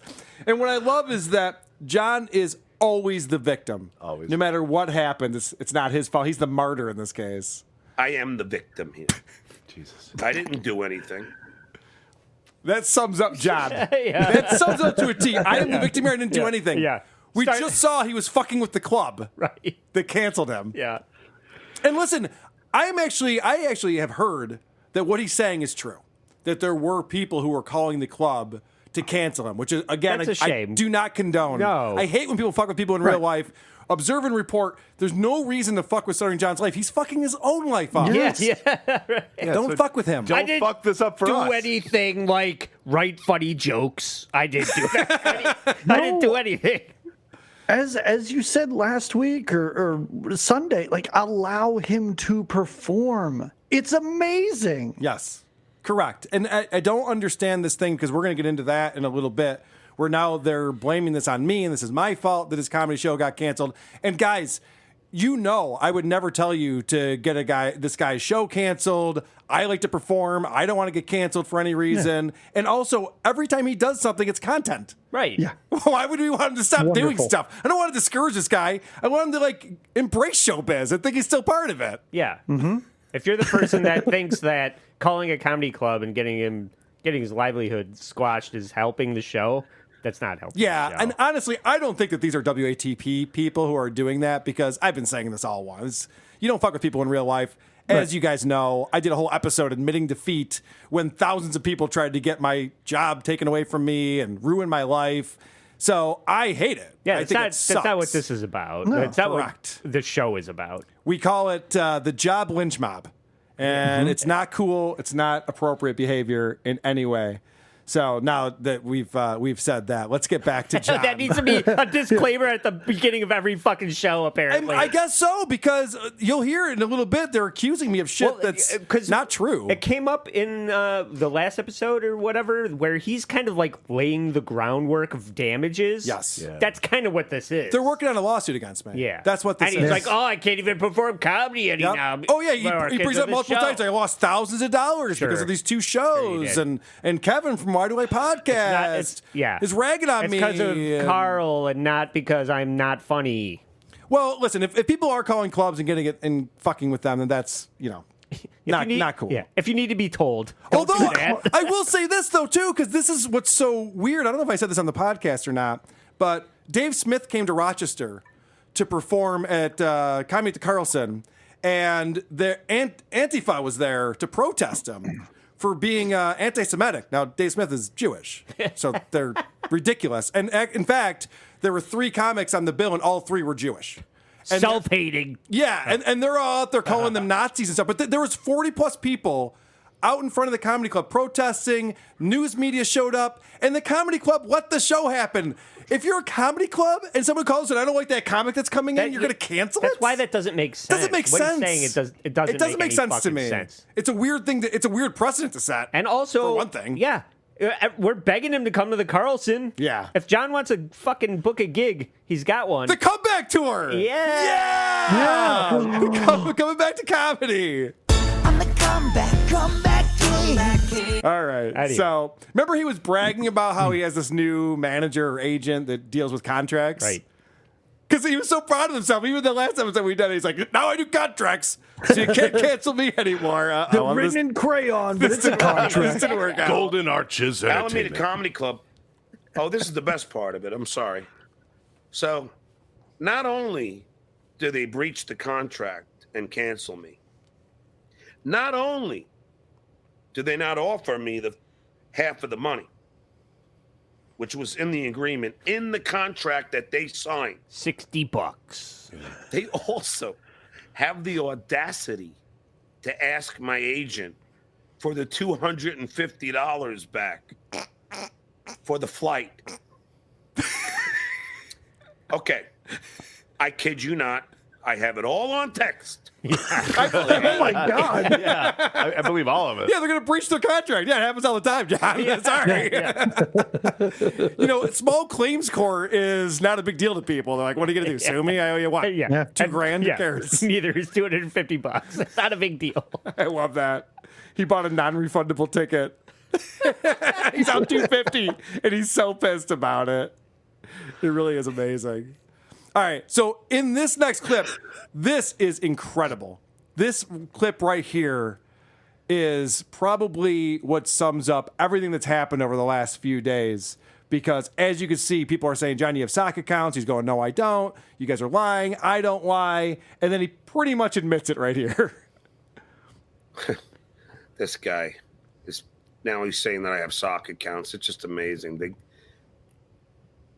Even if I did, would you blame me? Let's say I had 2 or 3 sock accounts, and I wrote. Okay, I'm even getting ahead of myself. Let's say it's 5 or 6. Is that amazing? Let's say I have 2 or 3. Would you blame me? Yeah. And let's say I didn't know what the fuck I was doing with them. And let's say I wrote. Well, let's not get into what I wrote, or would have written if I. Hold on. Let's pause. I can't wait for his next book. The trolls were right all along. Yeah. When he just admits every single thing, because he's pretty much just admitted that he does have sock accounts. Where he's just like, "That's outrageous." But would you blame me if I did? Like, Turns out it was easy for you to say. All right, so this is John once again playing the victim. I'm not attacking her. I don't text her. Except This is talking about Monique. Sorry, I should have set that up. So this is talking about the fact that he called Monique a cunt. I'm not attacking her. I don't text her except saying I thought we were friends. But for those who don't know, she decided because Crying Ryan had a text from 3 years ago when Monique had trashed me, and I called her a two-faced C-word because she trashed me, and Ryan decided to send that to Monique, and that apparently was enough, even though we'd been fine for 3 years since. That was enough to get her to trash me after doing my show so many times and me doing her show so many times and us having such splendid conversations. That hurt me. It did. Oh, poor John. All he did was call this woman a cunt and then lie about it. And then when he got caught, blame Ryan for proving that he was lying about it. Yeah. Oh, poor John. What's with his air quotes around enough? It's always in the wrong sense. Yeah, apparently that was enough. Is in quotes. I know. How ridiculous is that? He's like, we were really good friends, and then I called her a two-faced cunt. Someone told her that, and all of a sudden she doesn't like me anymore. I don't know what I did. Problem with that. What did I do? Why is everyone blaming me here? He really is something else. Yeah. So then what's great is that John's talking to Dante about this whole idea that they want their $250 reimbursed. He's like, this is outrageous. We have a contract. He owes me money. And Dante, of course, sides with the comedy club. He sided with the club, of course. Well, you shouldn't have posted that on Patreon, and you shouldn't have had your people start to write bad reviews. Well, look, man. Your people. Look. First of all, I never told them to write bad reviews. And second of all, even if I did, they canceled me because they're afraid of getting bad reviews. Why can't my fans do the same? Why not? How is that in any way not the same thing? So John never takes the high road, obviously. He's like, well, they're up to dirty tricks, so I thought I should be up to dirty tricks. So what's the problem here? What don't you understand about this? The even if I did thing is fucking hilarious right there. So he went on and posted on Patreon to telling people, like, let's give this club 1-star reviews. They canceled my gig. And then he, like, took it down, obviously. Yeah. But I've seen screen captures of it. And so Dante's like, dude, you can't do that shit. You're trying to work in comedy. You're telling people to give a comedy club 1-star reviews. Like, what are you doing? He's just like, oh, what do you mean? They were trying to do that to me, so I did it to them. Yeah. All I said was the club owner was a, quote, fat, dumb cunt, unquote. So I don't think Dante is going places as an agent. No. I have a feeling this guy's career is about to end. Well, no, I don't know about that, Doug, because John even alludes to the fact that Dante might show up on other people's shows, and I was like, oh, yeah. Okay, all right. You know what? Yeah. Maybe we should have Dante on the show. That gives me an idea. I wasn't even thinking that, but then when John brought it up, I was like, oh, yeah, we could book him. So then the question comes up, do you blame Carl from WATP? And he says yes, because he's instilling hate. Okay? So that's all the beginning of the show, the first 30 minutes, and then he brings on the Midas Touch Brothers, and then he brings on our good friends Tony Michaels and Gabe Sanchez, and just some clips from that section of the show. And again, this is, my fault, and he knows how it's my fault too. I'm suing the club, yeah. Because I mean, I have a sign. Which first off, I'm glad he's got all these attorneys to sue everyone for him, but now he's going to sue the club over this. Suing the club. Yeah, this is Talk to the Brain Trust about for it. What? A one night appearance? It was supposed to be a weekend. I think it was a Friday, Bullshit. Saturday. I know. I haven't heard him refer to Michael Popok by name in quite a while. Well, it's interesting Do you because think he's still in the picture. He mentions that he talked to his attorney, and I think it's someone other than Michael Popok. Oh, okay. All right. It actually might be one of those guys from the Midas Touch Brothers. One of those guys is an attorney, so I don't know. And they're friends with Popok, so. I'm suing the club, yeah. Because I mean, I have a signed contract with the club that if they cancel, I get half the money. But someone asked me before, Tony, and I'd love to get your thoughts on this. Do I hold Kevin from Why Do I Podcast? Do I hold him accountable in some way?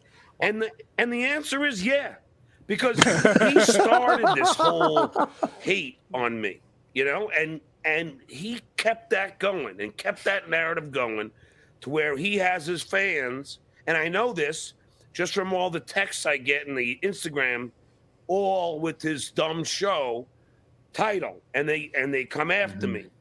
So do I hold him accountable? I do. What do you think, Tom? All right, let's get their professional opinion. I'm going to ask you a question, and the answer is yes. I know, right? Leading the witness, Your Honor, objection. So what I love about that too is that John goes, I know that it's his fault because I've read the titles of his episodes that he puts out. He doesn't listen to what I have to say. He doesn't watch the show or listen to it. Yeah. He just saw the title and goes, yeah, I mean, obviously Carl's at fault here. Yeah. It's not good evidence. This is going to be very confusing for a potential jury if he keeps calling you Kevin and talking about a different show that's not yours.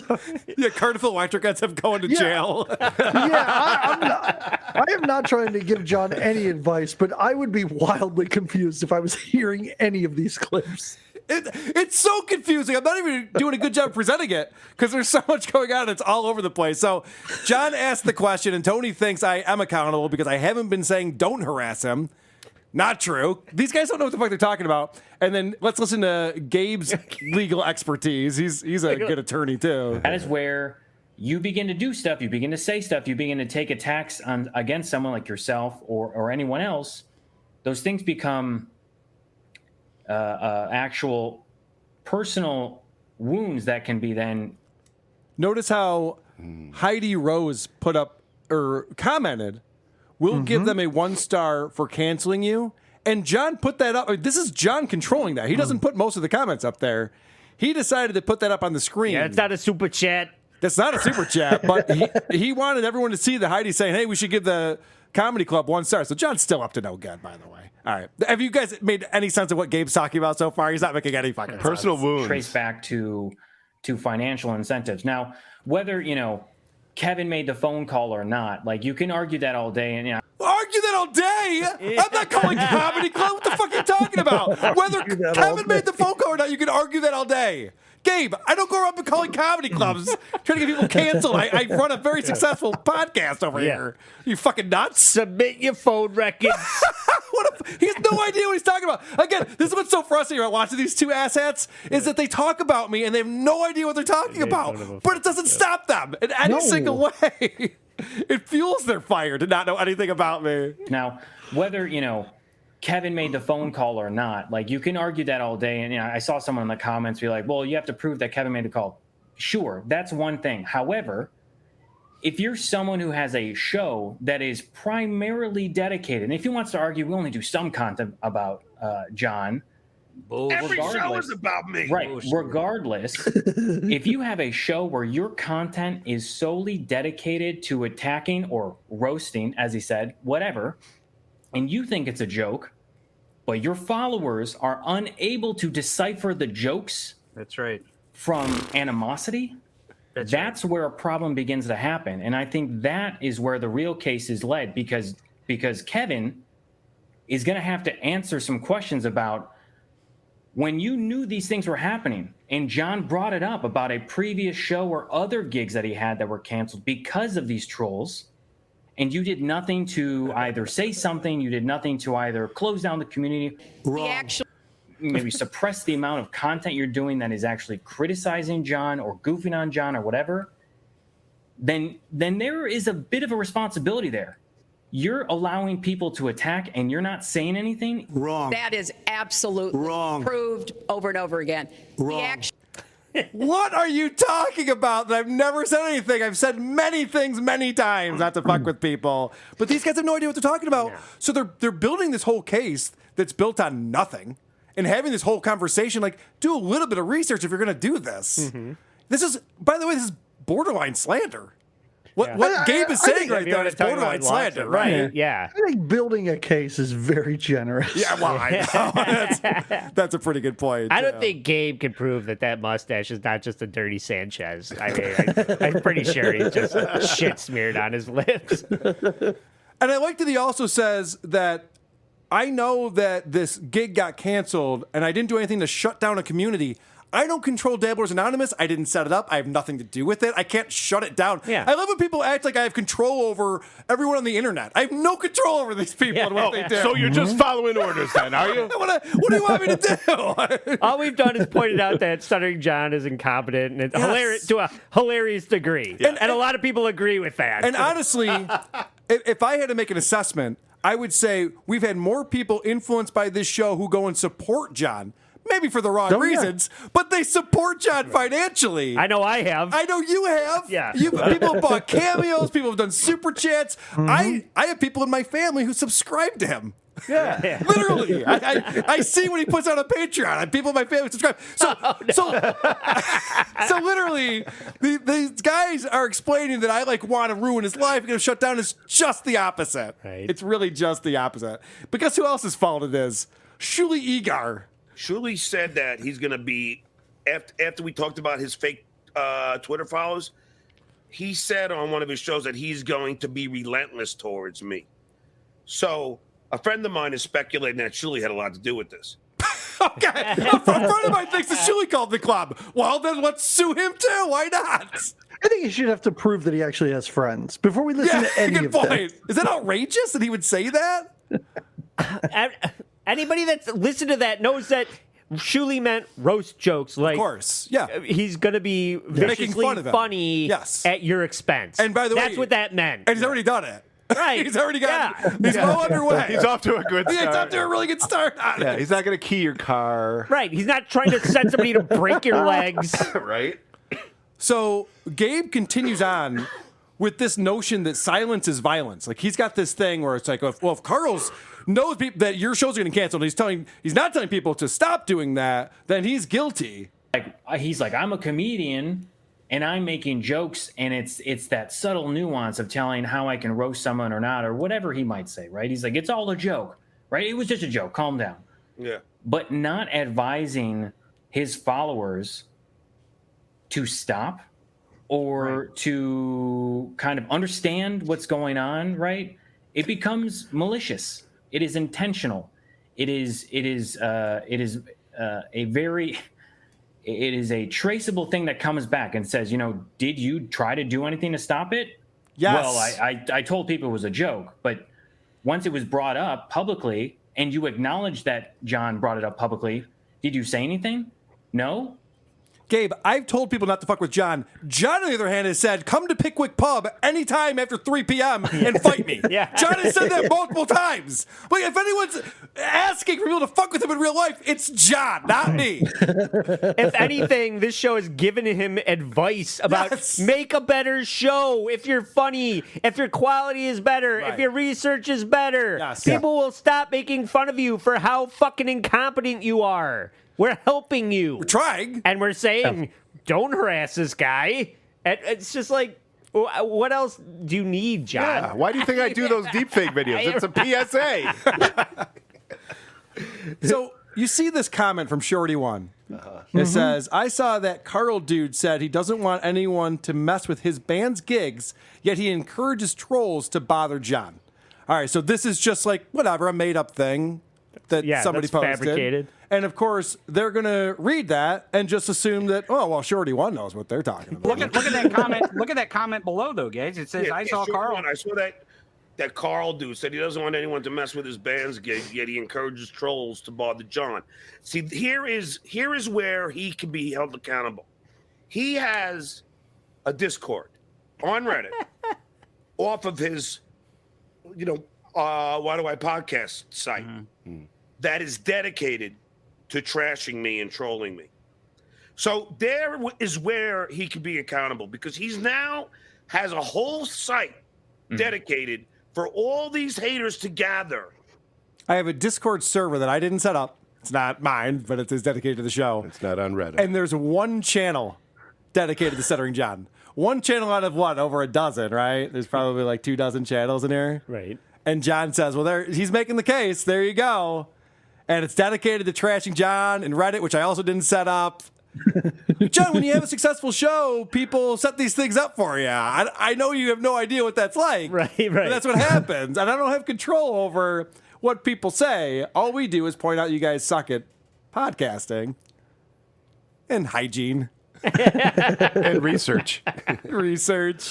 So I feel like John is so defeated now that he tried for a little bit to come back at us. And, we played it on the last show where he's like, oh, we're going to make fun of the Isotopes and this is going to be so funny. And, oh, my gosh, they played Mario Brothers and this is going to be so fun. And the wind is out of his sails at this point, I'd have to say.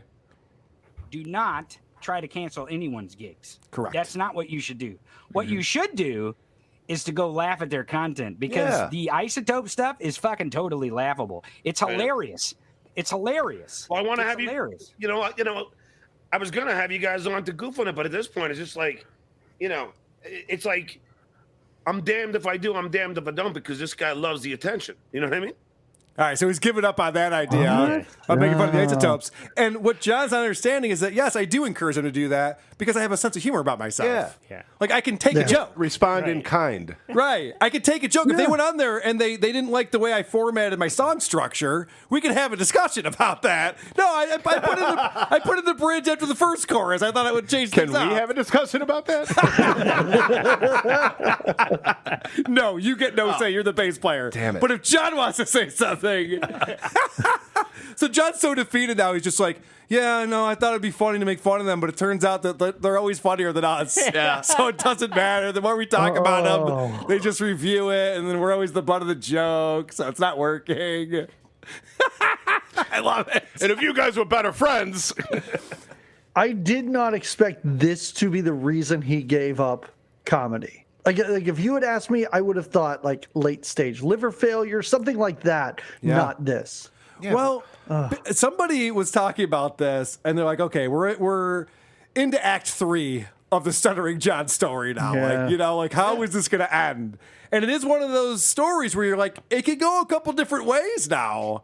Will there be like a big comeback where, like, at the end he's like selling out Carnegie Hall and like have this huge triumphant return to comedy? What was that documentary from that Toronto metal Anvil. Anvil. The story of Anvil. The story of Anvil. Yeah. Amazing doc if you haven't seen it. Yeah. Like, these guys were supposed to be as big as Anthrax and Metallica and all these bands they were coming up with. They never got big. And then at the end, they play this festival in Japan, and there's just thousands of kids going nuts for him. It's really cool. Like, I hope that's how this ends for John. Right. Wouldn't that be neat? I don't think that's how it's going to end. Right. I don't think so. Because But part of that'd be this cool. is John admitting that maybe he's the Right. problem. Well, is it everyone's fault except mine, or maybe I'm doing something wrong, and he'll never do that. No. Doug, I don't know if you would guess at what they're going to do next, because let's just say that Tony and Gabe and John are a certain type of person. And this type of person, when they are defeated and they're angry with someone, they call out that person and people who follow that person with a certain word that they think is the trump card that they can throw out, and then right then and there, they win the argument every time. Could you guess what that might be, Doug? No, I just thought they would have a bunch of double cheeses together. And that would be I the know end what of happened it. to double cheese. They don't doubled down know. together, though. You're worse than They doubled down Hitler. together. You're worse than Hitler is what's coming. Yeah. No. Well, I mean, here's the thing too about Kevin's trolls and his troll army. All the tens of them, the tens of people that he has in his troll army, or the tens of accounts that he has in his troll army. They go back and forth by saying that we have thousands, because earlier in the show, they're like, well, there's thousands of people who are all fucking with you. And then it's like, oh, but there's 10 people. Like, they can't even like piece together their own story. They have no idea. There is a Venn diagram of racist, misogynist, Trump humping dudes and Kevin's fans, and it's almost a fucking circle, because I've seen them coming on our YouTube channel and say something about drive-through videos, and then they'll say something about like really fucking racist, Like or what? really fucking Yeah. misogynistic Like or what? something. What's an example? And I don't know if they know who their audience is. I would guess they actually do know who their audience is, and they know they're stoking these trumped up motherfuckers to do this stuff and to cancel John's thing. But that's the other thing that goes. I would imagine a judge or a jury or someone would want to see intent, is if they know that's who their audience is. I don't know. Yeah, you don't know. I There were a don't bunch just of leaks saying right words. there. Did you see that? He goes, all right, I have a feeling that Carl's audience is racist. And I know that because there was a guy who tweeted about my shitty drive-through video. And then he also tweeted something racist and misogynist. No examples, nothing. No. And then he goes, so that proves that they're all racist. And Carl knows that. And that's why he's going after you, John, because he wants to get all the racists going after you. Like, this is an insane conversation, but this is what these people do. Yeah. And I'm not trying to capture a racist audience by wearing a pseudo MAGA hat, whatever the fuck, something he had made up at Spencer's Gifts or whatever the fuck he's wearing. You can have one of those hats too if you join his Patreon, Andy. You can be his second patron. Yeah, yeah. Also, if you watch that again, he is hoping somebody jumps in and bails him out, because he's Correct. just meandering and finally just trails off and doesn't have any way of ending this. Yeah, it's weird. I thought for sure John would start nodding profusely. Right, yeah. But it's like, Too oh, busy with maybe the chat. Yeah, that's right. maybe that's unfounded in every way. But I don't know. I'm surprised John didn't go, oh, because I'm Puerto Rican. That's right. It's because I'm Puerto Rican. That's why they're doing this. John, you missed a victim angle. Yeah, Holy shit. dude. Wow, and he has pulled that card before. Oh, yeah. So then John goes out to say, he goes, I don't even know why they're talking about this. I don't even mention him anymore, which they've been talking about us quite a bit. And it is kind of funny that he's like, I mean, if we do, we call him Kevin. Like, but we all know what you're doing. It doesn't change what you're talking about. So then Tony gives John a compliment after this and says, look, as long as I've known you, John, I know you've never told your fans to fuck with Carl. Implying that I do just the opposite. No, he probably doesn't, but he has told his attorney to instead. Mm-hmm. And in fact, he tweeted out that he's talking to his attorney to get my Patreon taken down, which is my livelihood, which is what John's complaining about. Ruining someone's livelihood is what's at stake here. And John is actively trying to ruin my livelihood, and he's sitting there thinking he has the moral high ground here and going, oh, yeah, I'm not a racist and a misogynist and all of these things like Carl and his sycophants. I have one more clip from these guys. I know. It's a lot. Yeah. So this is John once again declaring that I have stolen his audiobook. This is the copyright claim that he is declaring. Dude, I'll just tell you this. I own the copyright on my book. Right. Kevin puts my audiobook, the MP3 of my complete audiobook, on his Patreon for free. Right. Talk about taking money out of my pocket. It's not true. He gets his $5, $10 for, from his patron, and then they get my audiobook for free. So I never did that. No. He keeps saying that. Somebody must have told him that, and he believes whatever he wants to believe. So I'm going to say I joined Patreon just to hear the Stuttering John getting shit on stuff, and it's not there. It's gone. Yeah. I had to take it down. Take it down. The idea that I would post his entire audiobook is nonsensical. It doesn't even make sense. And he No. keeps saying that, so he's just making up a lie. Right. Or he's ill-informed. I'll give him the benefit of the doubt. Maybe he's ill-informed on this one. All right, so here is the big announcement, everybody. I am very happy to say that I have won my counterclaim with Patreon. I'm allowed to put the shows back up.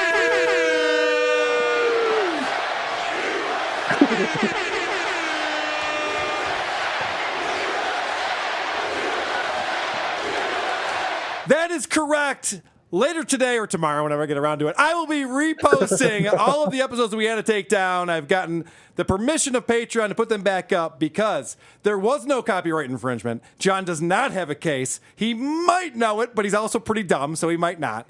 And I want to announce that the next Patreon episode that we're doing is going to be right back to Stuttering John's audiobook.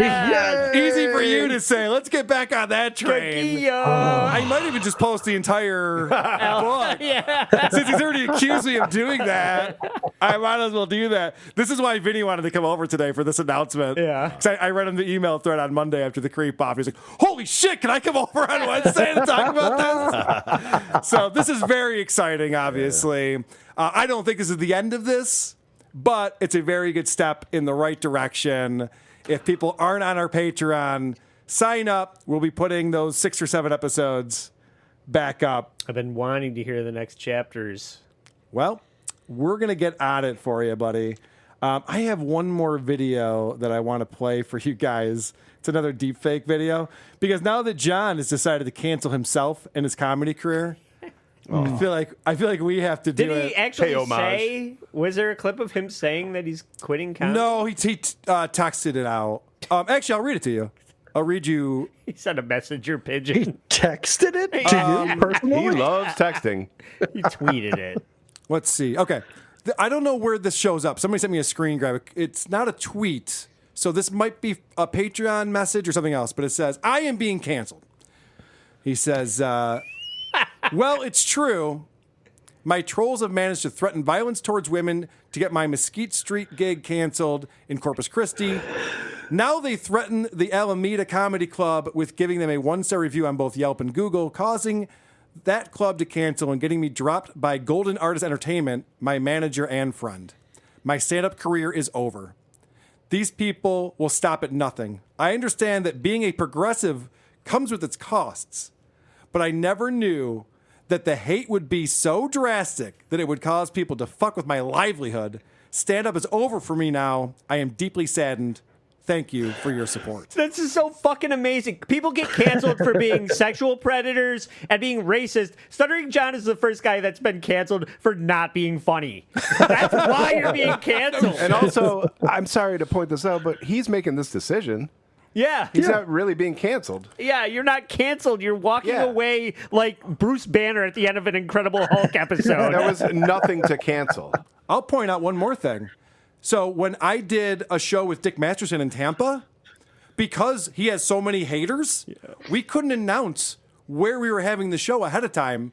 And Maddox found out and called the police and tried to get the show canceled, saying that there's a bunch of white supremacists who were going to be at the show.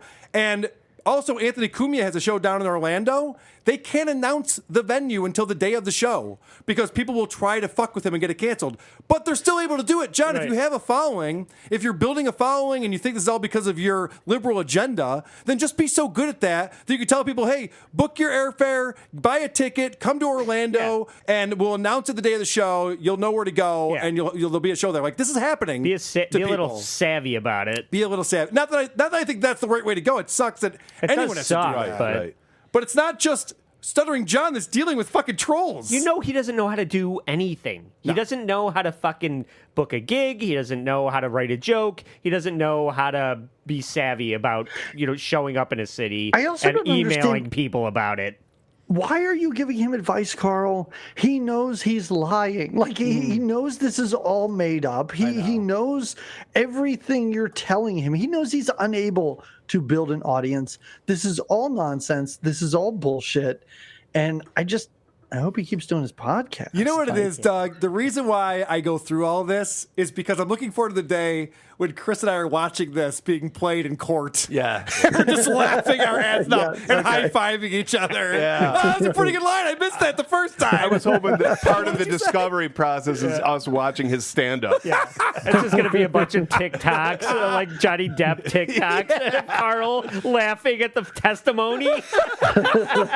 All right, guys, one more video here. This is, since John isn't doing stand-up, we've recreated it for him.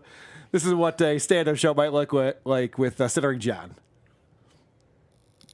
All right, keep it going, everybody. Ken Zubak, huh? California's funniest comedian right there.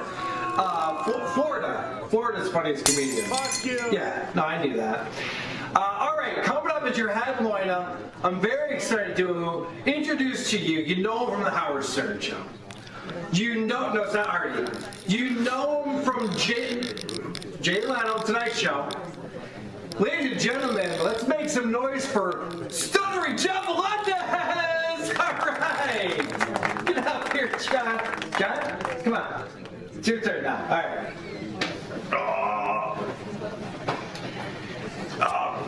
Yeah. That guy, he said, you guys fucking.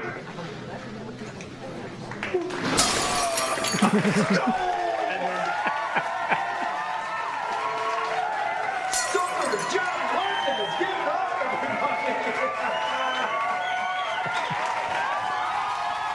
Circus Midget putting together these videos for us does a fantastic job. Thank you, Mr. Midget. We do appreciate that. Today, we'll be reviewing a show called MSCS Media Podcast. This one features Scott the Engineer and Stuttering John Melendez, both former Howard Stern Show employees. We have both watched this separately. We have not discussed it with each other beforehand. Let's get into it. Of course, the host of this show is my boy Tommy. Yeah.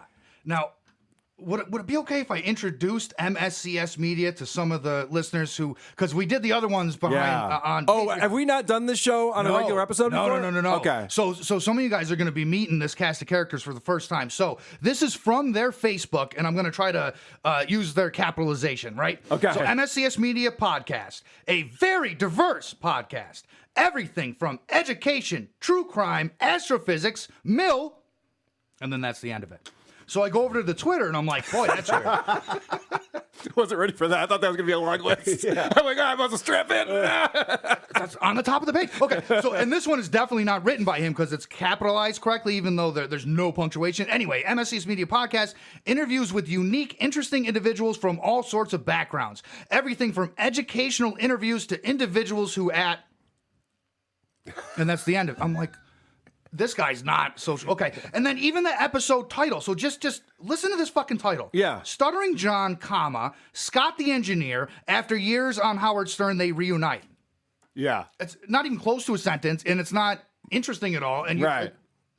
word it differently if you were going for the clickbait. What the fuck is going on in this place? I have some theories on Tommy. I don't think English is his first language. Yeah. He's from Pennsylvania. I don't know what part of Pennsylvania he's from. It seems odd to me. Yeah. And I actually pulled up, it's funny that you went into that immediately, Croge, because I noticed at the very first screen of this video that I'm watching on YouTube, yes, it says MSCS Media is a Spotify exclusive. I had that written down. So does he know what exclusive means? Because Spotify exclusive, I remember when Joe Rogan did this. It means you can't find his shows on YouTube anymore. They're on Spotify exclusively. You mean you can't watch every minute of it on multiple platforms? Right. Oh, it's exclusively shit. on Spotify. Okay. So apparently Tommy's made some deal with Spotify that they don't even know about. Yeah. And I want to read you the description from Spotify. Please. Because I'm like, all right, I got to look this up on Spotify and see what it is. MSCS Media Podcast is now part of the Spotify exclusive team. If you don't see the video, tap or click the settings pop up. Make sure the data saver is turned off. Then click, tap, click on the episode and play. This only needs done once. Yes! MSCS Media Podcast is a very diverse product. Interviews with unique, interesting individuals from all sorts of backgrounds. Everything from educational interviews, athletes, celebrities, artists, comedians, science, military, real estate, stock, universe, medical, to true crime, and more. Holy fuck! And almost all of those are capitalized for artists for some reason. Everything else is capitalized. I like universes in there. Yeah, universe. All sorts of backgrounds. Universe? What do you mean? What does that mean? God, it's incredible. All right, so let's get right into this show, and I'll tell you what we're going to do today, format-wise. Yes. Because I have too many clips. Yeah. So we're going to break it up into two different sections. Perfect. We're going to do a little thing in the middle. We'll mix in some Patty C cups. We'll mix in some Tony Michaels. Nice. But I want to get to all of this because if we don't get to it now, this was recorded over a month ago. It took them a long time to put it out. So we got to get to this stuff. They actually did it the day Ray Liotta died, which is a national holiday in my household. Right. Yeah. Yes. And they speculate on how he died, Yes. which is we'll get into. Oh, it's for great. sure. It's a little teaser. But starting off, right off the bat, I think I played this as our teaser on the last episode. You're going to notice an echo. I think what happened is the mic stopped working. So they have like some room mic or something that's picking up the sound that they had to switch to. It gets better later. Yeah. So I know it's annoying, but most of these clips sound good. Yeah. All right, but this is not good. So we're talking to Scott, the engineer here, who's never been on this show before with Tommy. Tommy's excited about this. Oh, and I should mention, Tommy's down in Florida. He flies in John to do these shows. This is the third time he's done this now. And Scott lives in Florida too. So John's like, hey, I can grab Scott and bring him along for this show. So that's the dynamic that we're working with here. Now, Scott, I hate to do this from the beginning. Oh, right at the start. Well, get a dig in. Dig in. I got to get the monkey out of the box. Okay. Because I heard through the grapevine. Ooh, great. I love the grapevine. About a guy named Steele, Lexington Steele, maybe. I don't know. 250 grand. I heard about him too. 13-inch Philly club. I had to go talk to the family about that. John, you want to elaborate? And then Scott can go. Let's get the monkey out of the box. Let's get the Crouch. monkey out of the box. Tommy says some ridiculous things that lead me to believe, along with how he describes his show, that maybe English isn't his first language. Yeah. And which, if that's the case, I don't know two languages, so that's fine. I'm not going to goof on him for that. But he says, I heard through the grapevine a little thing about Steele Lexington. All right, let me explain this for anyone who's not a big Howard Stern fan like myself and Croge. So this bit that he's talking about was a bit on the Howard Stern show that lasted for months. Yes. This was a big deal that they were going to pay Scott the engineer $250,000 to get fucked in the ass by a porn star, and they were going to do it at Giant Stadium, and it was going to be this whole spectacle, and it was never real. Yeah, and they talked about it every day for months. Yes. And if you ever wonder what radio was like in the 90s, that's what it was like. That's what it was like, because before podcasting, you had different listeners at all different times and different days, and so you would repeat, yesterday we talked about this, and now we're going to do that bit all over again. Yeah. And tomorrow we're going to bring in so-and-so and do this bit over again. Yeah. And that's kind of what it was. We all agreed that's fine. We get it, whatever. And that's what kept things moving or kept things like in the conversation for a long time. It wasn't like say it one time and then move on. So this idea that Tommy, who proclaims he's a huge Howard Stern fan, I have numerous examples that prove he knows nothing about Howard Stern. Yes. He says it like, I listen to it every day. It's my favorite thing. 'Cause that's why he has John on all the time. And he doesn't seem to know anything. Like, even just the basics of Howard Stern show. Yeah, it might be one of those things that's just on in the background and he's not absorbing or retaining anything. It must be, because this idea that he heard a rumor through the grapevine about a bit that we've all heard ad nauseum at this point is so stupid. So another fun thing about this episode is that they're talking to Scott the engineer about engineering and what he had to do in the 70s and 80s with actually splicing tape and taping it back together in order to do these edits and things. Yeah. And they talk about how easy it is nowadays with digital. And then, for some reason, 10 minutes in, it switches over to another interview with another person. And for 15 minutes, the wrong video is playing. The video is completely corrupt. Yeah. It's totally wrong. And it's funny, too, because they keep talking to that guy, Rob, who is the engineer running the show. Yeah. And he's going, yeah, man, it's easy nowadays. They just do this. Well, I guess it's not that easy. And at the end of that break, there's an advertisement. And I have just the end of the advertisement, Crows. Yeah. You can elaborate more on what this is, but check this out. Start your free trial at https://aura.com/MSCS. So this is something that we stopped doing over 20 years ago. Yeah. Was explaining how a URL, you needed to go to https:// like that's not a thing. Your browser's taking care of that for you for, as you said, 20 years at least. Yeah. You're right. I mean, they used to say www, and then they stopped saying that because that was unnecessary too. Tommy is like out of it. Yeah. He's Oh, totally out of it. So talk to me. Is this the product that you were... So this, I looked around, and what I loved about this ad is that the word is aura, but he kept saying aurora.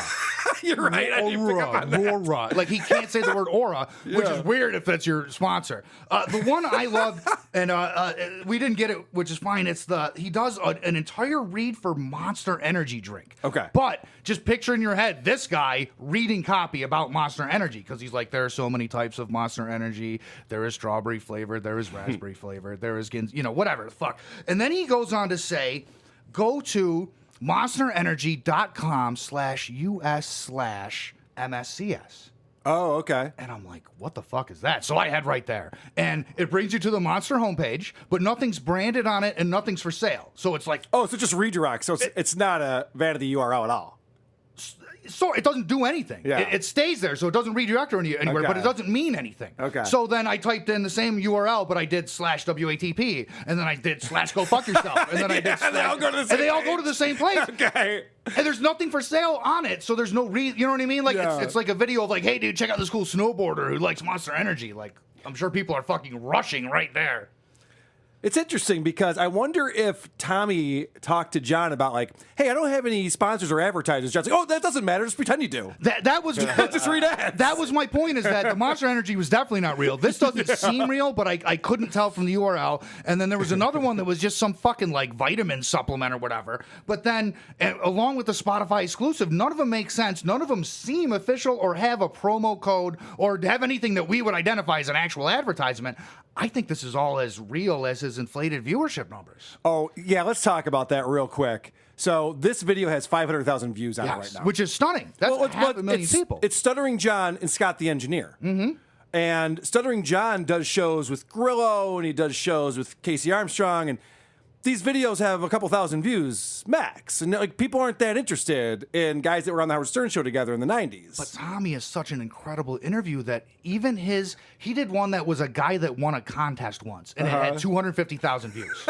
What's going on? And some of his are a guy that wrote a book about a mafia that was like 20-something years ago. And like, that's interesting, but 500,000 people His numbers are YouTube crazy. His numbers are crazy. And if you read through the comments, I mean, we have our theories on that too. It seems a little odd the way things are worded in the comments, but the numbers are crazy. And it makes me think, did he get a look from Spotify? Is he actually in communication with Spotify? They're like, wow, you do some big numbers. We'll bring you over to our platform. Is he getting a deal off of this? I can't imagine because the social media is such a fucking mess. You know what I mean? Yeah, I know. Just go to their website. So MSCS Media is like a digital marketing agency.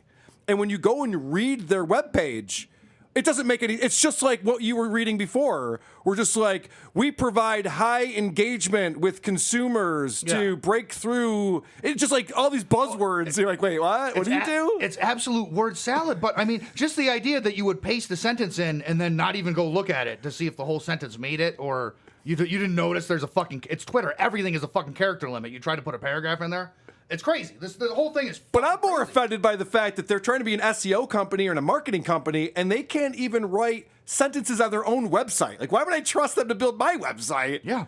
Or optimize my copy? I mean, and I get on fucking Stuttering John for this whole time, and I know I'm fucking harping on shit, but like, dude, if you can't use commas and capital letters correctly, people think you're stupid.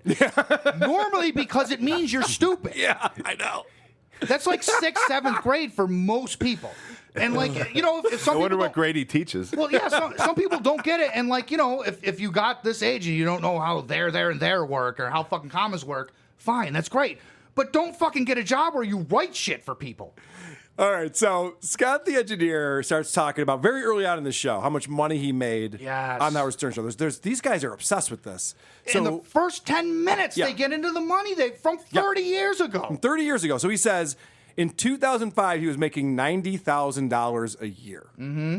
And I don't know why this is content for people. I don't know why he's complaining all these years later. It's like, then go get another job. If you can make more money somewhere else, go do that. And so, that's how this all works. You're not a slave to Howard Stern or K-Rock. And adjusted for inflation, that's $125K in today's dollars. Okay. For a radio engineer. I mean, 6 figures, not too shabby. Did you happen to get what he thought he should have been making? I think it was 300,000 is what he said, but Rob, the engineer, said it should be 1.2 or 1.5 million. Tommy, Tommy said 3 million. I think guessed 2 million. Yeah, he goes, "How much do you think I should have been making?" And he's like, 2 million easily. Yeah, and he's like, "No, I was making whatever it was, 90,000." He's like, "Dude, you're the fucking engineer for Howard Stern. You should be making 2 million." Yeah, just pulls it out of his ass. Well, he's like, "Well, how much was Howard making at that time?" I was like, "I don't know. Who cares? But What's you're the difference?" The audio engineer. Yeah. Like, what should Howard's plumber make? Should Howard's plumber make $1 million? I mean, that's Howard's plumber. Yeah, you can't take a shit without a good plumber. That's a good point. I mean, what? That's what people aren't understanding is, and that's what John never understood either. Was that so? John says, "I only made $85,000 at the end." Can you believe that? Yeah. It's more than you make now. Why are you complaining? Like, John, that's more money than you make now, which shows what your value is. Yeah. Not very high. And if you can't make that amount of money 25 years later... We will get to it, but he gets to a point where he lists all the things that he had to do as if it was like, I had to do this and I had to do that. And he gives you the list, and then you think back, holy shit, he was making modern day 6 figures for that list of things. Well, yeah, that list is when he was an unpaid intern, but yeah, it is funny. Well, what fucking changed? I mean... Nothing. Nothing changed because... And yeah, there's too many things I want to talk about. Let's go through these clips. Yes, please. So this is right after the salary talk. They talk about why they deserve more money. Yeah. That's Private Parts, and that's Miss America, okay? Notice something? We were the original 8, okay? So really we should all have been making $1 million a fucking year, but no. The only ones were Howard and Robin. You know how much we got for those books? How much? Nothing. Wow. No percentage, no nothing. Zero. Wow. Zero. See, and Scott, I had said to him, but you got paid for the movie. Yeah, you know how much? I wasn't even in the movie. Minimum. You were only at the end. I got $400. Okay, yeah, it was a scene after the credits. So, well, let's take a step back. Yeah, why do they think that they deserve money for Howard's book? Howard wrote his book. Not only they get money, what are they talking about? And I'm not one to defend Howard Stern. He says he spent an entire summer in his basement writing that book, getting the revisions, rewriting it. Yep. It's a lot of writing work. A book writing is a lot of book. work, yes. And he missed his kids playing. He missed shit that was going on, kids' soccer games, fucking, nights out with the wife. He put his life on pause for 3 months to write a book. And then these guys come in and say, you used a picture with me in it. I deserve a royalty from your book that you spent. By the way, Carl, I meant to bring this up, and I'm sorry about that song that you wrote. Yeah. I deserve a piece of it. You think so? I do, because, I told you what chords to play. Exactly. I was going to say, I didn't have a reason yet, but that's the reason. I play the chords you say. Yeah. Jesus Christ. I love that it's like, we're part of the original 8.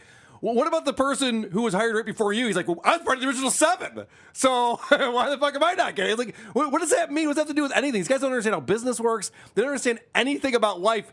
And they should, because they're in their 50s and 60s. Exactly. They should probably know how life works at this point. Now, at the end of that clip, we hear Stuttering John say, well, he's indignant. He's pissed off. I was only paid $400 for that movie. Oh, yeah. Now, minimum. Now, just in case, if you haven't seen that movie or it's been a long time. It's a good movie. At the very, very end of the movie, during the credits, is the only time we see Stuttering John. He has a very brief speaking role where he yells and shit. And he's in his street clothes with no makeup and he's outside. So he didn't have to go anywhere. He didn't have to, you know what I'm saying? Yeah. Let's be generous and say it was an hour's worth of work, which totally was. No way. But let's pretend that it took him an hour to do it. Yeah. $400 an hour. Not a bad fucking rate, I would say. I'd love to know how much he thinks he deserves for that. Because honestly, if they would have said, John, I want to put you in the movie at the end, we can't pay you, he'd still do it. Oh, my God. You're in Howard Stern's movie. You want to be there, right? And also, it's funny because I didn't pull this clip, but later on they're talking about that. And he mentions that he was putting on his stutter and his spitting specifically for that because they're like, oh, can you do it again without the stuttering and spitting? He's like, okay, and he did. It's like, oh, okay, so that's an act then. Yeah. So you're just admitting it. That this whole persona that you have. Incredible. Yeah, go figure out what are the chances. All right, so then they start talking about Jackie Martling, of course, because if you're going to talk about money situations on the Howard Stern show, Jackie famously left because he couldn't get more money. But thankfully, they don't bring up his health problems. Yeah, because that's the thing. That's the problem I always have with whenever they bring up Jackie. Yeah. They always have to bring up his health problems. And I don't think that John realizes that Jackie doesn't want that getting out there, especially on a video with 500,000 viewers. Oh, Jackie fuck. was like a comedian. He's funny. But if you said something about Jackie, he's like, that's not funny. He stopped talking to Grillo, you know. I didn't know that. Yeah, he stopped talking to me and Grillo. Oh, okay. But Scott, I guess I didn't tell you this. It's for the one simple reason. I guess Jackie had a seizure or a stroke. I didn't know that. Okay, so his director of his documentary. See how much I don't know? I just keep out of everything. Yeah. No, but it's probably the best. Right? He tells me Jackie had a stroke or a seizure. Grillo comes on I'm my worried show about and tells Crozier's me. health problems now. Now, Scott and I will both probably say this, that we love Jackie. Yeah. No! Yeah, I do too. And I was concerned. I'm like, fuck, man, Jackie had a stroke, you know? Yeah. I don't even That's think he where had it a ends. stroke. I think he had a seizure. And now he's turned into a stroke. And he said this on everybody's show. Anyone who will listen to him, he talks about how Jackie was mad because I told people about his health condition. He's an older guy. He's still trying to get gigs. And that's probably a bad thing. And I just keep telling everyone over and over again, I don't know why Jackie won't talk to me. And he's got crabs, and his crabs have AIDS.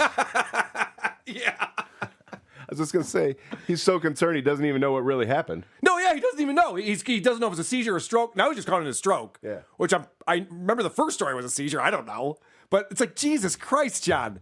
That's why he's mad at you. You have to stop doing that. And how do you not get that? How are you so fucking dense? I mean, again, I'm sorry, I'm fucking repeating myself, but like, just to go out in public with that shit. Even if it was not someone famous, even if it was your relative or your friend, you wouldn't go in public with that. Why would you go on a fucking public forum on the internet and then say it about someone who someone who depends on booking gigs to make their career? Yeah, it's fucking shocking to me. Mind-boggling. And it's been going on over and over and over again for years. It drives me to the fact where Jackie won't even fucking speak to him, and he doesn't even have the question. Wow, this guy I knew for 30 years won't even fucking return my text. Yeah. What a dick he must be. Yep. That's obviously that's the only thing he thinks. He never thinks he does anything wrong. And I love what another thing I didn't clip because we've heard him say it so many times.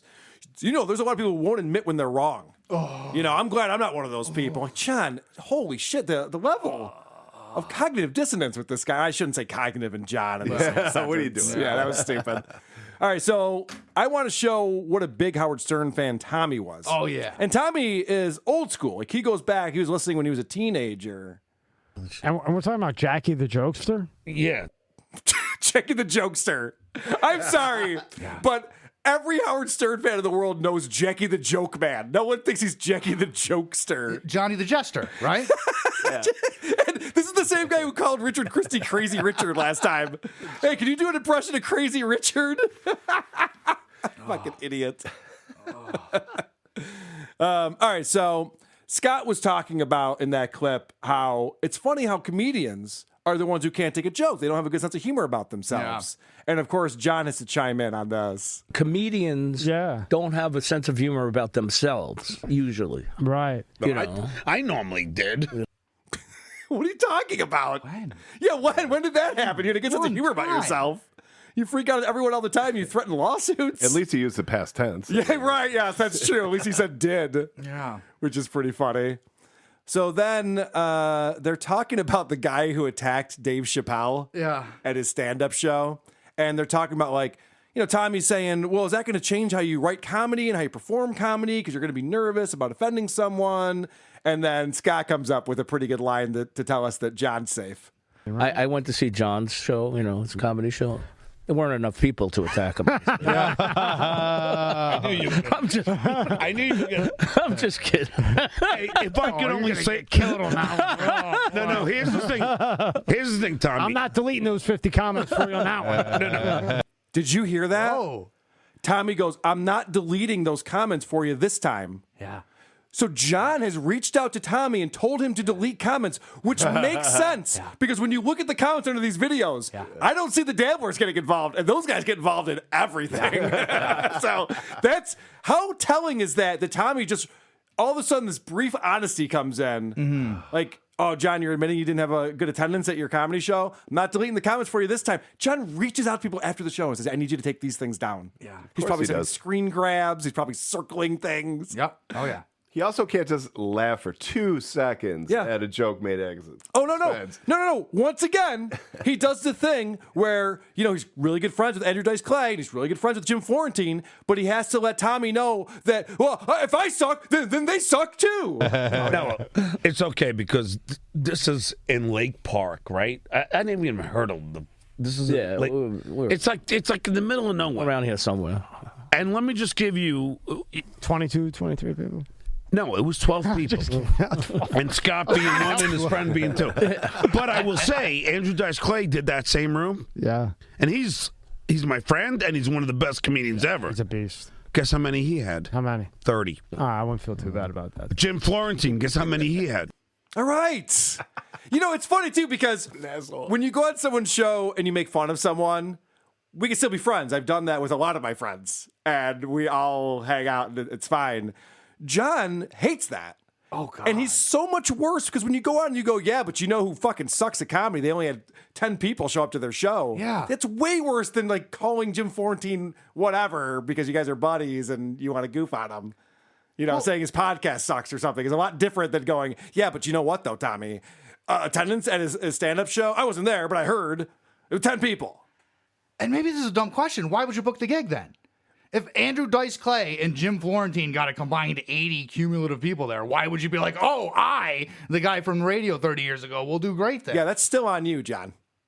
Regardless of what other people did at that club, that is still on you, my friend. And also, I want to point out, he said there were 12 people there. Yeah. 2 of them were Scott and Scott's girlfriend, and one of them was Purple. My hero. So we're down to 8 people actually wanted to see Stuttering John for some reason. I want to know all their stories. Purple eats for 2. All right. So this is something you picked up on, Crush, because you sent me some notes where Howard complaining about Scott the engineer being really slow. I remember this pretty well back in the day. Yeah. Scott was always the butt of all the jokes, and that was one of the things. I mean, right there alone. I mean, Howard complained a lot. He's so slow. He's so slow. Well, do you want to He's write it or do cutting you want on it tape. Nobody could do it faster. So I knew that, and I knew it was all, Scott can't answer a question. The guy goes to Scott. So, Scott, what was it like when Howard was doing? And then John just fucking jumps right in. Oh, my God. And just starts talking. And this happens like over and over and over again. Yeah, he never let Scott just talk. Yeah. He's got to get his point in as well. And at this point, we're at about 4 to 5 beers. Now, they did me a great personal favor. I reached out to Tommy and I said, dude, do all the editing you want, but please don't clear the empties off the table. Yeah. And they listen. Because now, producer Chris, I got a little game for you. Just take a wild guess. The time from the first word out of Tommy's mouth to the time when Stuttering John takes an exaggerated fucking aggressive slug off a Coors Light. 2.5 seconds. Yeah, close. 8 seconds. Oh. And maybe that's because that's when they pulled back to the room view, and then you can see him, and he's like trying to suck the beer out of the bottle instead of like. Gravity's not doing its part on this one. Yeah, you can let gravity do the work, man. I Christ. drank plenty of beers in my day. I never had to suck it out of the fucking bottle, but. Yeah, so we're going to be looking at that, Yes. and we'll be looking at the table in front of him and how many empties there are. There's a few comments about it that go on. But it's like a thermometer. You can judge his mood. Like, you can judge where we are in the conversation by how many empties are stacking up in a remarkably short period of time. Yeah, someone made a comment about John being a shameless alcoholic. Yeah. And I guess that's probably the right word, because I was wondering, I'm thinking, okay, if I'm going to go on a show, I'm going to have a couple drinks, too. I mean, people have seen me on Anthony Cumia and stuff, and I'm demanding beers be sent my way. Yeah. But John made a fool of himself on this show like thrice now. Yeah. And he still is thinking like, I'm just going to drink myself silly and just put it out there for everyone to see. He's just shameless. He's just shameless That's just about an alcoholic. it. It's just amazing. It's pretty incredible. Okay. So then Scott's talking about John would come back with these tapes. Yeah. So he'd do his celebrity interviews, and he'd come back with these tapes, cassette tapes. Yeah. That Scott had to transfer onto reel to reel, and then he had to go in and find where these interviews were. It was a lot of work because John did not help him out in any way. Of course. Bullshit too, because he would just let him run sometimes. Yeah. Like he wouldn't stop him in between interviews. Sometimes I didn't. So he did. So you got to like, what the fuck is this, John? But hey, Tommy, in my defense, I'm out there doing kamikaze interviews on the street, chasing people down. You think what? I'm a technical guy? It's a fucking timestamp, like 1 hour, 1 minute. You can't do a timestamp. No, on the cassette decks you couldn't do it. Oh, fuck. Couldn't do a time. Nice try, dickhead. All right, I'll take that. I'll take it. I took it on the chin. You could do a number thing, you know.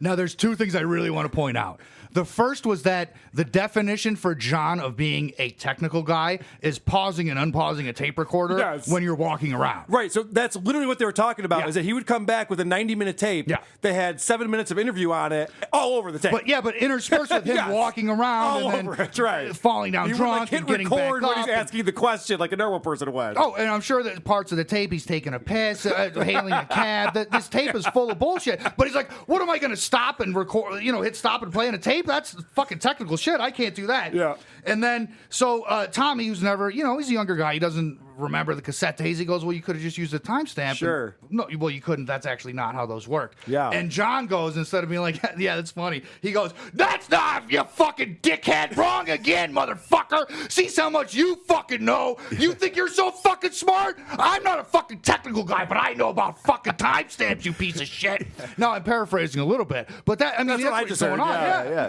To the guy who flew him in for this. Yeah. Yeah. It's like, well, you fucking dickhead. You don't know. It's like, well, no, this guy never fucking touched a cassette. And God bless him. You don't fucking, you don't know the pain, my friend. Well, Tommy was good. He took it on the chin. He took it on the chin. And he let that monkey out of the box. Yeah, which was good of him. All right. This is, Tommy wants Scott to take him through John's hiring process, which, by the way, I could do at this point. I've studied John so much and read so much up on him. So John doesn't understand how time works. When John comes to be hired, you're there. He's not. So take me through the hiring process. Yeah, I love for to him. hear this, Scott. Well, all I remember from that day. Yeah. I mean, I know it was like 40 years ago.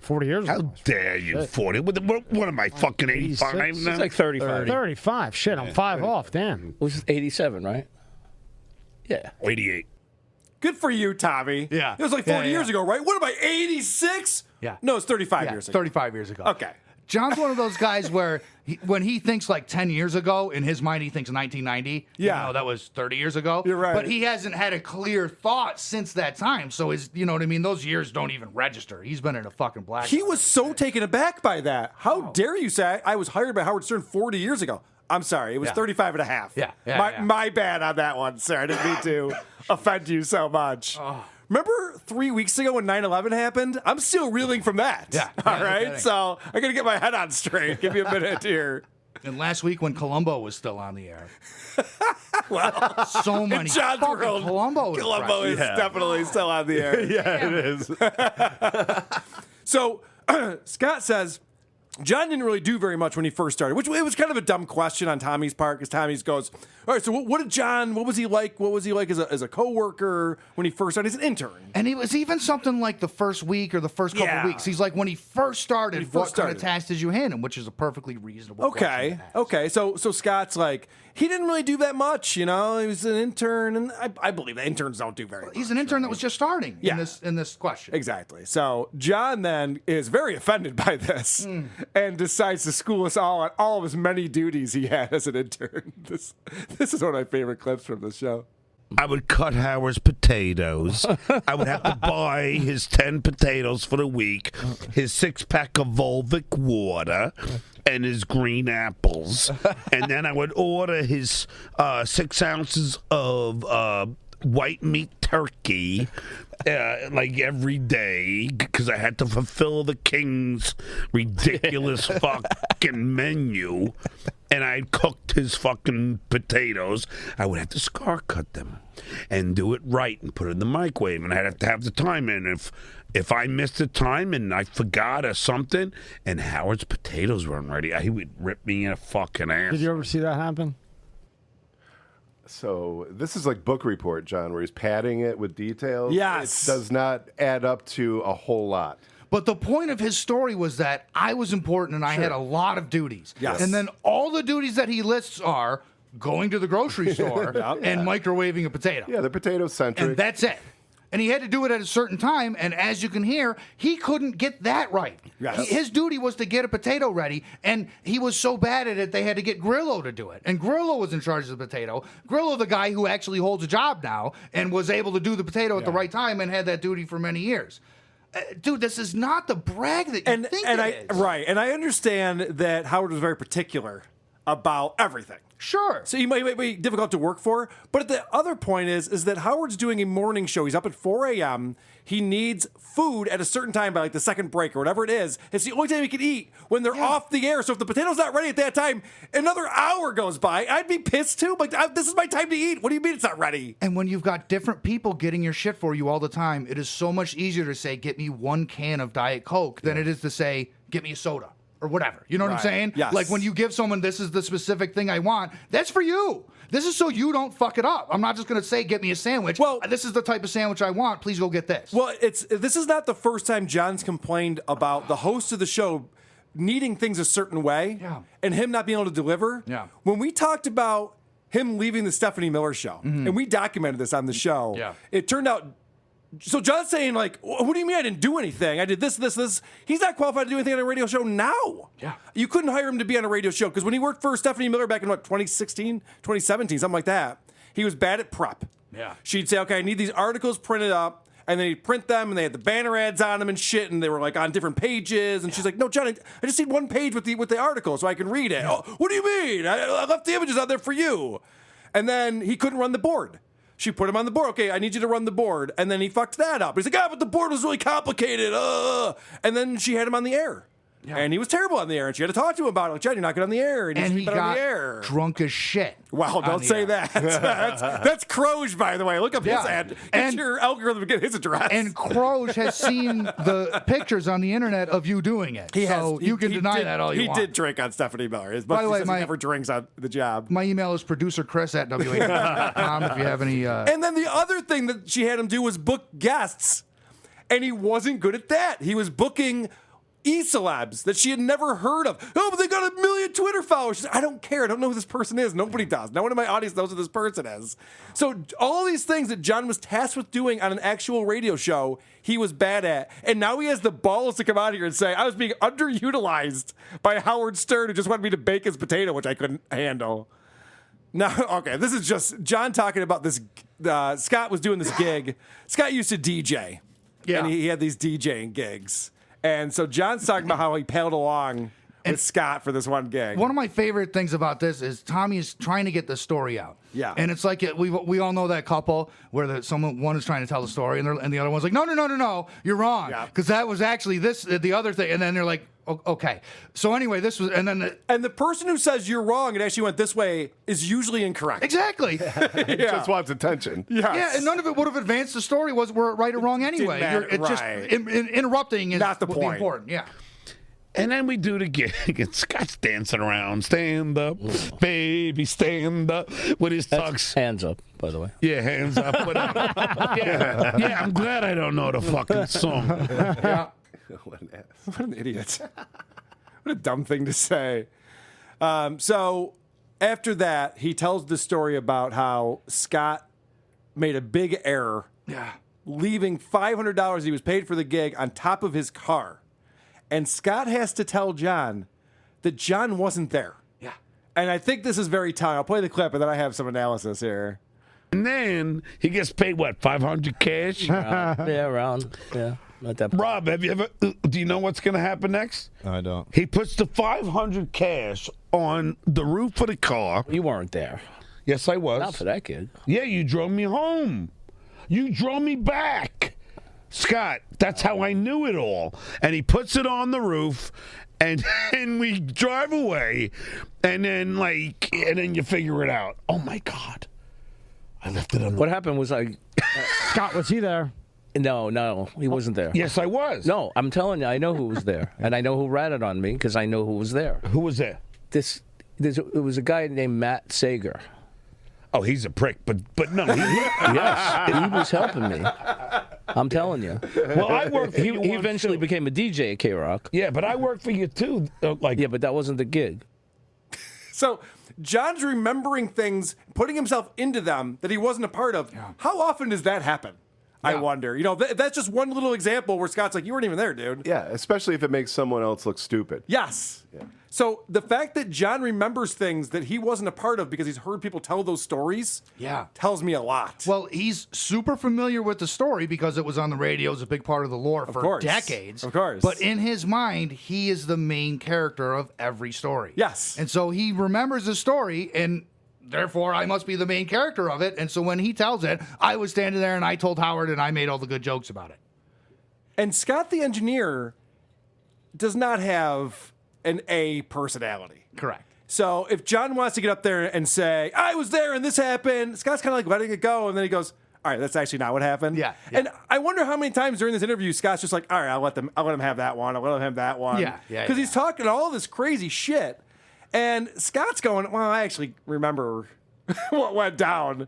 So let's get into all these great pranks that John had. Oh, yes. So this first one he's all proud of is he would tape down not the receiver part of the telephone. Yeah. You know, you pick up a phone and those two pieces pop up. The switch, the two pegs that pop Right, the two pegs that pop up. So he would tape those down. So even when you pick up the phone, you haven't actually picked up the phone, which is wow. Whoa. And it was just so fun to fuck with Scott. John, give me. And we weren't even on TV at that point. No TV, nothing. No TV. Just radio. It was just me being an asshole. Give me a prank that you did to him. I know you remember. You're smart. Give me a prank that you pranked him. That was it. No, I mean like a better one. Yeah, a better one than the phone one, you idiot. That's not a good prank. He picked up the phone and it was still ringing. Whoa! I know you're smart, he says. Yeah, well, that was really like Tommy trolling him without even knowing that he's trolling him because he's just talking to an idiot. So he's like, no, I'm sure you did something. So then John goes, oh, yeah, I got another one. And he goes, and I came up with this all on my own. This was all my idea. I was so proud of myself. I took a kaleidoscope and I put ink on the bottom of it. Yeah. So that when he put it to his eye, he would put the ink around his eye. And that has been done for decades. I think that goes back to either Little Rascals or Popeye cartoons, but the 1930s at the very least. For sure. Yeah, black and white, for sure. John was watching this on a black and white TV in his childhood. Yeah. Yes. And he explains, oh my gosh, that was such a great prank. Unfortunately, the intern did it before Scott did, so I didn't get him with that. But I did put a $20 bill on a fishing line, and I got Scott to bend over to try to pick it up as I pulled it away. Like, John, that's not a good prank. I know you think that's a funny prank. It's not. Which, again, I'm pretty sure, don't quote me on that, I think that's Three Stooges. But if not, that might have been a Laurel and Hardy gag or something. But again, 1930s, easily. Easily. Yes. And he watched it on black and white TV and then drunkenly 40 years later was like, oh, I have an idea.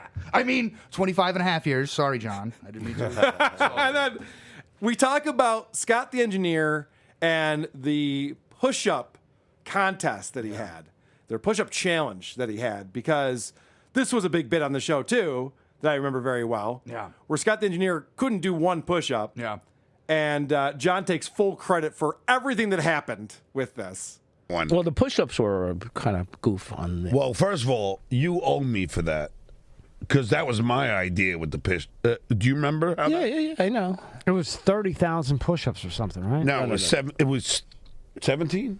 1,000? 18. 18. Tell me, I know that you're like a bodybuilder and stuff, but 30,000 push-ups, look at this guy. This guy can't do 30,000 anything. 30,000 breaths would be impressive. Even if you could do 30,000 push-ups, let's just say, that would be like 6 days nonstop, no sleep. It's not a good radio bit. Just doing push-ups, right? Not a good bit. What number are we on? Well, thanks for checking in. We're on 5,283, 5,284, 5,285. Okay, we'll check back with you in a couple days. And that whole thing, you owe me. Yeah. Because that was my idea. Correct. And, what the fuck? So, again, this is something that I remember very well. Yeah. This was a big deal on the show. Tommy obviously has never heard the show. He does not know what the Howard Stern show is because he has no idea what's going on. So then John decides that he needs credit for the fact that Scott was paid money for that. Basically, this is what happened. Scott couldn't do a push-up. So they decided, let's do a challenge. If you can do 17 push-ups 5 weeks from now or 6 weeks from now, it wasn't a ton of time. Yeah. Then Howard was going to give him 10,000. Robin was going to give him 10,000. I think Jackie was in for 5. Fred was in for 5. It was like $30,000. Yeah. That Scott was due to make if he did that. Well, the push-ups were kind of goof on there. Well, first of all, you owe me for that because that was my idea with the push. Do you remember? Yeah, I know. It was 30,000 push-ups or something, right? No, it was 7. It was 17. 1,000? 18. 18. Oh, those are wrong. I know it's the same clip again, but I love hearing him say, "You owe me for that." That was So my then I go idea. on the air and go, Scott thinks he could do fucking 17 push-ups, and then Howard takes the bait, and then this whole fucking. And how much did you make? Thanks to me. I don't remember. Thanks to me. By the way, I love in this story, Howard is just a puppet. Yes. And it's really John explains that all of these bits that you liked on the radio show, he came up with all of those in the hallway. Yep. And, Howard was just doing his bidding. Yes. In John's mind, like all of the things that you love about Howard Stern, even that he wasn't involved in, he came up with all of those bits. This whole push-up thing was his idea. So he's now looking back at this and saying, wow, I made you all this money. You owe me a cut of that. Look at Scott's face right there. Yeah. Scott hated this bit.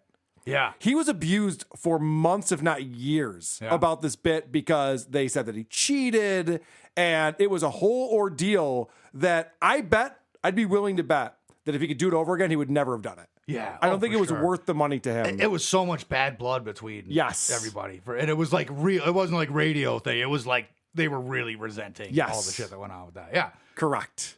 All right, let's talk about the number of beers on the table. I think that there's a shot in here where we can see that. Maybe it's this next clip. Let's take a look. Like That's when he like went his to stick. Jay Leno with Stuttering John. I don't know that guy. That's on the Tonight Show. I know Stuttering John. Right. I know. They had him totally, Yeah. like, not stutter. I know. They fucked that whole thing up. Yeah, I mean, why bring in Stuttering John if you're just gonna? Because the point would be to have Stuttering John to increase the ratings because it's Stuttering John. Scott, I totally but agree if he with you. doesn't stutter, then That's the comedy. right. I totally agree with you. Yeah, he agrees that it was everyone's fault but his that he was a failure on the Tonight Show. Wow. Yeah. What are the imagine that. chances of that? Yeah, I didn't see a shot of the room, but he picked up a Fiji water. Yeah, he was trying to mix in a water. He was handed a Fiji. Yeah, we're like an hour in, and somebody's like, "Hey, buddy, maybe here." Drink this I totally agree with you. It'll make it easier to clean up your puke later. All right. Yeah, I don't know. We'll see it. We'll see it in a minute, though. So they explain that everything that happened on the Tonight Show was not John's fault at all. Of course. And then Tommy either misremembers their conversation or John forgot what they talked about the last time he was on. And this is funny for a couple of different reasons. He pointed out, I think the last time was when Howard was away, Jay had contacted you to come on, and you had enough respect to say, hey, look, Howard's not here. You know, I'm not going to have that kind of conversation without Howard being here. Right? Or am I like in the fucking cave? I think you're in a cave. I don't. Don't Am I in a cave? Where does he come up with these sayings? Crows, am I right or am I in a cave? Oh, you're in a cave. Oh, okay. You guys want to play Count the Empties with me right now? All right. Yes, please. All right, let's And now it's time for America's favorite game show, Count the Empties. I got 9 empties and 2 fulls. Yes, correct. And so we got 2 fulls in the ice bucket. We got all the empties displayed out in front of them. And what you don't know yet, but you find out later, is that next to John, to his left, there is the rest of the beers getting warm that he does have to dip into at a certain point. Also, this is kind of nitpicky, but John's wearing his headphones backwards.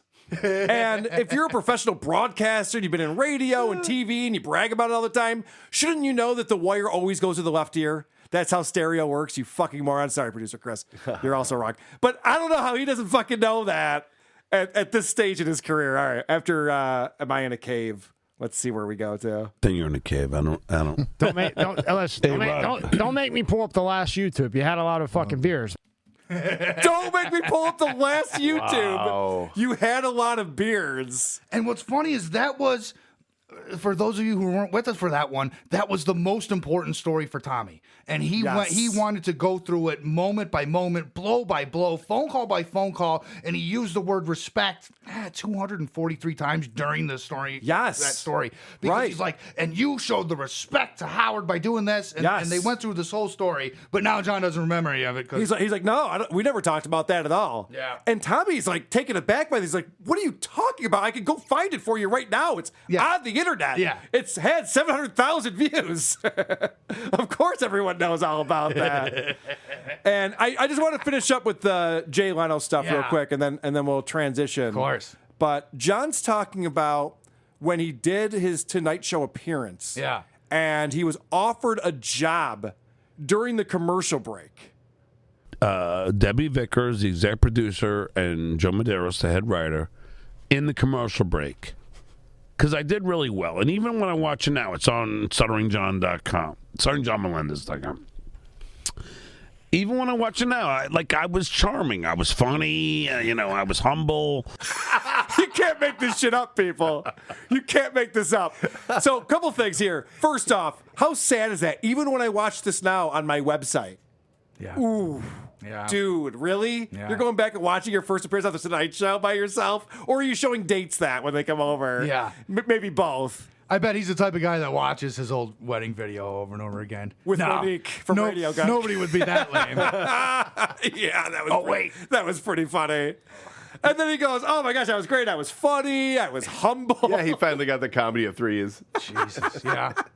Finally tells a good joke, and he'll never know. He'll never know that was a good joke. Yeah. He's such a fucking humorless retard. He'll never understand that. It's amazing. All right. So then they talk about his very famous audition tapes that Scott the engineer kept. John thought that he deleted them, but he didn't. And then they ended up playing them on the air for Howard, which made for very good fodder. And it was very funny. And Tommy is just out of it. He doesn't know what's going on. Pamela Anderson. Pamela Anderson, you mean? Nicolas Cage. Yeah. Nicholas Cage. How about him? Yes, He just got hit with 4 counts.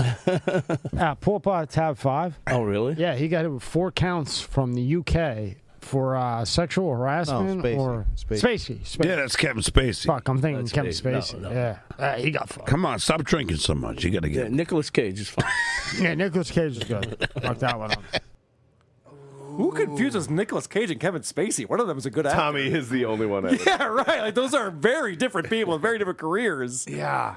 And out of nowhere, he says that, which no one was talking about. And then he still has his producer bring up the article and reads it to them. Reads about Kevin Spacey. Like, why are we doing this? What are you talking about? Yeah. One of the aspects that they really nail from their pretend Joe Rogan thing is bringing up news stories that they know literally nothing about and pretending to have an in-depth discussion of the headline that they just saw. Right. Yeah, I mean, he even starts reading through it, and John goes, "Oh, look, I get being gay, but do you have to rape a guy?" It's like, yeah, John. Yeah, how about that? So woke. I know, he's so stupid. Like, I think that rape is rape, regardless of whether it's perpetrated on a man or a woman. Yeah, right. Very good, John. Yeah, well done. Way to go. Well done. Welcome to the club, buddy. All right, this is the last clip that I want to play. And then we'll transition. We'll come back to this though, because there's much more to get to. This was almost 3 hours long. It was 240 something when you take out the nonsense that was some other interview. Corrupted video file that they uploaded. And seeing all the beers. Us, as usual. Yeah. Oh, shit. So John gets distracted because he looks up at the monitor and sees that, oh, Jesus Christ, there's all these empty spots in front of me. And this is what I get made fun of for. The dad was going to have a field day. And as he's doing that, he's knocking them over. Drawing a lot of attention. I got beer at my house when we go back. Oh, do you? Yeah. Oh, yeah. What kind you got? I got Bud Light. Good. I bet he needs about 24 times 100 of them right now. I want to see John drink some IPAs. I like to see some. IPA? No. Come on. I hate IPA. Want IPA? No. Why? I just don't like the taste of them. You don't like them? You know what IPA stands for? No. I knew it. India Pale Ale. Is that true? I have no It is true. What the hell does that mean? That type of. I don't know. I just told you what it meant. I mean, You fucking prick. I fucking love that clip. First of all, He goes, do you know what it stands for? No. I knew it. You're stupid. I knew you wouldn't know that. I know that. So then he goes, because he's a drunk and he spends his fucking life sitting in a bar staring at fucking beer posters. It means India Pale Ale. Right. You stupid fucking ignorant fuck. Yeah. And then Tommy goes, oh, what does that mean? And he goes, I don't know. It doesn't say on the poster. Yeah, it doesn't say on the poster they drunkenly stare at. It doesn't explain the history of it on the poster. A history that almost everybody knows. Yeah, Why seriously. India Pale Ale- I don't like the taste of it. And he never explains it. It's too hoppy. John doesn't even understand anything about IPAs, and yet he's bragging that he knows what it stands for. Wouldn't know the word hop or that hop was involved in beer making. And as you mentioned, bartenders can't fucking wait to tell you the history of the IPA and why it's so important that you fucking have 9 of them. Exactly. All right. So at least John recognized there was too many empties in front of him. Doesn't do anything about it and just continues to drink more. I do love that at the halfway point of the interview, he's already drunkenly knocking the beer bottles down. I mean, there's nowhere to go but up from there. That's just an insane amount. All right. Yeah. All right. We've hit on that already. Yeah. Croge, you and I were traveling together. We had a show this week. Oh, hell yeah. And as we were driving back on a long multi-hour drive, you happened to be thumbing through Twitter. Yeah. And our boy Muttering Jay has another exclusive. He's doing the research. He's getting the info. He's giving us the facts. And I really need you to go through this. It's a 14-part tweet. Yes. That people should check out on their own because he has screen images with evidence and he links to videos. And it really is impressive, all of the research and information that he brings to us. It really is incredible. Yes. If it's all right, I want to start with the Dr. Steve tweet because I thought that was fucking fantastic. Yes. Let us start there. So our good friend, Dr. Steve, friend of the show, saint among men. All around good guy, we can all agree. Oh, yeah. Legitimate fucking great human being. So he posts this. Getting people's gigs canceled isn't okay. Whether it's Pat Dixon, Chrissy Mayer, or Stuttering John, this in real life stuff stinks. That's all. I just wanted to say that. I'm an idiot. Haha, geez, I need to stick to talking about dicks and nuts and toe fungus, and then a little winky face emoticon. So he's putting it out there that it doesn't matter if you're a friend of the show, friend of ours, or not. Let's not fuck with people in real life. Exactly. And we can all agree we don't want that happening to Pat Dixon and Chrissy Mayer, but we also all agree we don't want that happening to Stuttering John because he'll fall on his face on his own. No one needs to fuck with him. And he couldn't have done it in a better way by explaining, like, this is not my role in this. Sure. I'm just putting it out there. Self-deprecating at the end there. Exactly. It's perfect. Exactly. And exactly, was self-deprecating, was funny, was human, showed some actual real emotion, and said this shouldn't happen to anyone. Yes. No one should face these consequences. So let me guess. John responded with, thanks, Steve. And I agree, and I just want to second that let's stop messing with people's careers. That's right. He actually tweeted, and I quote, thanks for the support, Dr. Steve. I really appreciate it. Actually, no, what he tweeted was, no offense, Doc, but you have been part of the problem. Wearing a T-shirt with my image, mocking me, and for what? What have I ever done to you? Why appease the haters? Someone in the medical field should be helping people, not hurting them. What a fucking asshole! And laughter is the best medicine. Yeah, correct. John obviously saw the video that I posted on YouTube, or one of the videos, I think Adam Goldstein did too, of him showing the shirt up on stage, and the entire place erupting with applause and laughter. And John sitting here going, oh, you should be ashamed of yourself. How many people did you save this week? A half dozen, but whatever. That's not the point. You wore a T-shirt that hurt someone's fucking feelings because they're a thin-skinned retard. But John, who has a good sense of humor about himself. He used to. He likes to point out. He did. And Dr. Steve, again, showing what we should all of us aspire to be as a human, tweets this. Well, hold on. I'm sorry. Sorry. Before you do that, I also want to point out that John has now entered into a whole different realm. He used to not acknowledge these things, And the fact that he's now acknowledging that he's seeing these T-shirts and he's watching these videos, that was his whole thing. I don't go on those sites. I don't know what they're saying about me. I don't want to know. I don't care. And now Dr. Steve puts out something that's nice to John, and his response is, "You're a fucking asshole because you made." He also made damage out of his stickers, which he sent me too. Thank you, Dr. Steve. Those are fantastic. Quality stickers. Very good. Okay, so what is the And response? Dr. Steve tweets out, "No offense taken. I'm seeing where this is all going, and everyone has fun until someone gets hurt. I don't want your gigs canceled or anyone's gigs canceled. Yeah, I wore a goofy shirt, and if I contributed to this atmosphere, that's on me." I mean, you didn't, Dr. Steve. No, but that's certainly. a nice response. Yeah, he But- took the high road. I'm taking responsibility for my actions. Stuttering John might want to try that sometime, man. He'd be fucking shocked. John loves admitting when he's wrong. He loves it. Yeah. He talks about it all the time. He doesn't admit he's wrong all the time. He just talks about how he likes to admit that when he's wrong. Oh, and then our good friend who is a must follow, Muttering John on Twitter, chimes in and says, "Generous Dr. Steve, who wore a t-shirt goofing on Stuttering John, shows magnanimity. Melendez called Chrissy Meyer ugly and gums, said she was on OnlyFans. He urged suicide on Artie Lang, called Monique from Radio Gunk a cunt, and accused Carl from WATP of having an affair." And I just want to say to you, Muttering Jay, You fucking know all about this shit. yes, Sure do, buddy. Yeah, you know what? That summed up pretty nicely there. Yeah. You know, John, you're kind of a prick. Yeah. And maybe you shouldn't go around telling people to act nice when you're one of the biggest assholes anyone's ever met. Oh, God.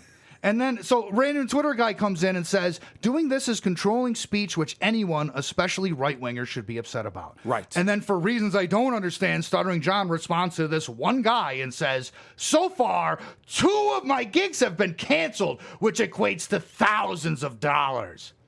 To which I say, bullshit. Yes. Bullshit. Thank you. Yeah, because let's think about this, guys. Let's say that getting a dozen people in a room to see John doesn't happen every time. And when he plays other clubs, he does have more people. Yeah. But what would how many people would have to be there for it to be thousands of dollars? What are we charging per ticket here? It's usually free. I've seen a bunch of these shows. Yeah. They start out being $20 a ticket, and then they're like, "Hey, if you just want to have a beer, we'll let you in the show." Yeah.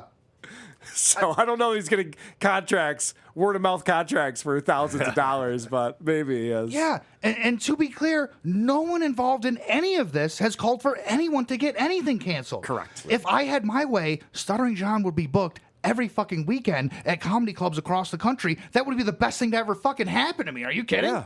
Oh, yeah. The Brendan Schaub special, Gringo Poppy or whatever the fuck it's called.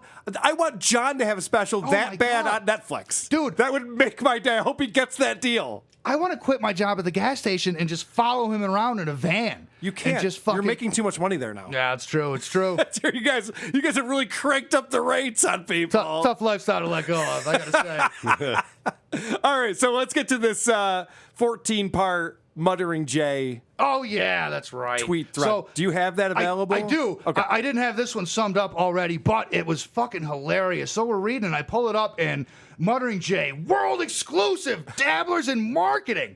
I fucking love this guy and everything about him. Yeah. Did the bizarre rant by Tony Michaels, Gabe Sanchez on Stuttering John about who are these podcasts' background in marketing stem from insecurity about their own failures in the field? Was this a classic case of projection?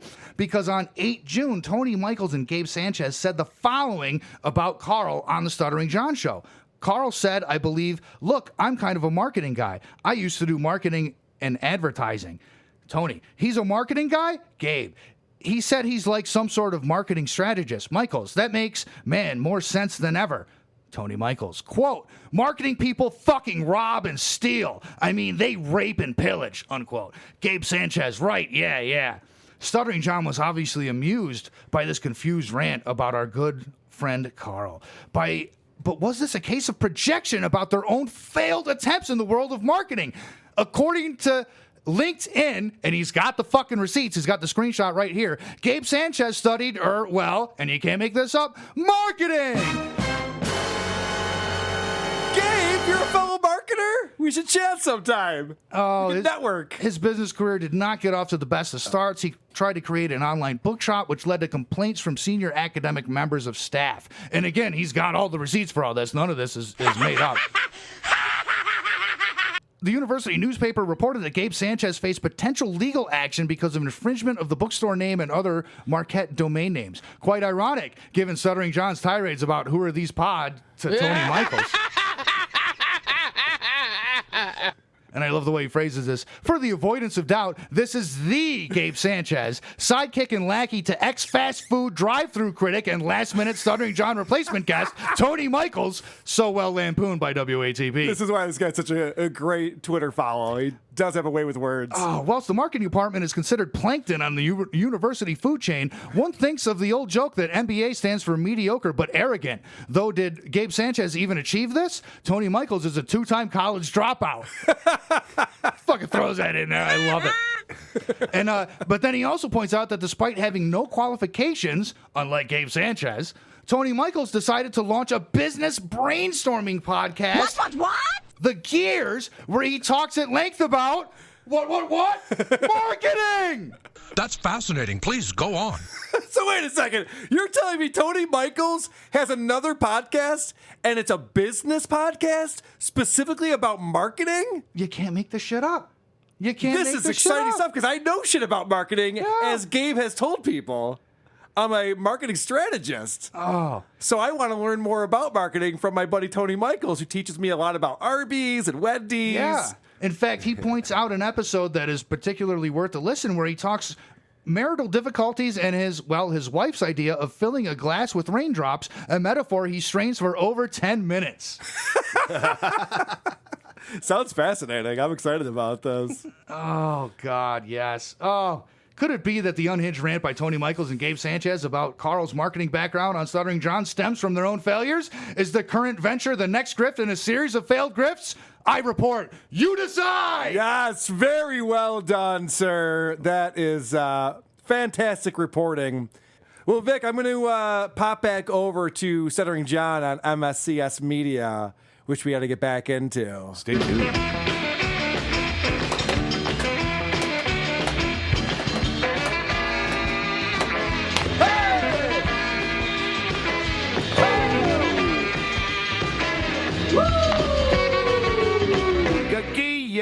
Drive through. All right, where did we leave off? So we saw the part where John realized he had a lot of empties in front of him. In our last episode. Yeah, and then, so this is great. Vic, you probably weren't a Howard Stern listener, I would imagine, right? No, I wasn't. I can't believe you haven't mentioned, what is his name, Tommy? Tommy. Tommy's fucked up face? Yeah, his cheekbones. You haven't mentioned how he's like a Ken doll Guido. Vinny called him Anus Face. It's interesting, Vic, because I mentioned that English isn't his first language. He might be an extraterrestrial. Now that I think about it, because he doesn't speak English real good. He's made of clay, I believe. He claims to be from the States. Huh, he's trying to mimic a podcaster. Yeah. 30,000 push-ups? I don't know. Oh my God. It's all coming He's together. infiltrated us. The way that website was put together? They live among us. Yeah. There's that one point where he's like, I'm doing a human podcast for other humans. How many Earthlings listen to your podcast? This is a Spotify exclusive. Catch it on YouTube.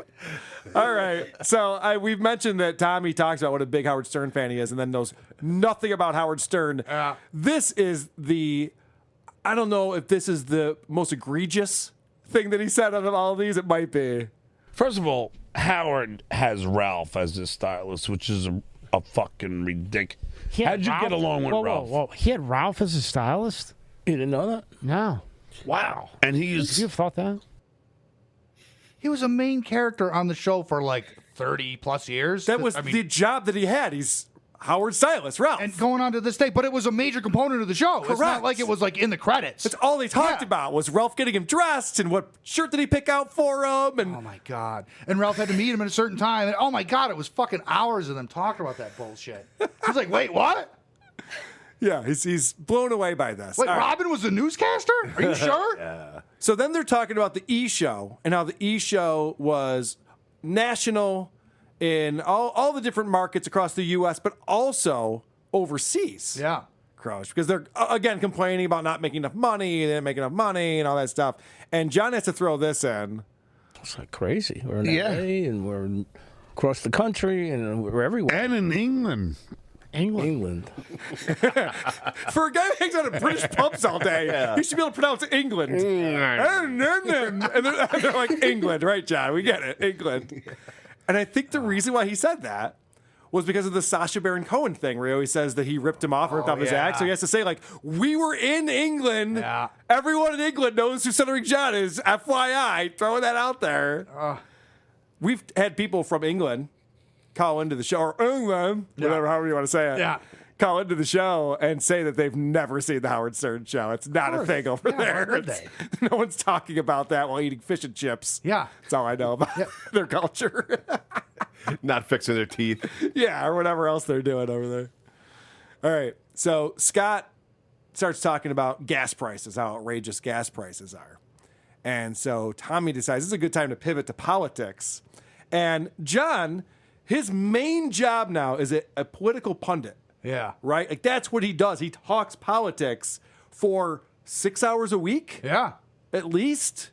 He said that's his life's work. That's it, man. Yeah. I got regular. It's $4.69 for regular. Regular. And this guy all he does is politics shit about. Are you still doing all your Democrat politics shit? Or you have to realize. I'm not going here, bro. I'm not going there. I just want to know. I'm not going here. I have one question. No. Not even one. No. One. No. Let's Why? stick Why? with. Oh, we finally found something to shut him up.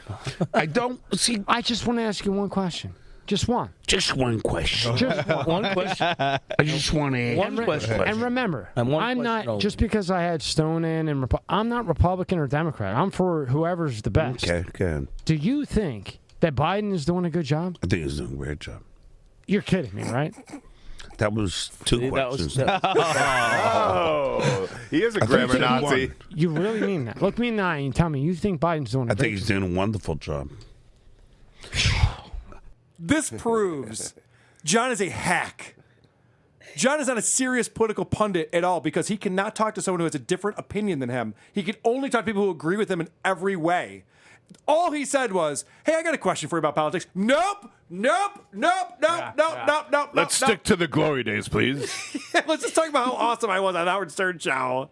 I don't want to talk about, do you think Biden's doing a good job? Yeah, he's doing a wonderful job. What? And here's the guy that paid him a couple $100 to fly in and talk to him. Yes. He's like, oh, you want to answer a question? And I know this is so silly, but my favorite part is when he does the Columbo impression, and then he looks over to the guy who wasn't even born yet when Columbo was on TV, and he gives him the old, like, yeah, wasn't that cool? You know what I'm talking about? Because the old eyebrow raise. That wasn't even the quote. Yeah. It's not even, It's the just whole one more fucking thing. thing is ridiculous. You're right. Yeah. He's not even getting it right. Yeah. Oh, Jesus Christ, he sucks. All right. This is a fun little awkward moment because John, at this point, I'm going to say allegedly is fucked up. Yeah. He's a little wasted. And Tommy picks up on this. Yep. Why are you looking at me all weird? No, I'm just thinking how long. He's had like 20 beers. No, I was just trying to figure out how long we've been here. Who cares? Rob? We're over an hour. We're going. That's about 2 hours in, by the way, which is funny. Like, you just started. You're fine. Keep going. And actually, to Vic's point, why are you looking at me weird? Why wouldn't everyone look at you weird, Tommy? Because you're from another galaxy. That's why. You're a Jim Henson creation. Jesus Christ. I've never seen CGI in person. That's why I'm looking at you weird. CGI in real time is a bit off-putting, I have to be honest with you. I can't operate a green screen. Jesus. Tupac looks more human as a hologram. Yeah, right. All right. So then they talk about how Scott has taken up golf because Scott is a very famous bowler. And they Bowling spend enthusiast. 15 fucking minutes talking about bowling. Yes. Yeah, they talk about bowling, which I didn't pull any of those clips. Thank Don't you. worry. Thank you. And then they get into golf because now that's what he's into. And of course, John hears the word golf and he turns to Scott and says, how happy were you when I beat Tom Giussano at golf? Like, John, that's your life. You're happy about it. Why is Scott happy about it? I know that you guys both didn't like Tom because he wouldn't pay you what you thought you were worth, but what a fucking dumb thing to say. So then John asks Scott if Howard ever paid him a compliment. Yeah, wasn't that fucking amazing? This is interesting because Scott's answer is pretty revealing. Scott seems to be having a better time with his history and his past than John is. It seemed to me like Scott had never once thought of that question. Correct. Yeah, he was just like, huh. Oh, yeah. And the best one was in the book, so. Yeah, okay. What's in the book is not really a compliment. You would have to come up to you. So he goes, in his book, Howard wrote, Scott is the best engineer I've ever worked with. Yeah. Now, how's that for a compliment? Pretty good. And then in the book, John says, doesn't count. And I quote, what's in the book doesn't count. Doesn't count. You have to say it to your face. And then I think Scott goes, I'm sure he complimented me other times. I don't know. Yeah. I didn't write it down. Yeah, and it was no perseverate on it. popcorn tin, but Yeah, whatever. I didn't perseverate on it for every moment of my life for the rest of my fucking days. So then Tommy plays one of my favorite pinball machines, Devil's Advocate. Yes. It's like I would write jokes for him, and they would kill. And I would walk in the studio thinking he's going to go, that was a great joke, thanks. Never. And he never said it to Jack either. I think I think he's given me off-the-air good comments. But on the flip side, though, if he complimented you and said, "Oh, great job," then maybe you wouldn't work as hard. I mean, I'm looking at it like devil's advocate, like a businessman. Well, if I'm like, "Oh, great job," now you get content. What a fucking retard. Can I point this out? That there's nothing Howard could have done or said to John to make him happy. Oh, yeah. Yeah. There's no way. If he had given him $1 million a year and told him every day how great he was, John would have been like, he didn't even recognize how amazing I was for that show. It wasn't enough. And if he really wrote those jokes that killed, isn't that the highest compliment that he told him? Yes, and the people laughed and responded to it. And also, if he wrote funny jokes back then, why isn't he doing it now? What happened? Why did he stop writing good jokes? No kidding. I had that accident.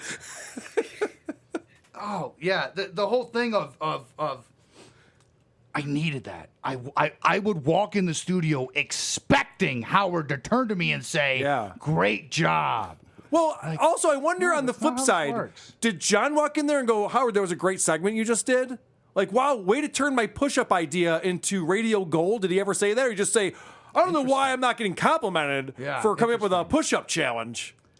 Oh, and Tommy's whole thing of like, you get what you give in life. Well, right, Tommy's Vic? Exactly. Thank you. Making Vic. sure she's paying attention. Yeah. What he should have said is, why do you give a shit? Yes. But what he does say is, don't tell your employees they're doing a good job because then they won't work as hard, which is fucking stupid. That's not a good strategy. Yeah. Jesus Christ.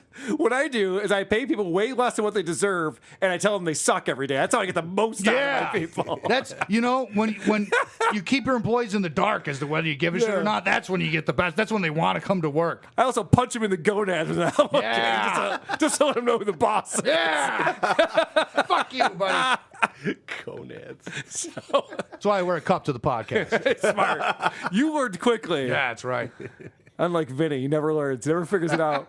So this is one that you pointed out, Croge, is they're old men doing the Google thing, looking through Google images. We get to watch them Google things in real time. Oh, click over there. No, scroll. No. Not that one. No, click the other one, but above that, but next to that. No, the other above.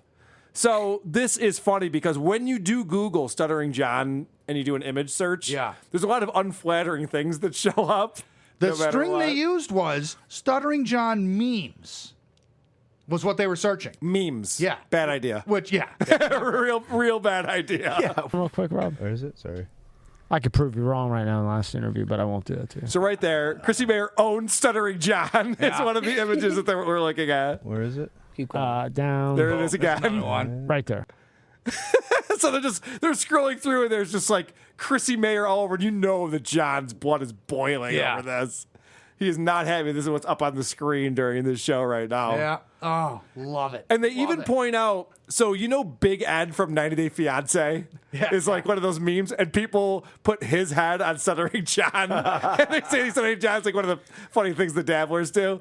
And Rob, the engineer guy, even goes, yeah, I saw they were using Big Ed. And they pull up that photo, and John's like, yeah, okay, I don't know. And they go, yeah, it kind of looks like you if you were fatter. He's like, I don't know. Sucks so Good bad. old roll off your back, John. Yeah, he really loves it when we get into it here. So, John does a joke that he put out on Twitter that he told to Shuley during the time that he interviewed Shuley. He does it again and laughs his ass off as if this is still funny and relevant. What was the guy's name that did the John Hine. John Hine? Yeah, they did the after show thing and all that. Who created Jump the Shark, which is kind of ironic since Howard Show's Jump the Shark. You think? I don't know. I don't listen. I love how he barely chokes it out, too. But the laughter that he gives to let everyone else know that that's a really funny thing that he just said, and no one's picking up on that. Like, well, yeah, I don't know. I still like this. Scott, by the way, who you would think is a bitter guy based on what John says about Scott and his departure from the Howard Stern show, is not bitter at all. No. He's like, I think the show's still great. Yeah. I think his interviews are fantastic. I like the Howard Stern show. I worked there for, 35 years or whatever? That was the craziest thing is he comes off as a chill, likable guy. On the air, they always painted him as like being angry and fucking out of sorts all the time. But he's just like, yeah, no, it's cool, man. I can't bowl anymore, so I just go golfing. Yeah, it's cool. It's fine. Yeah, I'm not great at it, but I don't keep score. I'm just trying to get better. Yeah. It just seems like he's enjoying his life. Yeah. Well, this is interesting because there's a guy, Sal Governelli, who's on the Howard Stern show. And there's a lot of things we could say about Sal, but I'll say this. When they used to do the roasts, he had some of the best sets. He was really good at roast-style comedy. Yeah. And he would really bash Gary Delabate. Like, he kind of took that up after Stuttering John left. And it was really the guy that would go after Baba Booey, but in creative, funny ways. Yeah. And this is an interesting thing that John says I've never heard before. Yeah, this is new. I love Sal because I love both of those. I used to feed Sal every time Sal would call, and give me something for Bowie, give me something, and then I would just write jokes for Sal and go, all right, do that, do that, do that. So Sal, he was a phone caller, would call in and say to Stuttering John, give me some jokes to tell, please, Stuttering John. And then Stuttering John would say, okay, here are 3 amazing jokes that I've written just for you. And you go on the air. And then he puts Sal through, and then Sal would tell these amazing jokes. Because John likes to spread the wealth, as we know. Oh, yeah. He wants everyone to be a star. There's nothing he loves more than someone else getting the spotlight. using his material. Please, have a piece of my pie. Yeah, but to better the product. He's not looking to better himself. He wants, he's like a rhythm player. He wants... Right. He's like, here's a bunch of jokes, and can I lend you money? You don't have to pay me back. Yeah. And, I mean, if one were just to take this as a claim, like, okay, this is the claim. The evidence against it is fucking stunning. By the fact that Sal the stockbroker has been on the Howard Stern show for almost 20 years and has consistently been a writer, is consistently on the air. He still does jokes. Yes. Stuttering John, as we've documented, does none of that. He hasn't said a funny thing in fucking decades, if ever. He shifted to politics, and he can't even talk politics. It's insane. And for him to be like, yeah, I wrote all that funny stuff. Really? Well, then why is he still doing all funny stuff and you aren't doing shit? Yeah, John, the problem with your lies is there's too much evidence out there now that prove you to be lying. Yeah, if you're going to make a claim like that, you got to have something to back it up. And when the fucking, just a bird's eye view was like, well, yeah, this is obvious fucking bullshit, then what the fuck are we doing here? Like, if I talked about all the gold medals I won in track, and Vinny comes over, he's like, Carl, you're club fucking footed. I'm like, I know, but you gotta take my word on the this. rules to track were different back in those days. Yeah. Oh, Jesus Christ. All right. So then, this is funny because Tommy is so out of it. Yeah. They're talking about how Richard Christie's this great drummer, and they used to play in Death, and now he's in this band called Charred Walls of the Damned. And they're even saying, like, he's a death metal drummer. And they go, Charred Walls of the Damned. And Tommy goes, is that an alternative band? Like, no, it's death metal. What do you mean, is that alternative? Oh, I didn't know. It's like, what's your role here? What do you know? What's going on? And what do you think alternative is? What do you think alternative That is? hasn't been an actual classification for a long time. Okay, yeah. He is not of this earth, man. There's a lot of evidence. There's more coming too. Now that we have this theory going, I'm starting to buy into it. All right, so then John says that him and Scott the engineer are really good buddies who have never had a fight, which is a lie. I don't think we've ever had an argument. Right? We probably did, but I don't even remember. goes Like, away. It just no, but even when I would go in the studio. All right. John claims that they never had an argument, even on air. There was never an argument. Now, if you guys don't remember, what happened when John got the Tonight Show gig is that Scott leaked the audition tapes where he was pronouncing it Pamela or Anderson. Like, we've already played that stuff. One quick search on YouTube, and I found this video, and it starts right off with precisely what we're talking about here. Because you guys asked for it the other day. This is Stuttering John. Yeah. And John got so mad at Scott for giving us this tape. Scott getting one last, he took so much shit from John. John was like, "No, that's not professional." And Scott goes, "How dare you? All the pranks you played on me." He made Scott's life miserable. So everyone knows about this, that John was a dick to Scott all the time, and they hated each other. And now John's going to make, I don't even think, we always just got along. We were always best buddies. I don't remember anything going on in our relationship. It's just, again, you can't lie about things that everyone knows about. It's so ridiculous. All right, this is where John starts smoking other people's drugs, which is always fun. John interrupts the conversation. Yeah. To see if he can hey, can I start getting high now? I'm not wasted enough on your show as it is. What I had to do. Where is the weed pipe? It's right next to you. Is this really strong? No. I got one of those at home. Yeah, it's indica. Indica. Yeah. Indica put you to sleep. Uh-oh. Not him. Not him. No, I don't like indica. Well, that's he just said it was. I can't tell the difference. I thought you said it's sativa. I can't tell the difference. I can't. I got my weed card and everything. And until it hits you later. Wait, you don't even know what the fuck it is? No, I'm telling you, it's indica, and for me, everybody's different. Indica mellows you out more than sativa. Yeah, you're gonna. But to me, with my body, it feels pretty much the same. I mean, Do you have sativa? No, I got indica. No. The pipe, the pipe I have, the liquid is indica, but the stuff you had is. Do you still have more of that? Yes, I do. Okay, good. Wait. Now, what's great about that is it comes right after, oh, you still have beer at your house? What kind of beer you got? Yeah. And then an hour later, you still got that weed, right? What kind of weed is it? Because I won't smoke no shitty weed. If you're going to give me free weed, it better be the kind of weed that I like. Because I'm not going to smoke no bullshit. And then Scott, he kind of laughs and looks down. Like, you can see he's very amused by this. Yes, John, I have the type of weed that you enjoy that I'm going to give you for free while you're staying at my house for free while you drink all my beer for free. Yes, John, I'm still regretting all my decisions about you being with me. When do we get Scott the engineer on this show? Soon. I want to hear about that night that happened after this interview. Yeah. John's already wasted. Shithouse drunk. And he's planning ahead to drinking way more and smoking weed back at Scott's house. He hit that thing 4 times while he was asking about what it was. Yeah. Yeah. Oh, yeah. And not even, they opened the conversation with what it was, and he didn't even hear it. Yeah. First he says, I don't like indica. Hit. Yeah. What is it again? You said it was sativa. No, I just told you it was indica while you were hitting it. Yeah, I know. I don't like this. I don't like it at all. Yeah. What is it again? Oh, so stupid. By the way, Vic, I need to borrow your car, but what kind of car do you have? Because I'm not going to borrow no shitty car. You better have a nice car that I can fucking borrow. By the way, I'm using all your gas, and I'm eating all the snacks out of your fucking console. How much gas is in that tank? Because you might have to give me $20. Yeah. I got places to go. Yeah, seriously. I might have to put more gas into it. Jesus Christ. Speaking of barking orders, this is where John starts barking orders at Tommy's employee. Yeah. John is just a guest on the show, but you wouldn't know that. Imagine if John had any type of power, what he would do to abuse it. You could just tell what an asshole he is with this clip. Like Sour Patch Kids now and everything. Hey, it's fucking good. Hey, But Stonehead, pull up. Yes. I know why. Everybody's normal but me on iTunes and pull up, I don't know. That Scott produced that I fucking credit him on my album. he's pulling it out. How do you like that shit, Scott? See? I take care of my peeps. Yeah. How?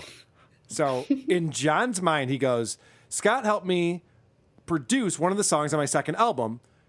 I'm doing it the way a normal person would. And I'd love to play some of that for you because he produced it, I wrote it, and played it. So, maybe we can play that.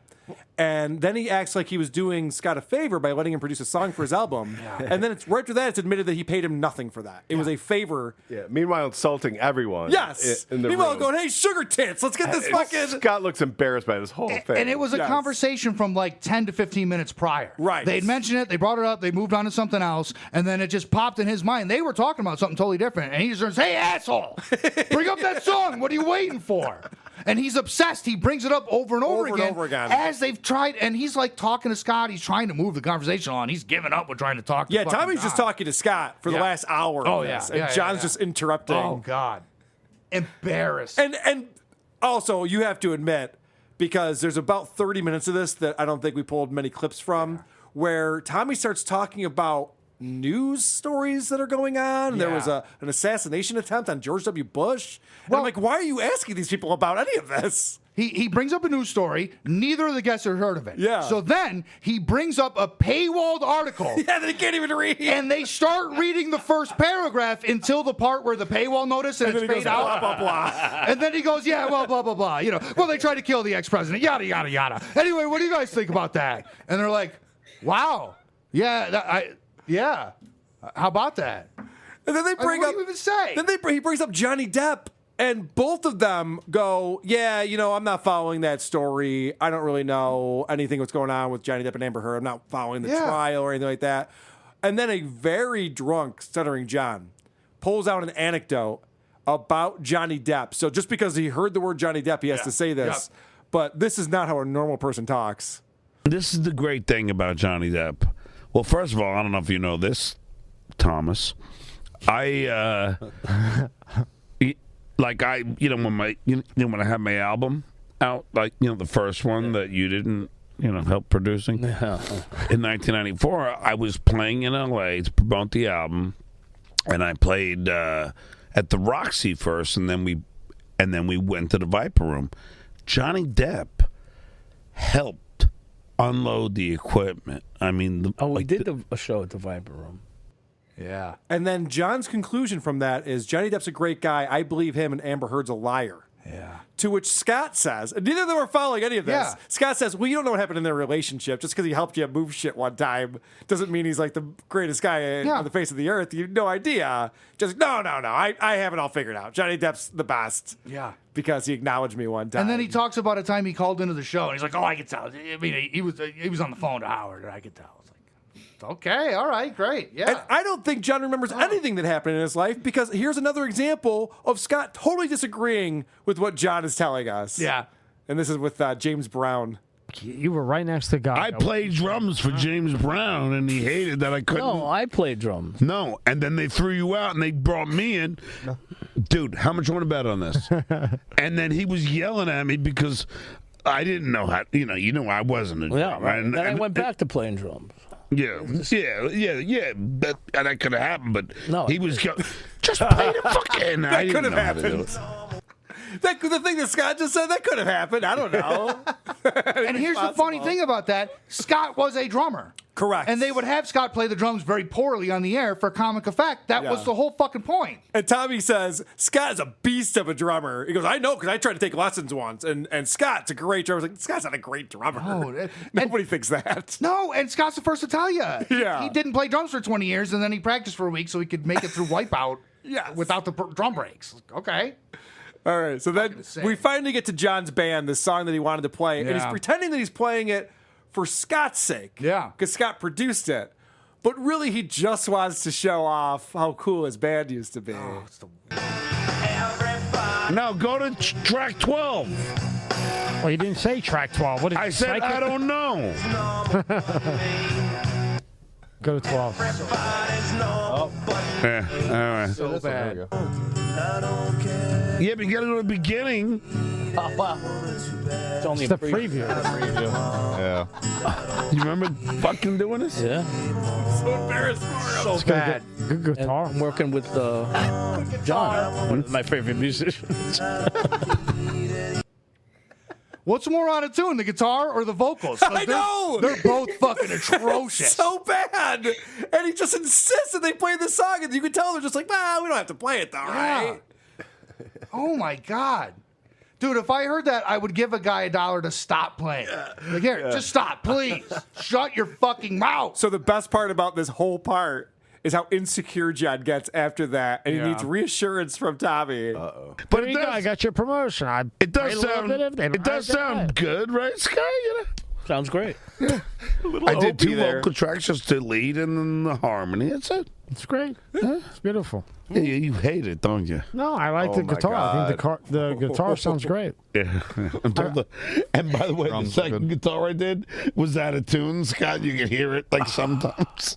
First guy to ever get cut off on a podcast. Like, holy shit. Sir, you've been overserved. That was really good, right? You didn't even like it. Yeah, you don't even like my band. Did you notice I was out of tune? I love you. Pathetic.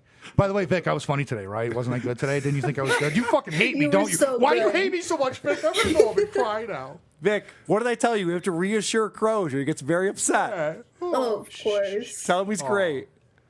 Okay, gross. Producer Chris sucks, though. I think we can all agree on that, right? All right. Can you guys guess why John golfs? I'll ask Vic. Vic, can you guess why John likes to go golfing? Well, because the walking, he just loves the walk. Very, very wrong. Producer Chris, do you have a guess on this one? Why John likes to go golfing? So he can hobnob with celebrities. Oh, it was too obvious, I think, guys. I don't even like the only reason well, obviously not you. The only reason I play golf is to drink because really I'm never going to be great at it. I don't have a chance. Well, no, because you're wasted. Of course. That's weird because you and I don't golf and Right. we're both drinking. Yeah, there's other ways to drink besides playing golf. Imagine that. I only play golf so I can drink. Why do you sit home every night? Oh, so I can drink. Yeah. Huh. Why do you go to the pub? So you golf at home. Why do you have a show called Beer on the Balcony? Right. Everything he does is so he can drink. Shameless. Gotta love it. All right, so now he's talking about, we only have a few more clips to get through. I know it's too much. It was too much. We're talking about how he was on Artie's podcast, Artie Lang's podcast, and he's complaining about how Artie was late to his own show. Yeah. And Scott says something here. It's a little passive aggressive, but I enjoyed it because it tells you a lot about what he thinks about Stuttering John. Yeah. And then, then I do his podcast the next time. He is not even, and his podcast is out his house, He's an hour late. And sounds like somebody else I know. Would it start with a J? No, but he's scoring something. Oh, okay. It's so different. he's late. Yeah. It's different when he's an hour late to his podcast. He's late for the wrong reason. Yeah. John's late for the right reason. Okay, well, that makes sense. It's different when I do it. Everybody knows that. All right, so now we talk about Gilbert Gottfried. And again, Tommy the Space Alien. I guess that news didn't get to his home planet yet because he didn't know that Gilbert had passed away for some reason. I know, I was a little surprised by that. The thing about Gilbert was... I didn't even know Gilbert died. Yeah, Gilbert died. He was the best. You didn't know Gilbert died? I fucking hate the news. I fucking hate it. I really hate it. I don't even. I turn it on for like an hour in the morning, just to see what's going on, and I can't stand the same. Well, do you... Wow. Guys, I didn't know about this big news story because I hate the news. I only watch it for an hour every day. Right. And he's bringing up news reports while they're doing the show that have nothing to do with anyone on the show. Yeah. Yeah. That's shocking. What's he talking about? Unfucking believable. I just hope Tommy's cool with us because we could get, wiped out. Yeah. Probed. Probed, yeah. You want to get your anus probed? Fuck with Tommy. Fuck with Tommy and find out. There was one point in this, kind of apropos of nothing, where Tommy brings up his coding background over and over again. He says, I'm a because coder. I'm a coder. I was like, but then he says, I have access to YouTube source code. yes. And All right, yeah, good. based on the source code, he knows what they're censoring. Oh, it's I didn't even pull hilarious. all that because it gets like, It's- you're like, it's what are you so- talking it's so about? stupid, He yeah. goes, yeah, look at the source code. There's 3,000 lines of code, and sometimes they're censoring bullying, and other times it's about trans rights. I'm Yeah. like, what are you talking about? Yeah. Bro, hold on a second. Whoa, I just realized something. he might have access to the source code of YouTube.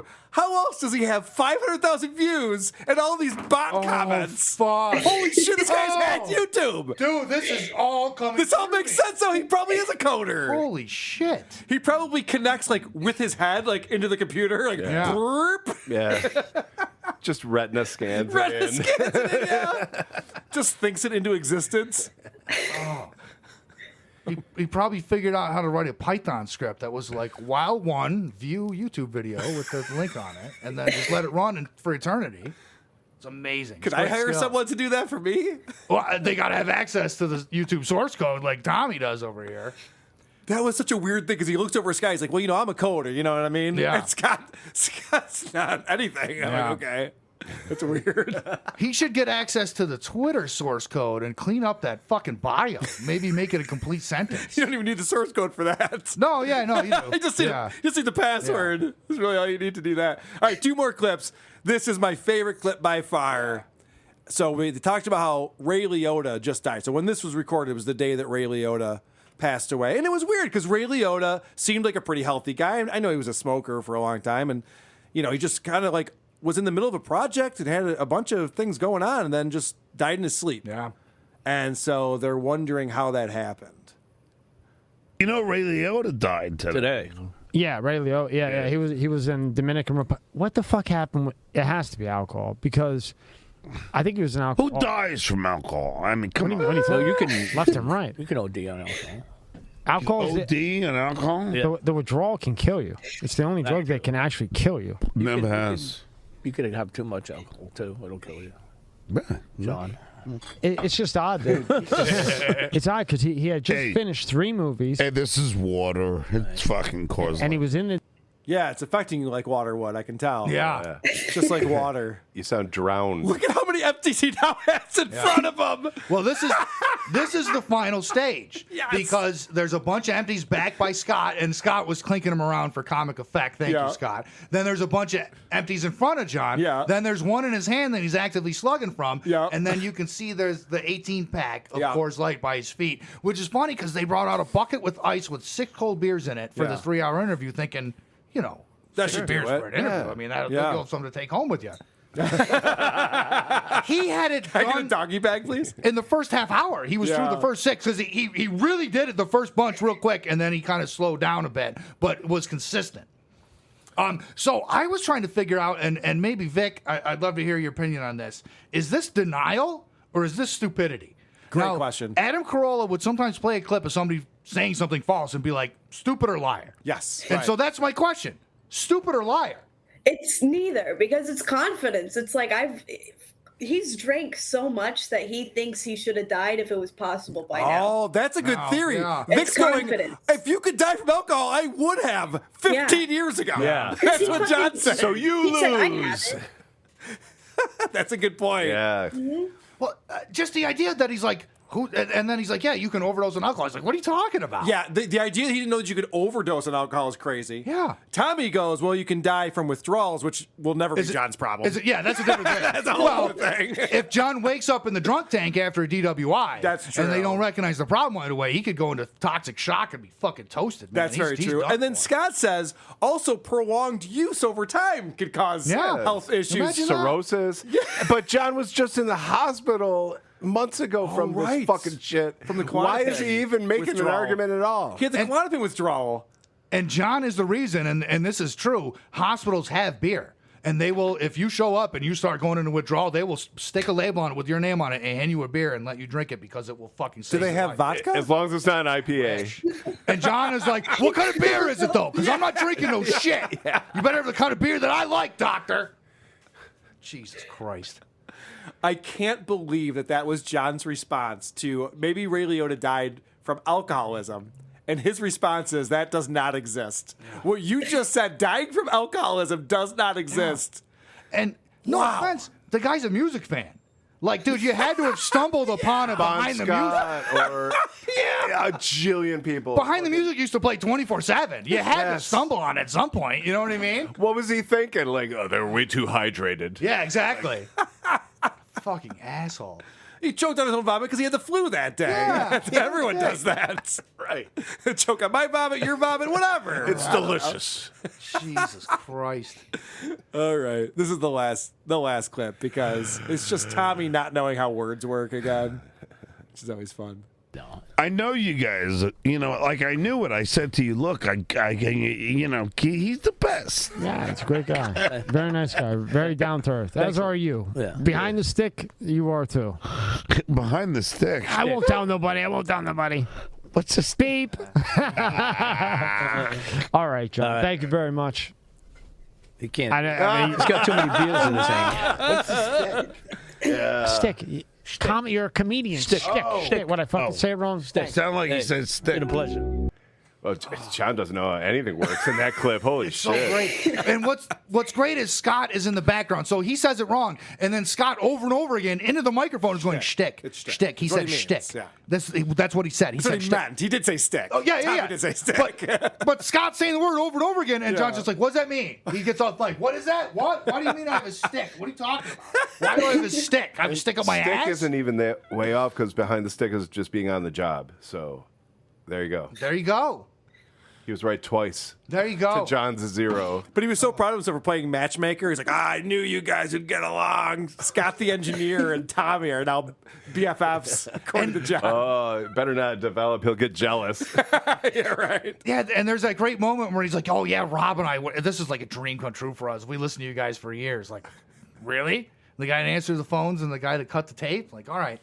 And they spent a bunch of time. We get into like how they edited the tape, which I actually thought was really fucking It is interesting, yeah. But then they got into like how the microphones over the years, when they changed mics, and how they did this and that went on for fucking way too long. All the like non-sports talk, the fucking bowling and the golf, and they just went on and on about these fucking boring ass topics. Yeah, there was a time when I was like, Tommy, why is this interview still going on? Yeah. John is blackout drunk. Scott the engineer has never been interesting. He's like famously known as not being interesting. Yeah, no shit. And you're carrying on a conversation about Amber Heard and George W. Bush. Like, what's going on right now? Now, when they're talking about Artie, John has to go on and on about Artie's demons. And anyway, so psychoanalyst Stuttering John accused Artie of being drunk during the dad's accident. Oh, yeah. I picked up on that too. Like, he's guilty because he was drunk and he was supposed to be with his dad the day that his dad fell off the ladder. And I might be remembering this wrong. I thought he was a teenager when that happened. I thought so too. And he wasn't there. I mean, he wasn't on the job He wasn't supposed to be on the job with him. No. I remember. I mean, he did feel survivor's guilt, but a lot of people with tragedies in their families feel survivor's guilt. Right. He wasn't drunk during the thing. He was a teenager. I mean, this idea, there's like, oh, yeah, he was drunk instead of there, and then he blamed himself and got drunk. Like, yeah, no. You just like being drunk, and you see drunk everywhere. I wanted to do some research on that, and I didn't have a chance to because the same thing happened to me when I heard that. I was like, I remember already talking about the story, and that's not what was said. But he was young because he would talk about being in school and coming home and helping with his dad and stuff. Yes. I mean, whatever. Anyway, my final tally for a 3-hour interview was 11 Coors Lights. Wow. Emptied. And we say he dabbles. He most certainly does not. Yeah. This guy's killing it. Not in silver bullets. And I was like, oh, I should put that in like a BAC calculator and see what's doing. But like, who even gives a shit? The fucking He's mostly A of the BAC. Oh so God, it's fine. he's blackout drunk. He's shit faced drunk. He can't wait to go back and drink Scott's beer and fucking smoke more of Scott's weed and shit. And the guy is just a fucking embarrassment. Yeah, and it's embarrassing. He doesn't have to be. You know what I mean? None of this is necessary. He's going back to Scott's place. Scott has weed and beer. It's like you can just like not drink on Tommy's show and do a show and then go back and drink. No, you need it so badly, dude. I had a lot of experience with this. Go home and drink. Yes, and then you don't embarrass yourself. without the webcams on. Embarrass yourself in front of yourself, but you don't have to fucking fall down and shit in front of other people. Just come on, Vic does it all the time. Producer Chris doing it right now. Come on, it's fucking come on. What the fuck? What are we doing here?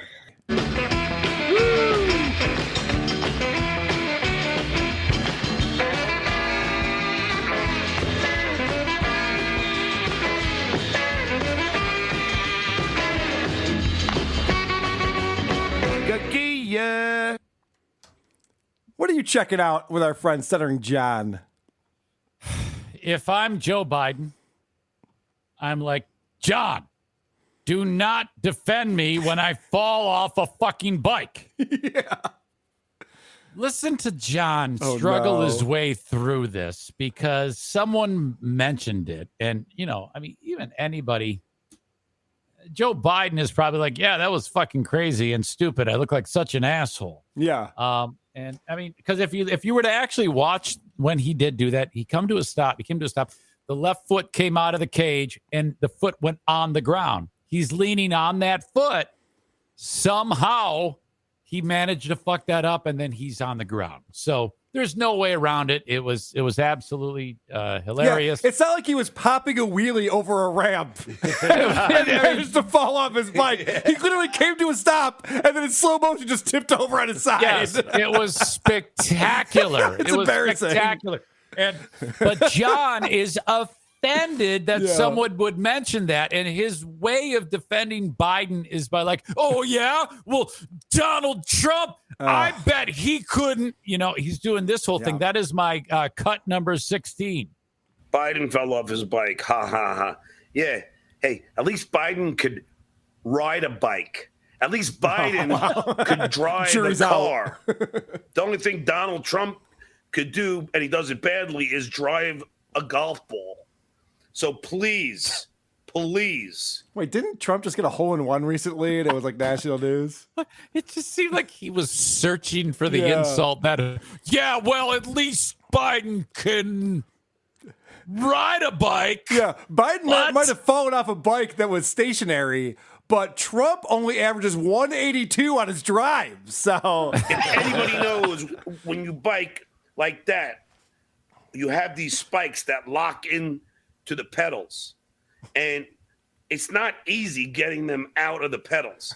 So for any idiot that thinks that somehow Biden, having dementia, then you are just in fact that, an idiot. I want to hear this new spinoff show where John talks about sporty equipment. Yes. I want to hear all about that. I just had the urge, like someone needed to punch the words out of him during that whole thing because he was like, stamp it. And also, Eric, is anyone pointing out that has anything to do with dementia? I don't think that's what anyone's saying on this one. When he doesn't know what he's talking about, we think that's dementia. When he falls off his bike, he's just an old man. He's just a feeble old man. He's Mr. Burns. Yeah. John also is, he does a lot of things that kind of disgust me. And there's this one is my cut number 15. I've never felt anything but gross when I hear someone begging for money. Cut number 15. During this broadcast, you can support my page by sending stars, a digital gift that helps me earn money. Yeah, help me out. And there's the link if you want to donate. Haven't got much PayPals lately. PayPal.me/John Melendez Inc. What an asshole. I haven't gotten much PayPals. Could he make it any more uninviting? Yeah. And also, he never thinks for a second, maybe I should be doing a better job. What am I doing wrong? He always just puts it on everyone else. Like, no one's even giving me money. John, your show sucks. Try being likable. You're pushing people away with your shitty content and your shitty behavior on top of it. I only made it through his little opening monologue, which consisted of reading the comments, doing his little roll call, and then he handed it off to some person who actually is good at speaking, and then you don't hear from John for the rest of the show. But leading up to that, someone mentions the Robert Smigel getting arrested at the Capitol. He loves that. Triumph the He insult. Comic hates Robert Smigel. This is cut number 14. I don't know if you knew this, but Robert Smigel didn't say hi to him once at the Tonight Show, and John will never forget it. He will never. Yeah. That was a snub that Smigel will rue the day. Yep. Joni Heisenberg, Triumph the Insult comic dog, was arrested last night at the Capitol. You know what? Smigel, I don't care. Really don't. I don't care. You're doing my act. He's still doing it. Come on, man. Triumph. Bob, you're copying the Stuttering John thing. Ugh. You know that. I know that. We all know that. Why is he continuing with this? This is not a winning formula for him. Yeah. I talk about considering the fact that that bit is funny, a puppet, It's off the cuff, and the guy who's doing the puppet is also coming up with the lines. John didn't even come up with the fucking lines when he did the bit. He was just reading shit that the fucking comics wrote for him. Triumph can talk to people we've never heard of and make it very funny. Whereas John would only talk to celebrities, and that's why it was funny, because normally you don't ask celebrities if their farts smell. But for some reason, John thinks that Triumph... By the way, John's bit wasn't original. He didn't come up with it. He's admitted this many times, and it was Howard's idea. He didn't write the jokes. Fred and Jackie did. And he's sitting here complaining and saying that Robert Smigel stole his bit. And also, this isn't Robert Smigel's only thing. Robert Smigel is a well-accomplished comedic writer who's been on numerous shows, writing tons of bits and sketches. And this fucking asshole's just like, he wouldn't even have a career if it weren't for me. We all know that. Wait, what? Hey, can you explain to me, because you listen to more of him than I do, who are I think they're called the Midas Touch Brothers. Yeah, the Midas Touch Brothers. So they're a super PAC, and they're a Democratic super PAC. They raise a bunch of money, and they spend it foolishly. For example, when I was in Vegas, it wasn't long after the last presidential election, and they have this huge video screen that is, I mean, it probably rivals the size of the video screen where the Cowboys play. It's huge. Yeah. And it's got this big thing that says, "We did it." And it shows Biden and Harris, and it's celebrating the fact that they won the presidency. I don't know who this is for. You can't vote anymore. They won. It's over. And it just says, "We did it." And it's got the Midas Touch Brothers logo on it. And I'm like, they're just wasting people's money. That's an expensive ad spot to just say like, hey, guess what, guys? The people we were rooting for to win the election won the election. These people are just wasting money. Anyway, that's who they are. Do these people speak to him? Yeah, they go on his show from time to time. Yes. What the fuck? Yeah, I'm always amazed at how people want to associate with him. Well, they don't go on his show much anymore. They used to a lot, and I think there's a connection between Michael Popak and Stuttering John and the Midas Touch Brothers. So I think that's how we got to know them. And a lot of people are just fans of the Howard Stern show, and so they're like, Stuttering John, cool. Yeah, I want to talk to Stuttering John. They don't realize what's been going on for the last 5-6 years. So then they get on there, and then they're like, oh, shit. What's happening right now? Wow. Remarkable. Absolutely remarkable. When he starts his show, occasionally he has music, okay? And he has this song that he plays. It's not on every show, but it was on this one, and I've heard it before. But he hasn't figured out yet that the way his setup is, whenever anything is fed through, it has that weirdo internet-y sound where you really can't decipher what the fuck it is. Yeah. It sounds like a really low bit rate or some shit like that. That is... if you could, this is my cut number 13. That's his intro song. Dancing on your grave, till we all have been waiting for. This is the combo we crave. Dancing on your grave. Nothing about this fucking thing sounds good in any way. Unprofessional in every way possible. Even if it sounded good, it's shit. It doesn't sound good. It doesn't look good. The microphone he's using is disgusting. We've all pointed that out. Yeah. Today, we'll be talking about the man who broke the internet this past week. And well, at least the Dabblers Anonymous subreddit. Stuttering John Melendez has finally come on his show this past Saturday, talking to Major Richard Ojeda, and he confessed that he has been a substitute teacher. Now, as you'll remember, this photo leaked of him with a woman who tweeted out, "Hey, it was great to meet John in my classroom," as he was substitute teaching. And he said, "No, that's a lie. That's a photoshopped image."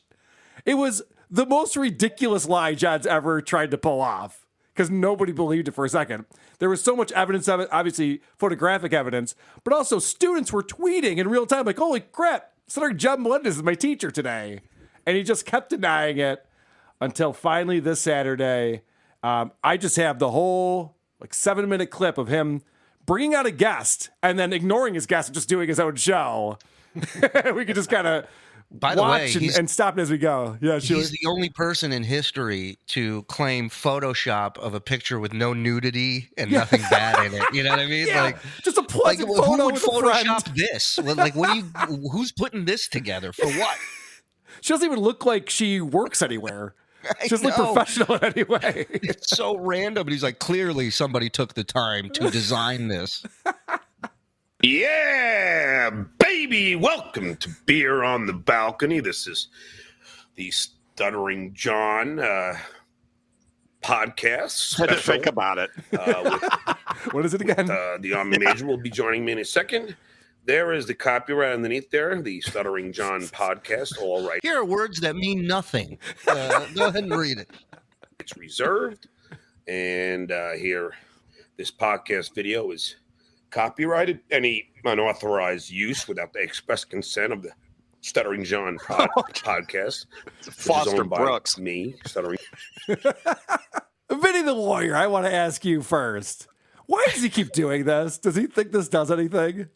I don't believe so. I mean, he thinks he does, but ultimately we all know that it really means absolutely nothing in terms of you using it because you're adding to it right now with commentary, and that's been established clearly by the law. So in terms of your use, it's useless. It's so funny, too, because he started doing this months ago. I guess the great Michael Popak told him this was a good idea, and we've done a ton of reviews of Beer on the Balcony since then. Yeah. He hasn't said anything about that. No. He continues to do this thing. Like, one day it'll magically start working. Oh, okay. You know, Popak was out somewhere. He gets a call. He makes the mistakes of picking it up, or he hits the button by accident. And then John's like, if I write under, and Popak's like, yep, that'll work. I gotta go. Take care. Couldn't hurt, John. Go for it. Couldn't hurt. Go for it. Do something other than calling me. John Melendez is strictly prohibited. And now, without further ado, let me bring on the Army Major. What's up, my brother? How are you, Richard? I'm doing good, man. It's a good show today. It was a great show, and I have some work being done on my place. So, a good friend of mine has helped me out, and he was here. And what kind of work is being done? Are they finally emptying the cat litter or something? I got a team of 8 people over here trying to clean my bedroom. Yeah. It looks like the end of E.T. Everybody's in full hazmat suit. And he's like, wow, John, you get really loud on your show. I'm like, yeah, I do, because I'm freaking passionate about this stuff. Yeah, exactly. Same thing, man. I get to, everybody. That's why everybody's like, take your meds, man. Take your meds. No, that's your physician saying that, Richard. Yeah. Everyone's like, take your meds. My dealer. If you have more than one person in your life repeating to you to take your meds, something is wrong. Something is very wrong. It's true. Everyone keeps telling me, you're a crazy person. I don't know what the problem is.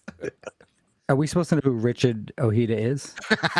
He's it's not a joke. I'm asking. I don't know who that is. He's a guy who ran for senator from West Virginia, but he's a Democrat, and he's always on with Stuttering John. He's like literally like the last guy who will go on with Stuttering John anymore. Yep. None of his other friends. In fact, we just saw this come out where he was talking about, I think Hal Sparks is done with John because he's just said this. As I talked to Hal and figure out how to do it, if Hal would return my call or my text. So when Hal stops returning calls and texts, something's up. I'm going to laugh at something that's serious and hopes that it lightens the pain of it. Yeah. Address something, All right, so this is great. So he brings. Has anyone seen this yet? I don't know if you guys have seen any of this. I saw a little bit, and I stopped because I had a feeling you would be bringing this up. Okay, good. What's so funny here is that he brings on his guest, Richard Ojeda, and then he goes, okay, I got to clear something up. So he immediately ignores his guest and just goes on with what he's going to do. Richard, so I'm going to do this because it's just getting kind of ridiculous. So I figured, I'm not ashamed of it, so I will. Now. Yeah. About 2 years ago. What's getting ridiculous? It was ridiculous that he ever denied it. Yes. Yeah. Well, that's what was ridiculous. It's an honorable profession. And, it's cool to have a side gig. And the other thing that's ridiculous is assuming that Richard has other stuff to do, and he's not going to be able to hang out while you address this. He's like, that's all right. I blocked off my whole weekend for this. That's fine. We're good. During COVID, I have 2 friends who are school teachers. And where do you think those friends? Where do you think he met those friends, guys? Any guesses? I'm gonna guess at a place where he gets just shit faced drunk. That would be my guess. All right, no more guesses. I was hanging out at the pub, or one of the pubs that we hang out at, and one of the school teachers said to me, "John, we need teachers bad. We need substitute teachers. They said we need really bad teachers." He misheard it. I literally stopped watching when he said the teacher looks at him and goes, "John, we need help." Like, who's ever looked at John and said, "I need your help for anything"? So if you're not doing anything during COVID, since all your gigs got canceled, because I had a full slate of gigs, he goes, okay. Does John ever have a full slate of gigs? Well, he does, and then women get threatened with physical violence, and then they go away. Come on. I mean, get out of here. He's never had a full calendar. He's never been like a traveling comedian, ever. He's never been a comedian. Yeah, I don't know why Forget he's traveling. saying that. why not become a substitute teacher? A what teacher? A substitute? Yeah. Why not become a substitute teacher? Substitute teacher. We need. And I said, well, maybe because you can't pronounce it would be one reason not to do that. You're trying to teach the young here. This interview's over. He ain't teaching English, I can tell you that. "Can I?" He goes, "Do you have a 4-year degree?" I go, "Yeah, from NYU." He goes, "Do you have good grades?" I go, "Yeah." Do you have good grades? Jesus Christ. He's almost 60 years old. Let me see your report card. I actually have it on me. Yeah, he does. He does. He actually does. He's got the recorder. It's when I hear him talk now, like I can tell by the way he's talking and the way and the things he's saying, how he's completely changed this conversation. Yes. To fit his needs. So he's the hero of the story again. Right. Yeah. So the reality of this is he sees two teachers, he hears they teach, and he comes over begging on how to get involved with teaching.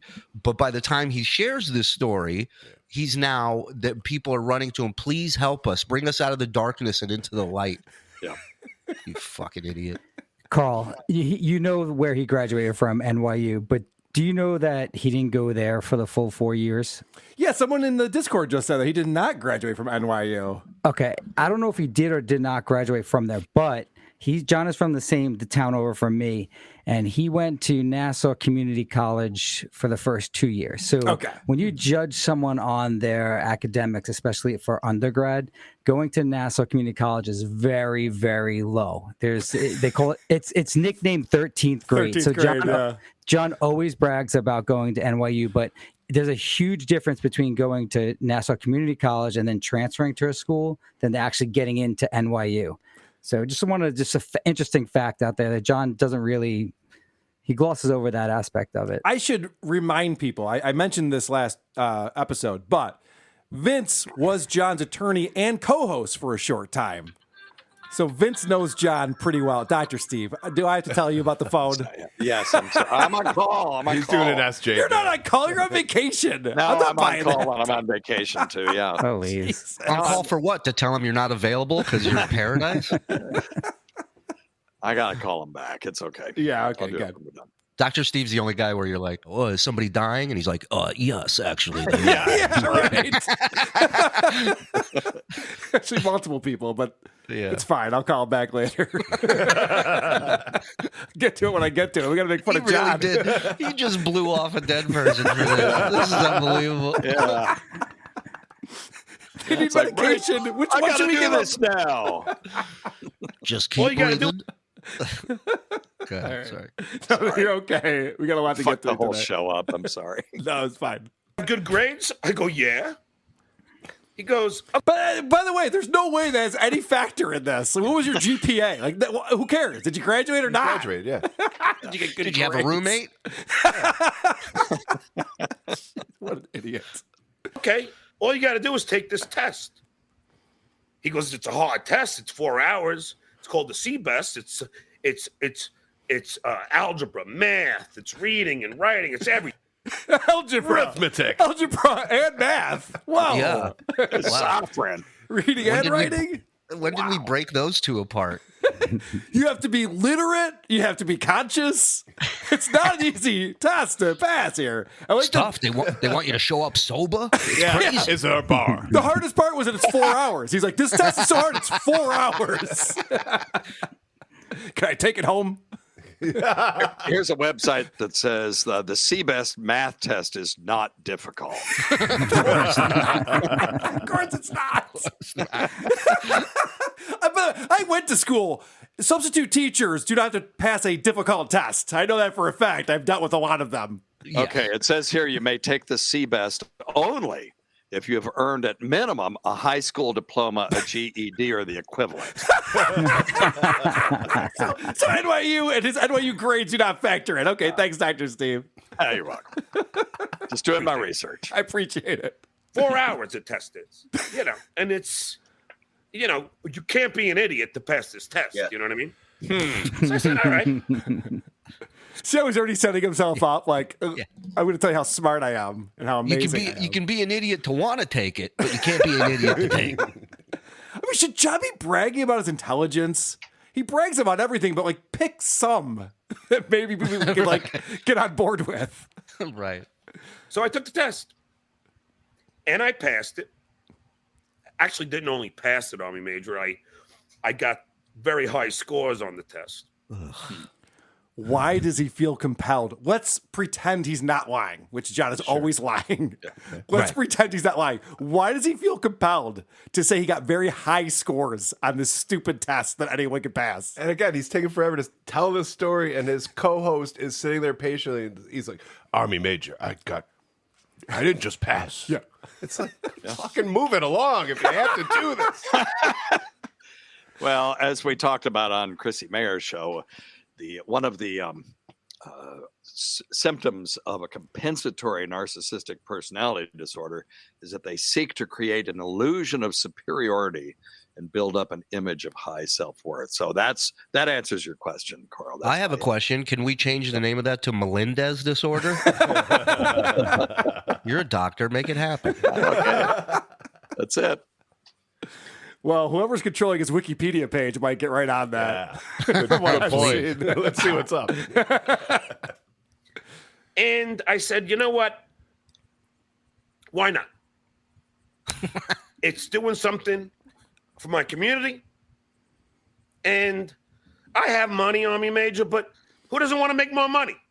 Yeah. It's like all those people, I mean, what?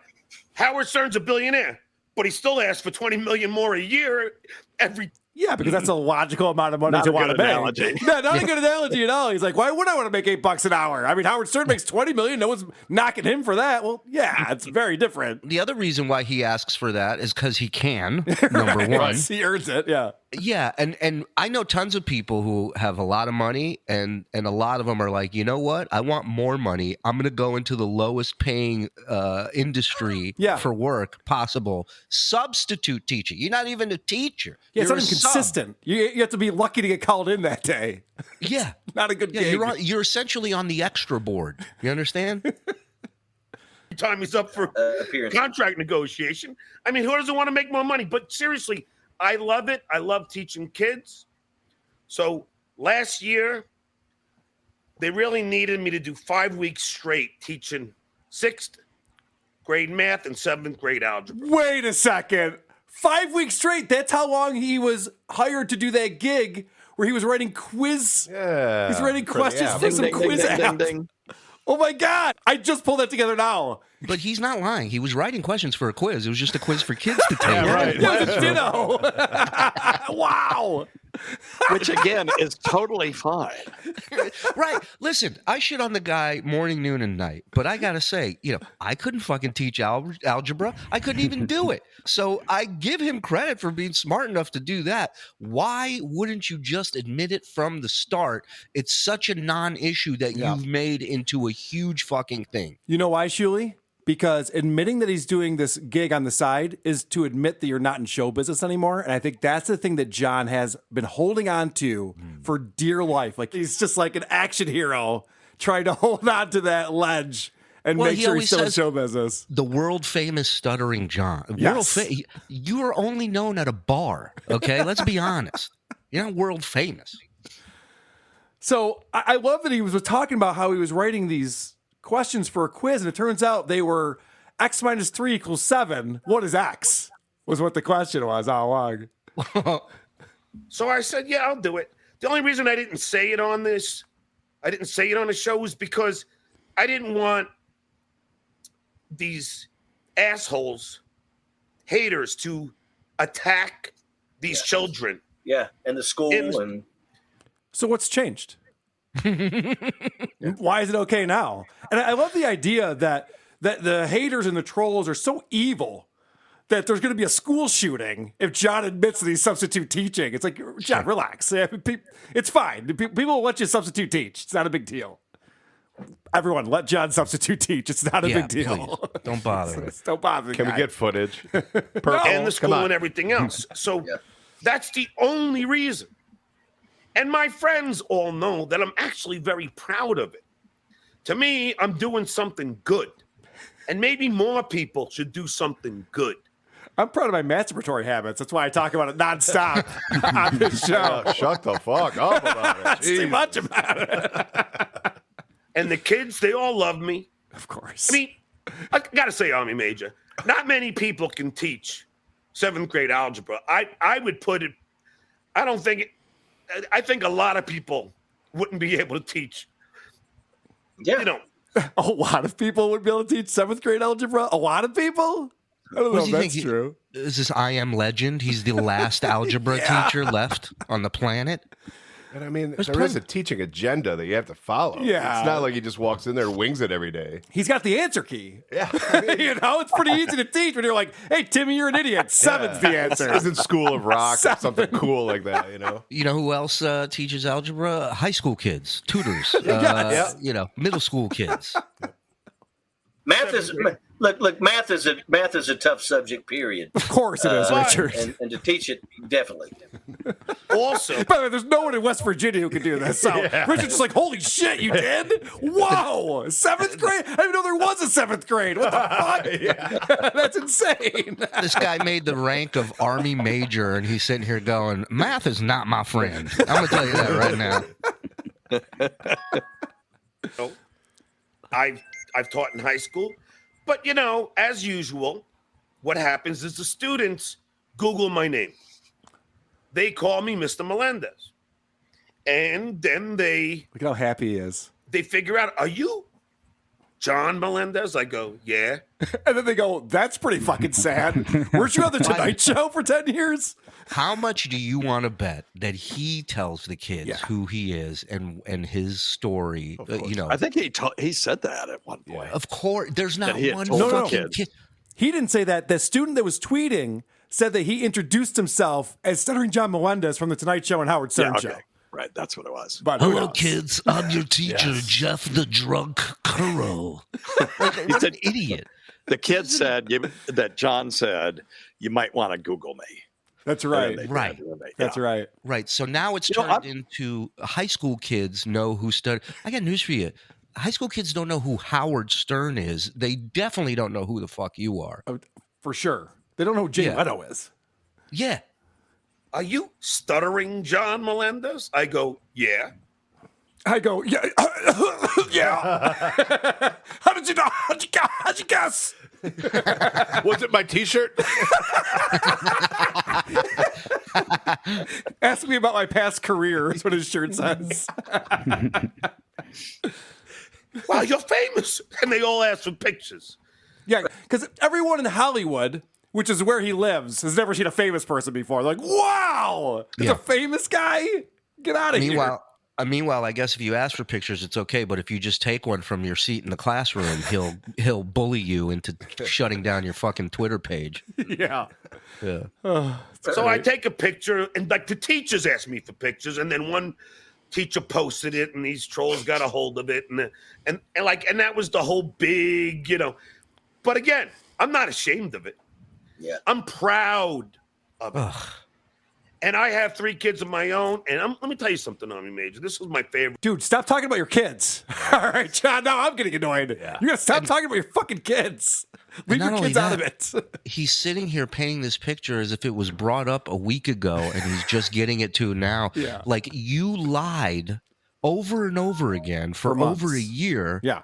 Right? And then he's going to sit here and go, I'm proud of it. Doesn't bother me. Oh, look at this tweet right here. So the picture that I put up there before, which is this one right here. So this is him with the teacher. The teacher posted this. Hey, look I met Stuttering John today in class. He accused her. He goes, why did you Photoshop that picture? And she writes back, the picture of you and I was not Photoshopped. And then he wrote back, bullshit, DM me. He knows he's lying, but he's pretending it's to protect the children for some reason. It's like, what an asshole. She's a teacher, and she said the picture of you and I'm sorry, the grammar is wrong. You and I was not Photoshop. I know. It's Right. not the best and the brightest. Have you seen California? Oh, things are not going well. What an idiot. But yeah, that's a really good point, Julie. This is months have passed. No one's even talking about this anymore. And all of a sudden, he comes out and he reveals that he was actually a substitute teacher, and he's so proud of it. So proud of it. He kept it a secret for 2 years. Well, he's a hero. He saved algebra. He's a hero. Nobody could do this but him. Well, just the fact that he comes out and admits that he was lying, despite the fact that he, likes to say dumb things like, I don't lie. I don't like to lie. Oh, kind of that quote drives proves me nuts. that everything he says is potentially a lie because he holds on to lies for a long time. So when he says he's not a limo driver and when he says all of these different things, you wonder, was the comedy club really threatened with 1-star reviews, or were you not selling tickets? Because you claimed it wasn't because of ticket sales that you were going to make thousands of dollars. But gosh, you sure do seem to lie a lot, John. Holy shit. You know what I just thought of? I don't think he's on a real balcony during that balcony. His whole life is a lie. Oh, my God. What an idiot. From being a substitute teacher, but I don't take off really to do my show because I won't do it usually on Tuesdays and Thursdays unless they say, Mr. Melendez, we really need you.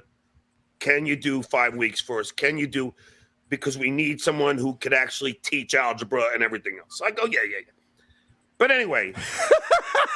He doesn't, listen, he knows he has to take down the GQP, but there's priorities in life, these kids need them. Fine, I won't be Batman for the next 5 weeks. I'll just be Bruce Wayne. We're in the 6th minute of this video, and Major Ojeda has not said a single word yet. Except medication. That's the only thing he's talked about. I love it because I make it entertaining. I'm the Emerald Lagasse of substitute teachers. And I don't expect you to know, but if you try and isolate a variable, if I do the reciprocal, if I cancel the reciprocal, I go boom, and I cross it out, and all the kids That's love not it. what Emerald said. He said bam. Yeah. I can't even fucking Moron. get that right. He's talking about 7th grade algebra, and he goes, I don't expect you to understand what I'm about to say. Right. This is going to get a little You're only an technical. Army major who's afraid of math, but I don't expect you to follow along. Okay, 12-year-olds that was love Cardiff Emerald. Electric calling me. Oh, the trolls are calling me. Cardiff. I remember once I'm leaving the school early because I didn't have a 6th period, and these kids in the classroom were like, Mr. Melendez, come back. And then I walk back, crowded classroom. They go, can you do boom? And I go, boom. And they all just freaking applaud. And they all Holy shit. I mean, I can't add to that. That's the most nonsensical thing. And then they held me up and they carried me out through the parking lot.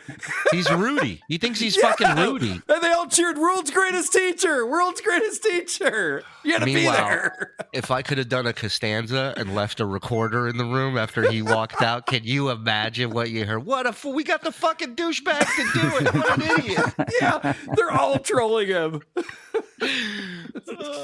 What an idiot. asked me for. He makes math fun. I'm the Emerald Lagasse. I go variable and then I go swing. Pictures and autographs. I love it. I love it because as a performer, as a comedian, it's something I could do. I can make learning fun. Yeah. And they can have an enjoyable experience while, trusting that the teacher knows what the hell he's talking about. Yeah, and There it once is. again- Because I'm so sick. Shut up, General. Like all these trolls. It's also like to say that I was a limo driver, which is a load of shit. That's enough out of you. Yeah, I hate to pull rank, but Whoa. What are you up to 4 words today? Shut the fuck up. you're off your meds. It's called the Stuttering John Melendez podcast. What the hell he's talking about? Yeah, and There once it is. again- Because I'm so sick. Like all these trolls. They also like to say that I was a limo driver, which is a load of shit. Until next year when you admit to that. Yeah, right. Yeah. Look, they came to me. They go, listen, people got to get to the airport, okay? And people need to get to prom. We need you, John. They also like to say I need supervised visitation for my kids, which is a load of shit. You like to say that. I've heard John say that way more than anyone else. He keeps bringing it up.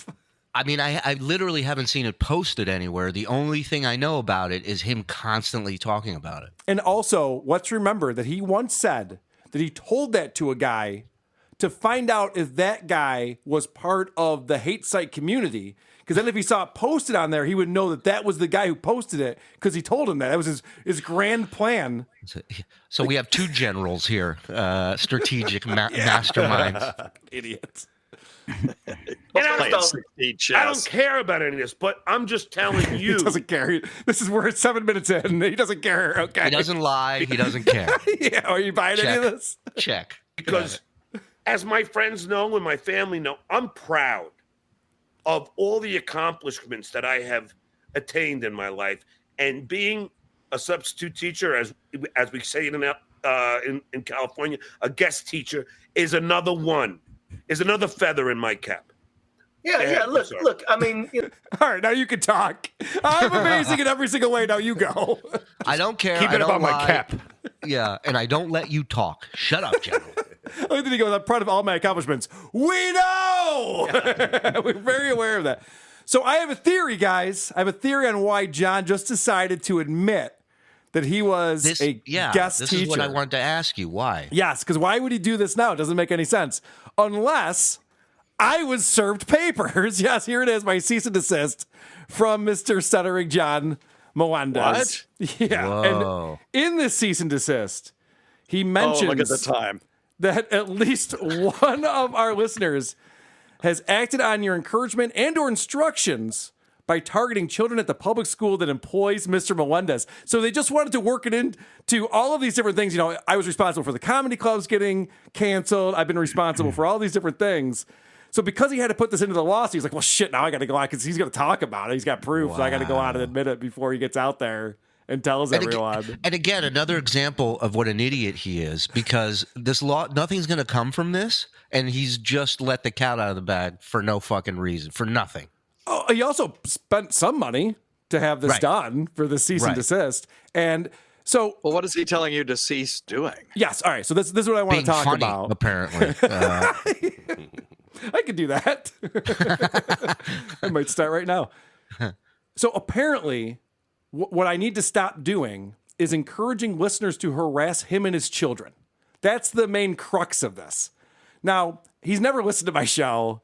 And he reads the subreddit where people are like, I can't believe Carl posted a 41-minute rant about John's children. Like, people put that shit on there to fuck with him. No. And then he just believes it. He's like, oh, I'm going to sue him. I'm going to sue him good. All I ever do is say, don't fuck with John. I don't know what his children's names are. I don't know anything about them. I don't care. We make fun of podcasts and podcasters. We don't care about their families on who are these podcasts. But John is convinced that we go after his kids and we encourage people to harass him. And I want to talk to you, Vinny, about what you think should be done. Hypothetically, like let's say Juan put a cease and desist to Kevin for things that Kevin had nothing to do with and is totally taken aback by that this would even be written in a legal document. Right. And keep in mind, Juan doesn't lie and doesn't like to lie. Yeah. So go ahead. Starting from the beginning, you weren't served with a lawsuit. You had a mail-delivered document that says cease and desist. It has no legal bearing whatsoever, except for the point that it's putting some party on notice that you potentially are doing something wrong. And if you stop, maybe they won't pursue any further litigation. So you weren't served presumably by a service processor, right? No. How'd you get the document? It was mailed to me. Right. So that's generally not acceptable means for service. So this is just a start. I would first go through line by line, and any allegations in there that aren't true obviously need to be made aware to the attorney that took this case. Now, I don't know. I'm not speaking of specifically to John's case, because I know know that I've represented John in the past, and there's probably not a conflict now. But Dr. just as Steve, can you put your fucking phone on vibrate? I'm sorry. Like an adult? Have you ever listened to my show before? It's all Cardiff, by the way. It's just Cardiff keeps calling his phone over and over again. Great. Sorry, go ahead, Vince.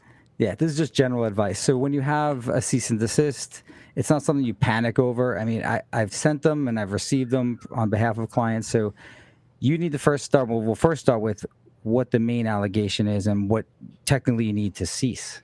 Right. Yeah. That's why I was wondering if I should even respond to this, because if he's telling me to stop doing something I have never done and don't do, then I could just be like, yeah, okay. We're on the same page. Yeah. You'd have to start. I'm on the same page with you. Yeah. Yeah. The issue is, like, if you have a client that comes in that is super insecure about something and somehow got you to actually write this letter, then they're going to make these numerous allegations. And perhaps if you have a response that says, if you have any proof of what you're alleging, send it to me, and then we'll speak. The general allegation that you're told someone to harass John, for example, or Juan, if that is true, send me where I did that. Show me where my client did that. And whoever you have representing you, or even if you do it yourself, it's fine. And if you do, and if you show me where I've harassed Mr. Juan, then I'll stop it. But if not, I appreciate you don't make allegations just based on conjecture. All right. So would your recommendation be for Kevin to respond to Juan in this hypothetical situation? Only if you believe that there's a real potential that Juan would file a lawsuit. Mm-hmm. So meaning that, does he have a legitimate law firm and the funding to actually file this lawsuit? Now, he may have a friend that's willing to do it for free. I don't know. I mean, that's serious, because once it's filed, then you have to answer. You have no choice in the matter. You have to answer, most likely spend the money to answer. I think it would be foolish on his part, assuming he didn't do whatever he alleged, because we haven't heard that yet. But yeah, if you do respond, and then his attorney has to go back and say, John, hey, it says here you have 3 minor kids. This isn't even true. Why do you lie to me about that? And things like that. So you're looking for any type of mistakes that were made in there, because what are you supposed to do as an attorney? You have someone that John does come in. John does have a compelling story, and he says that you're harassing his kids and you're interfering with his contracts with various clubs, and that sounds compelling as an attorney. We all know John's persona, and most of it is blown up and not necessarily true, but an attorney doesn't know that. Right. Yeah. And when it comes to, if I can just jump in for a second, when it comes to like taking it up a notch and even threatening people, I believe he threatened you. Yes. Right? Julie, thank you for bringing it up, because I don't bring that up very often. And actually, I got a note from somebody. All right. I started watching your YouTube vids recently, and I am now a huge fan. Love all your vids, especially those about Stuttering John. Yesterday, I watched the one where he threatened a mob hit on Twitter. And I cannot tell you how infuriated it made me when he said and tweeted, haha, I've been hanging around John Gotti Jr. too much. See, I'm actually a Gotti. My uncle is John Gotti Jr. My grandfather was John Gotti. I'm actually the firstborn grandchild. My mother is Angel Gotti. Stuttering John hardly knows my uncle, and the fact that he is name dropping like this is ridiculous. And actually, this goes on. I won't read the whole thing, but it's just so funny. It's just so funny. Just like, dude, don't bring fucking John Gotti Jr. into this, you idiot. He's not friends with you. And that's literally the threat that he made to me. I know people in New York who aren't too happy with Kevin. Like, that's a threat. You know that. You know that's a threat. I take it all back. He is the most entertaining person I've ever seen, heard. I mean, the name, he pulls out a name, and the people get back to him and be like, shut the fuck up, dude. His threat backfired and ended up threatening himself. Unbelievable. Yeah. So, all right. Well, I will have to speak to my legal representation and determine next steps on this. But it's fascinating to me. I'd get a cease and desist for something I've never done. That's a weird one. Do what John does. Find the best free lawyer you can find because the best ones are free. Remember that. Of course. Yep. Of course, I'm torn because I would love for him to actually sue you, and that would be hilarious to me. I think we all agree maybe that'd not be so much funny. to you because, again, I said it before. Even though you've been through it a lot, if you get sued, all of a sudden things get real, and Right. it's something not to take lightly. Although it would be hilarious. But also, Vinny, things get real for all parties, not just one. Yeah. Like things are going to get real for him. There's information that he's going to have to give out. That I mean, if it took him a year to admit he's a substitute teacher, he's not going to want to share this other information, right? Oh, yeah, and then that's why I'm torn because ultimately, if John does sue Carl, then again, we said it before, Carl has access to all the discovery. There will be no payment ever until Carl gets to see all the money that John has lost. Did he allege that he lost money because you interfered with his comedy gigs? Yes, there is mention of missing out on thousands of dollars, of course, in this. Right. cease and desist, yeah. So in terms of what he would have to do is show liability, but then he would have to prove damages. And Right. you You would also have have to show the ticket sales for those shows, too. Yes. Correct. Yeah, And it's any the only way. correspondence with the club, correct? Exactly. So how much could that possibly be? So maybe it is worth it to get sued because let's say he wins that amount. What would it be? Right. I don't know, but it would be funny and entertaining. It'd probably be his biggest payday in stand-up comedy if he won that lawsuit. Again, in defense of John, that's not fair. He's made a lot of money in comedy, especially during the times he worked at the show. Yeah. So I'm keeping the record for real. I know you guys love to bash John, but I mean, he has made a lot of money in stand-up. Oh, it's not just me who likes to bash John. It's also a guy named Howard Stern. Someone pulled this old clip. First of all, regarding you, Stuttering John, you are a guy who perceives himself as funny. When you go on the Ricky Lake show, when you go on the Last Call show, when you do these shows, when you go on the Conan show, you turn to people inevitably afterwards and you go, hey, was I funny? I'm going to tell you something about yourself. You are the least funny person I've ever met. You are not funny. Okay. You're obnoxious. Okay. You're not funny. All right. I'll tell you what's funny about you. You stutter. When you go on TV and you try to be me, it's not funny. All right. It comes off obnoxious. Okay. I mean, He had it figured out back then. truer words have never been spoken. We were just watching the video of John from this past weekend. Does that look like the same person? No, I've never seen a he's- transformation like that. He looks terrible. He looks like he's on his fucking last leg. I think the week Mickey Mantle died, he looked better than John looks today. This thing could have been a whole stand. What was the movie with Edward James Olmos? Where he was Stand and Deliver? Yeah, Stand and Deliver, or you mentioned School of Rock, where you got this guy that had this really amazing career that any of us would have been happy to have, working on the Jay Leno show for all those years, and now he becomes a school teacher, and he could have made this into a thing. We would have all been very proud of him. I'm proud of him now. I just wish he hadn't hid it for so long for such a asinine reason. Yeah, really. I know. He should have just come right out immediately when that photo was posted. Yes. Actually, I bet people would have been like, good on him. He's doing something. Absolutely. It's better than like drinking yourself stupid every day. Yeah, I'm not shitting on him for being a sub. I think that's Right, of admirable. course. He's doing good work out there. He's actually helping people. But, everything else I'll shit on him for. I don't care. But I've also heard Carl say 1,000 times, if he said it once on this show, don't fuck with people in real life. Correct. Right. Don't fuck with Stuttering John. Let him do his thing. Observe and report. I mean, I've heard that so Dr. many Steve, times. before I ever talked about Stuttering John once on this show, I had tens of thousands of people try to ruin my life. So I know what happens when you do a fun And they little succeeded. show. Yeah, kind of. I know how it happens when you have a fun little show and then people get involved in real life and try to get you fired and ruin your financial situation. It fucking sucks. I don't wish that on anybody, especially not someone who makes me so much money. Right. Yeah, nobody wants that. All right, let's see what else Howard Stern had to say to John back in the day. Great. When you go on the air and you run around like Howard and you look like you're doing a bad Howard impression, you are not funny. Okay. So afterwards, when you come off these shows and you say to me, was I funny? Or you say to Jackie, was I funny? That's funny. Because you're so insecure, you're funny. You're being you. When you go on these shows and you're me, and you're yelling at people, and you're stuttering, and you lose your charm. Now, here's the other thing you ought to learn about yourself. All right. You don't take criticism well. You don't listen. That's true. That is very much true. Howard's 100% on both of those things. He's pretty much telling him, like, John, you are a childlike, and that's what makes you funny. Is you go and you interview these celebrities, you don't even know what you're saying, and they're getting offended, you don't know why. Like, that's why you're funny. Yeah, he's in a very nice way saying your flaws are the best part of you. Yes. Right. Stuttering John wants to be funny, but when he tries to be funny, he's not. So this is like a weird conundrum that he's in, where it's like, That's well, why I said just put these fucking cameras in your apartment and just roll 24 hours. It'll be the most entertaining shit ever. And let me just say this.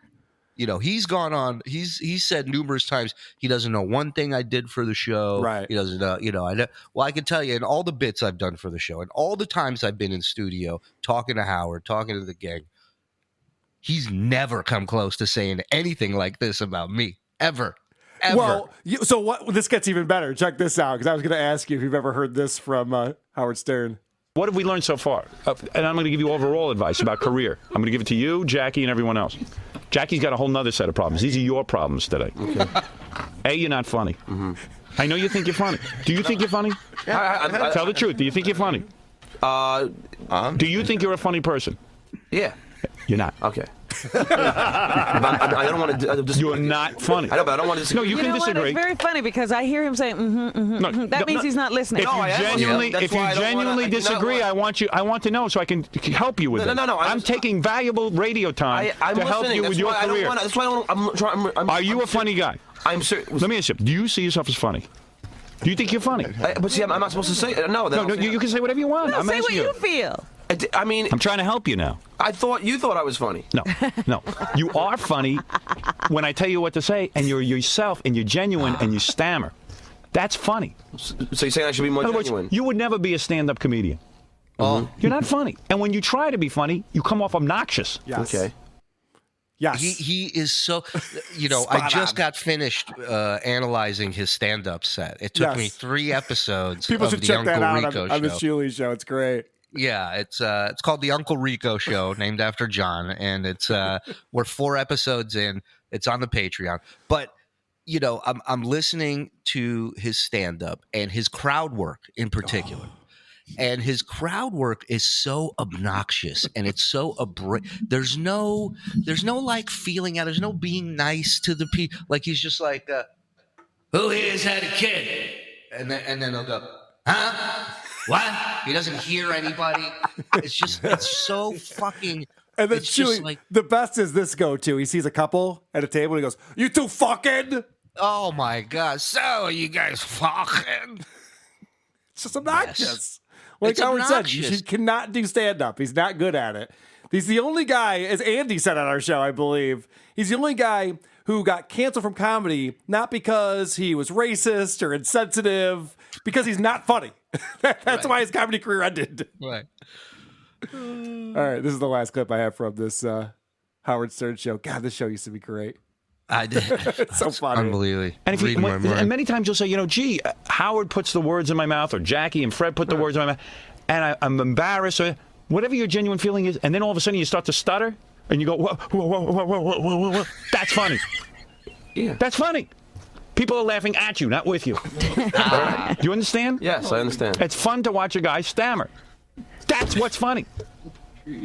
I got you. When you go on and you try to be funny, you're not funny. Like I tell jokes, it's not good. Right. Okay. I got you. And I see you on the shows. I've watched your shows. You stand up and you start yelling at people. Sometimes you do a little No. I tell them a question that I've asked on the show. Right. I see you with the girl on the show, and you stand up and you go, hey, come on, baby. Come on. Don't you want to go out with me? Don't you want...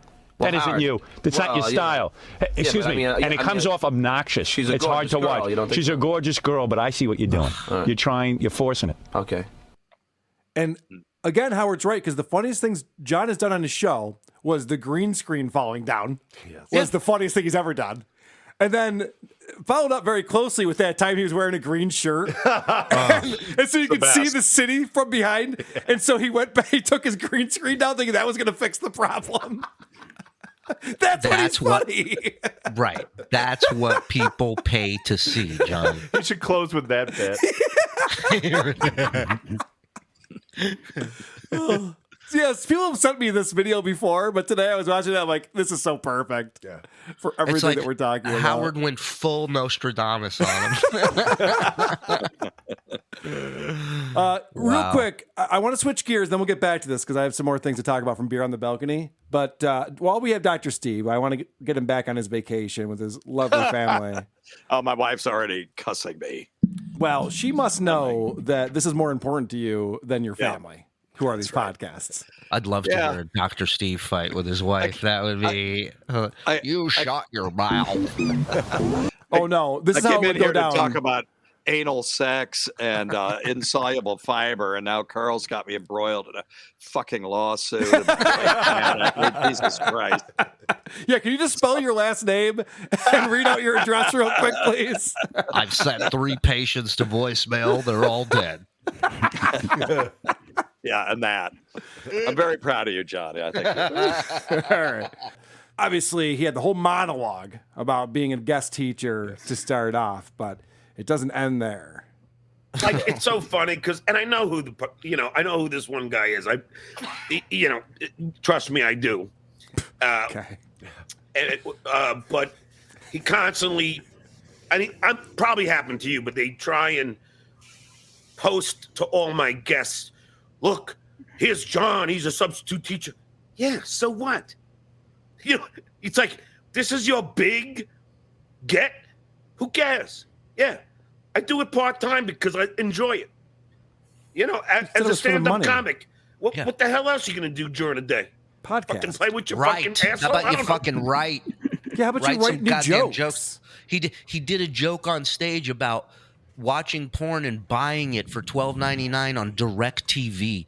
How many fucking years ago did you come up with that bit? Can all relate to that one, obviously. Yeah. So John says, I don't know why these guys are, sending these messages to my guests saying I'm a substitute teacher because you were denying it. Yeah. That's the only reason.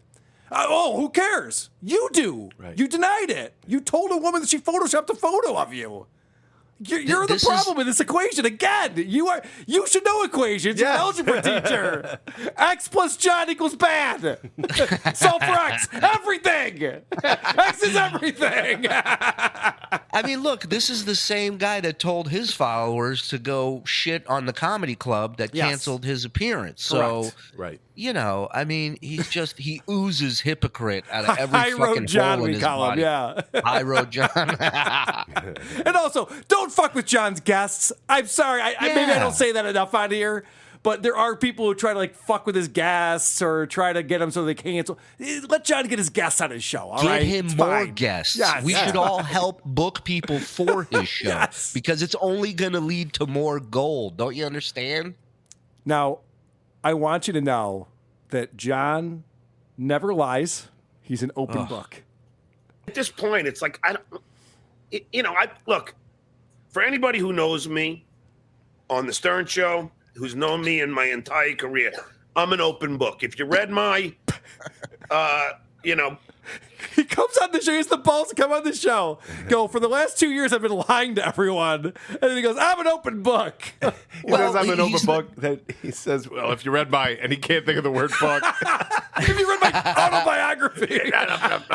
memoirs. Oh, yeah, let's watch that again. That's funny. My entire career, I'm an open book. If you read my, autobiography, easy for you to say, that Porky Pig syndrome. When he's not trying to be funny, it's when he's the funniest. Fucking Howard. When he puts his own spike strips out into the road and then runs over it himself is him at his best. It's great. I always tell the truth, and I'll tell you everything from my hemorrhoids to childbirth, as you saw in my act. I don't care. He's using bits as examples of his honesty. Yeah. And his co-host does not care either. Holy shit. God, how many times do you have to hear about his fucking stand-up show? Right. You came to my stand-up show. Remember this joke? It's like, no, I don't. I was barely paying attention. Block it out. Yeah. wow, the balls on this guy to come on and talk about how he doesn't lie and he's an open book. He doesn't care. He doesn't care. He is an open book, though. He's not lying about that. Yeah, He's an open book for everybody else's books, right? He'll sit there and he'll talk about Jackie's medical condition and talk about what we all know, your wife cheating on you. I mean, stuff like that is, he's an open book. But for his life, he doesn't say a fucking word. Well, it's funny, too, because I've played videos on this show of him saying, I don't tell you guys the truth. You think you know anything about me? I don't tell you which car I drive. I put out things to give you a misdirection. And it's like, which is it, John? You can't say both of these things. You're an open book and you lie all the time. Yeah. And we He's can't a real trust anything you say. Svengali, this guy. He's unbelievable. Master of deception. He's like another Inspector Clouseau right now. All right, so now his buddy Richard is going to give him some props here, which is always good. He's going to build him up. You're a comedian. Fuck, man. All you do is try to make people laugh. Keep trying. Yeah, emphasis on the word try. Yeah, all you do is try to make people laugh, which of course is not true. They're on a political show together where they just talk about politics. And the other thing he's trying to do is get his name on the Comedy Store wall, and he's baffled that he can't do that. Yeah, and you want to talk about that real quick? Oh, that was pretty funny. So maddening to me, that clip.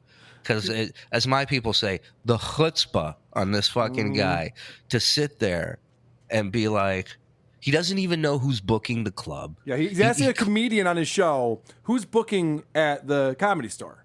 Right. Because he thought it was someone, but that person went to Austin to work at Joe Rogan's new club. It used to be Adam Egget. Adam, if you watch Norm's podcast on YouTube, Adam was his co-host. And Adam booked the Comedy Store for years. He's friends with everybody. All the big names know him. He's a great guy. And when Rogan went to Austin, he went because Rogan's opening a club out there. So he went to go book. He's going to be booking Rogan's club. So he left. And he's like, who's doing that now? But it wasn't just to get booked. He also wanted his name on the wall. Well, that's the thing. And she's like, I don't know who's in charge of that. I don't know. And then his approach in it is like, I tell him, I don't even know half these people on the wall. Oh, that's going to get you up there fast. That's going to help you out in this industry. David Lederman? Never heard of him. Next. Yeah. Like, here's the reality of people getting on that wall. Not one person that got on that wall by asking to be on it. Correct. Not one. It's a thank you from the club. It's a gesture of like, hey, you're welcome here anytime. You're passed. You're a paid regular. That's what that wall means. That you make money every time you go in there to perform. And I should point out, Shuey, the last time he went to the Comedy Store, it was after he had dinner with Elisa Jordana, and he was all put off because she brought friends. So then he went to the store, and he talked about it where he wanted to get up on stage. They wouldn't let him on stage, and he paid $12 for a Coors Light and was all put off by how much money he had to pay for a beer, and then left. Guess what? If you're buying a drink, you're never going to be allowed to go on stage. They don't allow people in the audience to go on stage. Right. They certainly don't put their name on the wall. Good point. Unless it's like, don't take checks from. Then they would put his name on the wall. How do I get my name on the wall? And 2 more Coors Lights, please. In restaurants, we would say amongst ourselves, the best way for people to maintain their VIP status is to never ask for one. Right. And that's right. He will never understand that. Nope. He's a schnorrer. Yes, he is a schnorrer. Yes. 100%. All right. Do you guys want to know why people fuck with Stuttering John? I'm sure you're curious, right? Sure. I don't even know why I do he it. He has the answer. Why would anybody want to waste their time to throw stones at you? Because I'm a Democrat. That's it. That's the only thing. That's the only thing. It's because he's one of the 2 largest political parties in this country. And by the way, so is everyone else in Hollywood. Yeah. Every other person is a Democrat and outspoken about it. And John's like, they just go after me because of my political affiliation. What? What do you mean? I also think the Army major should turn down the ring light a setting or two because he's sweating like it's just what hair he has left is soaked, waiting for John to shut up so he can get a word in. After that, John starts talking about how, again, his comedy shows were canceled and cost him thousands of dollars. He keeps saying this over and over again. And then he goes, and you know who's to blame for it? And I thought for sure, Shuli, my name was going to come out of his mouth. And he goes, you know who's to blame for all of this? Trump. I was going to say Republicans. What the fuck? Trump's to blame for your comedy shows getting canceled? He's the one who empowered these people to hate. Like, okay, no one ever hated anyone before Trump? All right. Yeah. No one. Everybody loved everybody. Vinny, this is where you stick up for John at a certain point, I think. Well, I was going to ask Shuli when he got his picture on the wall of the comedy club. It's not a picture, it's a name, and my name isn't on it. And I've never asked. I've performed 4 times at the Comedy Store. I've performed in every stage in there. I got a guy a roast beef sandwich. I got another couple. And they gave me beer for $4. What do you think of that? Wow. That's how much they liked me. So you're KIP. No, but the thing is, Vinny, I'm not sitting here, crying about it to another comedian. I would never do that in a million years. That's not what comics do. John is not a comic. He's proven that and time again. I find it so fascinating, though, that comics need to be part of this community. They need to be accepted as a comic. And even having their picture and name on the wall is such a huge deal. Well, listen, you go through stages in this where you're working for free for the most part, maybe drinks, maybe a meal, right? And then you get to a point where no matter the club, not just the Comedy Store, and in New York Comedy Club is my home club, and getting past and the people there saying you can work here regularly is a big deal to comics because of that journey, because it took so long to make $20 a spot. It's not like they're making killer money. I mean, I'm sure at the store they're making great money, but for the most part at the clubs, it's about, they're helping you. They're not helping you, but you feel more like a comic when you're past than any other time. Ari Shaffir talks about this a lot because he worked at the club. He was the doorman, right, for a very long time at the store. And he worked his way to finally becoming a regular there. And he's talked about that. Like, he's very proud of the fact that he was able to, but he doesn't bring it up all the time. Like, once you're accepted into this thing, you stop talking about it. I don't hear Ari Shaffir talking about his name being on the wall. Like, he doesn't give a fuck. He's a known entity now. John is so obsessed with being famous, he's forgotten what makes you famous, which is being talented and entertaining people. Like, that's what does it. Like, it's not just telling everyone you're famous over and over again. It's actually putting on an entertaining product consistently that people want to enjoy. I hope he's listening. Or maybe his attorney is. All right. This is the last clip I have. And this is John talking about why he lied about the Photoshop. Because we just looked at that tweet. Oh, this will be good. He told that poor woman that she's a liar. She's like, no, what do you mean? DM me. Bullshit. So I can apologize. Bullshit, DM me. Look at this idiot. Look at this idiot. So John was a teacher photo, not Photoshop. No, it wasn't Photoshop. I said it was to protect not only the teacher, but also the kids. Protect the teacher from what? What do you mean? I mean, protect them from yourself. Yes. What is he talking about? I don't know. No, I get what he's saying. He's saying that he's acting as if it was Photoshop so that people don't realize he was an actual substitute teacher and they won't attack the kids. But he attacked the woman. Makes perfect sense. But he attacked the woman that he agreed to take a picture with. You only thought he attacked him when he was doing it for her benefit. Oh, I got it. Yeah, you dumb cunt. Take that down. I'm here to protect you. Yeah. Listen, I'm not going to take no for an answer, but it's for your benefit. All right? Remember, I'm doing this for you, not for me. I missed this earlier, and I feel like I should play it. Brandon from the Drew and Mike show sent this to me. This is going back a ways. Stuttering John wrote a song for Robin Quiver's birthday. And we all know John as the woke Democrat that he is today. But that wasn't always the case for him.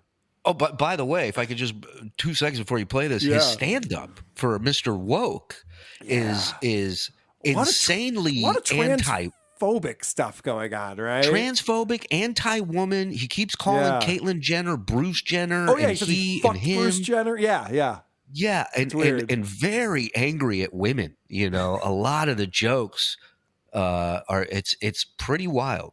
why wouldn't he say Robert Kardashian? He's like, I fucked one of the Kardashians. It was Robert, but instead he says Bruce. And you're like, this doesn't work anymore at all. No. It's not the right joke for this. Because technically, all right, you get it. Let's listen to what he was doing back in the day.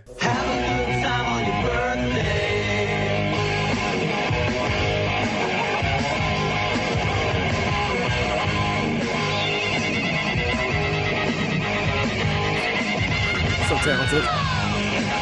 It's a story about a birthday girl who sounds like she's white, really like it. She's a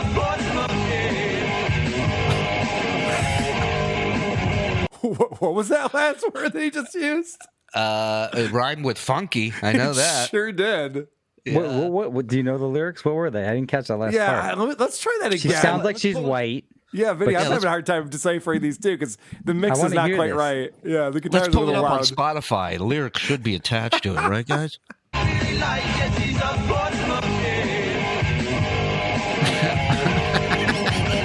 Wait. Let me guess what the next thing's going to be about. Howard being Jewish. Unfortunately, I understood nothing but the two worst words in that fucking You're right. that verse. Nothing else it was comprehensible. You couldn't have made Porch Monkey clearer than the way it is on that song. Oh, that's Porch Monkey? Yeah, go listen to it. You didn't hear the whole thing's like Porch Monkey. I don't want to play this again because I'm offended by it, but Vinny hasn't heard it yet, so I got to hit it one more time now. birthday girl who sounds like she's white, really like it. She's a Porch Monkey. Oh, okay, you're right. Yeah. Wait, hold on. He goes, yeah, you're She right. sounds like she's white.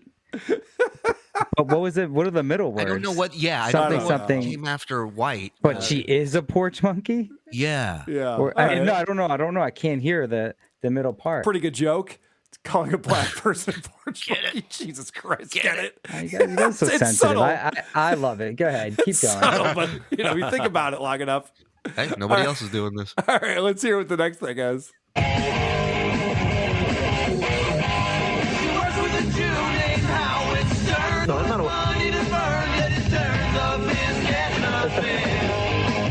Wait, I missed that. Well, She works with Howard Stern, Money to Burn. Yeah, Howard Stern. He's a Yeah. Jew. Howard Stern, money to Right. burn, but someone gets nothing. Was it employees? Was it the kids or employees get nothing? I thought he said Porch Monkey again. All right, let's listen. You can't write Porch Monkey with Porch Monkey. I don't know how many times I have to tell people this. Hey, I listened to this podcast. Turns out, Tony Michael.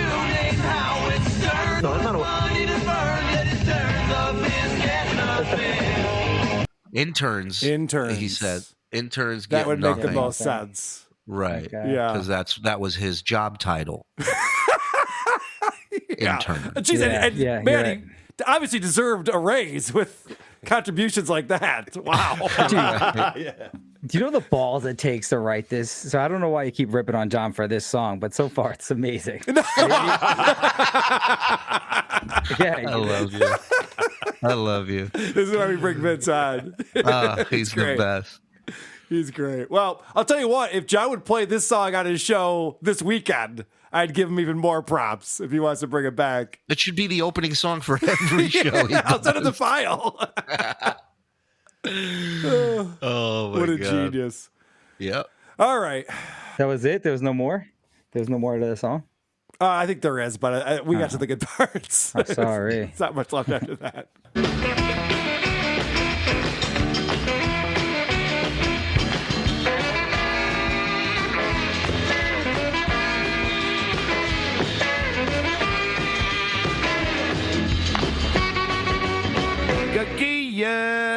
All right, I have to start with a prepared statement. Who are these podcasts who would like to formally apologize to Stuttering John, Tony Michaels, and Gabe Sanchez? It has come to our attention that pointing out their deficiencies as broadcasters, while 100% accurate, is not nice, and it could potentially hurt their feelings. We recognize the power that we have over these thin-skinned wannabe YouTubers, and we want to channel that into a positive. That's why I'm declaring right now that Who Are These Podcasts is officially endorsing Donald Trump for president in 2024 so that these political hacks can build up an audience of scared children who are incapable of nuanced debate or rational thought. Regardless of your political leanings, let's get Trump back into office so that John can once again have a career that pays him more than substitute teaching. Can I get an amen? Yes, amen. Amen. I'd like to That's thank very big of you, Carl. I'd like to I thank think my that's- attorney for preparing that statement for me. Really shows you're maturing. So I played this on the show a little while back. John always brags about the song he did with Joe Walsh. I don't like you either. I don't like you either. And it's such a bad song in every single way. It's not funny. It's not good. It's nothing about it is good. And I like Joe Walsh, but he phoned it in. It's not his best effort. Well, Mr. Magenta has updated that song for 2022 because John has new things he doesn't like. So I thought we could check this out. It's like Adam Sandler's Hanukkah song. Yeah, we gotta update it. Bill Shatner's at the news, so we gotta get someone new in there. All right, time to give this song an update. Thank you so much for coming back to do the song with me, Joe Walsh. Guess I'm doing this one solo. I don't like podcasters named Kevin, and I don't like the Weasel Dick beat me and my DMCA, and I don't like Carl's shitbag producer, and I don't like his fucking deep fake videos either. And I don't like that my stand-up got recorded. What do you expect me to do? Write new material after 25 years? And I don't like IPAs cause they ain't cores. And I don't like looking in the mirror cause Jesus, who would? And I don't like songs with any structure. Seriously, I haven't even rhymed once yet. This is the shit. A lawsuit might be coming down the pike, cause I don't like you either. And Carl's a dyke who can take a hike, cause I don't like you either. Oh yeah! I don't like those fucking dabblers making a whole subreddit dedicated to trashing me. I don't like how this song is a shitty ripoff of Asshole by Dennis Leary. I don't like the artwork for this album. Seriously, it's the most hideous thing I've ever seen in my fucking life. I don't like the fact that Madonna is ugly as fuck now, but I still smash because I'm so desperate for female companionship. I don't like that I had the talent of Joe Walsh and wasted it on this piece of shit. I don't like the trolls. I don't like Shuli the pussy, that bitch Chrissy, Vince the attorney, that cunt Monique, ROTC, WATP, and people trolling me. We done? Good stuff, Mr. Magenta. Thank you again for sending that in. Keep the song parodies coming. There's no contest, but you're a winner in my book. Oh, yeah. I mean, we're not here to judge, but since we are. A smile from the Chippa is your reward. Now, I wasn't going to do Stuttering John on this episode because we do a lot of Stuttering John, but then I was checking out his show from just this Thursday, and there's just too much to talk about. So I got a few clips here. We're not going to go nuts You with left you no that. choice, huh? Yeah, well, yeah. My hands are tied here, Mike. What am I supposed to do? So it starts off with him chewing his food. Now, I want to remind everyone, John's the one that hits go live on his show. Yes. Okay? This is something like, people bitch at me for coming on a little after 2 p.m., but at least I don't come on right at 2 p.m. with a sandwich in my mouth. Yeah. Because that would be stupid too, right? Yeah, baby. Hold on. Where does this camera get on? There we go. Welcome to the world famous Stuttering John podcast with your favorite world famous host, Stuttering John Melendez. How are you, everybody? Let me say hi to some of the people in the room before we get started. Yeah, he's got to do his roll call thing. So he starts the show. He's finishing up his sandwich, his bologna. He has to wipe the lens because that's all gross. He's probably spitting all over it. His green screen's not centered in the background. You can see the LA just cuts off on the sides. It's Armageddon over there in LA. But at least he got a new windscreen. I did notice that. He finally got like a new black one because it was getting real bad, that last one. So it was looking pretty gross. Getting a little roachy. Well, remember he said that he had people over to his house doing some work. Oh, yeah. Maybe that was one of the things he had them working on. I got a Get friend. a team cleaning it for him. Yeah. So John has to talk about James Caan passing. Yeah. And, of course, John has a great anecdote I'm sure. about James Caan. What I love about John is a lot of people, what they do when somebody passes away is you tell a story about what a great person they were or something they did that maybe touched you in some way. John always points out what a prick everybody was. Whether he realizes it or not, he can't help himself. Great actor. But when he was a guest on The Tonight Show, they had... I like he starts that. He's a great actor, but... I know you guys all love him from all of his movies, but... Yeah. You're not getting off that easy, Jimmy. Yeah. Hear me out. I know his corpse is still warm, but... I hope his widow calls in, because I got a few things to say to her, too. What a dick. They had James Caan following animals. Now, just so you know, on that day, I think it was Mondays, we always had, animals with Julie Scardina. So we had a segment, 2 segments of animals, then the first guest, which was James Caan. When he found out, he was in his dressing room, he found out that he's going to be following animals. He damn near left. He goes, I ain't following no fucking animals. You can't have a legend follow animals. So it was a whole thing, and I think they compromised and had one segment of Julie with the animals, then James for 2 segments. But it was kind of funny. And hey, James Caan, what a prima donna. A loose definition of kind of funny. Yeah, he laughed twice telling it. And it wasn't funny at the end. Also, it's not even really a story of him being a dick. He's just like, I'd rather not go after that segment. Yeah. I'm Sonny Corleone, for Christ's sake. There's so many other better stories about James Caan being a dick. Yes, right. If that's the angle you want to go with. But I guess that's the only time he ever encountered him. And James Caan didn't actually talk to John, so that was the only story that he had, apparently. Yeah. It's got to be about him. Well, it wouldn't be an episode of the Stuttering John, the world famous Stuttering John podcast. Oh my God, how many times do you have to say world famous? It's getting embarrassing now, John. Wow. It wouldn't be an episode of the world famous Stuttering John podcast without technical problems. Jeffrey Baza. Surprised that Facebook thing. Facebook hasn't gone live yet. What is going on with this crap? Of course it has. Why am I not on Facebook now? Jesus. Why am I getting... What the hell's going on with this thing? Edit. Facebook. It should be on. All right. Getting really pissed off at this thing. I don't know what the hell the problem is. All right. This is not a deep fake. Twitch. I changed my phone number. Now I can't get on there to change my settings because they require me a change of number. I fill it out and they still don't have it. It's been 2 days now. Robert Myers. Comedy of errors. Didn't we just do this in Cringe of the Week? What the fuck? I know.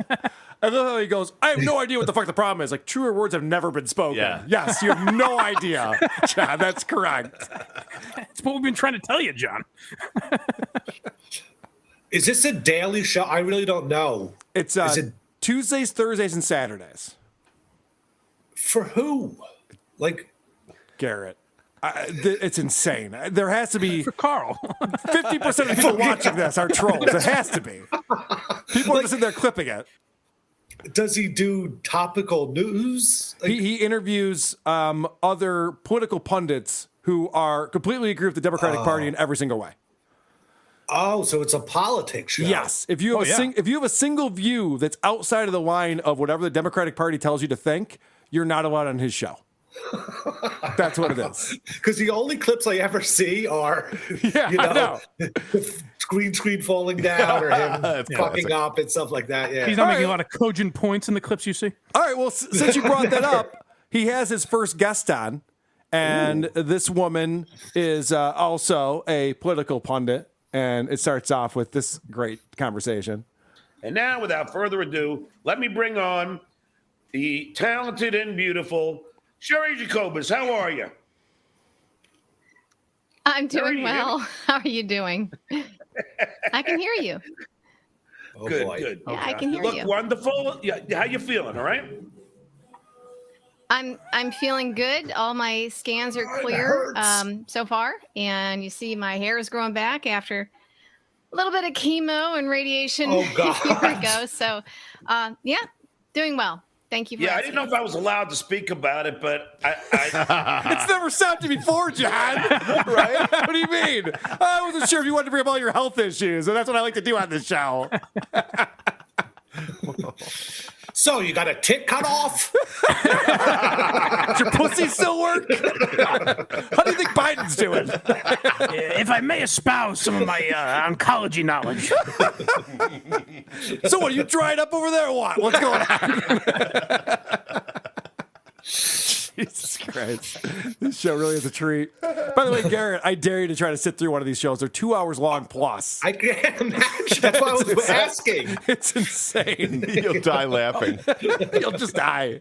Garrett was actually also part of the deep dive I went on, where one of the episodes I listened to, they were shitting on John because they let him borrow Anthony's studio. And Garrett came on the show and said, like, yeah, he drank all our beers and left them on the floor and everything. And John was like, you're a fucking liar.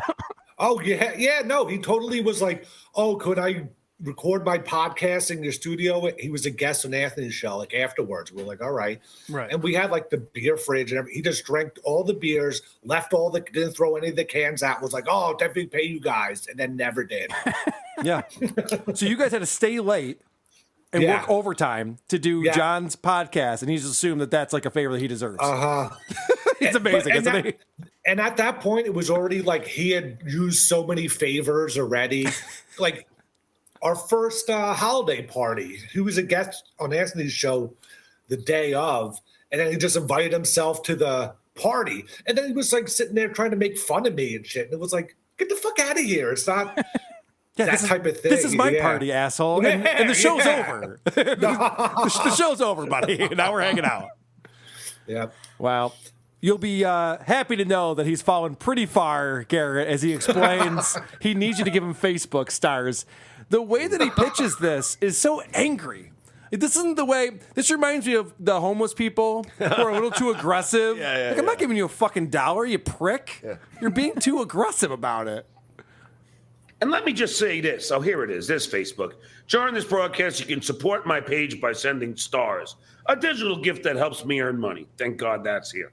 Stage Dog, Mark Hurley, Joe Carter, because I have a lot of people from Facebook. Please donate stars. I think it's a penny a star or something. It's like nothing. You know, you do 100 stars, it's $1. I think you could spare, all of us could spare that, right? Marco V193. Could all of us spare $1? Well, I guess we'll find out during Discovery, won't we, John? When I get to find out how much money you're making, we'll figure out if you can spare 100 Facebook stars. Or just got stars. He's pulling them off of old reports that he got, old tests. Gold star, green star. It's got to be worth something. Holy shit. Wow, he's begging for $1. Yeah. Not just begging, but like shaming you for not giving you enough. Yeah. You can fucking afford it. Yeah. Cheap ass. That's the type of stuff you see like those thought girls on Twitch doing. Like, come on, guys, I'm sitting here in a bikini. You're not even donating. Like that type of stuff. But what does he have to offer? Much, much less. For sure. I didn't even know about these stars things. Is this just like Reddit bucks or whatever? The same type of thing? Yeah, it's a newer thing. I remember Opie doing it. They make you read that script where it's like, please donate Facebook stars, which would help me turn things into money or whatever the fuck that script is. So stupid. But Opie reads it and John reads it. I'm sure I will be in a couple weeks. So I can't bash it too hard. I'll be on Twitch. I'll be doing all of that shit. So John has the sponsor, Bet Online.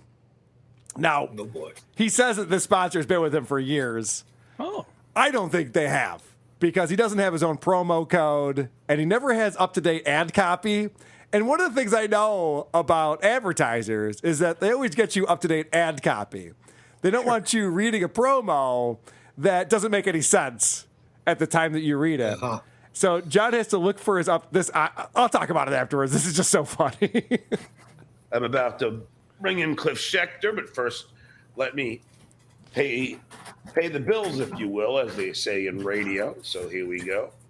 As they say in radio? See. He loves saying that. He goes, we have to pay the bills, which is a saying. It's a saying in radio. Okay. You heard Howard say it. Funny saying. It's pretty funny. A radio staple. Yeah. Okay. So prepared for his show. I'm trying to get the most recent Yeah. ad Good idea. that I got from these guys. That's what you're supposed to do, yeah. Let me see. Look at how many things he's going past. This is the most recent. I'll just have to improv this because, anyway, our partners at Bet On. He's going to have to improv this, all right? So keep that in mind. This is from this past Thursday. We're in July. Okay? So he's going to have to improv this. Let's see how he does with that. Just because, anyway, our partners at BetOnline.ag continue to be the #1 source for all your betting needs and sports info. Find all the latest odds, news, and sports developments, including this year's NBA Finals.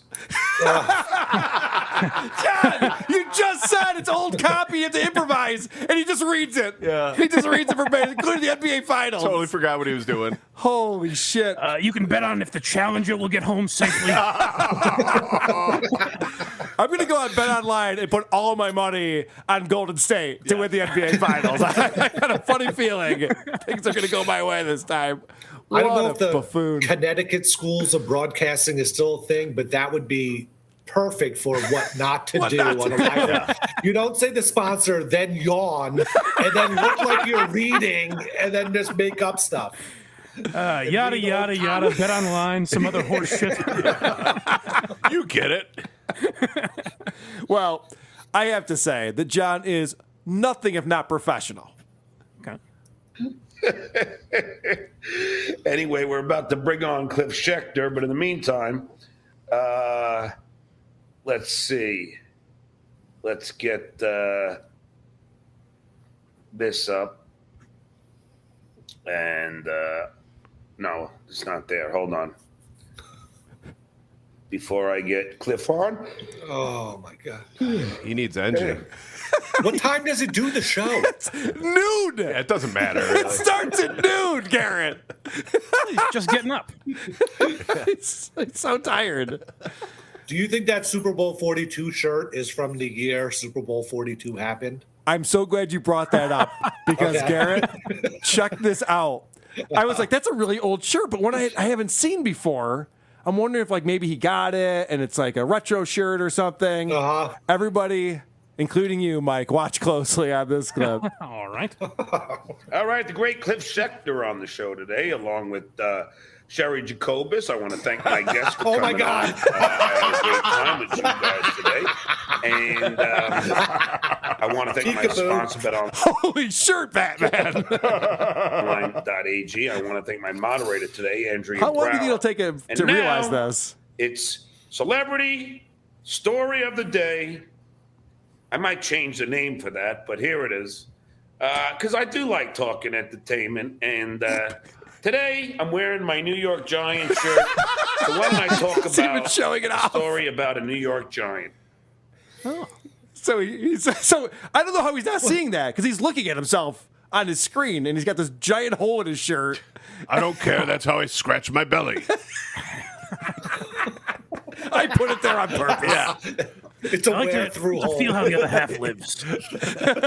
Makes me move faster. So he goes, all right, I'm going to do these stories about celebrities, and I'm going to do a New York Giant to start off. And then he says, Gilbert Gottfried. Now, Gilbert recently passed away, so you think he'd say something nice. John tells 3 stories about Gilbert Gottfried. The first one was how cheap he is. The second one was how he got booed off the stage at a show in L.A. that John was on with him. And then the third one was how he would steal everything from The Tonight Show when he was a guest on there. This is great because I thought that he was going to notice, especially when he went, hey, I'm wearing this shirt. I thought he would notice there's a giant hole in it and maybe like move the camera or something. That would be the time. That would be the time to do it. But no, instead he does this. And I see that half of it has been used and half of it is still there. So I see it on there and then I go to get mine. said he lifts up and shows his pit stains. I call that one Pit Stains McGee. What the fuck is next? Sorry, but they're gonna shut my power off in my apartment, so my internet's gonna die and really? everything. Oh shit! Yeah. Is Anthony not paying Sorry you? What's about going that. on? I thought he was doing a Stuttering John thing. I don't know. There was like this power thing happening. There's like no lights in my kitchen and living room and stuff. And the guy just came and said, we're shutting down the power in the basement. So at any second, I could be cut off. All right. Well, Just in a that heads case, let's thank you so much for coming on the show, Garrett. People should Sorry go on, about that. No worries. This has been great. I hope you can come on again. People should go to Compound Yeah, Media and anytime. sign up for great programming, including Garrett's show. Anything else you Yeah. want to promote? Compoundmedia.com. That's perfect. All right. Thanks, Cool. guys. Sorry about that. No worries, buddy. Thanks for coming on. All right, later. Love your perspective. Always good to get an old Opie and Anthony employee on the show Oh, yes. to break it down for us. All right, I have one more clip from John. I call this Stuttering John's motto. Robert Myers, man, now I'm more depressed. Don't be depressed. Be angry. There you go, John. Words to live by. Yeah, bottle those feelings way down. Don't be depressed, be angry. Well, where's that going to get you in life? Well, you end up with pit stains and a hole in your shirt on YouTube with some jackaloon and Rochester goofing on you. And there's already something on the windscreen by now. Yeah, I know. He's already spit on the windscreen. Yeah. If you go back and watch old John, not that he was, this Adonis when he was young. Yeah. But the fall off from the 90s to now, where his voice, his looks, his cadence, the way he talks, his confidence, everything has taken such a sharp fall. Yeah. It's I would use the word depressing, but what I think I mean is hilarious. I think you mean angry. I think the right word. Don't be depressed, be hilarious. All right. Here's what I want to do. And I'm dead serious about this. I don't think the Stuttering John is going to last much longer on this current trajectory. And I think he needs our support. Let's all get behind John. Let's subscribe to his Patreon. Let's subscribe to his YouTube. Let's hit him up with super chats. I am dead serious. It's time to support Stuttering John and get him back on track. Because honestly, if 5 weeks of substitute teaching makes him more money than broadcasting, he's not going to be doing this much longer. He's going to have to find a real job. Let's not let that happen. Because if John gets a real job and he's no longer on YouTube, what fun is that for anyone? John is not long for this profession. It's not going well for him. Biden's been in office for 2 years. No one cares about his Democratic talking points anymore. It's getting old. It's getting stale. The economy sucks. Inflation's through the roof. We're all fucking celebrating this administration. Like, what are we doing? You mispronounced world. Thank you, Cardiff. Our chemistry is good, Cardiff. Cardiff's my favorite. Is he? Yeah. You like this guy? So I want to say hashtag SJ Army. Let's get behind Stuttering John. Let's support him. Let's keep this thing going financially because it'll do two things.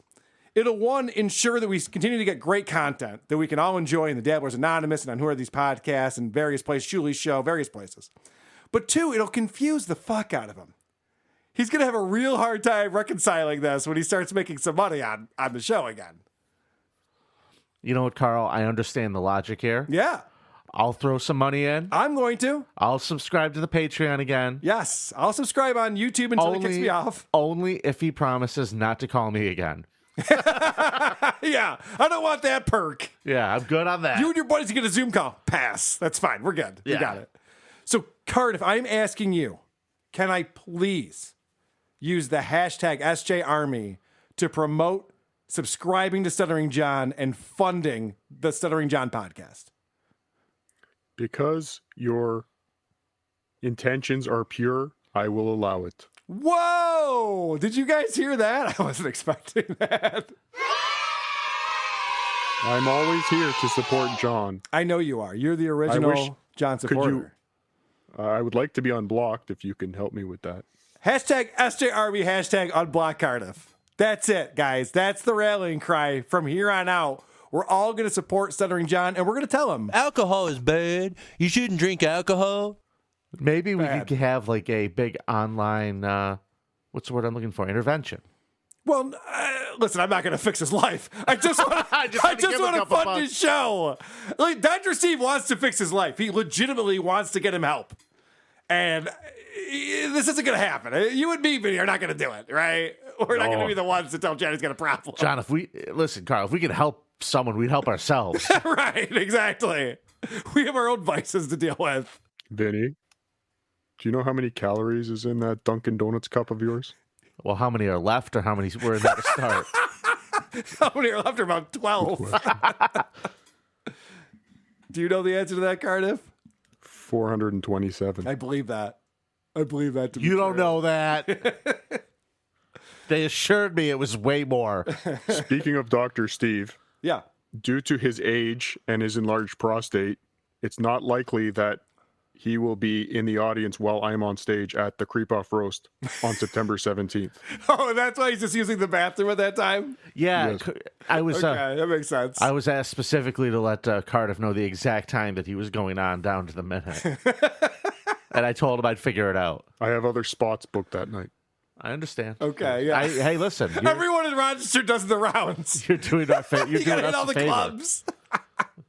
All right, guys. With that said, I want to play for you a phenomenal video that came in from Stutjoe's Fair Use Baloney Factory, who do phenomenal work on YouTube and in the Dabblers subreddit. Because I don't lie to people. Now, one thing I'll say, Mooney, because I don't lie. Are you or are you not a substitute teacher? Yes or fucking no? You ask me a question, and I answer it. Here's the thing. I don't lie, Tony.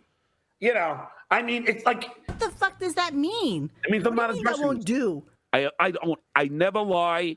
You could assume whatever you want, but just remember, when you assume, you make an ass out of you and me.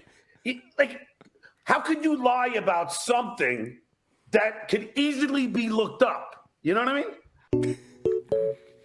So now they're showing when centering John is your sub, hashtag fangirl, the tweet. He gets all the ladies. John says, why did you Photoshop this picture? The picture of you and I was not Photoshopped. I want Bullshit, to DM address me. something, Richard. So I'm going to do this because it's just getting kind of ridiculous. So I figured, I was hanging out at the pub. I hit the pub. Or one of the pubs that we hang out at. Love me some brewski. And one of the school teachers said to me, John, we need substitute teachers really bad. So if you're not doing anything during COVID, why not become a substitute teacher? So I said, yeah, I'll do it. So I take a picture, and like the teachers asked me for pictures, and then one teacher posted it, and these trolls got a hold of it, and that was the whole big, fucking liar. I don't lie. Brilliant. The undercoat is already on there.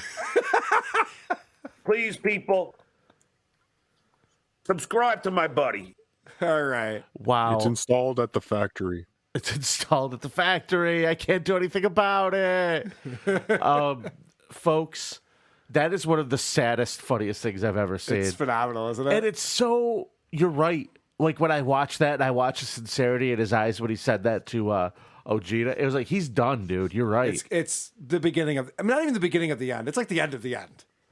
We saw the beginning of the end was the DC trip. That was a debacle. This is getting close to the end. You know of the what? end. You're right. Because you know what I Yeah. feel like the DC trip was? Tell me if I'm wrong, folks. A debacle. Yes.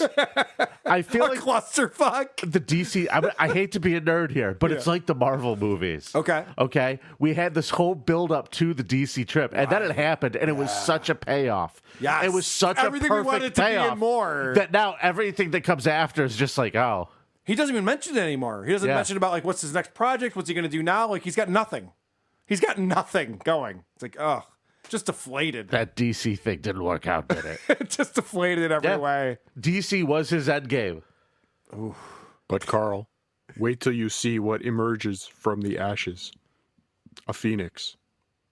A phoenix. I share your optimism, sir. I agree.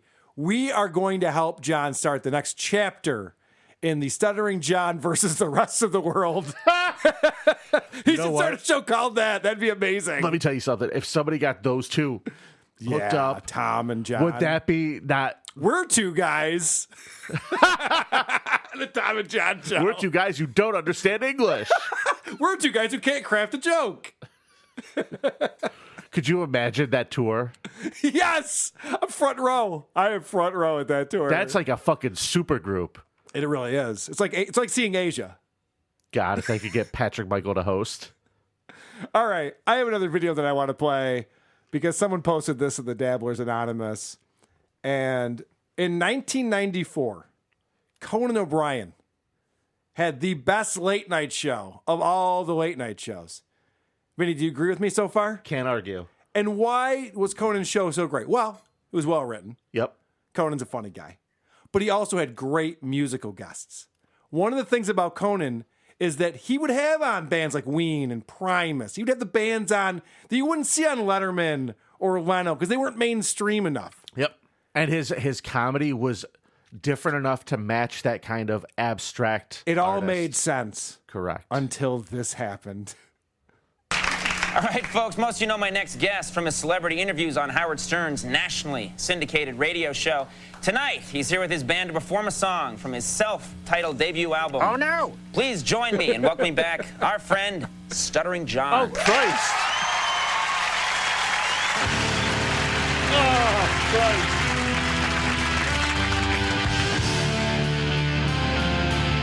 That's some riff.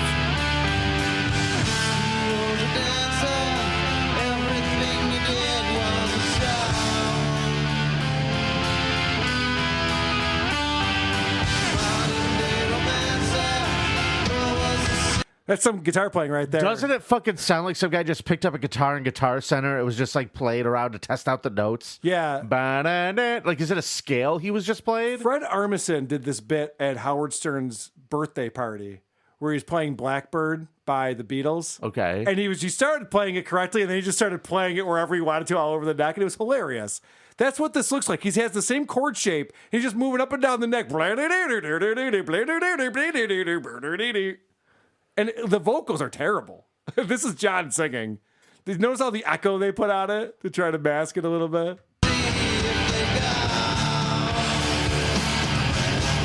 And don't get me wrong. I understand it's grunge. Yeah. I liked grunge bands in 1994. I know. Not that one. Not this one. No one liked this one. Nope.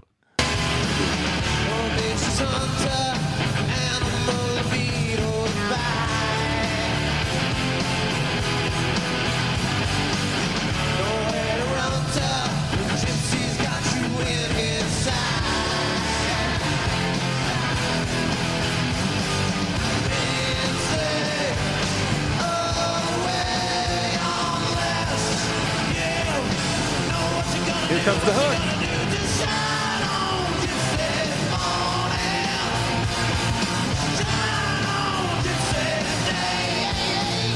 This obviously, no thanks. Some parents heard this coming out of the basement and went, "Our kid's never going anywhere with music. We got to encourage him to go to college or Trade something." school. Yeah.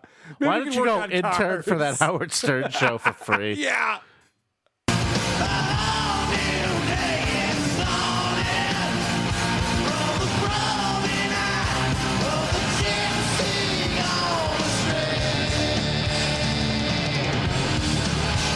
All right, so let's get right to the guitar solo, shall we? Wow. Minnie, who doesn't like a nice guitar solo in a rock do. song? You like it, right, Cardiff? Yes, I love that Les Paul. It's a very nice guitar. It is a nice guitar. I agree with you on that. Why don't you just rub shit all over it instead of doing this? Oh, yeah, no, he does. Here we go. All that shit under his fingernails, he was cleaning it on the strings during the solo.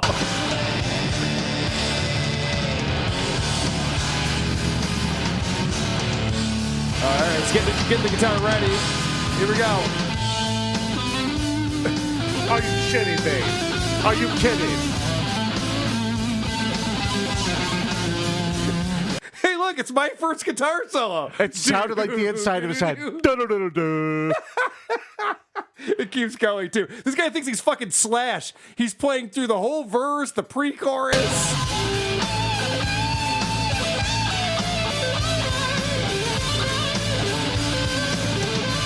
The notes stop mattering when you get up high on the neck, right? No, they still matter. You're still trying to hit the right notes. Oh, right.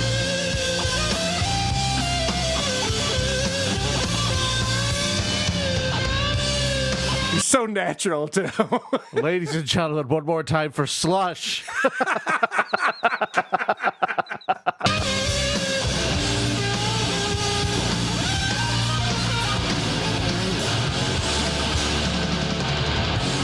All right, this is behind the scenes, because I happen to know a thing or two about this. The other guitarist in his band had a conversation with him right before this performance. He's like, hey, if you don't know the solo, I can take it. No, John, it's cool. Like, you're the singer, so it's fine. If you don't know the solo, I'm happy to just play it. You sure? Are you sure? We're on TV. What do you mean I don't know the solo? Are you sure? All right, well... Fine, I guess, if you want. Ladies and gentlemen, what you're hearing is the definition of dabbling in guitar playing. Yeah, wow. That was I don't even play guitar, but I took music lessons, and I know what he's doing is wrong. You don't play guitar, but you've heard a rock band before. I have heard a guitar, yes. Yeah. So John's been dabbling his whole life, is what you're saying. Yeah, go figure. Hey, Carl. Yes, Can you play a video of your guitar solo from a major network late night show? I actually have some great audio of Carl playing guitar right here. Do, yeah. Here it is. Here's Carl from the other night.